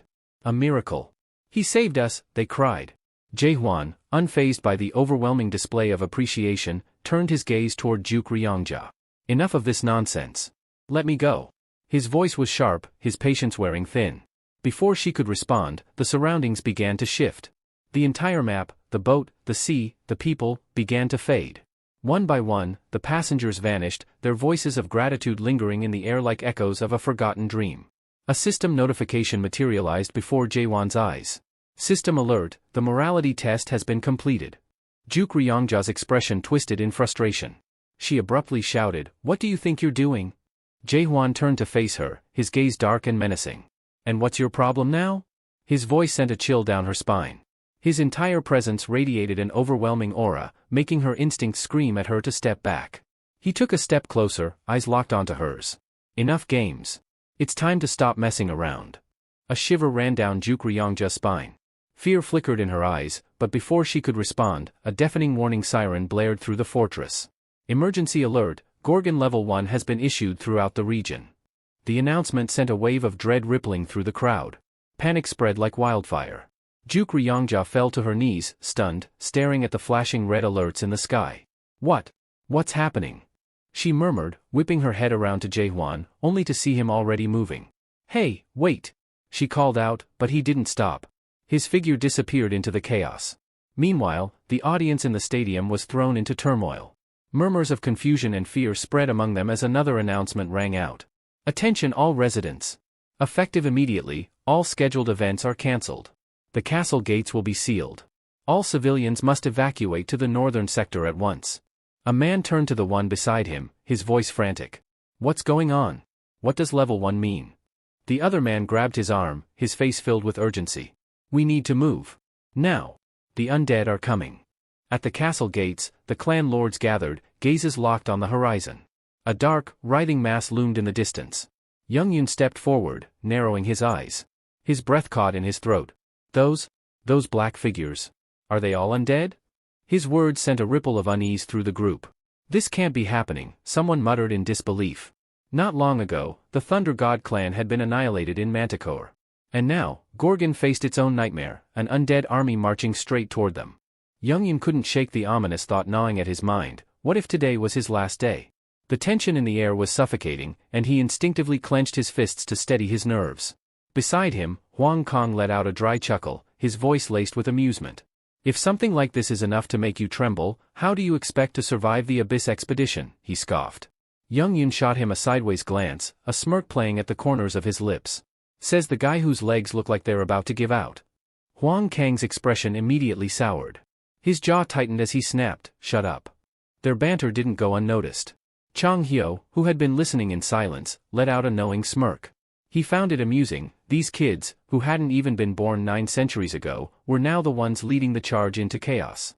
The battlefield was now the gathering place for some of the most powerful forces in existence. The Infinite Clan, South Sea Clan, Forest School Clan, Ladies' Faith Clan, Fire King Clan, and Thunder God Clan, 6 of the 10 Lords of Chaos, had assembled in Gorgon. Watching this unfold, Chang Hyo felt a wave of nostalgia wash over him. He adjusted his hat and turned toward Mujuk, his voice low. Doesn't this remind you of the past? Mujuk's gaze remained fixed on the horizon, his expression unreadable. You mean our journey to the undead palace? Chang Hyo nodded, his eyes shadowed with memories. Mujuk exhaled. Yeah. You're not wrong. The Doctor of Doom always said history has a way of repeating itself. His fingers tightened around the hilt of his weapon. This feels just like that time, though I can't tell what that thing is doing here. His words trailed off as their gazes fell upon the monstrous swarm advancing toward them. Chang Hyo's unease deepened. He knew how the undead worked, their numbers weren't fixed. A medium-tier undead could summon smaller ones. Giant undead would bring forth medium-sized ones. And in the chaos known as Gorgon catastrophe, the king of the undead had appeared. It was the reason why the castle's defenses had been reinforced, the walls built higher than ever before. But even that might not be enough. Then, the worst of their fears took shape. A colossal undead emerged from the swarm, its grotesque form moving in unnatural, backward-walking motions, a creature known as Margaret, the nightmare of Gorgon. Terror spread like wildfire. The undead ambushed the fortress, unleashing devastation upon everything in their path. The air filled with the sound of terrified screams. People ran in every direction, some desperately calling for help while others tried to fight back. But the sheer number of the undead was overwhelming. Amidst the chaos, a young girl's agonized cries pierced through the battlefield. She clutched the remains of her arm, her limbs severed from a sudden attack. Desperation filled her eyes as she stumbled backward. "Stay away from me," she screamed, her voice hoarse with terror. But the undead did not listen. A black, writhing tentacle lashed forward, impaling her straight through the mouth. Her scream was cut short as blood splattered onto the cold ground. Juk Ryongja, witnessing the nightmarish scene, stood frozen. Her eyes widened in sheer disbelief as the endless tide of undead descended upon them. She felt as if her mind refused to accept reality. The people of Gorgon, her people, were being slaughtered and twisted into the very creatures that attacked them. Her legs trembled beneath her as she clutched her chest, her breath shallow. This can't be happening. It was an absolute nightmare, one from which there was no waking. All around her, the city's once proud residents screamed for their lives, only to be mercilessly cut down by the undead. She saw a man being overpowered, his desperate struggles proving useless against the monstrous strength of his attacker. "No! Stop!" she cried out, but her voice was lost in the chaos. Just then, a flash of steel sliced through the air. Juk Ryongja's heart swelled with hope. A warrior, a righteous one, had come to their aid. Watching him, she felt a flicker of faith ignite within her. "Please! Help us," she pleaded, her voice raw with desperation. But her relief was short-lived. The swordsman's expression darkened as he realized the futility of his actions. He wasn't strong enough. With a pained look, he turned away and ran, abandoning the man. Juk Ryongja's blood ran cold as she watched in horror. The abandoned man, left defenseless, was immediately overwhelmed by the undead, his agonized screams piercing the air before he was silenced forever. The swordsman barely made it a few steps before one of the monstrous creatures lashed out, a grotesque, black tendril spearing straight through his chest. He choked, his body convulsing, and then fell limp. Juk Ryongja's knees buckled. There was no hope. No matter how much they fought, no matter how many people resisted, they were doomed. Tears welled in her eyes as despair consumed her. What was the point of seeking justice in a world like this? A world where no life was guaranteed, not even for a second? Her thoughts spiraled as she stared at the approaching ghoul, its grotesque maw opening wide to devour her. She no longer had the strength to resist. If this was fate, then so be it. But just as she surrendered to the inevitable, a sudden blur of motion caught her eye. The undead creature was cleaved in half. Her breath hitched. "Who?" She turned, her vision still hazy with tears. And then, she saw him. Young Yun. His weapon gleamed with fresh blood as he positioned himself between her and the oncoming horde. Behind him, Cayman and Huang Kong stood their ground, cutting down the undead that threatened to overwhelm them. For a brief moment, relief washed over her. But then doubt crept back in. What was the point? They were only delaying the inevitable. There was no way they could defeat that thing. Their determination was reckless, foolish. Why weren't they afraid? Yet, as she looked closer, she noticed something that made her breath hitch. Young Yun's hands were trembling. He was afraid. Her mind reeled. Then, what was it? What kind of hope was driving them forward? Young Yun exhaled sharply, his grip tightening around his weapon as he eyed the endless tide of undead. He knew it too. This battle wouldn't be easy. Yun Young's comrade, noticing his hesitation, scoffed and nudged him. "Stop being such a coward," he said. "Turn around and look." Yoon Young frowned but did as he was told, and what he saw left him speechless. There, standing alone against the monstrous, backward-walking Magrid, was none other than the Lord of Gorgon himself. Yoon Young's breath caught in his throat. How could he be fighting that thing alone? The sheer power difference was staggering. Before he could fully process the situation, a blur of movement caught his eye, a lesser undead lunging at him from behind, claws poised to tear into him. But before it could strike, a single, swift motion ended it. The protagonist's grip tightened around the creature's skull as he ripped its head clean off and tossed it aside like garbage. The sight sent a wave of rage through Magrid, who let out a thunderous roar. With brute force, the giant undead slammed its fist into the stone buildings, shattering them into rubble. But it didn't stop there. Using its overwhelming power, it lifted the debris into the air and hurled it directly at the protagonist. Jaehwan winced. The fortress was already in ruins, and now this creature was turning what remained into its weapon. But the protagonist merely clicked his tongue, irritation flashing across his face. That was his building Magrid just destroyed.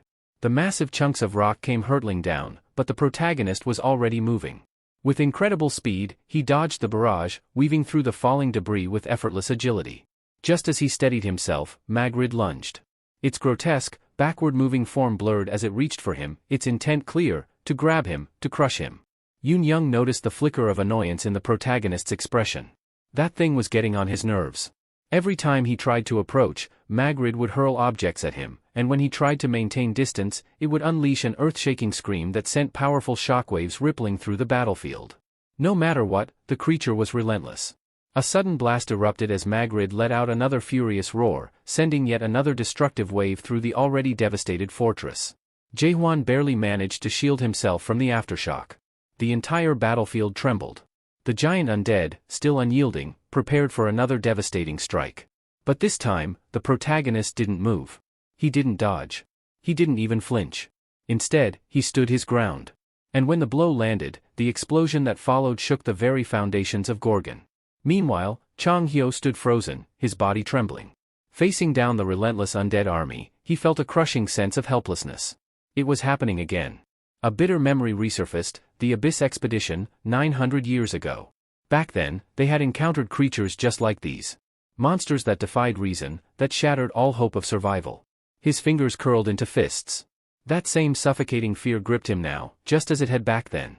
No matter how much they fought, no matter how much they struggled, humanity had always been powerless in the face of such overwhelming despair.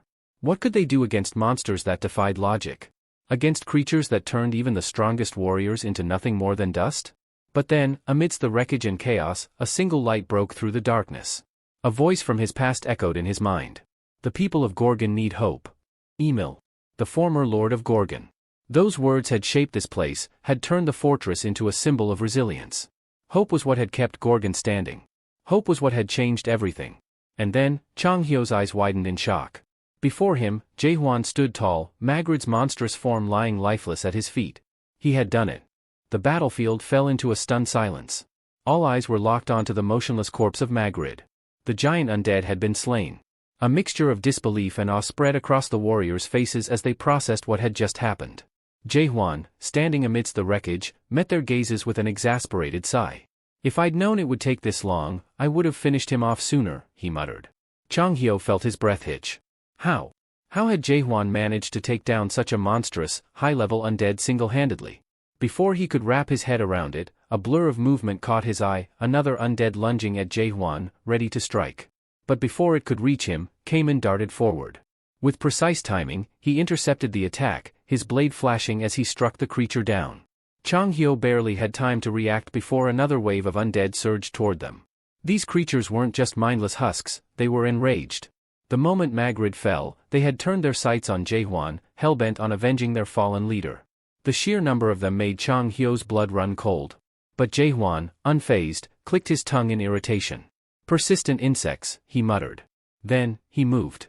A powerful surge of energy erupted from him as he activated his skill, Spiricide. A massive explosion tore through the ranks of the undead. The sheer force of it left everyone momentarily frozen, the battlefield illuminated by the devastating blast. Chang Hyo's mind flashed back to something Jaehwan had said during his morality test. If there's no way forward, I'll just split the sea myself. Watching Jaehwan carve through the undead horde like an unstoppable force, Chang Hyo finally understood. Jaehwan wasn't just someone who fought against fate, he defied it. Mujuk, standing nearby, stared at the chaotic battlefield, utterly speechless. This guy. He mumbled, unable to finish his sentence. Chang Hyo exhaled sharply before speaking. I've made my decision. Mujuk turned to him, eyebrows raised. I'll protect his recklessness, Chang Hyo said firmly. Mujuk let out a short laugh, shaking his head. Then count us in too. The others around them nodded in agreement. This wasn't just Jaehwan's fight anymore, it was theirs as well. With renewed determination, they charged forward, joining the battle, cutting down undead side by side. As the tide of battle shifted, another familiar face emerged, Myung Yiggle. Chang Hyo's eye twitched. Where the hell had he been this entire time? Meanwhile, Young Yun and Huang Kong fought side by side, subduing the relentless undead swarming them. Oi, Huang! Young Yun called out mid-battle, slicing through another ghoul. Huang Kong, focused on his own fight, barely spared him a glance. What? He grunted, cutting down an undead with a clean strike. Young Yun hesitated, seemingly embarrassed, but forced himself to speak. Do I look badass right now? Huang Kong didn't respond. The silence lingered. Young Yun's face fell. You could at least say something. But Huang Kong was too busy cutting down another ghoul to acknowledge him. Young Yun sighed. Man, you really know how to kill a guy's confidence, he muttered before driving his weapon through another undead skull. However, the battle was far from over. More creatures rushed toward them, and exhaustion was beginning to set in. Huang Kong could feel the weight of fatigue dragging down his movements. His breathing grew heavier. At this rate, he wouldn't last much longer. And then, a rock flew through the air and struck an approaching undead square in the face. Huang Kang's eyes widened in surprise. Turning toward the source, he spotted a girl standing amidst the chaos, her gaze locked onto the monster with fierce determination. As the creature turned its wrath toward her, she raised her voice. Now's our chance. Behind her, ethereal chains manifested out of thin air, twisting and snapping forward. They wrapped around the undead, binding it in place. Huang Kong exhaled sharply, shaking off his fatigue. The battle wasn't over yet. As the battle raged on, reinforcements arrived just in time. Among them were Minister Carlton Javier, Inspector James, Prime Minister Jurgen, and a group of civilians, all determined to turn the tide against the undead horde. Seeing this, Huang Kong couldn't help but feel relieved. The overwhelming burden on his shoulders eased slightly as fresh fighters joined the fray. With renewed vigor, he lunged forward, striking down an undead with a sharp grin. Now this is more like it, he muttered, satisfied by the shifting balance of the battle. The entire battlefield pulsed with a newfound energy as warriors, officials, and ordinary civilians alike fought side by side, their movements synchronized by a shared determination to reclaim their home. Jaehwan stood at the center of it all, watching with approval. Seeing them fight as one, without hesitation or fear, brought an unfamiliar sense of satisfaction to him. With a decisive motion, he drove his sword into the ground. A wave of energy erupted from the blade, spreading through the fortress like a violent storm. In an instant, every last undead was annihilated. 10 days later, Gorgon Fortress stood in the midst of reconstruction. The walls, once battered and broken, were steadily being restored.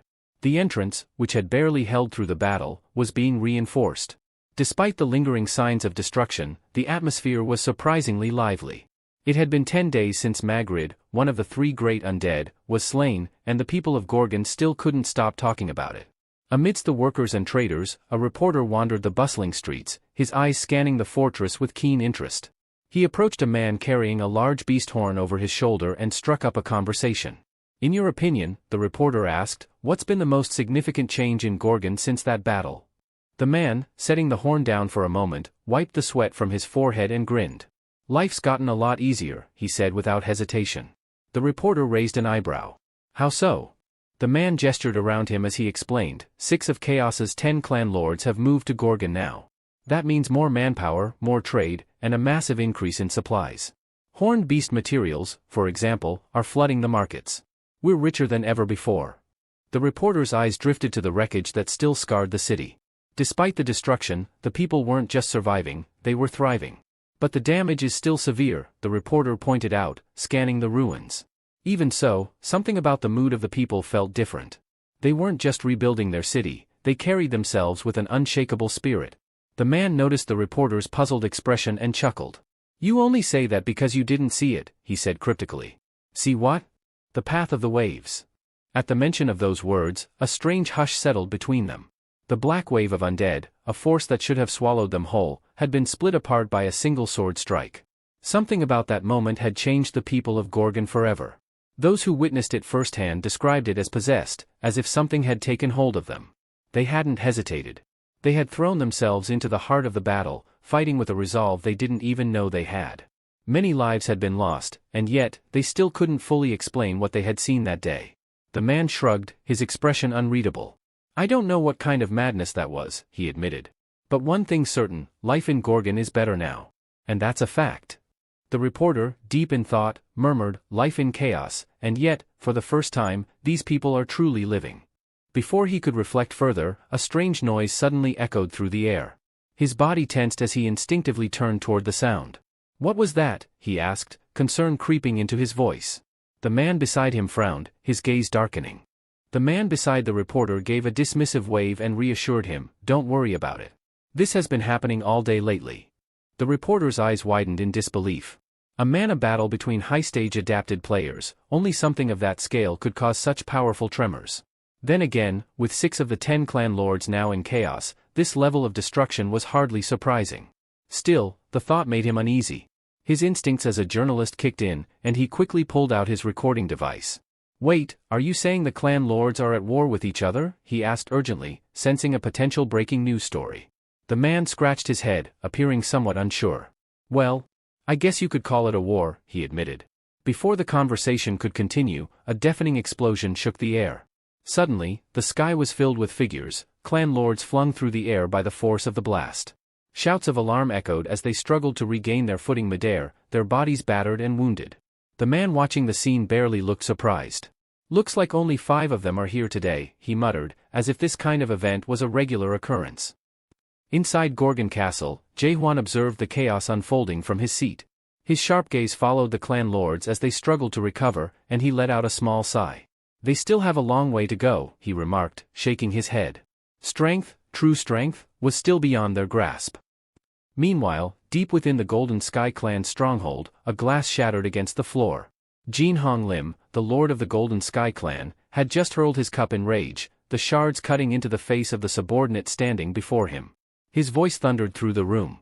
"What did you just say?" he demanded, eyes burning with fury. The wounded subordinate, his face dripping with both sweat and blood, repeated his report with a trembling voice. "The giant undead maggot that attacked Gorgon has been completely destroyed." Jin Hong Lim's hand clenched into a fist, his entire body trembling. "Impossible," he muttered under his breath, his mind racing. To defeat a giant undead? Such a feat would require a 9th-stage adapted player, someone in the Great Realm, ranking at least a lieutenant general. And yet? "There are only 3 giant undead in all of Chaos," he growled. "You're telling me that someone just killed one?" His heart pounded with disbelief. This was beyond anything he had ever imagined. His fury surged as he turned back to his subordinate. "Go to Gorgon immediately," he ordered. "Find out exactly what happened. I want every single detail on how they managed to kill Magrid." The subordinate bowed hurriedly and rushed out of the room, leaving Jin Hong Lim still fuming. He refused to believe it. There had to be a mistake. It was simply not possible. But 4 days later, the impossible became reality. A chilling report arrived: the entire northern branch of the Golden Sky clan near Gorgon had been annihilated. Back inside Gorgon Castle, Jae-hwan sat among his subordinates, his expression unreadable. His voice was calm, yet his words cut deep. "You're all pathetically weak," he stated bluntly. Silence fell over the room. A heavy, suffocating silence. He leaned back, studying their mortified expressions. "What exactly have you all been doing for the past several hundred years?" Not a single person dared to answer. Among them, Young Yun was trembling. Tears welled in his eyes as his shoulders shook. His voice came out in a whisper. How are we supposed to defeat that thing?" Despair clung to his every word.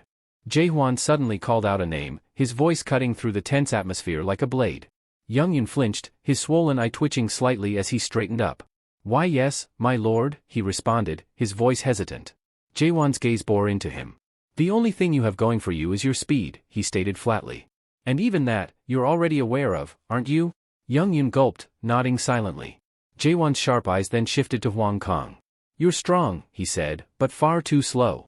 Next, his attention turned to Myong. "You think too much before taking action." Myong stiffened, but before he could respond, Jae-hwan had already moved on. "Juk Ryong Ja. She straightened her posture, awaiting his judgment. Your instincts are sharp, but your endurance is pitiful. Juk Ryongja gritted her teeth, knowing full well that he wasn't wrong. Finally, Jaewon's gaze landed on Kamin. You're the best among them, he admitted. A murmur passed through the group. Kamin didn't react, only waiting for Jaewon to continue.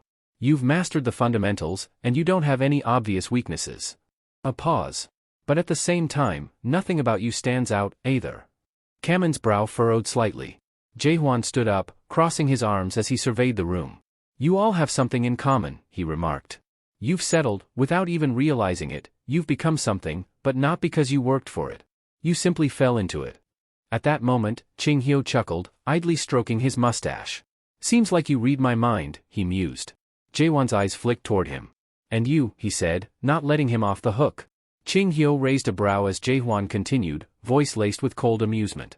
For someone who's nearly 1,000 years old, you're still pretty weak. The casual remark sent a ripple of frustration through Ching Hyo, his fingers tightening slightly around his mustache. How dare you mock your elder, brat, he huffed. But deep down, he knew Jaewon's words weren't without merit. 900 years ago, the 10 clan lords had all been at least 7th stage adapted players. The strongest among them, the lord of the Heavenly Dragon clan, had reached the 9th stage. And above them all, Moloch stood, an existence far beyond their comprehension. Yet despite all that power, they had still struggled during the Abyss expedition. Because that was the nature of the Abyss. Even at their peak, they had barely survived. And now? They had just carried out a mission to annihilate the northern branch of the Golden Sky clan, and nearly half of them had been seriously injured or even on the verge of death. They weren't even fighting Manticore yet. Jaewon's voice rang through the room once more. If you're struggling this much against a single clan. His sharp gaze swept over them. How do you expect to survive the Abyss expedition? Silence. No one had an answer. And that, Jaewon declared, is exactly why, starting today, you're all going through a week of special training. Myung Yeagle's eyes lit up. The phrase, special training, stirred something in him. Special training, huh? He mused aloud, his excitement bubbling. Would he undergo some kind of dramatic transformation? Would he emerge from this bulked up and muscular? But then a thought struck him, and he turned toward Jaewon with a cautious expression. Castle Lord, he began. All of the clan lords here are adapted players. And the 15 stages of adaptation determine an adapted player's strength, allowing them to skip over levels through growth. Jaewon remained silent, listening. Myung continued, voice thoughtful. It usually takes a normal person 10 years just to reach the first stage of adaptation. Another 20 years to reach the second stage. 40 years to reach the third. And from the third to the fourth? 80 years. Most people don't even make it that far. He took a breath before finishing. That's why players who reach the 4th stage or higher are called higher stage adapted players. Jaewon raised a brow. Get to the point. The atmosphere in the fortress was thick with unease. Myung's voice broke the silence, his words deliberate yet laced with disbelief. So, you're trying to turn us into awakeners? His question stunned everyone. The air shifted, tension wrapping around the room like an invisible coil. Myung continued, shaking his head, from what I've heard, the awakened don't grow stronger over time like we do. They don't accumulate power, they transcend it. They reach the next stage through enlightenment. Jaewon's lips curved into a faint smirk. You're right, he said calmly. That's exactly my plan, if you can abandon their world, that is. Jong frowned, confusion flickering in his eyes. Abandon their world? What does that mean? Before Jaewon could answer, Chung-ho stepped forward, his tone heavy with meaning. He's referring to the 3 stages of awakening. The first step is to destroy the world of adaptation, the illusion we've been living in. The group exchanged uncertain glances. If you succeed, Chung-ho went on, you'll see the world for what it truly is. Young-yun tilted her head, still puzzled. Destroy the world of adaptation? What does that even mean? Juk Ryanja's eyes gleamed knowingly. He's asking you to abandon everything that the system has given you, status, power, comfort. Everything that benefits only the system itself. Jong scoffed. That's easy for you to say. I'm an overcharged adapter. The system favors me, I can grow faster, wield stronger skills, and evolve more easily. That's a blessing. Hang chuckled, folding his arms. Everyone here's an overcharged adapter. We all have that advantage. But then, Kamen, silent until now, raised his head. His gaze was fierce, unwavering. Not me, he said. I'll throw it all away. Every skill, every advantage, every piece of that false world. I'll cast it aside if it means I can grow stronger. The only thing I'll keep is my hatred for the monarchs." The words hit like thunder. Everyone turned toward him, startled. "What are you talking about?" someone demanded. Juk Rianja's expression softened with grim understanding. "He's right. To awaken, you must discard everything, your progress, your identity, and something even greater." Her voice dropped lower. "Tell me, have you heard of the Great Disappearance?" Jaewon's brow furrowed. "The Great Disappearance? It began 700 years ago," she explained, "when the first cracks appeared across the almighty land. A group calling themselves the Cracks rose up, declaring war against the cultivators. But when they were found, every member had a proclamation carved into their chests, one written by the monarchs themselves." She paused, the firelight reflecting in her eyes. The message was clear: if one seeks to awaken, they must come to the forgotten land and reject this world entirely. A chill ran down their spines. Thousands gathered that day, Juk went on. All adapters, ready to transcend. But no one knows what became of them. It said they simply ceased to exist. Yong whispered, "Were there any survivors?" Juk nodded slowly. "A few. My comrades were among them. They returned, different. They had become awakened, though only at the first stage." "And what happened to them?" Jaehwan asked quietly. Her eyes dimmed with sorrow. "They couldn't endure it. Every one of them took their own lives. Their minds broke. Some went mad, others lost all memory of who they were. The awakening shattered them completely." Silence followed. Jaehwan stepped closer, his tone firm yet compassionate. "Then let me make two things clear. First, I am not one of the Cracks, though your suspicion is understandable. Second, you're right. Awakening is dangerous. That's why I'll only take volunteers." "And those who refuse?" Juk asked. "I'll still help them," Jaehwan said. "They'll grow stronger in their own way, by reaching higher stages of adaptation." She frowned. "Didn't you hear what Mayung said? Advancing even one stage can take years." Jaehwan's grin widened. "That won't be a problem. Follow me."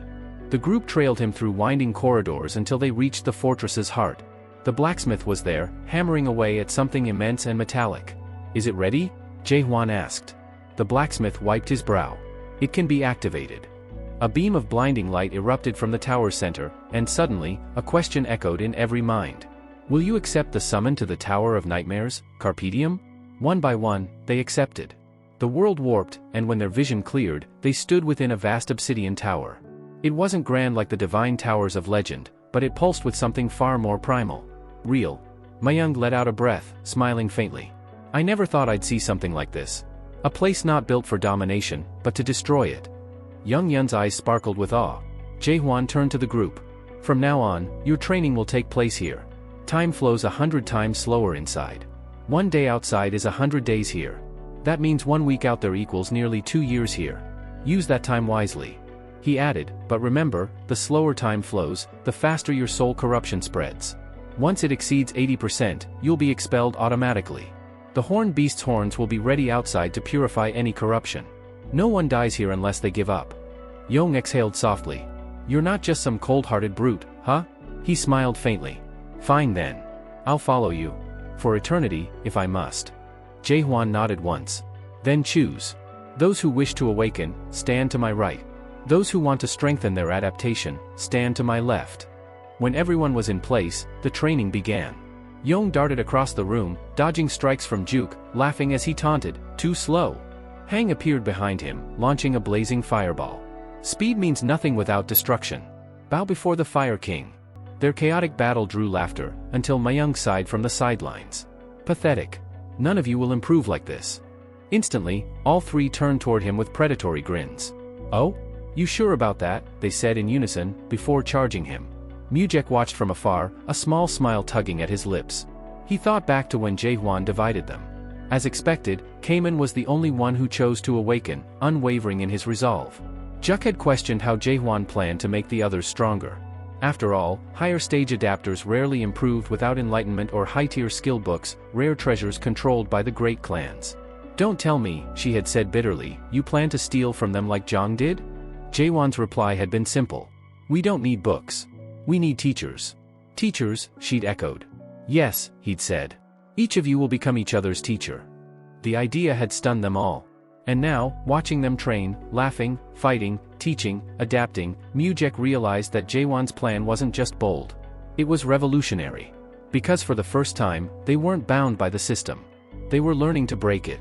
Mujek couldn't help but wonder how Cayman was faring beyond that sealed gate, the one that led to the second floor of the tower. The thought lingered like a whisper in the back of his mind. Meanwhile, deep within that second floor, Cayman's body moved in a relentless rhythm.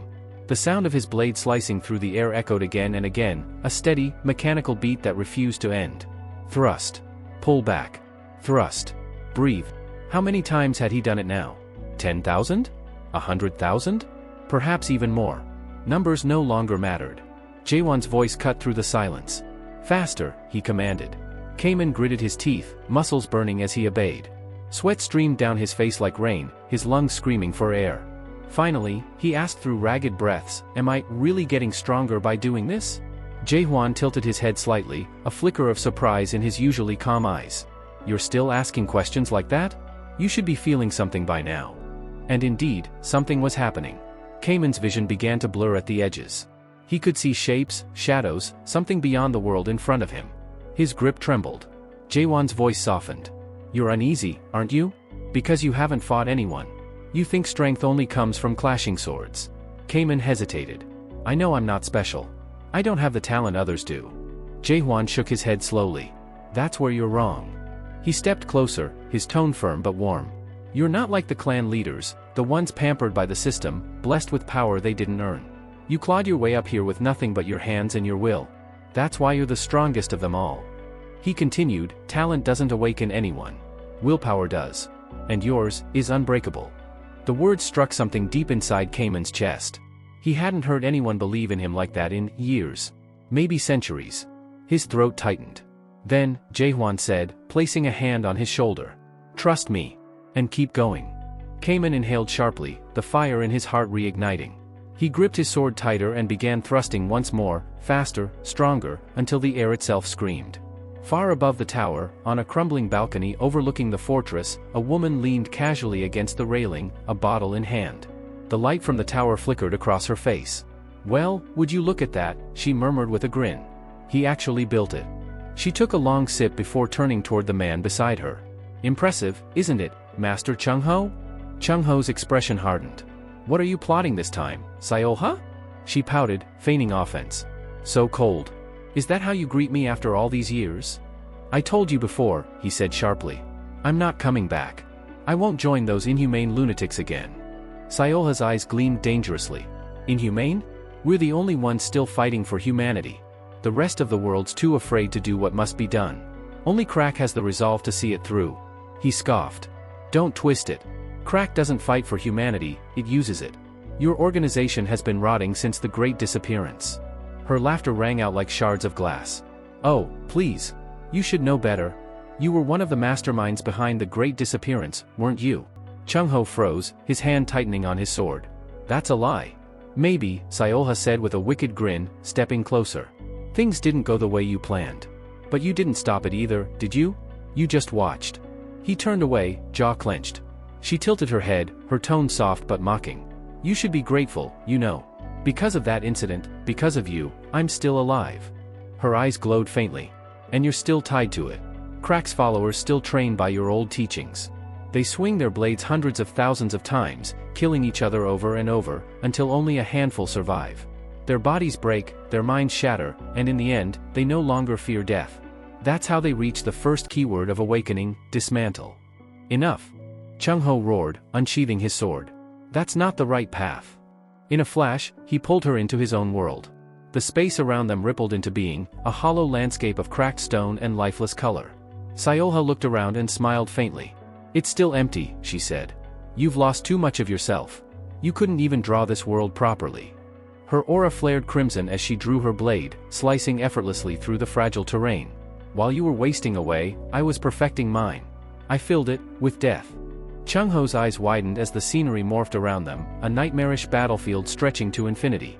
Countless corpses floated in a sea of blood. "Do you like it?" she asked sweetly. "My masterpiece. The scene of the Great Disappearance. Isn't it beautiful?" He clenched his jaw. "You call this beauty? The living are not meant to mimic the dead. This world can still change, and I'll make sure it does."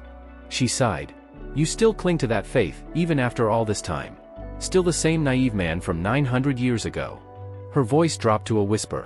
"You can try again, but you'll fail again, just like before. You can run, hide, preach, but remember this. Her eyes burned like twin suns. Crack will always be watching. Inside the tower, Cayman's struggle reached its peak. His movements grew sharper, his breathing steadier. First, question it. Then, understand the world you question. And finally, the last step blurred beyond his comprehension. His mind spun. Wake up! Jaewon's voice thundered as his sword came crashing down. Cayman barely blocked it. The impact sent his weapon flying from his hands. He stumbled back, barely catching himself before hitting the ground. Pathetic, Jaewon said coldly. Is that all you've got? Fight like your life depends on it. Cayman's chest heaved. His hands trembled. No matter how hard he tried, the difference between them felt insurmountable, like an unending abyss. Has he grown stronger again? Cayman thought in disbelief. And deep inside, something within him stirred, a spark caught between despair and awe. The path to awakening was beginning to open. Cayman slowly closed his eyes, accepting the bitter taste of defeat. His body trembled, his spirit on the verge of breaking, until Jaewon's voice cut through the silence like a spark in the dark. Listen carefully, Jaewon said, his tone calm but commanding. The final key to unlocking the third stage is to cast off the limits this world forced upon you. Break the boundaries that dared to confine your existence. Those words struck deep. Cayman's eyes snapped open, glowing with a feral intensity. His aura flared, shaking the ground beneath him as if reality itself shuddered. The air grew heavy. Power, raw and unrestrained, poured out from him like a raging storm. He had awakened. The third stage. For a heartbeat, the world seemed to hold its breath. Then, with a roar, both men charged forward.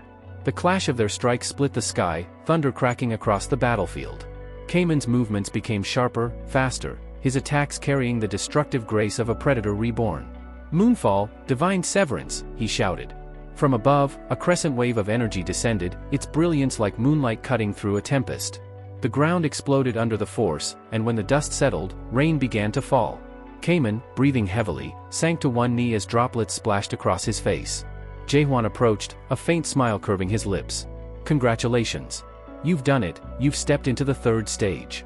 Cayman looked up, still panting. Then, I really became stronger. Jaewon nodded. Stronger, yes. But strength isn't just about stages. Even so, Cayman couldn't shake the feeling of distance. Despite reaching the same level, Jaewon's presence still felt unreachable. Once their training concluded, the scene shifted to the fortress's grand meeting hall. The air buzzed with tension as the fortress masters gathered around a vast triangular table, their faces cast in the dim glow of floating orbs. The proposal for an expedition had ignited a storm. One master slammed his hand on the table. If we proceed, we'll shatter the treaty that has kept the peace for decades. Another nodded. We can't afford that risk. Young, leaning against the wall with crossed arms, scoffed. Funny. You all stayed quiet until someone else did the work. If you didn't act before, maybe you should shut your mouths now. Before more insults could fly, Prime Minister, the meeting's mediator, spoke up. We're here because of the Forbidden Heaven clan incident. Let's focus on that. Everything else can wait. Still, murmurs continued. Then, Gal Wydong, the fortress master of Garuda and an 8th stage adapter, leaned forward. Since the topic's already on the table, let's settle it properly. We'll elect the expedition captain through a vote. Aisha Lindcroft of Dryad Fortress nodded slightly. Fair enough. But where's the Gorgon Fortress master? He should have received notice of this gathering. Yurin's gaze darkened. He's missing because someone planned it that way. The moment Yen left the fortress, this meeting was scheduled, and before we could even respond, messenger eagles announced your envoys were already on their way. Gasps filled the hall. A setup. Gal smirked. And you'd trust command to a child barely 50 years old? Are you all insane? His words dripped with mockery, and that's when the atmosphere snapped. In an instant, Yong appeared beside him, his dagger pressed to Gal's neck. Say that again, he growled. Gal's eyes narrowed. What are you trying to prove? Yong's smile turned sharp. If you want to talk about ability, let's show it. You want a new expedition leader? Beat us first. A ripple of excitement swept through the room as both men strode toward the arena. Gal folded his arms, smirking. You're sure you want this, boy? Scared already? Yong taunted. With a dismissive wave, Gal gestured. Go on, make your move. Yong vanished. A blur. A gust. Then the sharp clang of steel meeting steel. He appeared behind Gal, striking fast and hard. Gal barely twisted aside, sparks flying as their weapons collided. Impressive speed, Gal admitted, just before Yong launched himself skyward, spinning midair and crashing down like a thunderbolt. The impact sent shockwaves across the arena floor. Gal gritted his teeth, forced to defend. A 7th stage adapter, with this much power? He smirked, regaining his footing. Still, you're out of your depth. Golden chakrams materialized around him, glowing like miniature suns. With a flick of his wrist, they whirled through the air, slashing at Yong with blinding precision. The hits landed, and the spectators murmured anxiously as Yong fell to one knee. Gal chuckled. You've done well. But since the lightning god has fallen, as promised. Stop talking, Yong interrupted, rising to his feet. His voice was calm, his eyes glimmering with strange light. I'm not done yet. A strange energy rippled through the arena, something unfamiliar, borrowed yet perfectly controlled. Now, he said, flames dancing across his hands, let me show you something interesting. He raised his arm, summoning an infernal blaze, the signature ability of Huang. The fire roared to life, scorching through the air and devouring Gal's golden chakrams as if they were made of paper. Gasps filled the Colosseum. Gal stumbled backward, eyes wide. And Yong smiled, a sharp, defiant grin that promised the real fight had only just begun. Gal's eyes widened in disbelief as he recognized the flames swirling around Yong's hands. That technique, he knew it all too well. The Fire King's art, he bellowed, his expression twisting in anger. You dare use his technique? But before he could even recover from the shock, Yong's aura shifted again, his movements growing sharper and more refined. Another surge of energy rippled through the arena, this one colder, calculated, impossibly precise. The distinct rhythm of the Savant clan's leader, Mayung. You! Gal's voice cracked in fury. Are you too mocking the sacred legacies of your clans? Have you thrown away all your pride? Yong didn't even slow down. He blurred forward, his silhouette splitting through the air like lightning, and replied coolly, pride doesn't win battles. With that, he struck. His blow landed squarely against Gal's guard, the sheer force sending shockwaves through the ground. The stone beneath their feet shattered, cracks spiderwebbing outward. Gal staggered, sliding back several meters, but still managed to stay upright. He wiped the blood from his lip, eyes narrowing. If that's how you want to play it, then I suppose I'll have to get serious too. Golden energy flared around him, blinding and hot. The air trembled as his chakram reappeared, this time far larger, far deadlier. The weapon spun at a terrifying speed, humming with lethal intent. Everyone, get back, shouted one of the spectators, as several fortress warriors turned and ran for their lives. The chakram expanded again, its edge dragging through the arena floor and ripping the earth apart. Massive chunks of stone erupted into the air, crashing down like meteors. From her seat above, Aisha watched, her lips parting in astonishment. The sheer destructive scale of Gal's power was overwhelming. Gal laughed darkly. Come then, little lightning god. Let's see if you can survive this. But when he looked up again, Yong wasn't on the ground anymore. His golden eyes flicked upward, and there he was, high above, surrounded by a torrent of light and wind. Well done, Gal sneered. You lasted this long. But let's end it properly. He began to channel his final strike, but before their attacks could collide, a thunderous voice boomed across the arena. Enough. Everyone froze. Mujek stepped forward, his presence alone silencing the roaring energy in the air. With a single motion of his hand, he halted Yong's attack midair and dissipated Gal's raging chakram as if snuffing out a candle. The match is over, Mujek declared. His gaze shifted to Gal. You would have unleashed Garuda, wouldn't you? The guardian horn beast? An anti-dead weapon, against your own kin. Gal's expression twisted with shame. His golden energy dimmed, his weapon fading from view. Titch. I overstepped. Then say it, Mujek demanded. Gal lowered his head. I lost. Silence filled the arena. Mujek turned, scanning the gathered fortress masters. Then, who among you wishes to challenge me next? His eyes locked on Aisha. What about you, Aisha Lynn Croft? Do you think you're worthy enough? Step forward if you do. Before Aisha could speak, a soft chuckle echoed through the chamber. Gewer stepped closer to Gal, a sly smile on her lips. What are you doing? Mujek asked sharply. Gewer folded her arms. Nothing unusual. I'm simply joining the winning side. Gasps rippled through the hall, and Aisha's expression hardened in disgust. Then, a new voice cut through the tension. I'll be the one to face you, Mujek. Everyone turned toward the entrance. A tall man approached, his presence regal and suffocating. And his golden robes shimmered like liquid sunlight.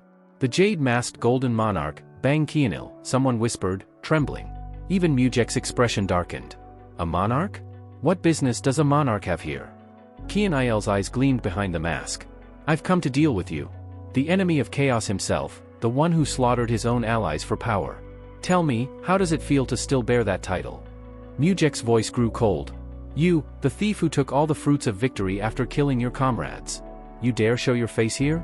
Kian-il raised a gloved hand, dismissive. Enough of that old tale. The monarch of steel wishes to see you. He misses you dearly, you know. You're working for him now? Mujek growled. Of course, Kian-il replied lightly. My king has a fondness for martial artists. Especially the talented ones. Mujek's jaw tightened. Then his legacy is as good as dead if he shelters trash like you. Kian-il chuckled softly. Still bitter, are we? The steel monarch forgave me long ago. Status has its perks, I suppose. You, on the other hand, are still gnashing your teeth after 900 years? You shouldn't be so angry at your fellow martial artists. We've shared, quite a bit, haven't we? That last sentence snapped the last thread of Mujek's restraint. You dare, he roared, his aura erupting as he charged forward. You betrayed the Murim world. You destroyed everything we built. Kian-il caught the incoming strike with one hand, effortlessly stopping it. Still as dramatic as ever, he said with a mocking grin. We haven't seen each other in centuries, and this is how you greet me. Mujek's fury only grew. His next flurry of attacks was a storm, wild, unrelenting, fueled by righteous wrath. You think you can fool the Dryad, Garuda, and Priestess clans again? Mujek shouted mid-strike. You've been playing them, manipulating them from the shadows. Kian-il tilted his head, feigning innocence. Playing them? No, no. We simply offered them guidance. Helped them make wiser decisions. Unlike you, still chasing impossible dreams with your fortress allies. His tone turned mocking, sharp as a blade. Truly, you've become pitiful. From above, Aisha watched the clash unfold. Her expression, however, wasn't one of awe or admiration, it was uncertainty. Her fists clenched, her lips pressed tight. Because deep down, she wasn't sure anymore which side she stood on. As Aisha stood upon the balcony of the fortress, her mind churned with doubt and unease. The sounds of battle below echoed faintly through the hall, but her focus was elsewhere, on the conflict within her own heart. That's when a soft, cold voice interrupted her thoughts. You shouldn't hesitate now, said a man as he stepped out from the shadows. Draped in the emblem of the steel monarch, his presence radiated authority and calm menace. You made the right decision, Aisha. It was Hai Young, the steel monarch's emissary, elegant, composed, and impossibly sharp-eyed. The current Gorgon fortress master, he continued, is a danger unlike any other. Even more dangerous than the leader of the Forbidden Heaven clan. He intends to use the Abyss Expedition squad to unite the entirety of Chaos. Aisha's eyes widened. Unite? Chaos? Hai Young nodded slowly. Our great monarch has named him a threat. There was a weight to that word. In Chaos, threat wasn't a mere label, it was a title reserved for those who dared to defy the natural order, those who wished to change what could not be changed. Every time a threat emerges, Hai Young said softly, almost pitying, hope begins to rise in this cursed world. But that hope always leads to despair. You know this better than anyone. His gaze turned firm, almost accusing. You've lived for 970 years, haven't you? You remember what happened 90 years ago. Aisha's breath hitched. She did remember. The flames, the screams, the unbearable silence that followed. The tragedy had never truly left her, it haunted every quiet moment of her long existence. Yes, she whispered. I remember. It feels like it happened yesterday. Then you understand, Hai Young pressed. If we don't stop him now, Chaos will suffer again. This time, beyond repair. Aisha lowered her head. Hai Young's words sliced through her, reigniting old guilt and fear. Back then, when she was vulnerable and desperate for direction, Hai Young had offered her a path, loyalty to the Steel Monarch. And she had taken it. But now she wasn't sure if it had been the right choice. Her hands trembled as she whispered, but, is this truly the right thing to do? Hai Young only smiled faintly. It's the only thing to do. Down below, the clash between Muguk and Kian-il, the jade-masked golden monarch, raged on. Kian-il's every movement was effortless, fluid, as though he were toying with his opponent. Muguk, battered and bloodied, refused to fall.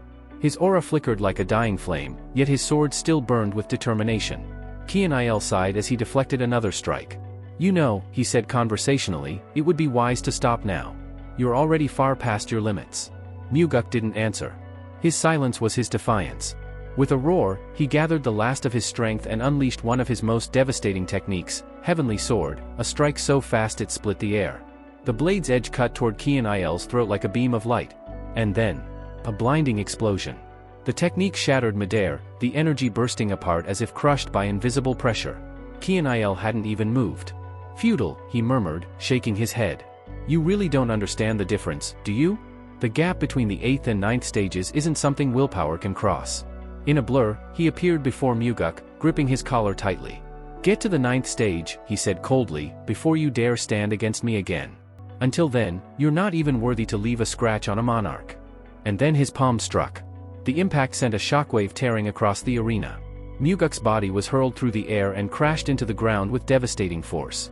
Dust and debris spiraled upward as the spectators stared in silent disbelief. From above, Juke whispered, voice trembling, so, this is the true power of a monarch. Kianael straightened his robes as though brushing off dirt. Pathetic, he said, almost bored. And to think, I'm not even a grand monarch. Merely a brigadier general, the lowest among the 3 ranks beneath them. Guer's expression hardened. Her suspicions were confirmed. If a monarch of this level could overpower them so easily, then the Abyss expedition had been doomed from the start. Kianael turned to the fallen Muguk. You should give up on your foolish dreams.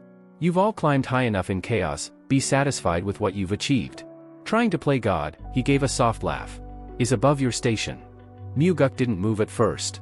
Then, slowly, his fingers twitched. His breathing steadied. His eyes, once dull with defeat, flared back to life. He rose to his feet, bloody but unbroken. You think I'll give up? His voice trembled with fury. You think I've forgotten what you did 900 years ago? Kianael raised a brow, amused. You stole the Resurrection Palace's victory, Muguk snarled. You took their fruits and murdered their comrades. You stained our history, and called it justice. Kianael's expression flickered, but only for a second.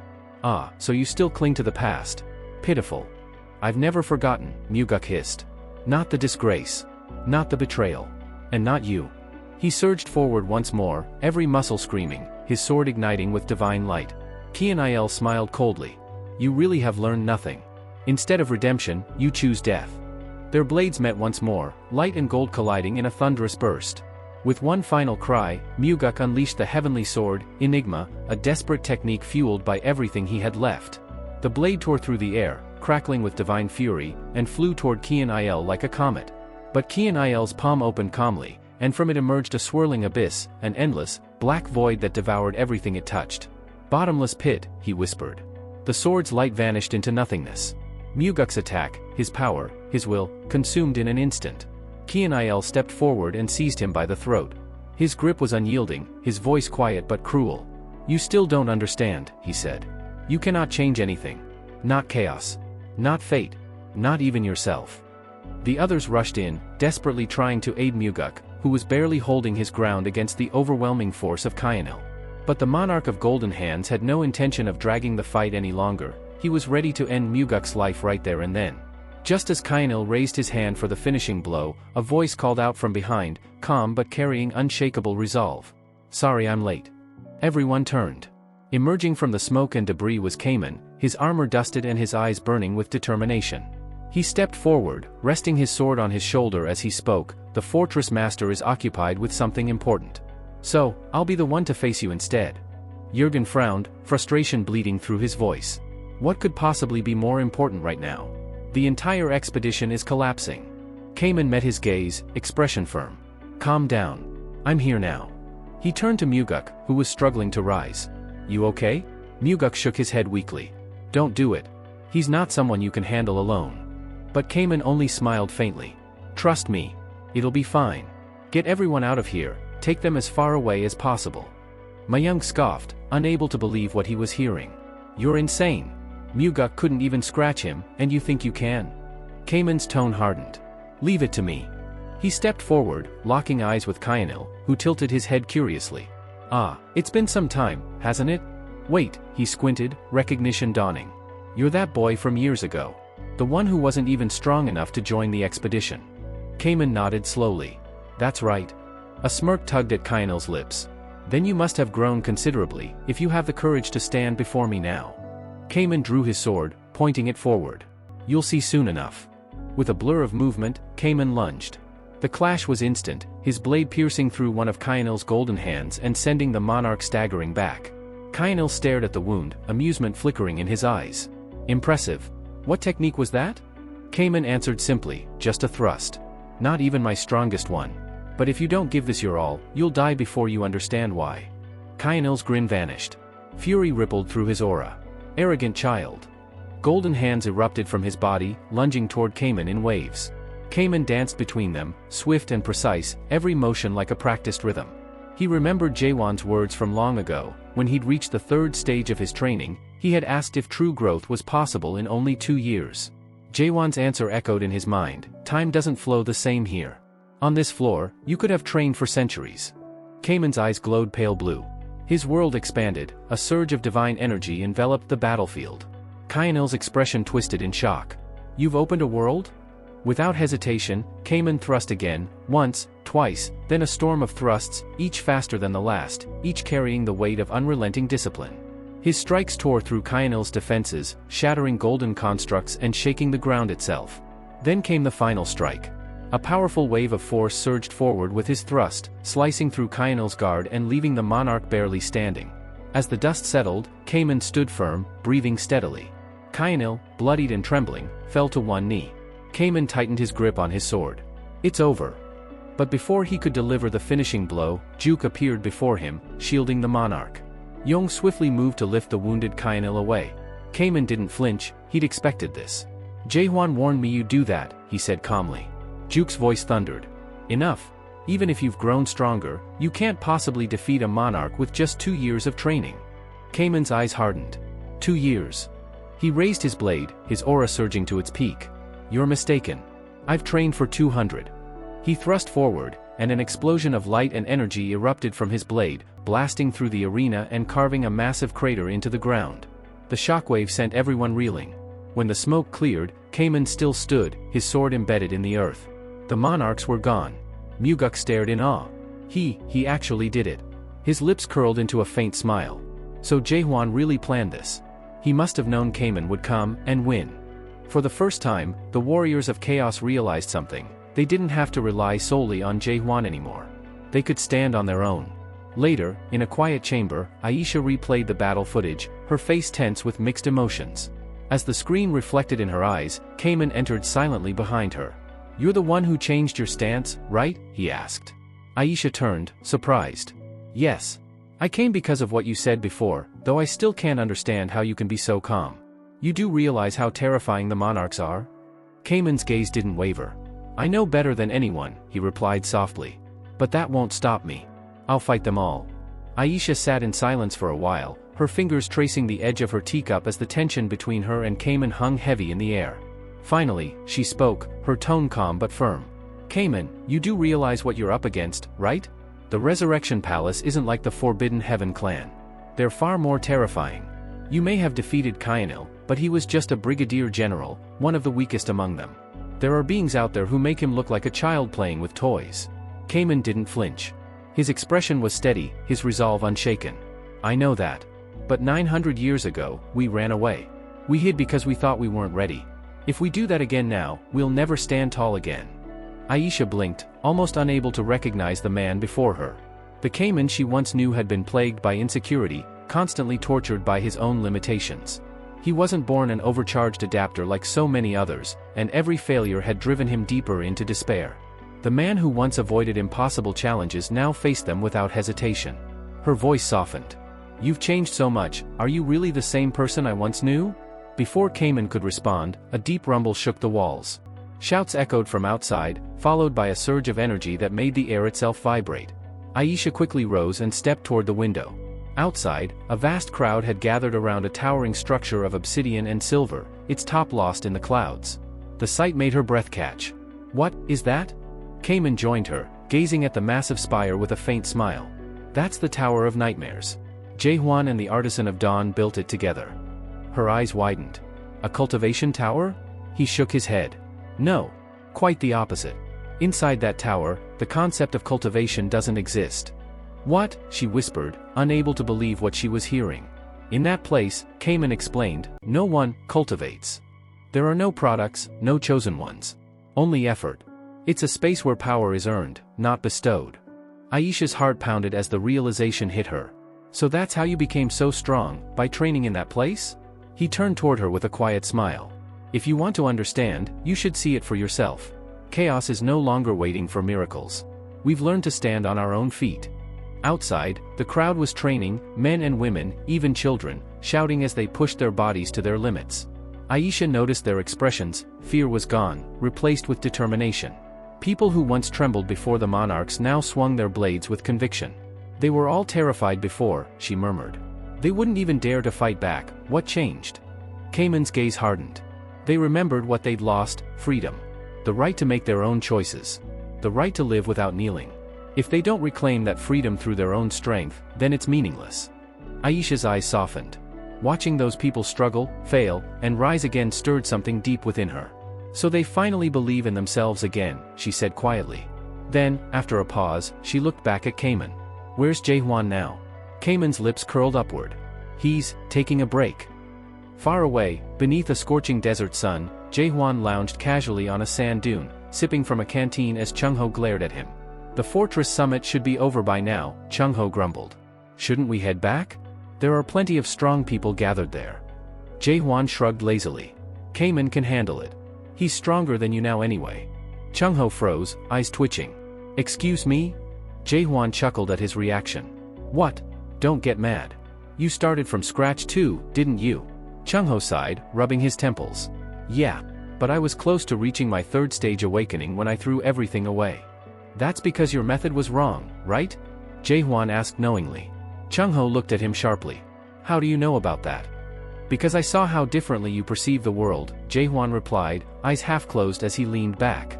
Everyone in the crack awakened using the same pattern: first stage, dismantle. Second, assemble. And the third, self-surrender. Chung-ho nodded slowly. That's right. My awakening was simpler, Jaehwan admitted. It didn't have all that questioning or despair. I just kept cutting down every obstacle in my way. I never stopped to ask why, I just did. He smiled faintly, almost wistfully. But you questioned everything. You sought meaning behind existence itself. That's the difference. The path of questioning never ends, it forces you to face your own anguish, even after you've forged your own world. Chung-ho stared at him, curiosity glinting in his eyes. Then tell me this, how old are you now? The third floor of the tower just finished construction, right? And if what Michael said is true, time there flows even slower than on the second floor. You were gone only 2 days in chaos time, but how long did it feel for you? Jaehwan's lips quirked into a teasing grin. About 1,000 years. Chung-ho nearly choked. You can't be serious. Why not? Jaehwan said, pretending to look offended. Should I start calling you Sir Chung-ho from now on to make it believable?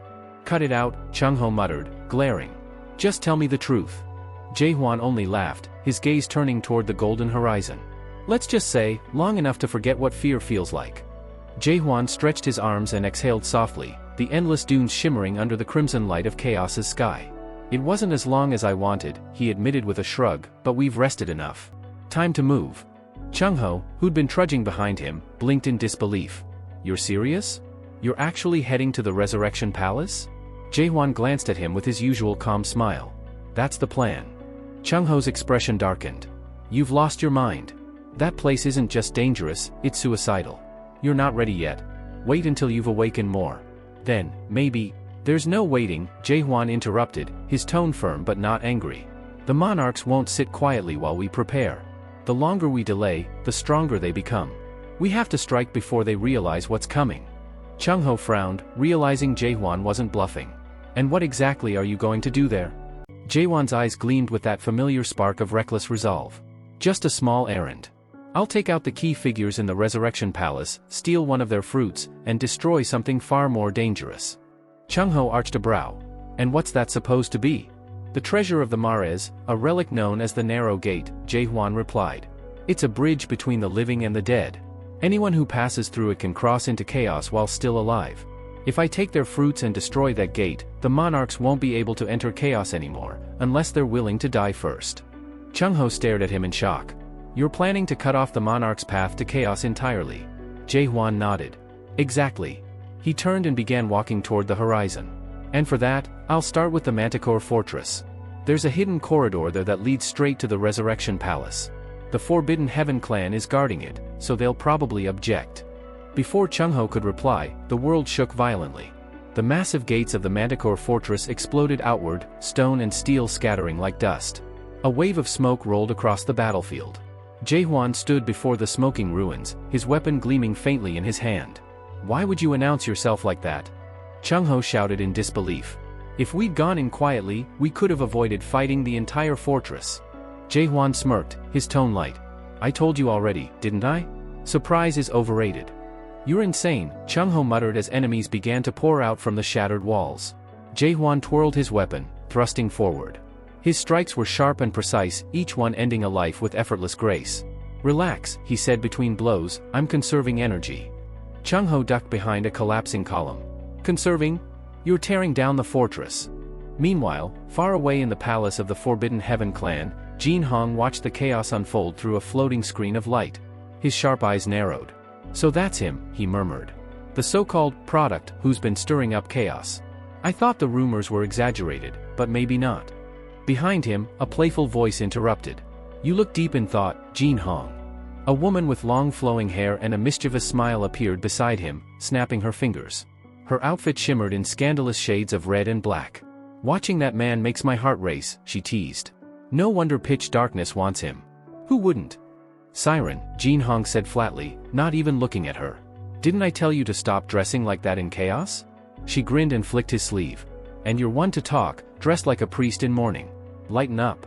Ignoring her, he turned his gaze back to the battle.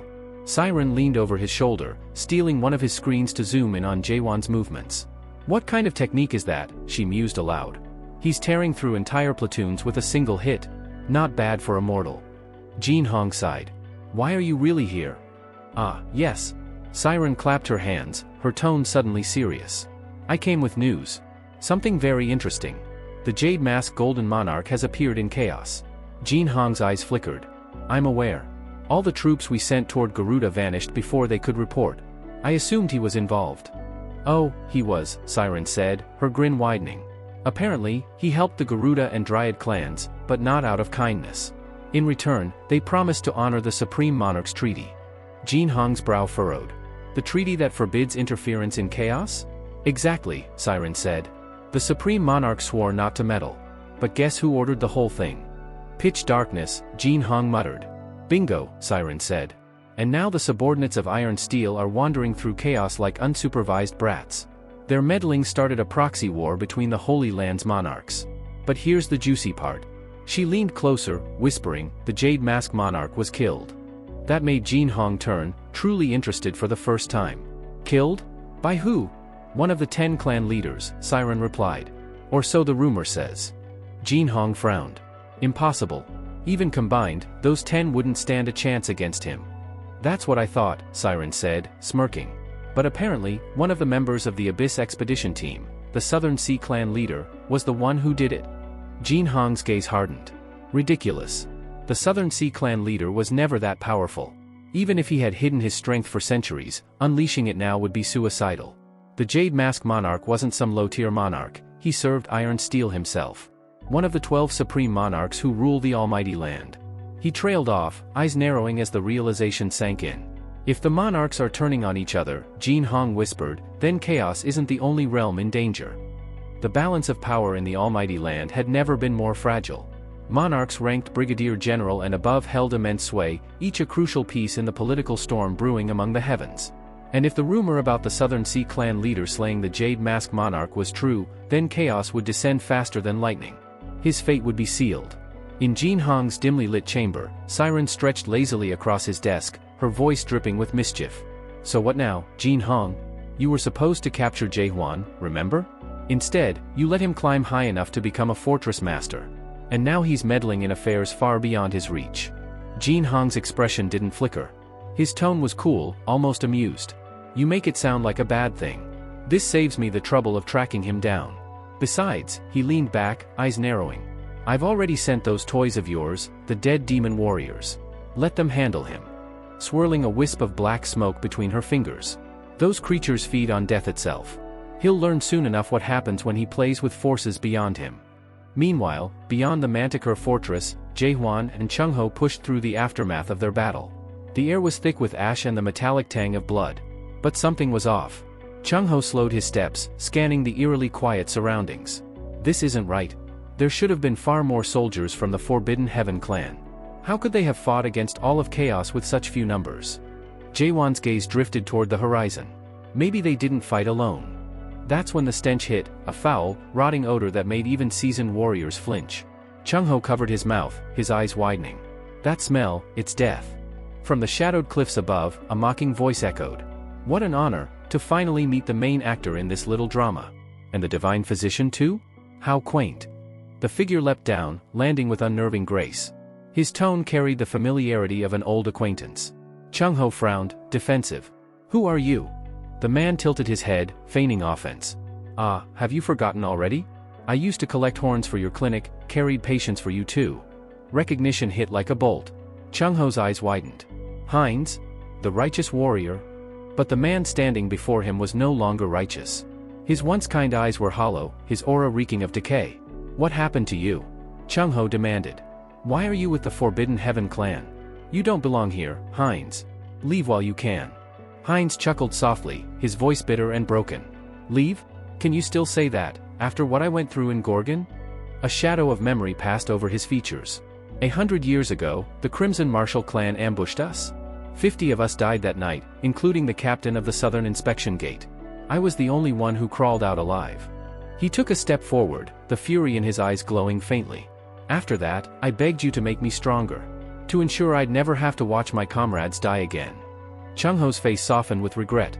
I remember. And I told you then? I couldn't. I've seen thousands like you across the millennium. I've lived in chaos. Grief never ends well when it turns into obsession. Hines laughed bitterly, his voice cracking. You told me to work hard. Do you even understand how ridiculous that sounds? Working hard is a privilege of those who still have something left to lose. The rest of us, his hand trembled, dark mist seeping from his skin. We had to break ourselves just to survive. He raised his eyes, now blackened with death. You were wrong, Chung-ho. I worked harder than anyone to protect justice, but justice was a lie. And this, he gestured to his decaying form, is what your words created. Chung-ho's heart sank. Why do you look like this? The man you knew died a century ago, Hines said flatly. The righteous warrior is gone. I was reborn as the vice-clan leader of the Forbidden Heaven clan. His gaze slid toward Jaewon, who stood watching quietly. I've heard about you, the man who only thrusts. Let's see what that looks like up close. With a guttural roar, Hines swung his spear and unleashed Balkan's 8 fangs, followed by a forbidden technique, Curatide Sever. From the ground, spectral hounds erupted, lunging toward Jaewon with snapping jaws. Jaewon didn't move until the last moment. His body blurred, and his spear pierced through Hines' attack perfectly, scattering the hounds into black smoke. The vice leader's eyes widened. How? Before he could finish, one of his men shouted, Vice leader. Let's strike together. Hines grinned savagely. Fine. Tear him apart. The undead soldiers surged forward, but Jaewon's spear danced through them like lightning, his movements fluid and deliberate. From afar, Jin Hong watched through a glowing screen, irritation burning in his chest. Useless corpses. They can't even slow him down. He clenched his fists. If I joined in, we could overwhelm them easily. But the cost, his expression darkened. Losing all my dead soldiers would destroy everything I've built. He summoned Siren. She appeared in a swirl of mist, crossing her arms. What now? I've already given you what you asked for, the Spirit Stone research, the Black Clouds, the Dead Warriors. What else do you want from me, Jin Hong? He stared at her in silence. She sighed, rolling her eyes. Fine. I'll help, again. On the battlefield, Hines' fury boiled over. His flesh warped, bones twisting as he transformed into something monstrous, his dark version. The ground split beneath his feet as he channeled centuries of rage and despair into one explosive attack. You think you can surpass me? He screamed. I spent 200 years crawling through blood and dirt. You've been here a month. His corrupted energy surged forward, striking the wall beside Jaewon and annihilating several of his own soldiers. This is the power I gained, Hines declared, by abandoning my beliefs, by embracing strength. Just like you wanted me to, Chung-ho. Jaewon's eyes hardened. If that's what strength means to you, he lifted his spear, energy rippling through the air. Then it's time to end this. A bright light flared, medium thrust. The impact tore through Hines' corrupted form, disintegrating the dead energy that clung to him. As the soldiers rushed in panic to protect their collapsing leader, Chung-ho stepped forward, blocking their advance with a flash of his aura. Jaewon steadied his weapon, his voice calm yet cold. Everyone here keeps boasting about how much effort they've put into becoming stronger. He narrowed his eyes, his weapon gleaming with killing intent. Let's see whose effort truly means something. Everyone was just out for themselves. It was maddening. Jaewon's blade came crashing down with such force that it rattled the heavens themselves. The strike tore through the battlefield, its sheer power forcing Heinz's eyes open, not in fear, but in revelation. For the first time, Heinz saw Jaewon's true world. A world that shimmered beyond mortal comprehension, a place only those who had awakened could witness. Is this what the world looks like to someone who refuses to submit? He wondered, trembling. Everything in Jaewon's world was sharp, alive, and bound by laws that Jaewon himself defined. It wasn't chaos, it was absolute will. Heinz couldn't help but feel awe. Amazing, truly amazing, he whispered, a faint smile crossing his battered face. To think that someone could fight against this world itself. Perhaps if he hadn't surrendered all those years ago, if he had stayed true to his path as a righteous warrior, he might have reached this very same horizon. But that dream was long gone. The man who once sought justice had been buried a century ago. The single thrust from Jaewon didn't just break bones, it shattered Manticore's structures, leveling buildings and shaking the ground beneath them. Chung-ho blinked in disbelief. That shouldn't even be called a strong thrust, he muttered. It's more like a world thrust. Dust settled. Chung-ho stared at the precision of the destruction. How did you manage that? He asked. Jaewon's response was as simple and cold as ever. I just thrusted. With the path now cleared, he turned toward the horizon. Let's move. The road's open. But before they could take a step forward, the air shimmered. A rose-tinted portal bloomed before them, radiating overwhelming energy. Chung-ho's eyes widened. That's warp, a transcendent rank teleportation skill. From the swirling light stepped Siren, elegant and smug as ever. I can't believe the dead warriors I made are running scared, she said, dusting off her dress. Jaewon raised an eyebrow. And you are? Siren blinked, genuinely offended. You're joking, right? You've never seen my broadcasts? This week's Hot 10? Tower of Tower? Not even my hologram panels. I don't own one, Jaewon replied flatly. Chung-ho sighed. She's a mayor. Every man in chaos knows her. Ah, Siren cooed, bending slightly to pick up his fallen hat. Good taste for an old-timer. But did you really just call all Mares, Mares? TSK. Each of us is a distinct race, you know. Finally straightening, she placed a hand on her hip. Siren Armold. Not just a mayor, remember that name. Jaewon's eyes narrowed. That's unfortunate. I had a lot of questions for you, but we're short on time. Move aside. Siren smiled, almost pityingly. Can't do that. I've been paid to stop you. Without hesitation, Jaewon's sword shot forward in a gleaming thrust. Wait, wait, she shouted, raising her hands. At least hear me out. She stepped closer, her tone turning honeyed. I'll make you a deal. Become my product. The one who ordered me to stop you?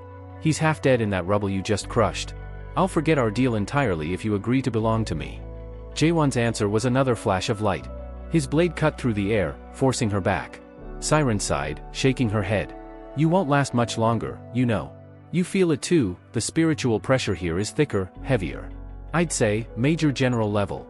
Jaewon's silence was confirmation enough. Listen, that pitch-dark bastard who's after you? He's trouble.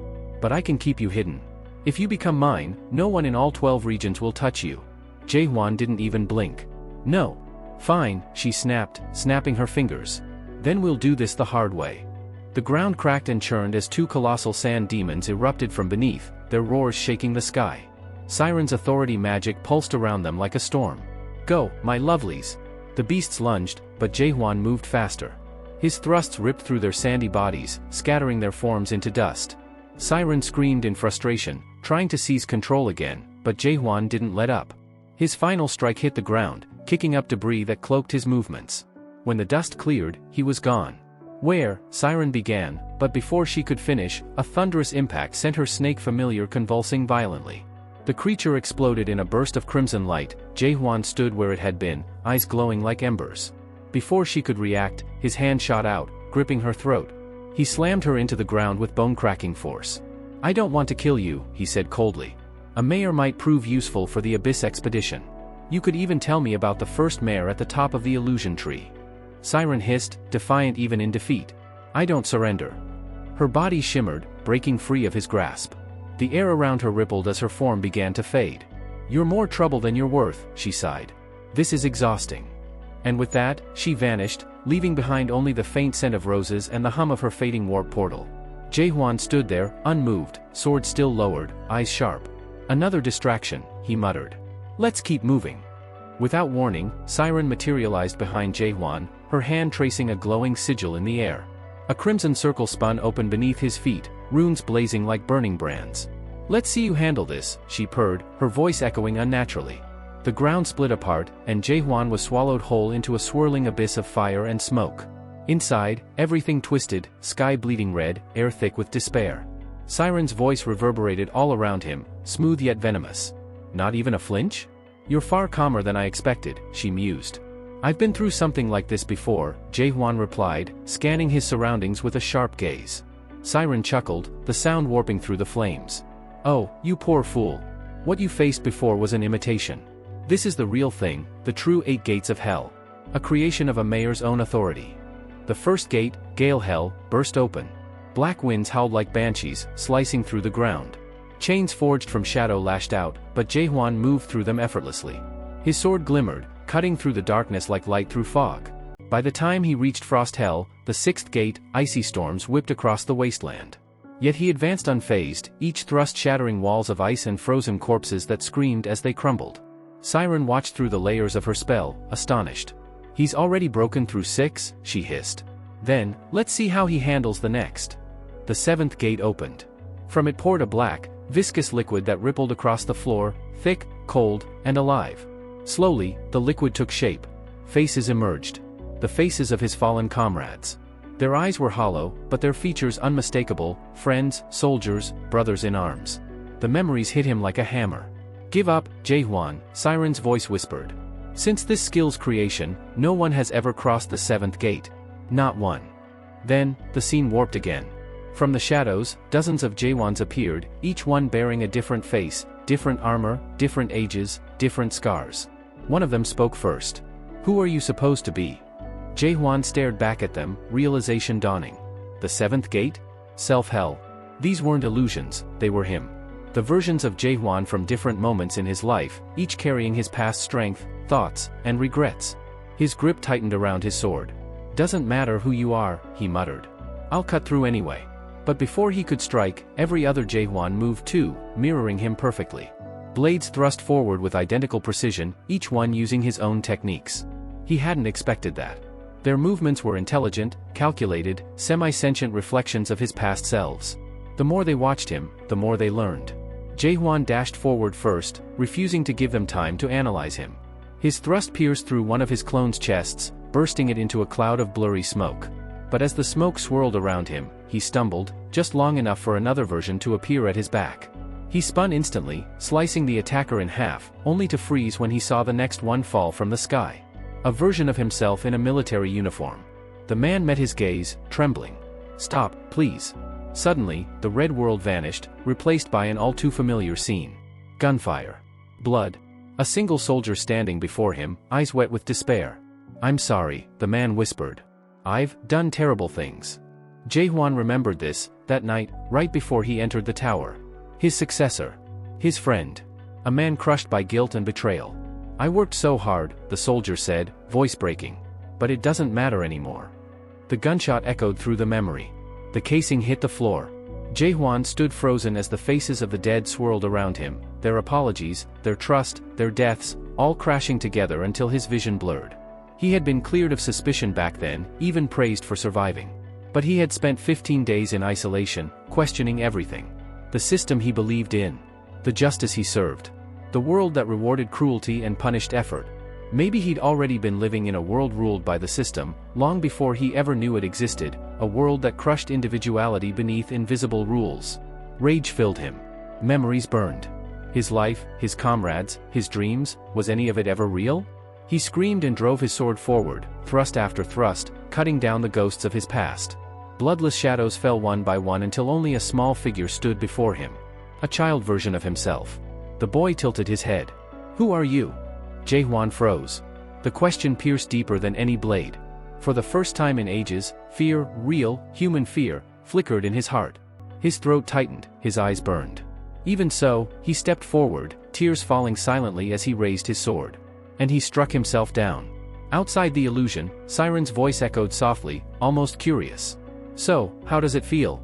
The 7th gate, self-hell. Her tone turned wistful. Awakeners say that self-surrender brings rebirth. That by killing your old self, you become something new. But it also means, you forget who you once were. In the heart of the collapsing illusion, Jae-hwan stood alone, blade lowered, breath steady, his reflection gone, his eyes colder than before. That's it for today. Thank you so much for watching. If you enjoyed the video, don't forget to hit that like button and subscribe for more. We'll see you in the next one.